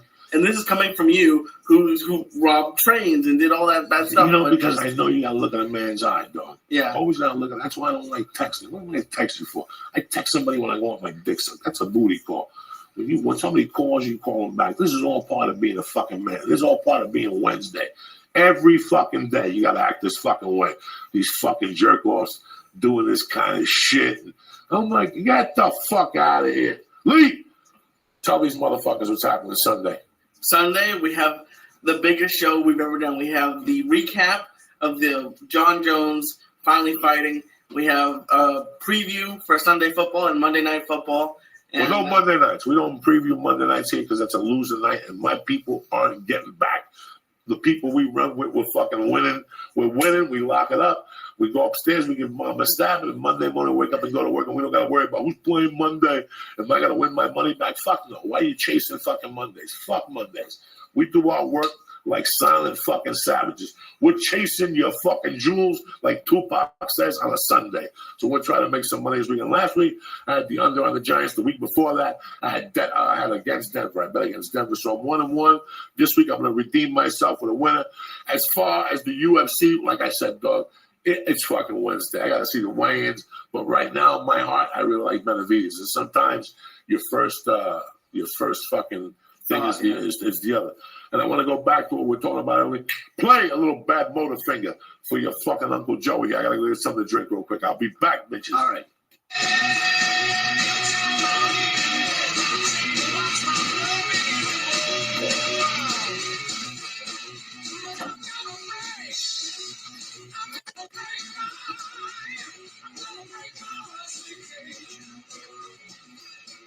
Yeah, I want to get mine tremendously. Put the second jam on, Lee. Come on. What's the one after that one. It's the album, correct? No. This is just the first one. Let me get the second one. Forget it. Don't worry about it. If you didn't get the album this morning, don't worry about it. All right, brothers. It's fucking Wednesday. What else you want to talk about, Lee? What's on your fucking mind? We got Bad Motor Thing. Oh, I know what I want to talk to you motherfuckers about. Very important, man. I've been getting all these fucking messages about movies. Listen, I love movies. But I hate this new shit that fucking comes out. The last movie I seen was the Disney one with Jennifer Gardner and the fucking kid with the leaf on his fucking ankle. I went to see it with my wife, and she cried. I got high. Whatever. It doesn't fucking matter. But the other night, I was sitting in the goddamn living room, and all of a sudden, Death Wish is on, right? And it's the part where they rape his daughter. They rape his daughter and his fucking wife, and it's Jeff Goldblum. So I'm sitting there, I'm like, it's 9 o'clock. I don't have to be on stage till 10:30. I might as well watch it. I've seen this movie. I mean, I've seen this in the fucking movie theater. I might as well watch this. Well, I'm fucking sitting there, I'm watching this, and I'm getting sucked in, Lee. Just sucked in. Yeah. Because after, on paper, it's a movie about Charles Bronson, who they kill his wife, no biggie, revenge fucking movie, and then he goes out and he shoots people. That's what it is on paper. That's what I remember it as. But for some reason, when you don't see a movie for a long fucking time, you see all these things that you haven't seen before. Exactly. I watch The Chinese Connection. Since I gave it out last week, I watched it the other day. And I saw shit. There's a move when he goes to fight at the last scene. He walks out and he throws a kick and he turns around with an elbow. I've never seen that move. I've been watching The Chinese Connection since 1971. It's fucking 2012, and I just caught that scene. So now I'm watching Death Wish the other night. And he goes to Arizona, and he meets this fucking guy who was a big character actor in Arizona, Tucson. Mm-hmm. And he teaches him how to shoot, and they talk about the service and what he had done before. And on the way up to the fucking, on the way out to the airport, he's explaining to him he should get a gun to live in that big, bad city. Yeah. And he's like, I don't want no guns. So fucking he puts a gun in his suitcase. Oh, Jesus Christ. Did you know that? Yeah. You've seen this movie. Yeah. So I had forgotten all this shit. I had forgotten about it. Like, I mean, fuck, you have a lot of other things on your mind. He gets to New York. He finds the gun. He finds out that the daughter's not going to be the same. She's in shock. So it starts hitting him. And he takes the gun to go for a walk one night for protection. Because throughout the whole movie, listen, New York City in the fucking 70s was horrible. It was horrible. You have to applaud whoever, Giuliani, whoever. It really was bad. If you have a problem, go to YouTube, go to Our Latin Thing, the first scene, and watch when they're on the streets of New York. The trash was everywhere. I remember I was a kid. Even I lived on Riverside Drive. I lived on 89th Street, Riverside Drive with the Jews. Then I moved to 205 West the 8th Street with more fucking Jews. So don't tell me about my fucking goddamn New York. And they had trash all over the place and whatnot. So he goes out and some guy comes to attack him on the side. And he goes, hey, man, give me your money. And Charles Bronson looks at the guy and he looks straight. He's over by like Battery Park or something. And all of a sudden he turns around and the guy's like, hey. And Charles Bronson turns with the gun already, bam, and he shoots the guy and he runs home. He holds on to the gun. He gets home. And the weird thing is when he gets home, something I didn't remember as a kid or anything, he breaks down. He breaks down. He goes on his hands and knees and he looks at his hands and he can't believe what he's done. He's real reaction to what he just did, yeah. Real reaction. Like, I'm like, look at Charles Bronson dropping, knowledge on the acting department. Then he was creating like an arc. Like, I was fucking really impressed. I'm like, look at Charles, look what they did. And this is the Dino De Laurentiis movie. These were fucking movies, Charles Bronson movies. Dino De Laurentiis is like Spielberg today, even bigger. Dino De Laurentiis walks into a place, takes his dick out. Everybody's got a sucker, even the busboy. So fucking, it's brilliant. He starts crying. Then you see him watching. You watch him grow as a, it's like anything else. He got the smell of blood. He got the taste of blood. You watch him fucking grow as a vigilante. And now he's shooting motherfuckers every night. He had a cop follow him. So if you get a fucking chance, I know that you guys like, Joey, you're an old fuck. You don't know what the fuck you're talking about movies. Watch Death Wish and watch The Ark. Watch Death Wish 1 and 2. Death Wish 2 wasn't bad. Jimmy Page did the fucking soundtrack. I haven't seen that one. That one's a good one, 82 or something like that. I remember I was at the movie theater. I was a senior in high school, and I'm sitting in front of these fucking women, and the one lady goes, ooh, look at Charles Bronson. He's so ugly. He's good looking.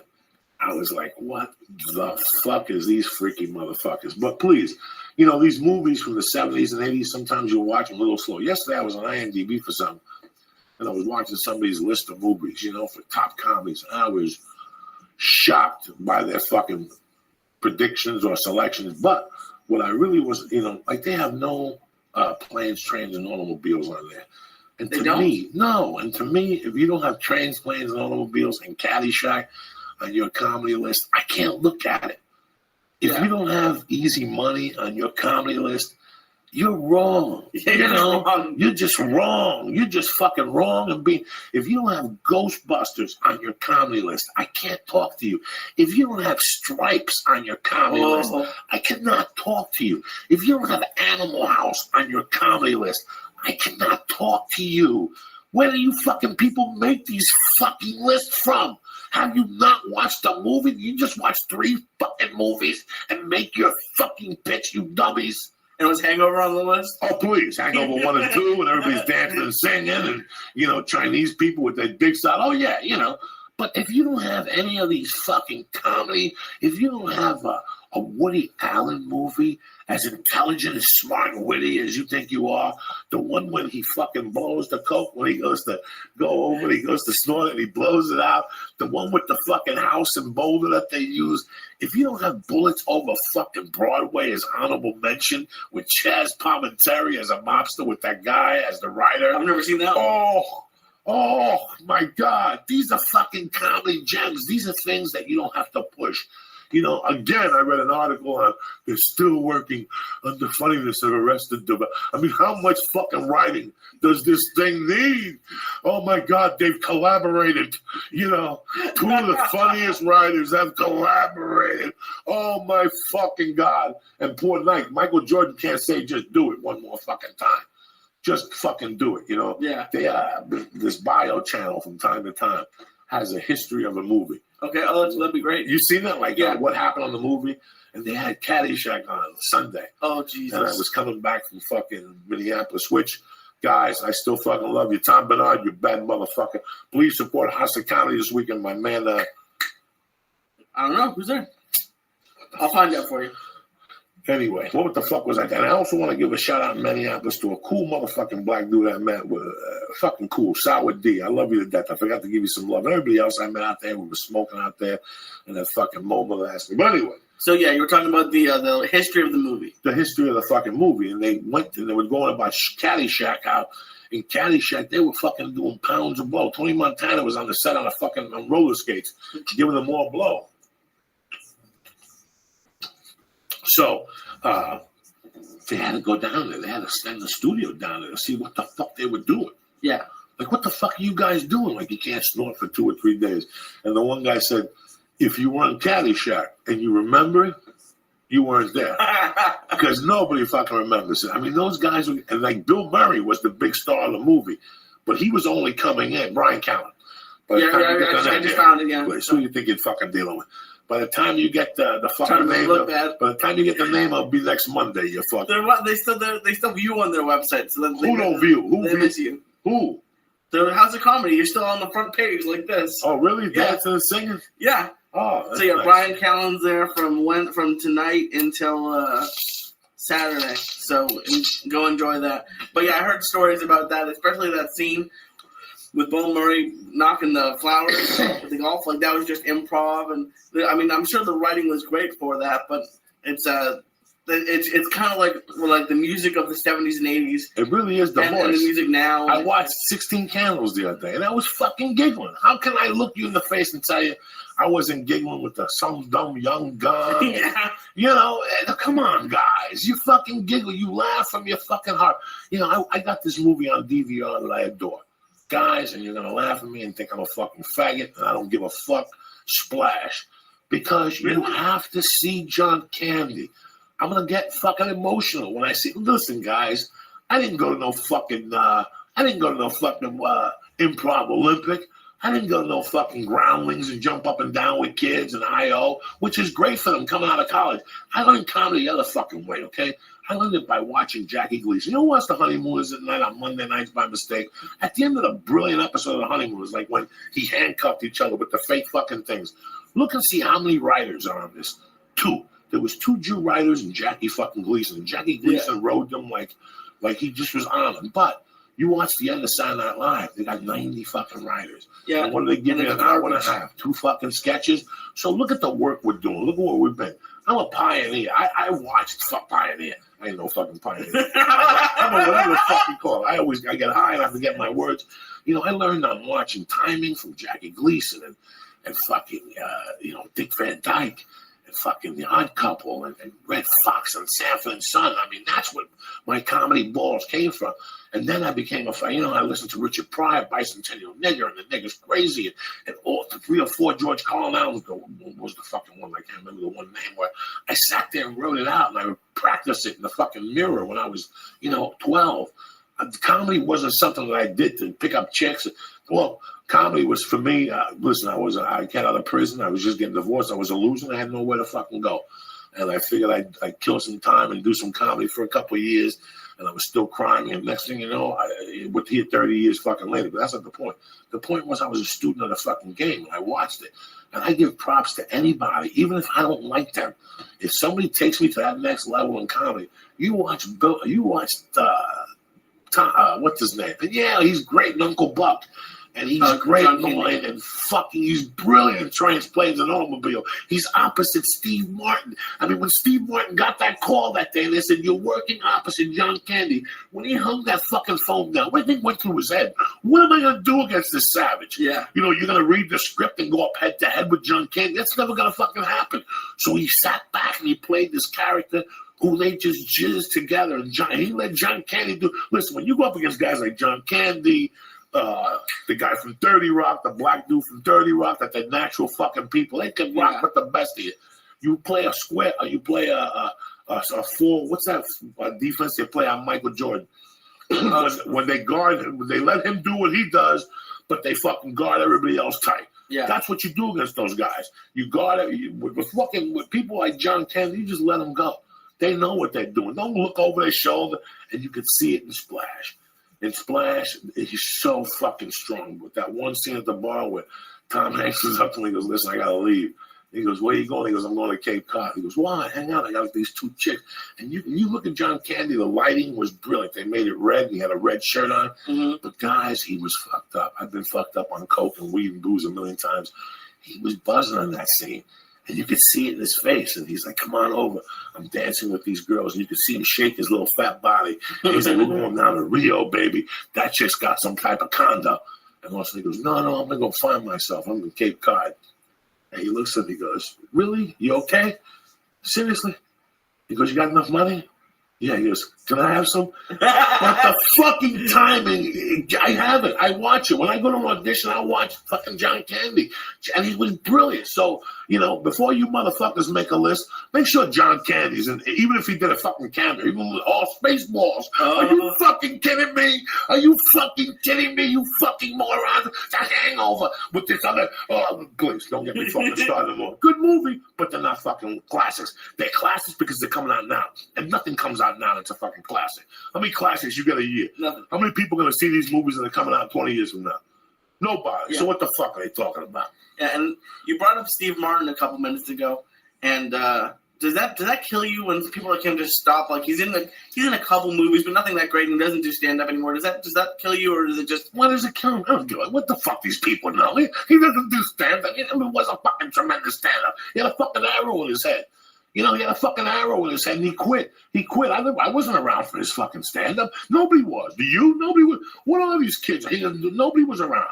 When I was a kid, I seen him on Saturday Night do King Tut with the fucking arrow in his head, and I don't even know he did stand-up. I've never seen him do stand-up. I've never even heard of it. Okay. I watched Richard Wright. What's his name? The guy from Boston do stand-up. I seen those guys later on, but I was too young for Steve Martin. Nobody remembers fucking Steve Martin doing stand-up. These guys are walking around like nobody remembers him. I don't remember him. Okay.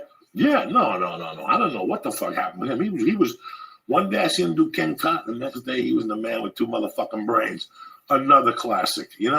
Steve Martin, all of me? Yeah. Are you fucking kidding me? One of I think my favorite or close to favorite of his is The Jerk. Oh, please. This is just, guys, there are so many movies, The History of the World, Part 1 and 2, Monty Python. Guys, there's so much shit we have catching up to do, but we can't do it all in one day because it's motherfucking Wednesday. We got shit to do. It's the church of what's happening now. You're smoking dope. You're eating breakfast. You're trying to get healthy. What's your fucking day look like the rest of the day? My day's looking like work, and then that's it, man. But I'm happy to be here, and it's just great being here with you. Okay, I'm happy you came over this morning. I'm happy for all you motherfuckers for tuning in. Listen. Do me a big favor, right? Tomorrow night, I'm in Madison, Wisconsin, bitches. With Duncan, yeah, that's with great. Duncan fucking Trussell. Tickets are $20. They're on fucking line. We're at Champs. Come on by, 8 o'clock show. Friday, I'm in Milwaukee, Wisconsin, the home of Duke motherfucking Rufus. Hopefully, we'll get to see him. And we will be in Germantown. Tickets also are on PayPal with fucking my brother Duncan Trussell. Brown paper tickets. I'm sorry. Next week, we're in fucking Baltimore. What else we got going on here, brother? Thank you for all the fucking love on this podcast. I mean, me and Lee, every day, Lee, we just giggle. It's funny. Joey's really intense, but he'll call me and be like, "Are we still number one?" I say yes, and it sounds like he's gonna pass out. I can't believe it. You fucking guys. We never expected this. We just wanted to try to give you a great podcast and try the best we can. That's all. We're not here to lay claims. We're not fucking, you know what I'm saying? But I love you motherfuckers from the bottom of my heart. I really do. I know Lee does. Lee's really starting to get into this. We love you. I'm sorry if you get offended today. I'm really not fucking sorry, but I'm just saying this shit. The sponsors or whatever. Thank you for all the fucking people who are coming, calling us and contacting us for sponsorship. I'm going to run it by my attorney, and we'll get to you guys next week. I'm going to run it by Lee and see which one works best for us. So, slow down for a few days because we got overwhelmed, and I'm just looking at them now, and I sent them to my attorney. So thank you very much for the sponsorship consideration, all that stuff. Thank you for buying the CDs. Thank you for coming to the shows. Hopefully, I'd love to see you motherfuckers. Milwaukee, I'm going to go down to that little Italian neighborhood where they had Donnie Brasco. Donnie Brasco arrested people in Milwaukee. It's not in the movie, but if you get the book, he went there to meet with some people, and he arrested a lot of bosses out of the Midwest. They have some Italian food in motherfucking Milwaukee, in that little neighborhood where the Comedy Cafe used to be. I think it's still the Comedy Cafe. Amazing and cheap. I got a meatball sandwich for $2 10 years ago. The fucking fat was running down my face. It's another Midwest place like Minnesota. Hey, man, the fucking Midwest food. I'm still counting points. Lee's going back to the gym. I'm working out this morning. Guys, Have a great fucking weekend. I love you motherfuckers with all my heart. Today, for people who are looking at this today, I will be on the Rogan podcast at 3 o'clock with the director from Cocaine Cowboys. Oh, shit. I'm bringing my books. I'm bringing the whole fucking thing. All right. I love you guys. Stay black. Please support Death Squad, Beauty and the Beast, Duncan, Joe Rogan. Give them all love. Get your alpha brain sticking in your asshole. And get your fucking rocking and shit. Stay black. Please give him a kiss, cocksucker. Bye, guys. We got Frankie Valli, My Eyes Adore You on the way. There you go, brother.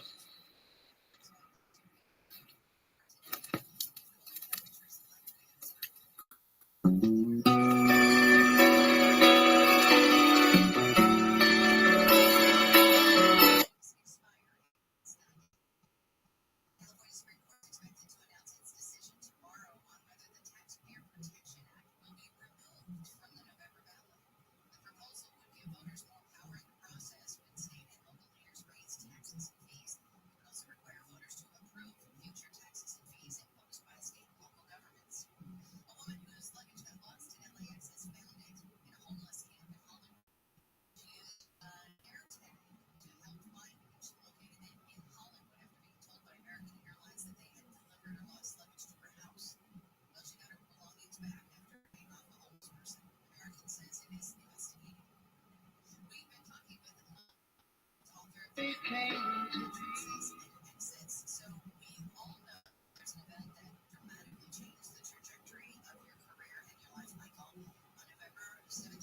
got a kilo of ball in here.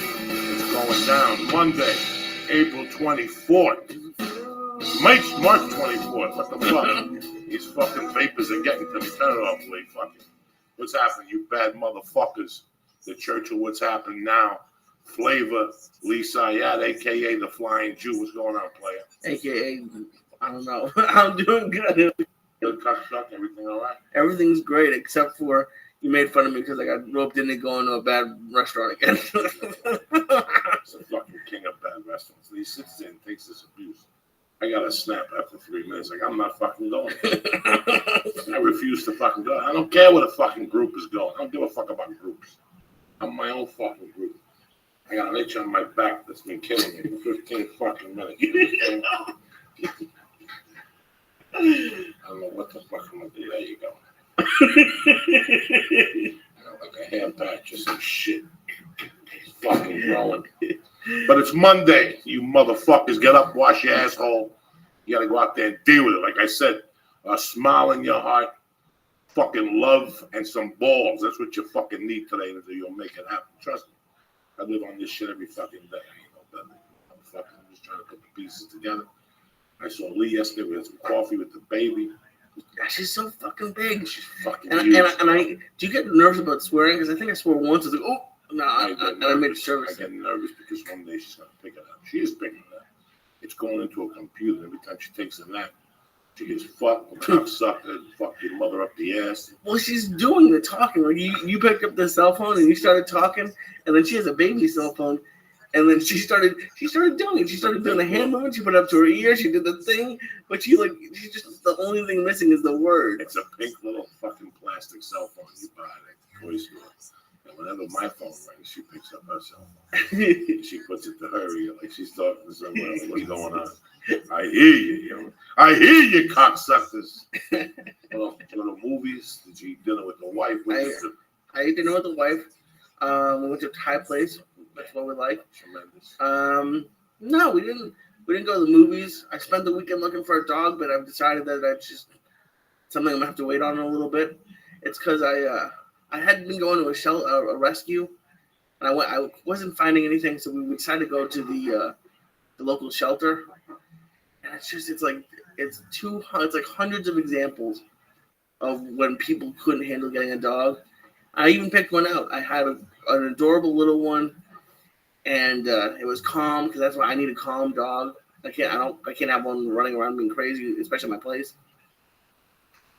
And it got me sad because the woman was saying this dog was 10 months old and it had been adopted from that shelter, and the family had recently, like 2 days before, brought it back. I'm like, how good? Like, this isn't. You can't do that to a dog after it gets used to a family and it's stuck in a little cage now, and it's just, I even though I have more time than I've ever had at home, I don't feel like I have enough time as a single person. Nothing pisses me off when people don't think out the move. Yeah. Think out the fucking move. It's like when you see a homeless guy with a fucking dog. Obviously, he didn't think the fucking move out. Or he has the dog as a ploy to make some cash from people, from animal lovers, and I understand it. But there's nothing worse than getting a dog and then realizing your schedule, your time, that it happened to you once before. Yeah. So when you called me and said that to you, my natural insult was to just tell you to go fuck yourself. But I told you to think about it. Think about it for 24 hours. That's what everybody should do. Think about it for 24 fucking hours. Don't get me wrong, it took me 20 years to realize that. I'm no fucking genius. Mm-hmm. But I'm telling you, anything I've ever done now, I think about it for 24 fucking hours. And you see it for what it is. You're 25, you want to get into different things. You have no family out here. You have no cover. You're like me. You know, when Terry started bringing fucking cats upstairs, I knew my life was changing. Then you live through an earthquake.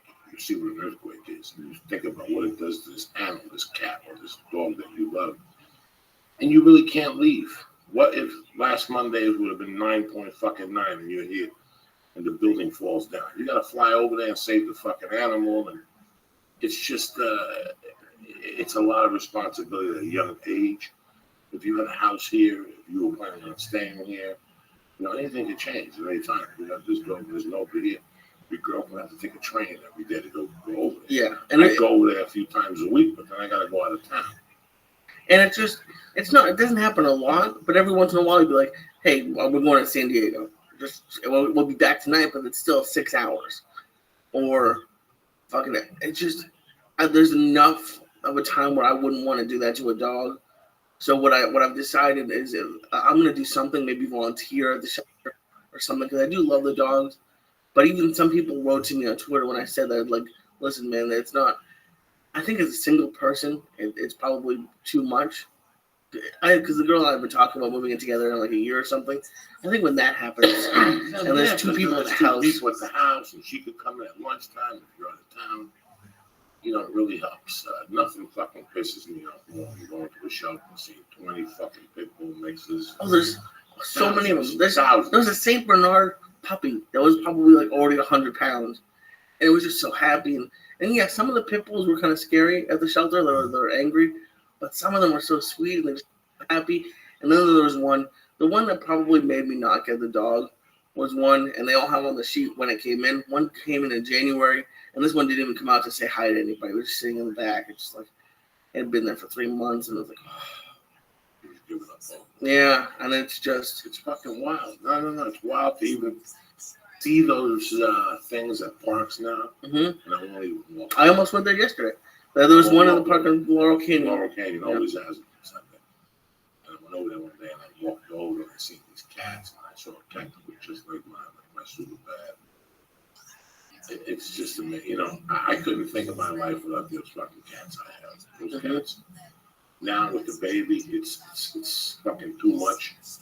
But I still deal with it and I realize how much they love me, my cats, and how much I love them. These days, I have fucking Harry and Superbad, who fucking are mortal enemies. Do you understand me? They're mortal. They are? Fucking enemies. They hate each other since day one. I got one on this fucking leg, and I got Superbad on my chest. And that's the way, you know, that's just the way it goes. And I look at them, I look at my daughter, they mean the same thing. It's the weirdest thing. They both, fucking Superbad, I would have never stopped smoking without Superbad. He's the ugliest, rattiest, stinkiest, smelliest fucking cat. I smelled his face last night. It was fucking cute. But I love him. I love holding him and squeezing him. And Harry, this morning I was doing something in the office and I heard him fucking crying. I went to what the fuck, Harry? He was hungry. I went over, I fed him, I pet him, I picked him up, I kissed him. You know, it's Monday. On Mondays, I try to kiss them all. Like last Monday, I didn't know that they were looking for attention.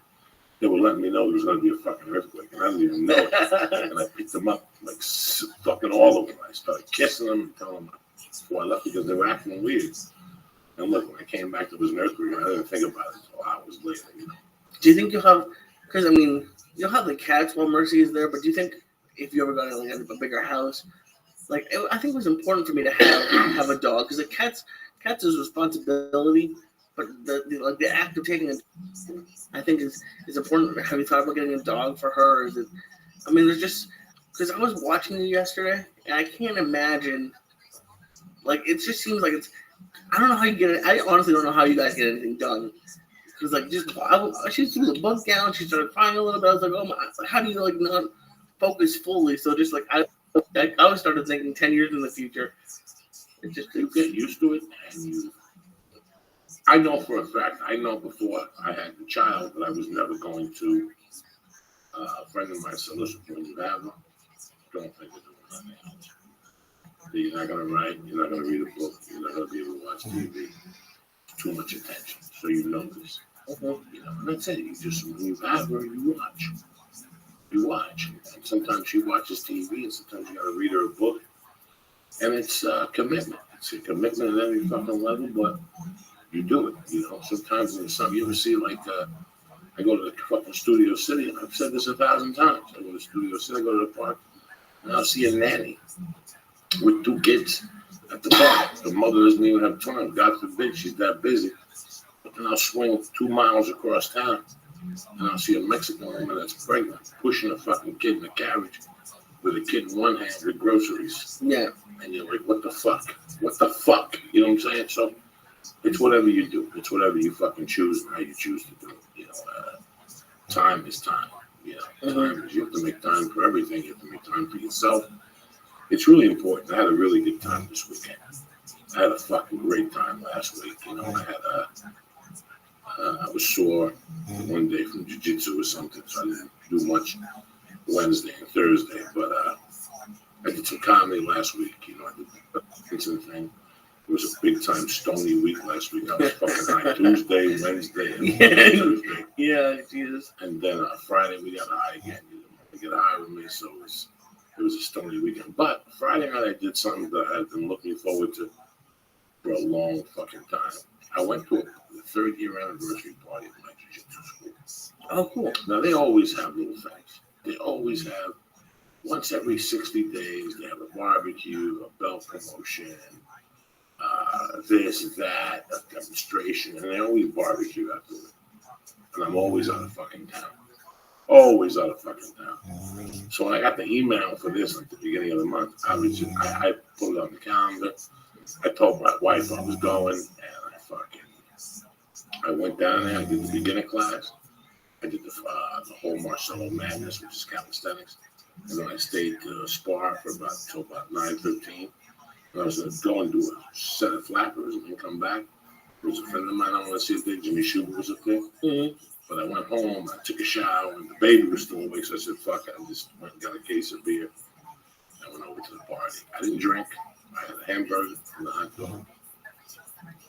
And at one moment, I just sat there with all these kids. Because that's basically what they are. They're fucking kids. They're 25-year-old kids. You know, some are working, some are not working, some are getting out of school, some are thinking of going back, you know, and what keeps them together is this jiu-jitsu class. You know, it's a cheap jiu-jitsu class, it's $60 a month. And that's all they could afford.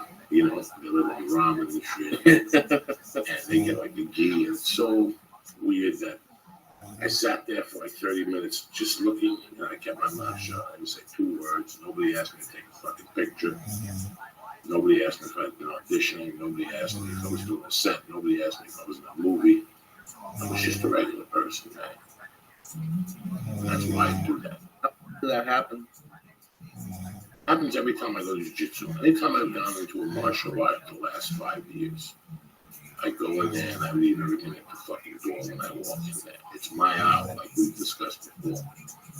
But it's also, I don't know, this, my biggest mistake, people always say, if I would have stayed in martial arts, if I would have, could have, should have, you know, I went to church with my wife yesterday. We dropped the baby off from daycare downstairs, and I hung around. Terry goes upstairs. It's her church, not mine. So I'd rather hang out and watch the kids play with the trampoline and shit. And there's a girl downstairs, Sophia, and she was talking to me about ballerina, how it fucks up her toes. And she goes, yeah, you know, ballerina, I've been doing since I was 2 or 3, blah, blah, blah. And I said to her, you know, do me a favor. Whatever you fucking decide in your life, don't ever quit ballet. How old is she? She just turned 13. Okay. She goes to school with Alicia's kids. Okay. Right, so that's how I know her. Her name is Sophia. good-looking young girl. She's gonna be fucking. She got a gray hair. You can tell she's an only child, and you can see that she's older. And you walk in. She told me she was 13. I thought she was like 28. I can't fucking tell. But it was really weird that I said to her, "Don't quit whatever you're doing, even if it doesn't make you money in the future. The thing you've been doing since you were 2, that'll always bring you back." And a lot of people don't know that. And then the other woman said, "You know, I played the piano all my life. My father made me hate it." And the other girl goes, "I used to sing, and my father made me hate it." And then you're all trying to get back into it now. One of my biggest mistakes at 15 was dumping karate. It destroyed me because it kept me intact. It was a group of people that I didn't hang out with, which meant I only saw them when I went to karate or karate events. Mm-hmm. So whatever I was doing with my friends in North Bergen at the time, it didn't really matter when I went down there on whatever Tuesday, Thursdays, and Saturday mornings for sidekicks. You know, if I smoked pot with my friends, I didn't smoke pot with these karate kids. These karate kids, you went, you bought a gi, you beat each other up, and then you all went out to cheeseburgers and talked about fucking the martial arts supply store, how they just got a new set of knee pads and you got to get them in red. That was your big fucking geek out. That was what we did. And then something possessed me to go hang out with these other gorillas that none of them were into anything but bad shit. And my life went astray. And then when I was 25 or 26, in 1994, whatever the fuck I was, 30, I said to myself, "Oh, I'm going to go back to martial arts." And thank God I got back into like a tang suit, traditional bowing, the whole fucking thing.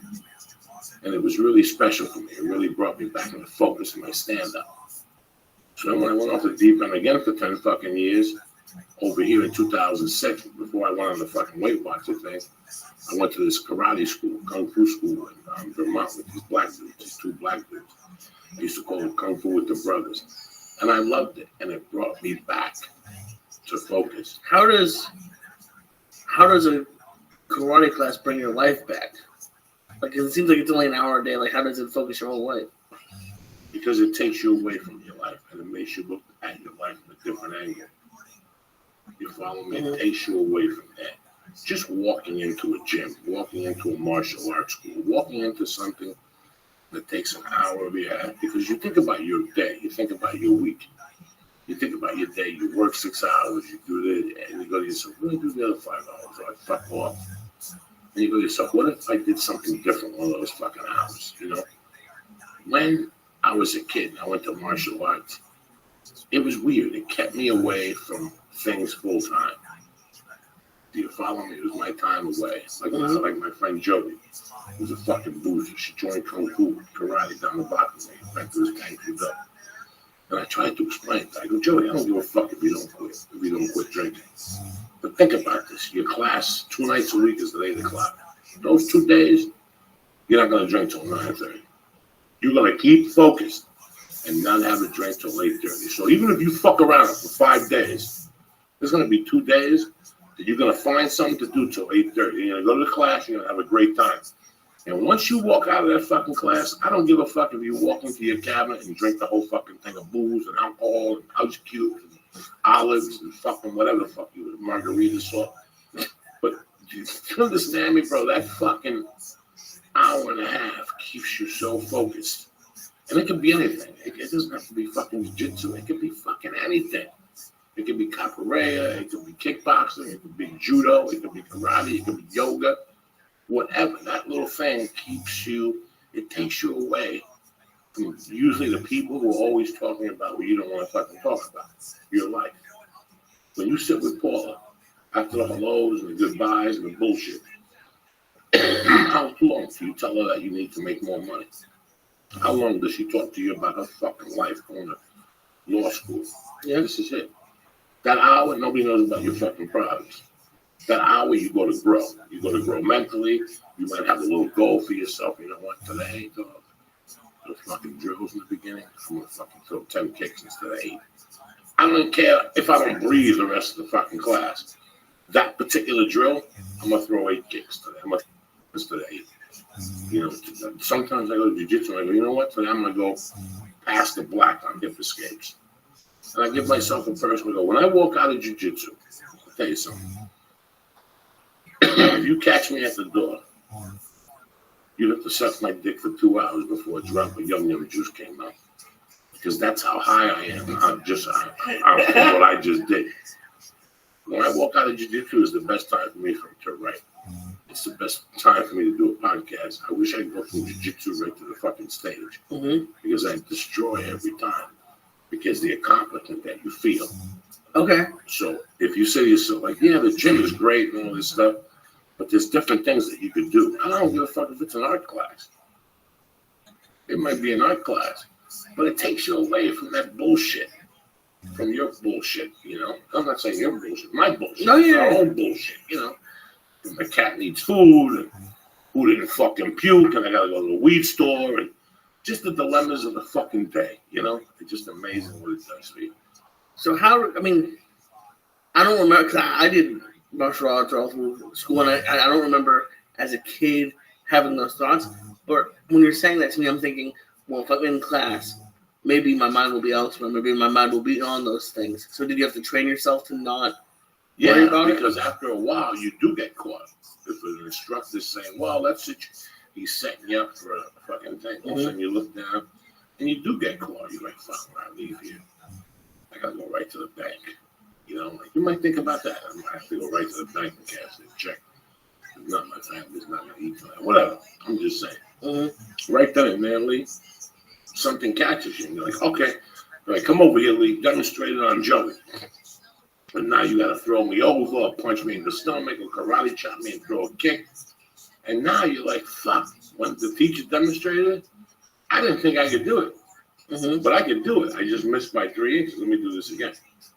All of a sudden you throw that kick and that punch, and now you're like, wow, a little closer. And now you get sucked in, bro. You just get sucked in by your own abilities, by the things you can do, not the things you can't do. It's a very weird fucking thing, man. And I knew that when I got out of, listen, if I look back, I was a fucking moron. I ate that girl's pussy and it made me crazy. And I got left back in the 7th grade, right? Yeah. It happens. And after I got left back, I got really smart really quick because I did the things I wasn't doing before. I was taking notes in class, doing shit like that.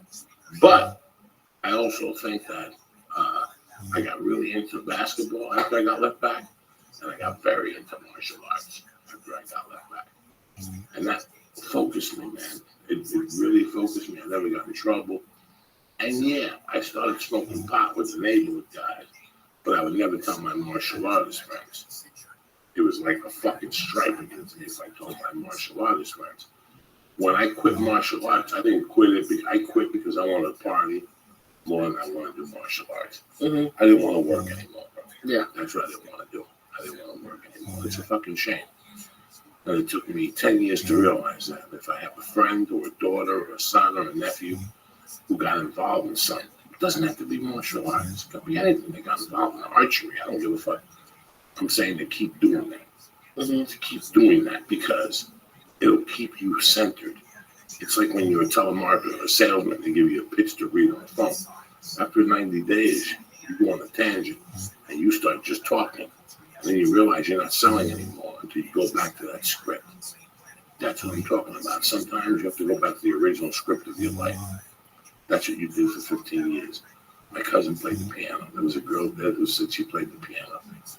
And then one day she stopped because of abuse of, your father's like, play the fucking piano on Saturdays. Yeah. She goes, I'd be playing the piano, listen to the kids playing outside. So I got turned off to the piano, and I go, don't you wish you started playing that? She goes, I did. A year and a half ago, I started taking lessons, and I finally just financed the piano. So it's amazing. Sometimes people that find themselves again, they go back to what they were doing as kids. Because you want to go back to that moment. You want to see what the fuck you were thinking at 14 and 15, when you were something, when you did have ambition, when you did have a wanting for life. I look at my daughter when they clap on a TV show, and she gets fucking excited. We don't fucking clap no more because we've been poisoned. We've been poisoned. But to have that virginity to life again, to have that, to be excited about life again as a child, we're going to Wendy's. Man, you know what I'm saying? If I tell you you're going to Wendy's now, you're like, all right, I'll eat a double, but fuck, my stomach is going to be sore. I'm not eating the chili. Yeah. But when you're a kid, you're telling McDonald's, they jump up and fucking down. That's why McDonald's will never close down.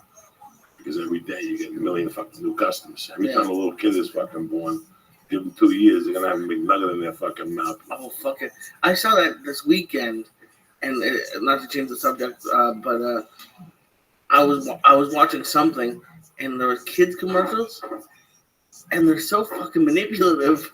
Like, have you noticed that watching the kids shows with your daughter? Like especially the Chuck E. Cheese and the You're not around. McDonald's. You're not around. So that's sucking them the fuck in. Oh, yeah. No, that's why they lose their fucking mind. Because while they're watching a commercial, they have devils stabbing them with $100 bills, with toys and shit. So that's what the kids really fucking see. Yeah. That about Coke when we went to a movie theater.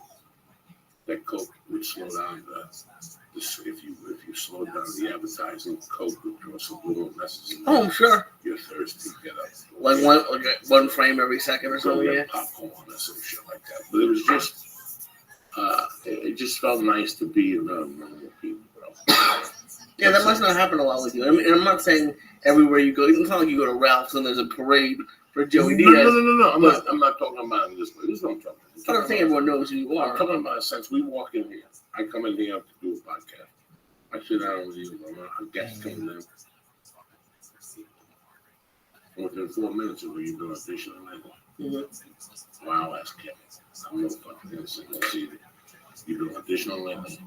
Yeah, but I'm not sure we're talking fucking shop. Anywhere I go, I'm gonna talk shop in my house. When I'm having dinner with my wife. How was your day? Good. Boom. I talk to this guy. You're talking shop. It happens with every job too. I did that with my TV jobs. Every time on the weekend, and it was funny because we hated the job.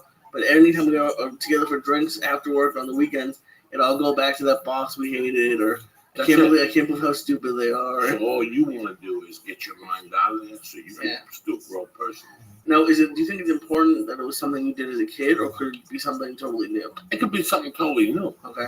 But I'm saying, if you think about it, you're an adult right now. You're over 30, and you did something as a kid, and you stopped doing it.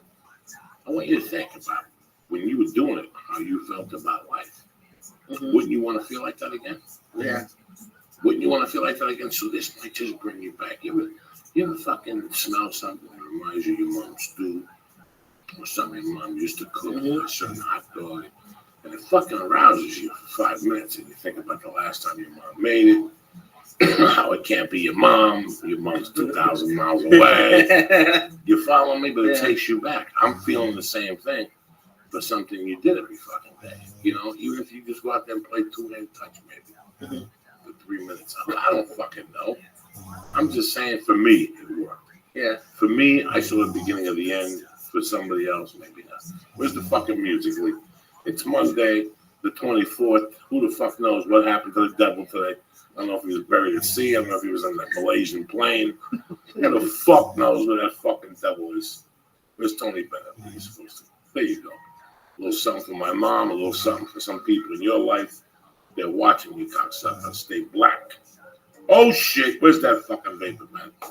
I wanna be around to pick up the pieces when somebody breaks your heart. Somebody twice as smart. Yummy for your tummy. You know what I'm saying? Do you have plays, like when you said tackle football or touch football? I was never good at sports, but I have like 4 or 5 sports moments that I had as a kid that I remember clear as a bell. Good. I mean, listen to Tony Bennett. You can tell me all about him later. I will tell you all about him. Son of a bitch. I had an interception and I fell in the end zone. And I was okay. It was 5th grade and I tricked the guy. I was like, I'm on your team, and I wasn't on this team. I got the ball. Old Jew trick. I wanna be around to see how he does it when he makes your heart to bits. Let's see if the puzzle fits. Are you fucking kidding me, Lee? I'm not kidding. I'm going to the piano. Run it, Lee. That's when I'll discover that revenge is Revenge is sweet, Lee. Even Tony Bennett says the nicest guy in America. You're going to Tony Bennett land this weekend. Excited?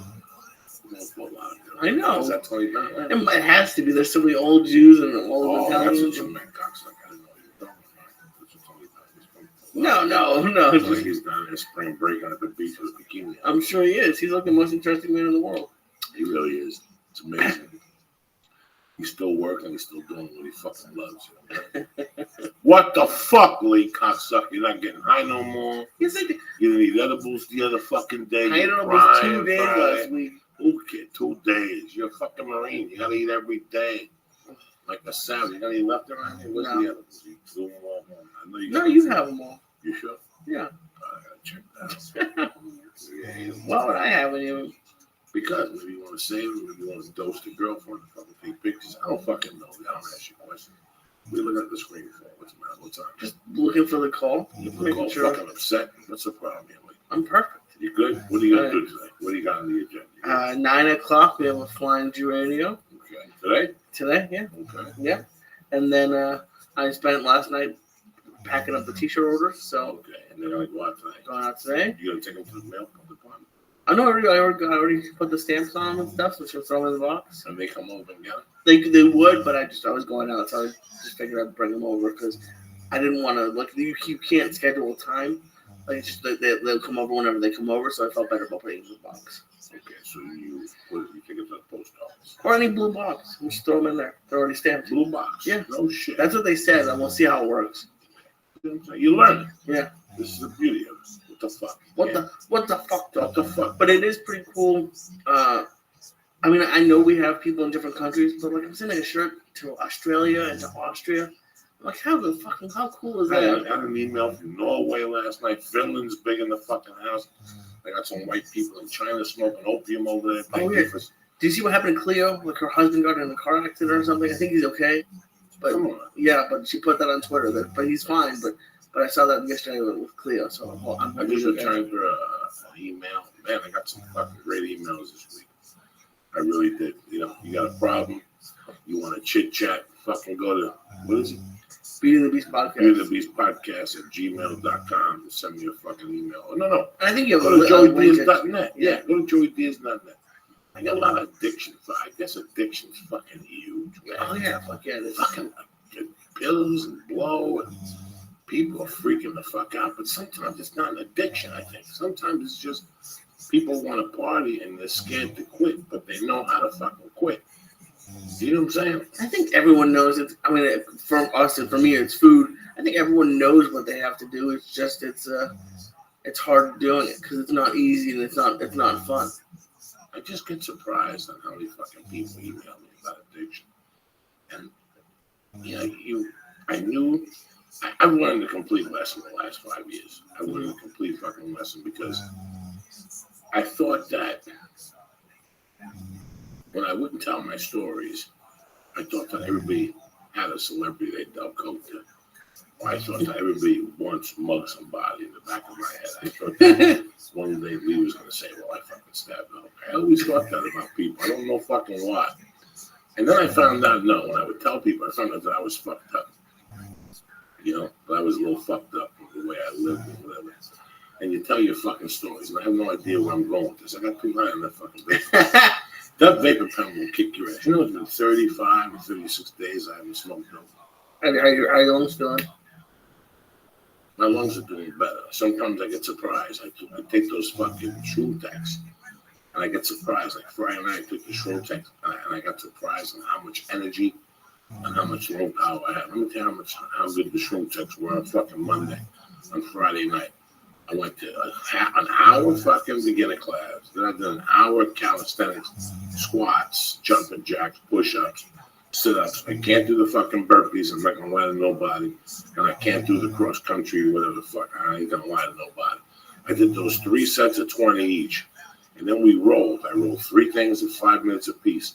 Then I went fucking home. I did 5 sets of swing kettlebells and 5 sets of clean and jerks, clean and presses with a squat. That's how fucking good the shroom tanks are fucking doing. I'll tell you what, man. If you're looking for fucking energy, whether you're a fat fuck, a skinny fuck, you're starting out, you just want to give it a shot to see it doesn't raise your heartbeat, your heart doesn't pound out of your fucking shirt. It just gives you this weird energy when you think you should be breathing heavy. Mm-hmm. You're not. That's what the shroom tank does. Okay. It's something in those whatever type of mushrooms. So do me a favor, man. If you're looking to start working out or something, and I hate plugging something here, but I just remember sometimes, and I just want to tell you, Onnit does a fucking great job. Whether it's the fucking Alpha Brain, neurologist approved, whether it's the fucking shroom tech, whether it's the fucking strong bone. That some people, people email me. Some people get good results off the tea powder. Some people don't. Some people love to turn around fucking 180. I haven't heard one to complain about that. But the Alpha Brain, I hear some people get headaches or something like that. I got headaches in the beginning, but after you move it a couple of days, you fucking feel great, I'll tell you, anything you want to try, they got the kettlebells, they got those fucking buffalo strips now, they got digestive enzymes. They keep getting better and better and better. I don't need to fucking tell you. Go to Onnit.com and see what you fucking like on there. Even if you order one thing of the shroom tech, use my code. What's the code? Church, CHURCH, and get yourself 10% off, 20% off. If you like it, you go back and you register for Stay On It, and you get 20% off right off the bat, plus the fucking 10, and they mail it right to your house at the beginning of the month. You don't have to go nowhere. You don't have to reorder. You have to get back online, give you your fucking credit card. That's how easy it is. Go to Onnit today, because I'll tell you what, I'm 300 fucking pounds. And for me to do what I just told you, I just fucking realized what I did. That was the shroom tech. And I went home and I wasn't breathing heavy. I had to pee. I can't lie to you motherfuckers. When I fucking breathe heavy, I gotta fucking pee. But besides that, what are you gonna do? What are you gonna do? A little pee, but you live. Who gives a fuck? It's like those pills for asthma they got. You spray your lungs and you might die. What am I gonna die for? Why would I want to fucking die for? I'm alive. So what? I'm breathing a little fucking heavy. But with your spray, I'm gonna fucking die. I seen that ad. Tell you what the fucking ad. You sit there and go, what the fuck did he just say? Exactly. Now, everyone, I'm not a huge stoner, but you always hear people say, "Oh well, weed smoke isn't as bad for you as cigarette smoke." Being off of it for 30 days, do you think does weed do something when you smoke? Is smoke. Okay. Smoke is smoke. Whether it's weed smoke, whether it's cigarette smoke, I feel less toxic. Okay. I feel like my lungs are less toxic. That's it. Mm-hmm. I feel a little better. I'm sure it's not like I'm jumping over fences and I got tons of cardio. No, it's gonna take its time. Not to mention I'm 300 pounds. My body is, carrying 100 fucking pounds more than what it should. So that alone weighs on your fucking cardio. Through time, I'll get better and better and better at it, and I'll lose some weight. We'll make it happen. You know what I'm saying? Yeah. Good go. Uncle Ben, what's happening, buddy? Not much. How are you guys? Good, buddy. Thank you very much for waking up early and calling. So I got to ask you a question before we even get started. You're in Missoula right now? Yeah. Let me tell you something. I used to do comedy there 15 years ago at a place called the 8 Ball Inn. Oh, yeah? Not here anymore. It's not there anymore? How long have you lived in Missoula for? I went to grad school here a couple of years and moved away to New York, and I've been back now for about 6 years. You like it up there? I love it. It's fucking cold. It's the real deal. Well, you get into a winter sport, and it gives you a reason to look forward to it. What do you do up there? What do you like? You ski a lot?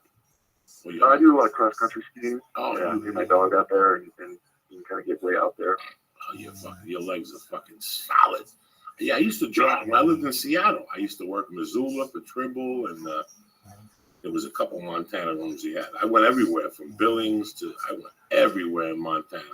That's when you could do 150 in your car and nobody gave a fuck. Yeah. And what did you go to grad school for? Writing. Creative writing. You're a bad motherfucker. On the line, my man Ben Folks. He's a writer for USA Today, also a MMA junkie. I called George the other day, and George, who's also been on the show, and I've been on MMA Junkie various times. I wanted him to break down the TRT. We just started talking about the TRT thing, and he mentioned your name. He said you've done a couple articles on it. Break it down for me. What's going on in UFC and how this is going to affect the TRT ban? Well, what's going on now, we're actually in kind of a period of change, because for the last few years, it was gaining in popularity, and a lot of different arguments came out about it. Some guys saying, hey, these guys have natural testosterone deficiencies. Guys like Joe Sonnen, who was one of the first to kind of popularize it. Vitor Belfort was one. Dan Henderson is kind of the grandfather of it for a long time. And saying, hey, we need synthetic testosterone just to keep us within normal testosterone levels, to keep us healthy, and be able to go in there and compete. And the problem is synthetic testosterone for any other fighter who gets on it, it's a performance enhancer. It's a steroid. And when you take synthetic testosterone and administer it, via a shot or a cream or whatever, administer it exogenously, outside the body, that's a performance enhancer. Every other fighter can't do it. These other guys, they go and they get a doctor's note and get permission from the commissions to do it. And so it naturally creates some ethical questions. Is it fair? Is it fair for some guys to be able to do it and not other guys? And is it safe? Is it not only safe for them, the guys using it, but they're not baseball players, they're not tennis players, they're hitting each other in the head. If you let a guy take a performance enhancing substance that's going to make him faster and stronger, help him recover faster so he can train harder, and then he gets to go on occasion and beat somebody up, some bad stuff can happen there. So it was a debate that we had in sport for several years, and now finally the tide has turned against synthetic testosterone and TRT, as we call it, testosterone replacement therapy. And the Nevada Commission, which is the kind of the commission that sets the standard for the rest of the nation, they recently announced that they're not going to allow any more therapeutic use exemptions for testosterone. They're not even going to look at the applications anymore. You just can't do it anymore. And that's already led a couple commissions to say they'll follow suit. The UFC has said that it will follow suit in the areas where it acts as its own regulator. So now, a few months ago it was cool. Now it's not cool anymore. Now they're saying that, like, Vito Belfort pulls out of his fight against Chris Weidman. Now he's going to go clean without it. That's what's going to happen now. Guys like him and Chael Sonnen and Dan Henderson, who fucking punched, I guess Sonnen won't be smelling any farts lately because he fucking hit him so hard in the nose. He broke his goddamn nose. And I love Shogun. He just caught him with a great shot. So guys like that will not be allowed to shoot testosterone anymore. Right. Well, I mean, and if they do it, then they'll be cheating. They won't be allowed to do it legally. And that is one of the tricky things about testosterone to begin with is if you say you didn't get a therapeutic use exemption, even back when they were being handed out, and you decided you wanted to use it, it's one of the harder substances to detect because it goes away so quickly. You get the shot and it dissipates in your system pretty quickly. Those levels come down in a hurry. So if you know how to manage the levels, I mean, the normal test they do for fighters is the TE ratio test, the testosterone to epitestosterone ratio. And in most states, if it's higher than 4 to 1, 4 testosterone and for 1 epitestosterone, then they consider that a positive test. And for Nevada, for a while, they had it as high as 6 to 1. One of the things that the Balco people figured out when they were doping in baseball and other sports was that those tests don't differentiate between 4 to 1 and 8 to 2 and 16 to 4. You can just keep raising the epitestosterone level along with the testosterone, and you can beat those tests. Because the only test that reliably catches the presence of synthetic testosterone is the carbon isotope ratio test, which most athletic commissions don't even do unless they catch you with the TE ratio test first.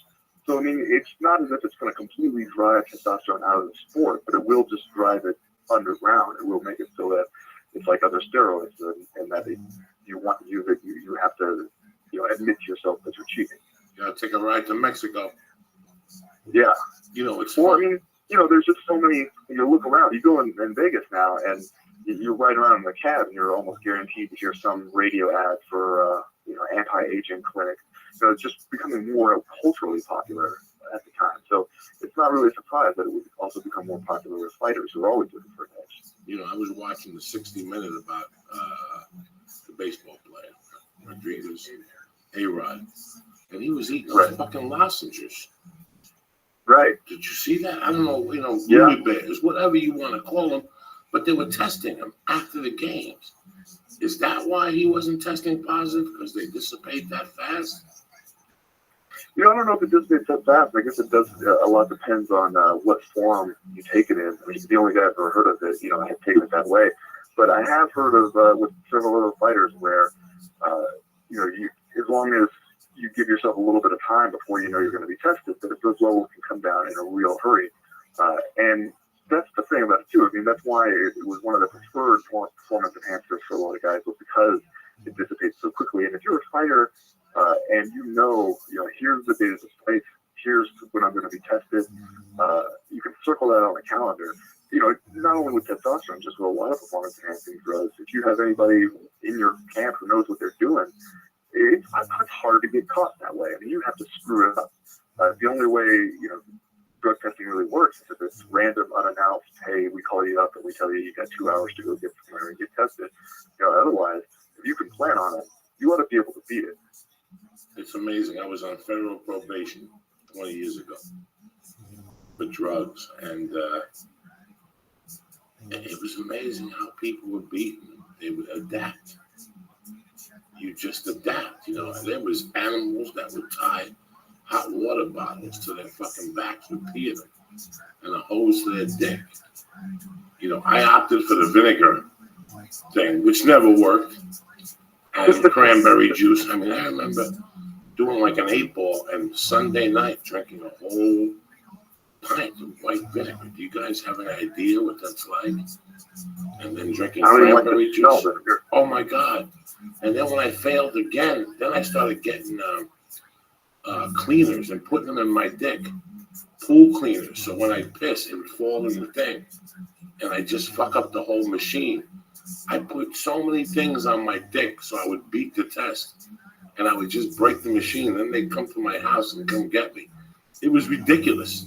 So I can't imagine what these fucking baseball players are doing with money. I was a fucking,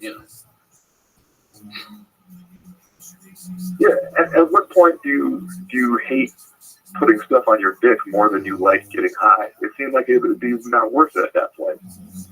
But I could just imagine people, because listen, I had friends growing up in Jersey that were doing steroids, and it all started out okay. But then it didn't take a genius to notice that it was becoming an addiction to them in a way. They were going every fucking three times a week for shots when it's supposed to be every 6 weeks. And then you go on your cycle. These guys stayed on cycles. I had a friend that stayed on an Anavar cycle for fucking 3 or 4 years. And you're like, dog, you got to give your liver and your kidneys a break. They didn't give a fuck. So in a way, a lot of people don't know it becomes something like that the fighter in the back of his mind might also think, hey, I need this to fight. Yeah. Well, you can understand that. Like, you hear those ads, the anti-aging clinic ads, and you can understand why it's attractive, not just to fighters, but just to men in general, because, they go down this list. You feel tired, you feel like you're not as strong as you used to be, all this stuff, and it's like, who couldn't say yes to that? Who couldn't talk themselves into saying yes? Yeah, I want to have more energy. I want to have more vitality, like I imagine I did in my youth. That kind of, especially for fighters, they're training 2 or 3 times a day and going, man, I feel tired. Well, of course you feel tired. Anybody would feel tired. You go and do that stuff. But I think a lot of it comes from, we just live in this kind of culture where if you feel like anything is wrong, what can I take for it? You go to a doctor and tell them you think you have low testosterone, and most doctors will tell you lose weight, eat better, get more sleep, that kind of stuff. But people don't want to hear that. If there's a shot you can take for it, they're going to want that shot. And so if there's money to be made off of it, so it kind of seems like one of those things where, it's a cure in search of a disease. And that's why you read, the New York Times has done a lot of stuff on it recently, but talking to doctors to just say, low testosterone, for most people, it's not even a real thing. But, you can just kind of talk anybody into believing that they have it.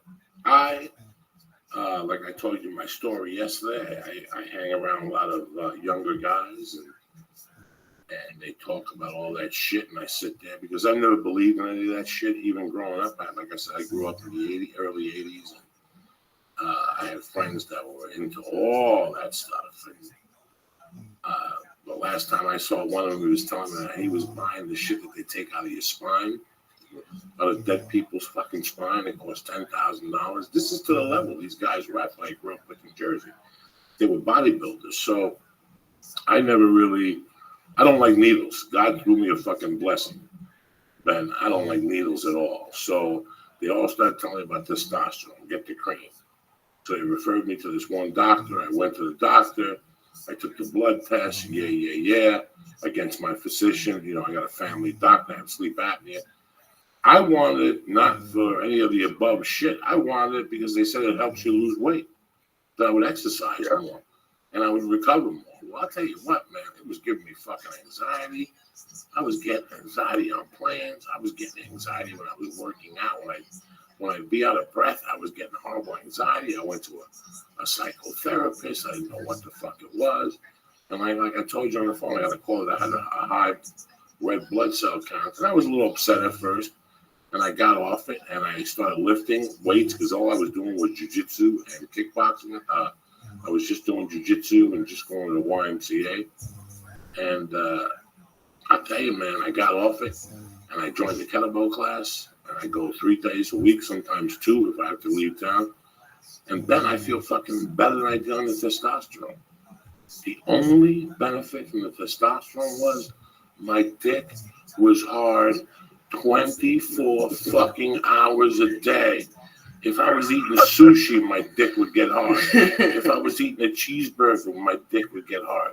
And I'm not the type of guy that would cheat on my wife, but I did sit outside a few massage parlors a few times just to wonder what it'd be like for a nice little Asian chick to fucking rub me down and lick my nuts.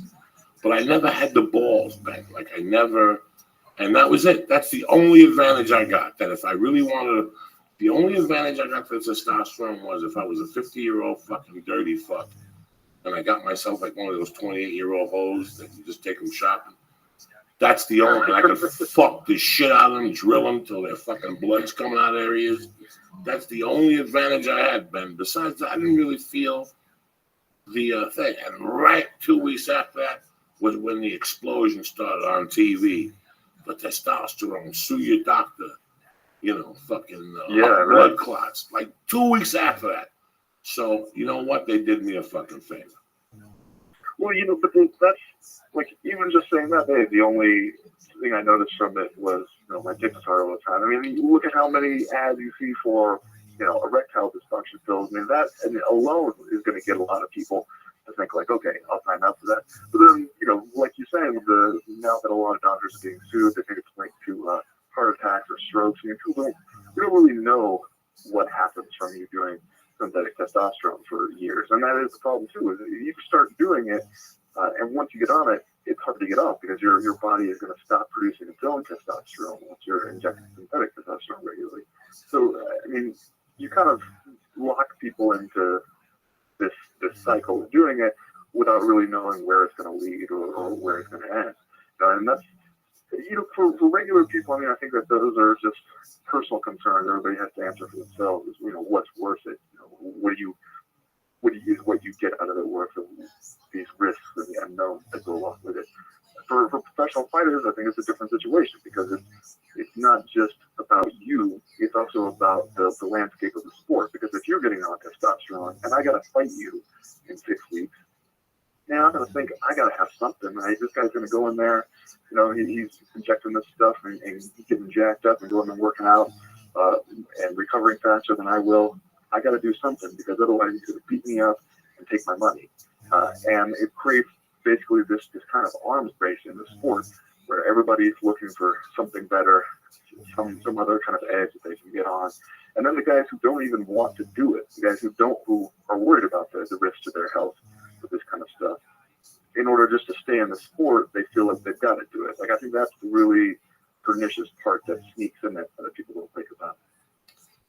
Was the GSP situation a little bit about TRT? Is this what he was saying? Do you believe he was always clean from testosterone? You know, he didn't specify TRT. He kind of just said that drug testing in general in the sport was lacking. And he's right about that. I mean, you can't really disagree with him on that. You know, like we said before, anybody who knows here's when I'm going to be tested, it's really easy to beat that test. And the testing is not comprehensive enough what they tested for. So he's right that the testing in MMA right now, it allows people to cheat and get away with it if they're doing it smart. So I can understand him bringing that issue up now. It did seem like he said this, that he wishes he had done it sooner and done a little more for it. And I can understand him feeling that way now.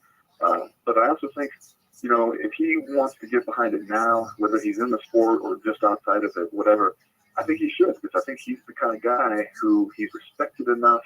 He's got enough money that he's got some independence from the UFC. He doesn't have to worry about them, bashing him or barring him from ever returning.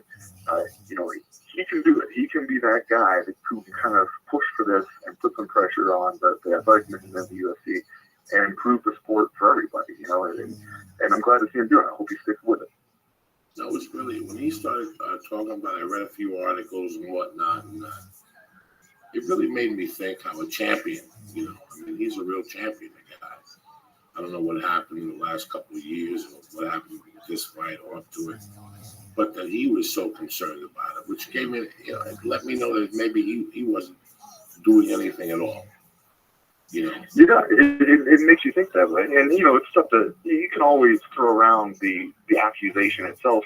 And, even a guy who's never tested positive for anything like him, the Lance Armstrong situation, I think, kind of disabused a lot of those notions that, hey, if you just pile up enough clean drug tests, that you must be clean. I mean, you can beat those forever. So it becomes a thing for pro athletes. It's like with politicians and sex scandal. As soon as you hear the rumor of it, you're ready to believe it just because it happens so often.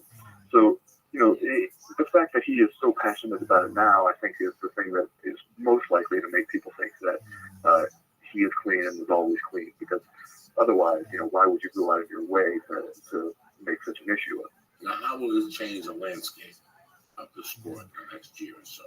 What do you think? Because I was thinking about it before I asked you. What do you think about it?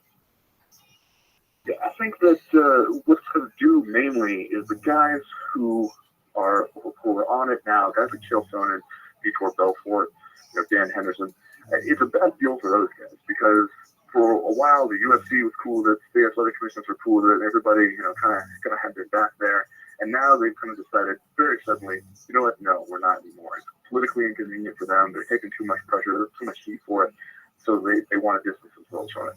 And it leaves these guys holding the bag. I mean, for Vitor Belfort and Chael Sonnen, especially for Vitor Belfort, because he got right there to the title shot. He got to the precipice there, and now they're telling him, okay, you have to find a way to do without this really powerful chemical that may have shut off your body's natural ability to produce the same thing. So that's not going to be easy to deal with. I mean, different people, probably going to deal with it differently, but now he has to figure out how his body's going to react, how he's going to move forward from that.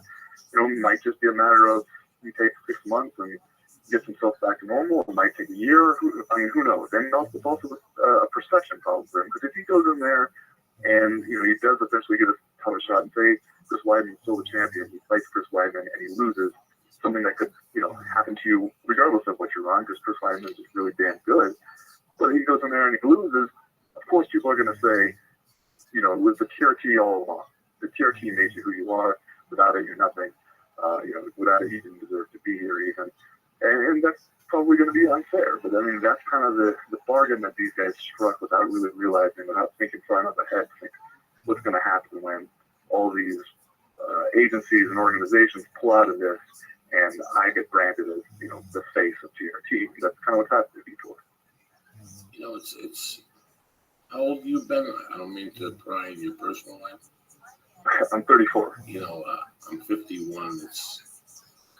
It's amazing how this issue has popped in all sports, except maybe basketball, the last 15 years. It started with baseball and heavy, and now it's into MMA. It's amazing how I remember being a kid and you never heard about this type of stuff. Yeah. When you... Well, that is something, I think people bring up is, hey, what did people do, what would Rocky Marciano do if he thought he had low testosterone? He'd deal with it. You eat a fucking steak. You eat a fucking steak and you bang one out and, what the fuck did you do? What the fuck did you do in the 50s? I mean, you look at guys like Sergio Oliva and those guys. Maybe they were doing like Decker de Roblin or, no, the one from Germany. What's the one that bumps you up? The fucking pill, D-ball, Diana ball, or something like that.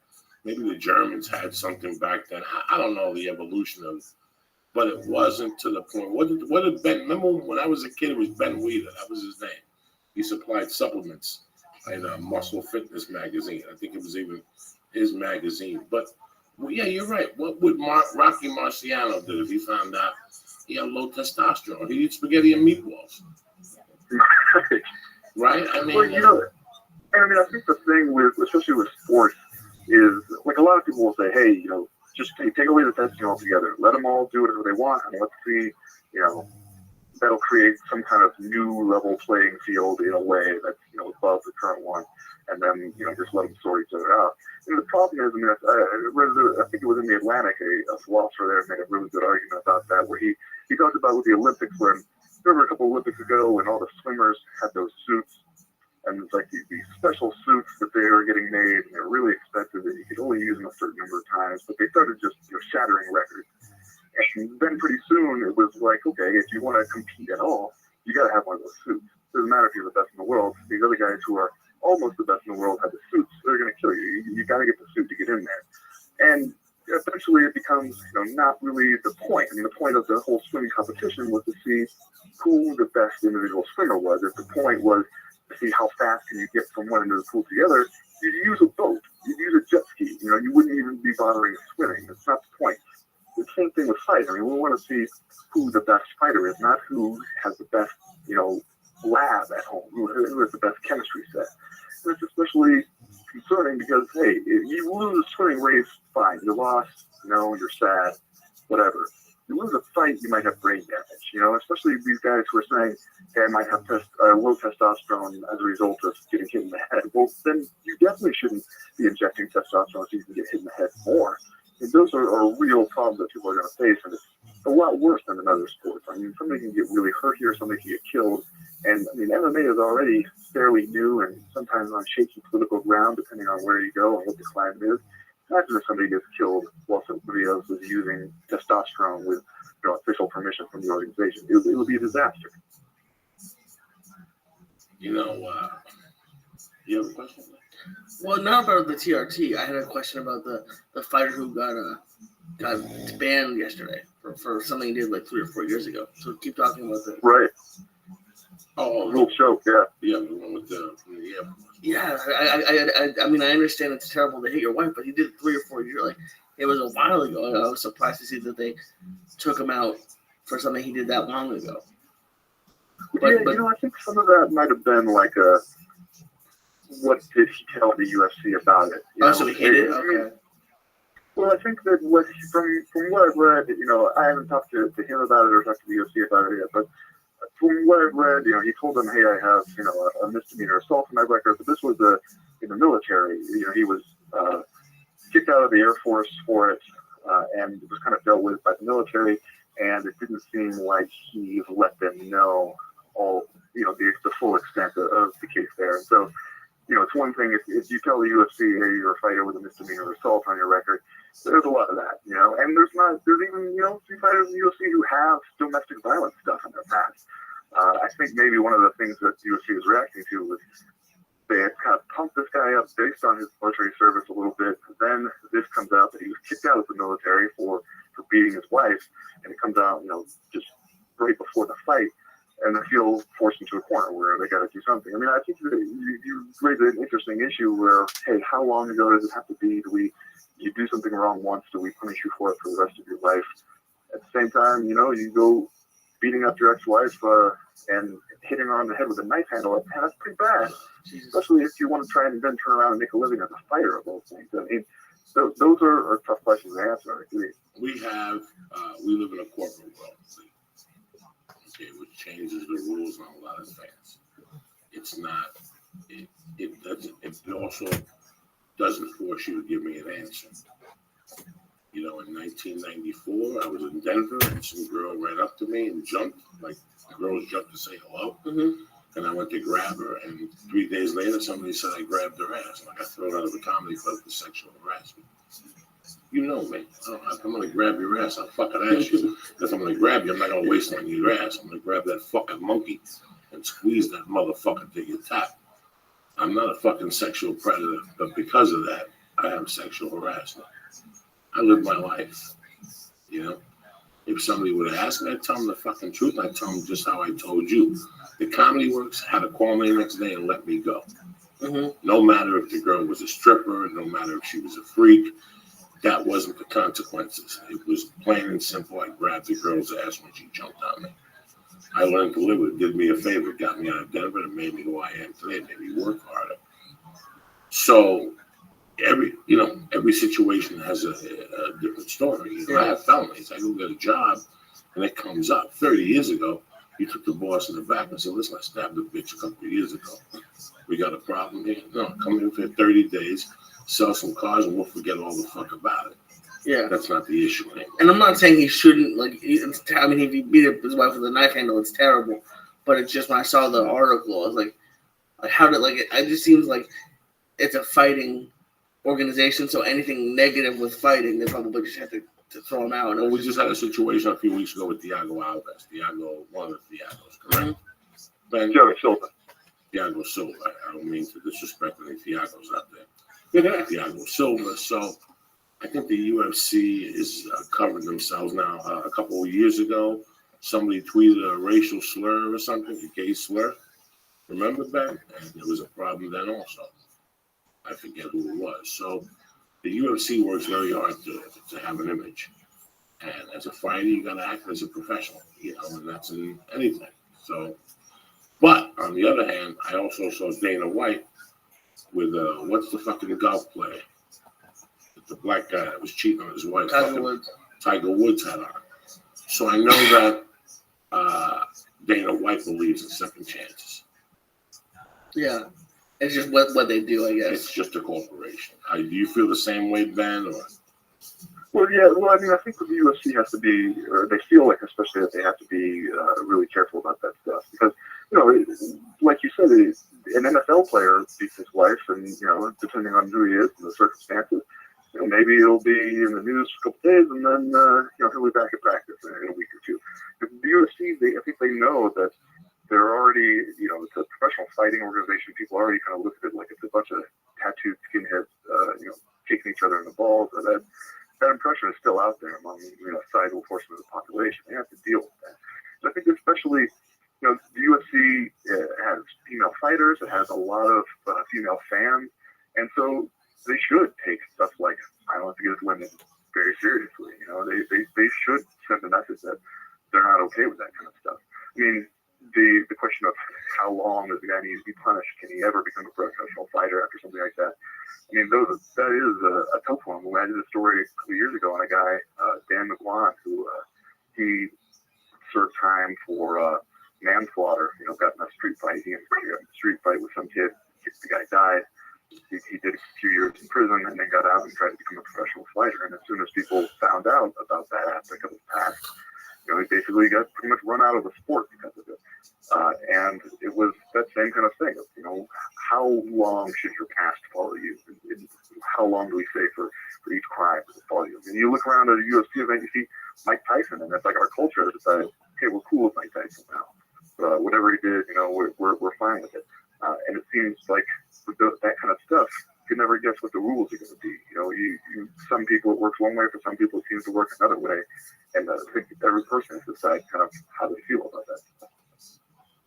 It's fucking crazy. It really is crazy. Now, how long have you been doing the articles on TRT? Because you said you've been following it for a while. For a couple of years, probably 2 or 3 years. Yeah, I mean, I think after Chael Sonnen's first fight with Anderson Silva is when it kind of entered the mainstream consciousness for MMA fans. Because, you know, he tested positive for elevated testosterone and made that argument that he needed it, that he had hypogonadism, that he needed testosterone. And then since then, it seems to have become a lot more public. So ever since then, baby, that's what I'm talking about. Endocrinologists and doctors and regulators and a lot of people trying to figure out what to do about it. How do you feel? Do you feel this will help the sport? Do you feel this will hinder it? Well, I feel like getting rid of it helps the sport because I know a lot of guys who, I've talked to a lot of fighters, even guys who retired fairly recently, who said, this is one of the reasons I retired, is because these guys are out there on that stuff. and I don't want to get on it. I feel like that's the way I would have to get on it if I wanted to compete. And I think, that definitely exists. I played, 1 year of college football at a small college where everybody was on steroids, and you knew that, hey, if you want to play on this team and you're not way too good to be at the small college to begin with, then you'll probably have to get on it because everybody else is. And you either make the choice to do that or you go do something else. And I did something else. So I understand how those guys come to that conclusion. I think, though, that it's only a start. It's only getting rid of the thing that those people had permission to cheat. Now you got to increase the drug testing and make the drug testing so that you're actually going to catch the guys who are doing it without permission, because there's a lot more of those guys. I guarantee you there's a lot more people doing synthetic testosterone than the guys who had the permission for it. Because when you go and you file that paperwork to get permission to do it, you put the microscope on yourself. Everybody knows what you're doing and watching you. It'd be a lot easier to do it underground and make sure that you're doing it so that you don't get caught. And it's probably not that hard to avoid getting caught. But that's got to be the next step, is that if we want a clean sport, then we have to have real drug testing. We don't have it right now. It's funny how if it's not testosterone, they'll find something else. You and I both know that they'll find something else, and it's a shame that they'll go underground. I read a statement that Joe Sonnen says that he might have to retire if he doesn't use it, and I don't understand why. I don't get it. If you're a fighter, you're a fucking fighter. I mean, these guys in boxing lied about their ages. Who's the guy Muhammad Ali knocked out? Sonny Liston in 64 or something. People say that guy was walking around at 45. I don't think there was fucking testosterone. I don't even know.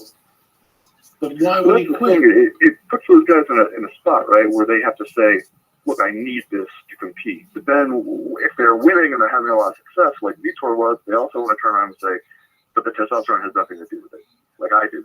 And it can't be both those things. It can't be something where I absolutely have to have it. I have this medical need and I'll be at a severe,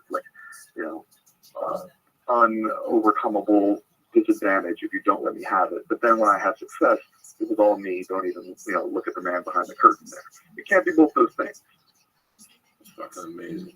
Ben, I want to thank you for calling in. Where can the listeners find you at? They can find me on MMAJunkie.com. That's where my articles go. Also, sometimes the print edition of USA Today. And you can find me on Twitter at BenPulseMMA. And you just cover MMA, or you cover just MMA? You bad motherfucker. That's why I love it. When are they going to get rid of Ariane now that we have, what's her name? You look at those flower girls, whatever, those ring girls, and their days are numbered. Once Ronda Rousey, those days are numbered. What's up? You're going to ask him something? Well, Ben, I was just interested, just a little bit off topic. As a writer, for someone now who you see to write for MMA Junkie, and sometimes you get into the print, I used to work in TV, and I see that the way that it's changing. So I'm interested. Now I'm doing a podcast, and it's new, but it seems like more people are going to different mediums. How are you adapting with writing and going from less print to more online to when you say it, you should probably say, oh well, I'd prefer to have more stuff in USA Today, but maybe MMA Junkie now has a higher readership than they do. So it's how is that affecting what you're doing? Yeah, it does, and there are a lot more avenues for people. Like I also do a podcast. I do the co-man of that podcast is something I do once a week with Chad Dundas, who's the writer for Bleach Report. And it's one of those things where it gives you a lot more opportunities to kind of get out and do it yourself rather than having somebody give you the opportunity and put you in the paper and that kind of thing. And while it's cool, it's cool to be in the paper. My parents get a big kick out of it. They can go and buy the paper and see it. But then it's also one of those things where if you have a story on page 6C of the sports page in USA Today, it's a huge circulating paper in the United States, but you don't know necessarily how many people actually read your article and are going to remember it. And even if you remember it, it's not like if they read you on the internet, not only can you see exactly how many people read your article, they also can take action right there. Okay, this guy's on Twitter. They go find out. It's way easier for the readers to connect with you immediately and to remember you and for you to generate a following that way. And it's also easier for, like, a lot of people sometimes will send me emails and ask, like, how do I get started with sports writing? And now it's easy. I mean, you just start your own website, start writing for it. And if you're any good, eventually somebody will see it, hopefully. Before it was, you needed the editor at some newspaper to give you a chance and hire you on. So, I mean, I think there's a lot more opportunity now because there's opportunity for everyone. It's a little harder to stand out. There's a lot more people kind of shouting into the void there. So it forces you to kind of hone your skill and hone your craft so that you stand out. Okay, and do you feel, is there a stigma for online writers? Like when you go to the events, do the people for ESPN or a place like that, do they look down on you, or is it so prevalent now that almost everyone there works for an online site? I think there used to be that more. I think now that's kind of gone away because I don't think there's really anybody that you see at UFC events who doesn't do some online stuff, and that's kind of, especially with MMA, because the fan base is so plugged in. It's a younger fan base, and the internet is a big part of what kind of helped MMA through that dark period when couldn't get on pay-per-view and didn't have any big TV deals, and everybody was going to websites to figure out what was going on and read about events. So, and I think that now everybody just expects that you're going to write for the internet. Before it used to be, you're a blogger in your mom's basement, and now it's definitely, there's definitely a different perception. Now it seems more like newspapers are, some 65-year-old dude sitting there on a typewriter writing for the newspaper every day. It's amazing how a young man today that's interested in writing, who gets out of college, can't get a fucking job. You're right. Could sit in his house, go to one of those wiki pages, build a website, write on it, and after 6 months, if he's any good, he'll get a little sponsor around there. People start reading his shit. He can make T-shirts up. He can put a podcast together, and you're a one-man fucking operation out of your basement. Right, and I think it's more like merit-based then. It's not just like who do you know and did you get the right degree from the right place. It's, do people want to read your shit? And then that's kind of what helps figure it out, is like you put it up there, and you also, if you put it up there and you have somewhere to write every day, you're going to get better. So I think it's good for everybody that way. It just forces everybody to find a way to get noticed because the field gets a lot more crowded that way. I think that there's not enough good writers for MMA right now. Like it's so new that people are still getting to the genre. I mean, anybody who would get into writing for MMA right now, if they really paid attention, if they were good, they would get noticed quickly, I think. That's just what I feel. And I think that there's plenty of guys who have done that. I think like my podcast co-host, Chad Dundas, he's a really good writer, and I think MMA has been a good way for a lot of people to see that. Chuck Mindenhall at MMAfighting.com is a good writer. I think you see a lot more of that happening now. I think it used to be before, but it was just, whoever could be at the events, regardless of whether they could write a good sentence or not, they're going to be the guy we rely on. And now that it's been around a little bit longer and we've got some good writers into it, now we're actually seeing, more stories being done, some real craft in there. So I think it's on an upward trajectory. You're right, man. Well, thank you, my brother. I appreciate you calling on an early Monday morning. Keep warm up there in Missoula. If you find out where the 8-ball in is, say hello. Thank you for having me on. Thank you very much for calling, man. Have a great week. You too. That was fucking great. Yeah. Because I didn't know much about the TRT and how it worked. I'll tell you something that was bothering me lately. I'm not saying this because I really don't know the stories, bro. Mm-hmm. There was a big window in my life where I didn't pay attention to. I was too busy with comedy. I was busy with comedy and child support. That was it. From 90 to fucking 2005, 2004, I was focused on one fucking thing. So I missed a lot. And I was thinking about this because I read a little bit about Woody Allen. Okay. So he's got a wife. Yeah. A wife adopts a kid. Mm-hmm. One day he just starts dating a fucking kid. Mm-hmm. And nobody says. He makes great movies. Can you imagine? Yeah, I mean, and I don't know the whole story because I was too young, but from what I've heard, it's like the wife adopted it, and maybe even before they were married or something, and they were hanging out, and she was old enough, or 17 or 18, and then when they broke up, they got together. It's creepy, but it's just the sickest thing I have ever heard. And I never digested it. And I asked my wife at lunch about 3 weeks ago, tell me the story. And when she told me, it let me know how fucking hypocritical, especially the people are out here. Yeah. Because you forgive everything if he puts you in a fucking movie. Yeah. And I don't give a fuck. I'm just saying the situation is garbage. I mean, it's just somebody else would be screaming to high heaven.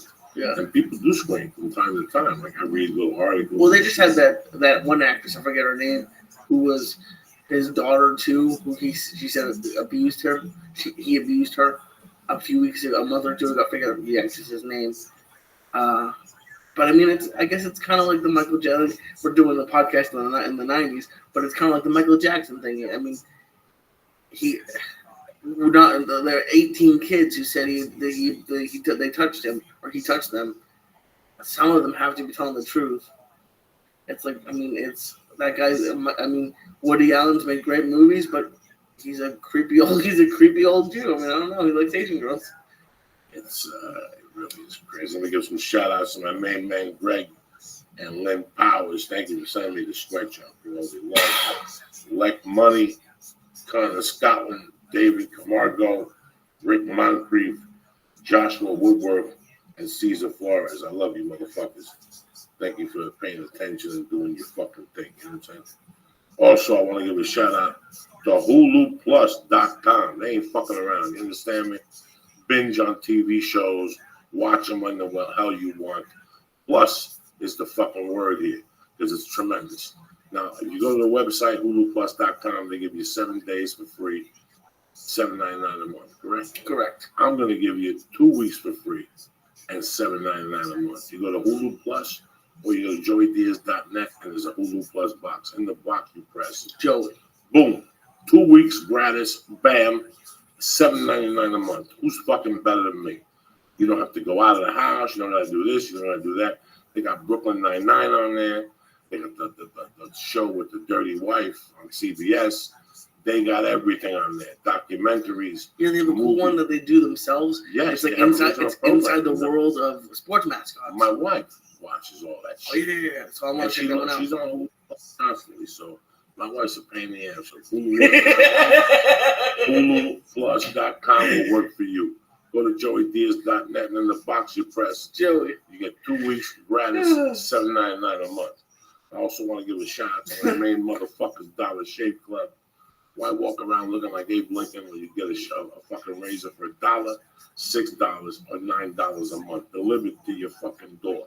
Not only do they do all that stuff, but they got tremendous products. They got a one-wipe Charlie to wipe your asshole that smells like peppermint and keeps your hemorrhoid tasty and free, gluten-free.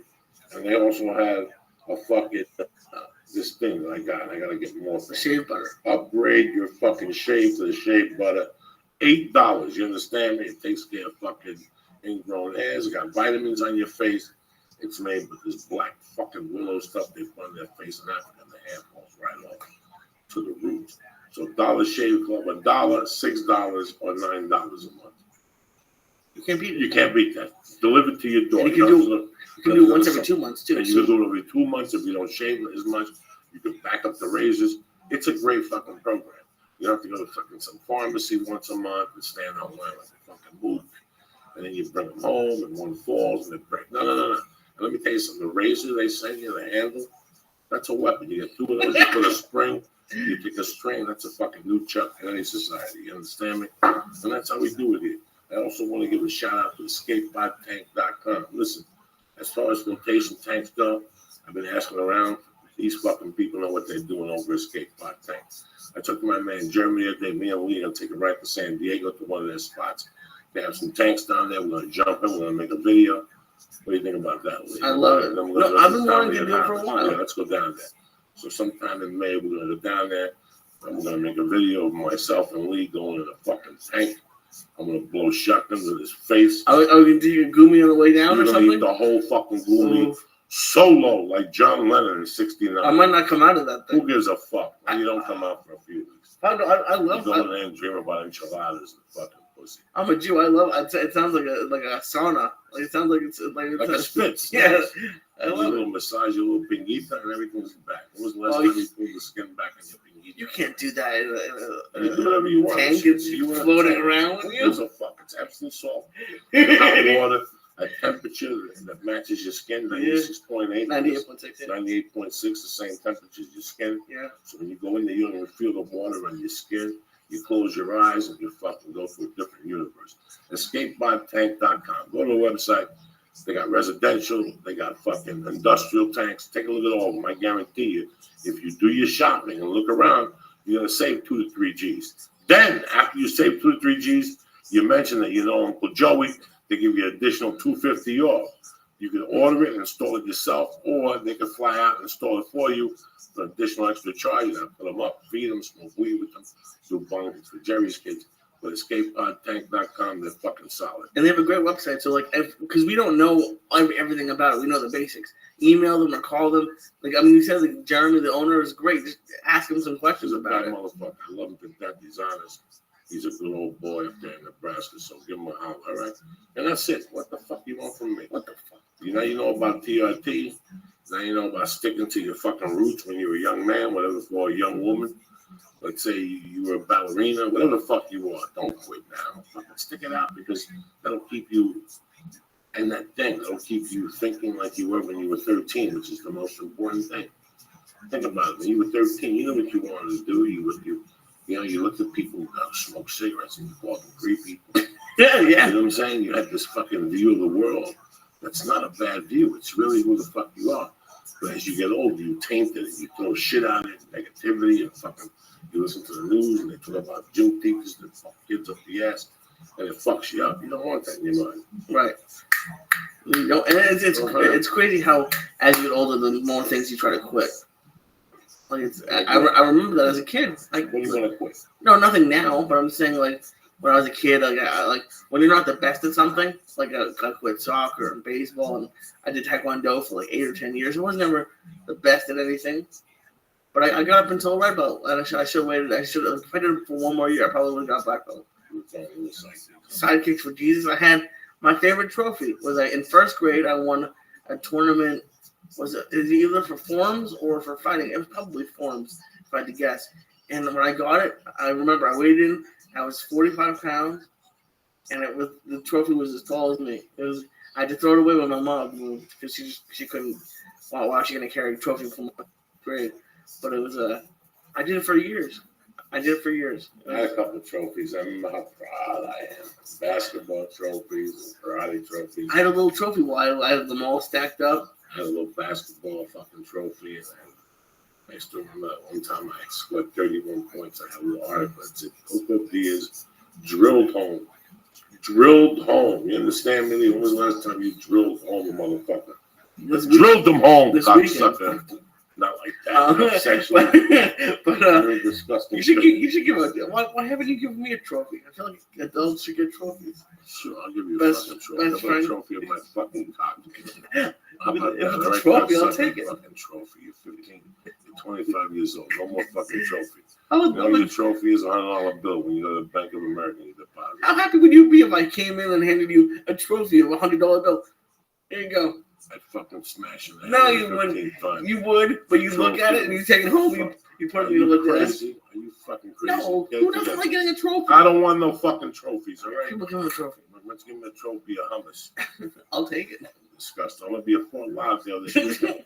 Thursday, Friday, Saturday, my main man, Edward San Juan. Oh, that's a good show. Ricky, Boom Boom Cruz, director. If you haven't seen Ricky, used to live up here. One night I took him to some house to see some chicks up at the guy's dick. Then next week we're at the Tempe Improv, myself and the other Jew, fucking Ari Shafi. I was there before you. He's going his way down driving right now from San Jose. Can you believe they drove? They're like fucking Puerto Ricans on the 4th. Oh. I can't believe it. I really can't. You know, I believe in saving time and energy and shit. This fucking guy, he's out there driving across country. They want to stop at some fucking place. They want to stop at some place and fuck around. So fuck yourself, motherfucking people. Everybody got time to fuck around. You know what I'm saying? And that's it. We got a great podcast on Wednesday. I'll be at Fort Lauderdale. I'm happy that this guy called in today for the TRT and shit like that because I had Bradici call in, so I want to respect it. You know? Yeah. I talked to Bradici the other day. I'm happy I'm not on the testosterone. I'm doing a lot better. My breathing's doing better. I'm a lot fucking happier. So That's great. Man. God. Yes, listen, man. You can put whatever the fuck you want. I always felt this way. I'm gonna do TRT or a steroid. It's because I'm doing something professional. I'm making 6 figures to the fuckers to the floor or picking them up. I'm not gonna do steroids to walk around to show people what. To do what? To get a tattoo on my arm like some fucking moron and cut my shirts off and have big arms and a fat fucking stomach. What the fuck is wrong with people, Lee? Just be yourself. Who gives a fuck? Fucking momos. Fucking momos. Fucking momos.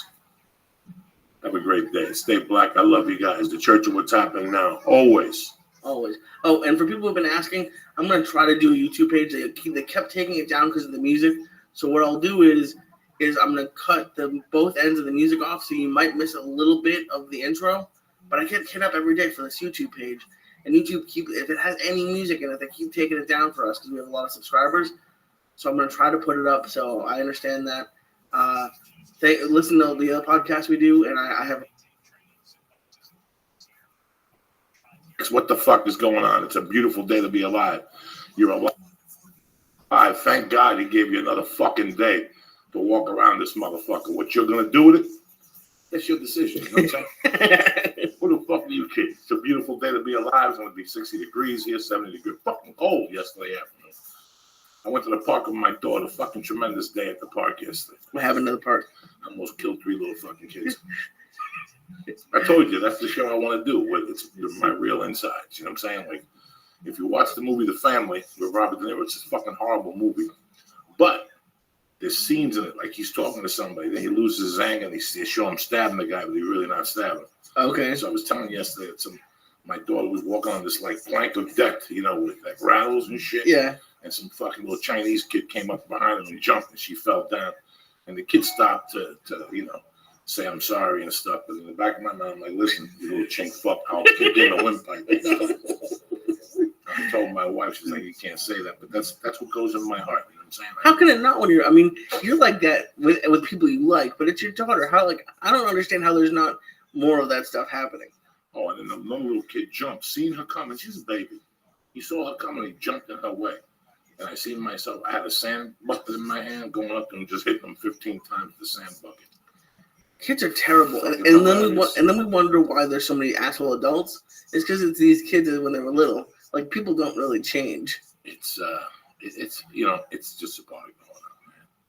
You know, my daughter reacts to it really well. Like, she was at the park and somebody came and took her bucket, and she looked her straight in the face. This is my fucking bucket. She pulled it from me. And in my heart, I'm happy. My wife's like, you have to learn to share. Fuck that. Sharing is overrated. Keep that bucket, bitch. That's your fucking bucket. He wants the bucket to show you a dick something. He's got to do something. You just can't give him the fucking bucket. You know what I'm saying? When she's like 5 or 6, you two are going to take this town over. Like, when she can talk and you can tell her to do things. Listen, bro. My dream is to build a fucking ninja chick. Like the girl from Kick-Ass or whatever? Fuck that. That chick could Kick-Ass could suck my dick. I'm talking about a monster of a woman. I'm talking about a woman with a heart of gold that ain't scared to stab you in the fucking neck and stick her for what she wants. That's what you want from a woman. That's what I want from a fucking woman. I don't want a fucking woman that's a rag doll. You know, it's not for me. I've never wanted a woman that's fucking submissive, that she's blinking and shit, and bringing me water. I don't like that. I like a woman that holds her own because my mother held her own. You know what I'm saying? I don't want a woman that's, you know, can I get you something? Fuck you. I just love the image of a woman blinking and bringing you water. Like that's just hysterical. But it makes me feel bad as a man when I see a woman. We started the podcast late this morning. Okay. We came over last night. We're talking. He says, you need water. So this morning, I knew in the back of my mind I had to stop at 7-Eleven. I got to 7-Eleven at 25 to 6. Okay. I would have been here at 5:45. And I almost called you to come up with the camera because there was drama. Oh, yeah. Okay, this is where we do the office. It's a dark industrial street, you know.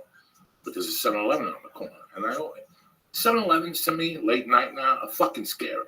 Oh, yeah. Anything when I over walk into 24 a hours. 7-Eleven now at night, I fucking go in there, and if I got my gun in the car, I fucking pull it. I'm scared of 7-Elevens at night. Yeah. So this morning, it just happened. I pull up to the 7-Eleven. First of all, there's a guy talking to his girlfriend, and there's a cab. They just got out of a cab.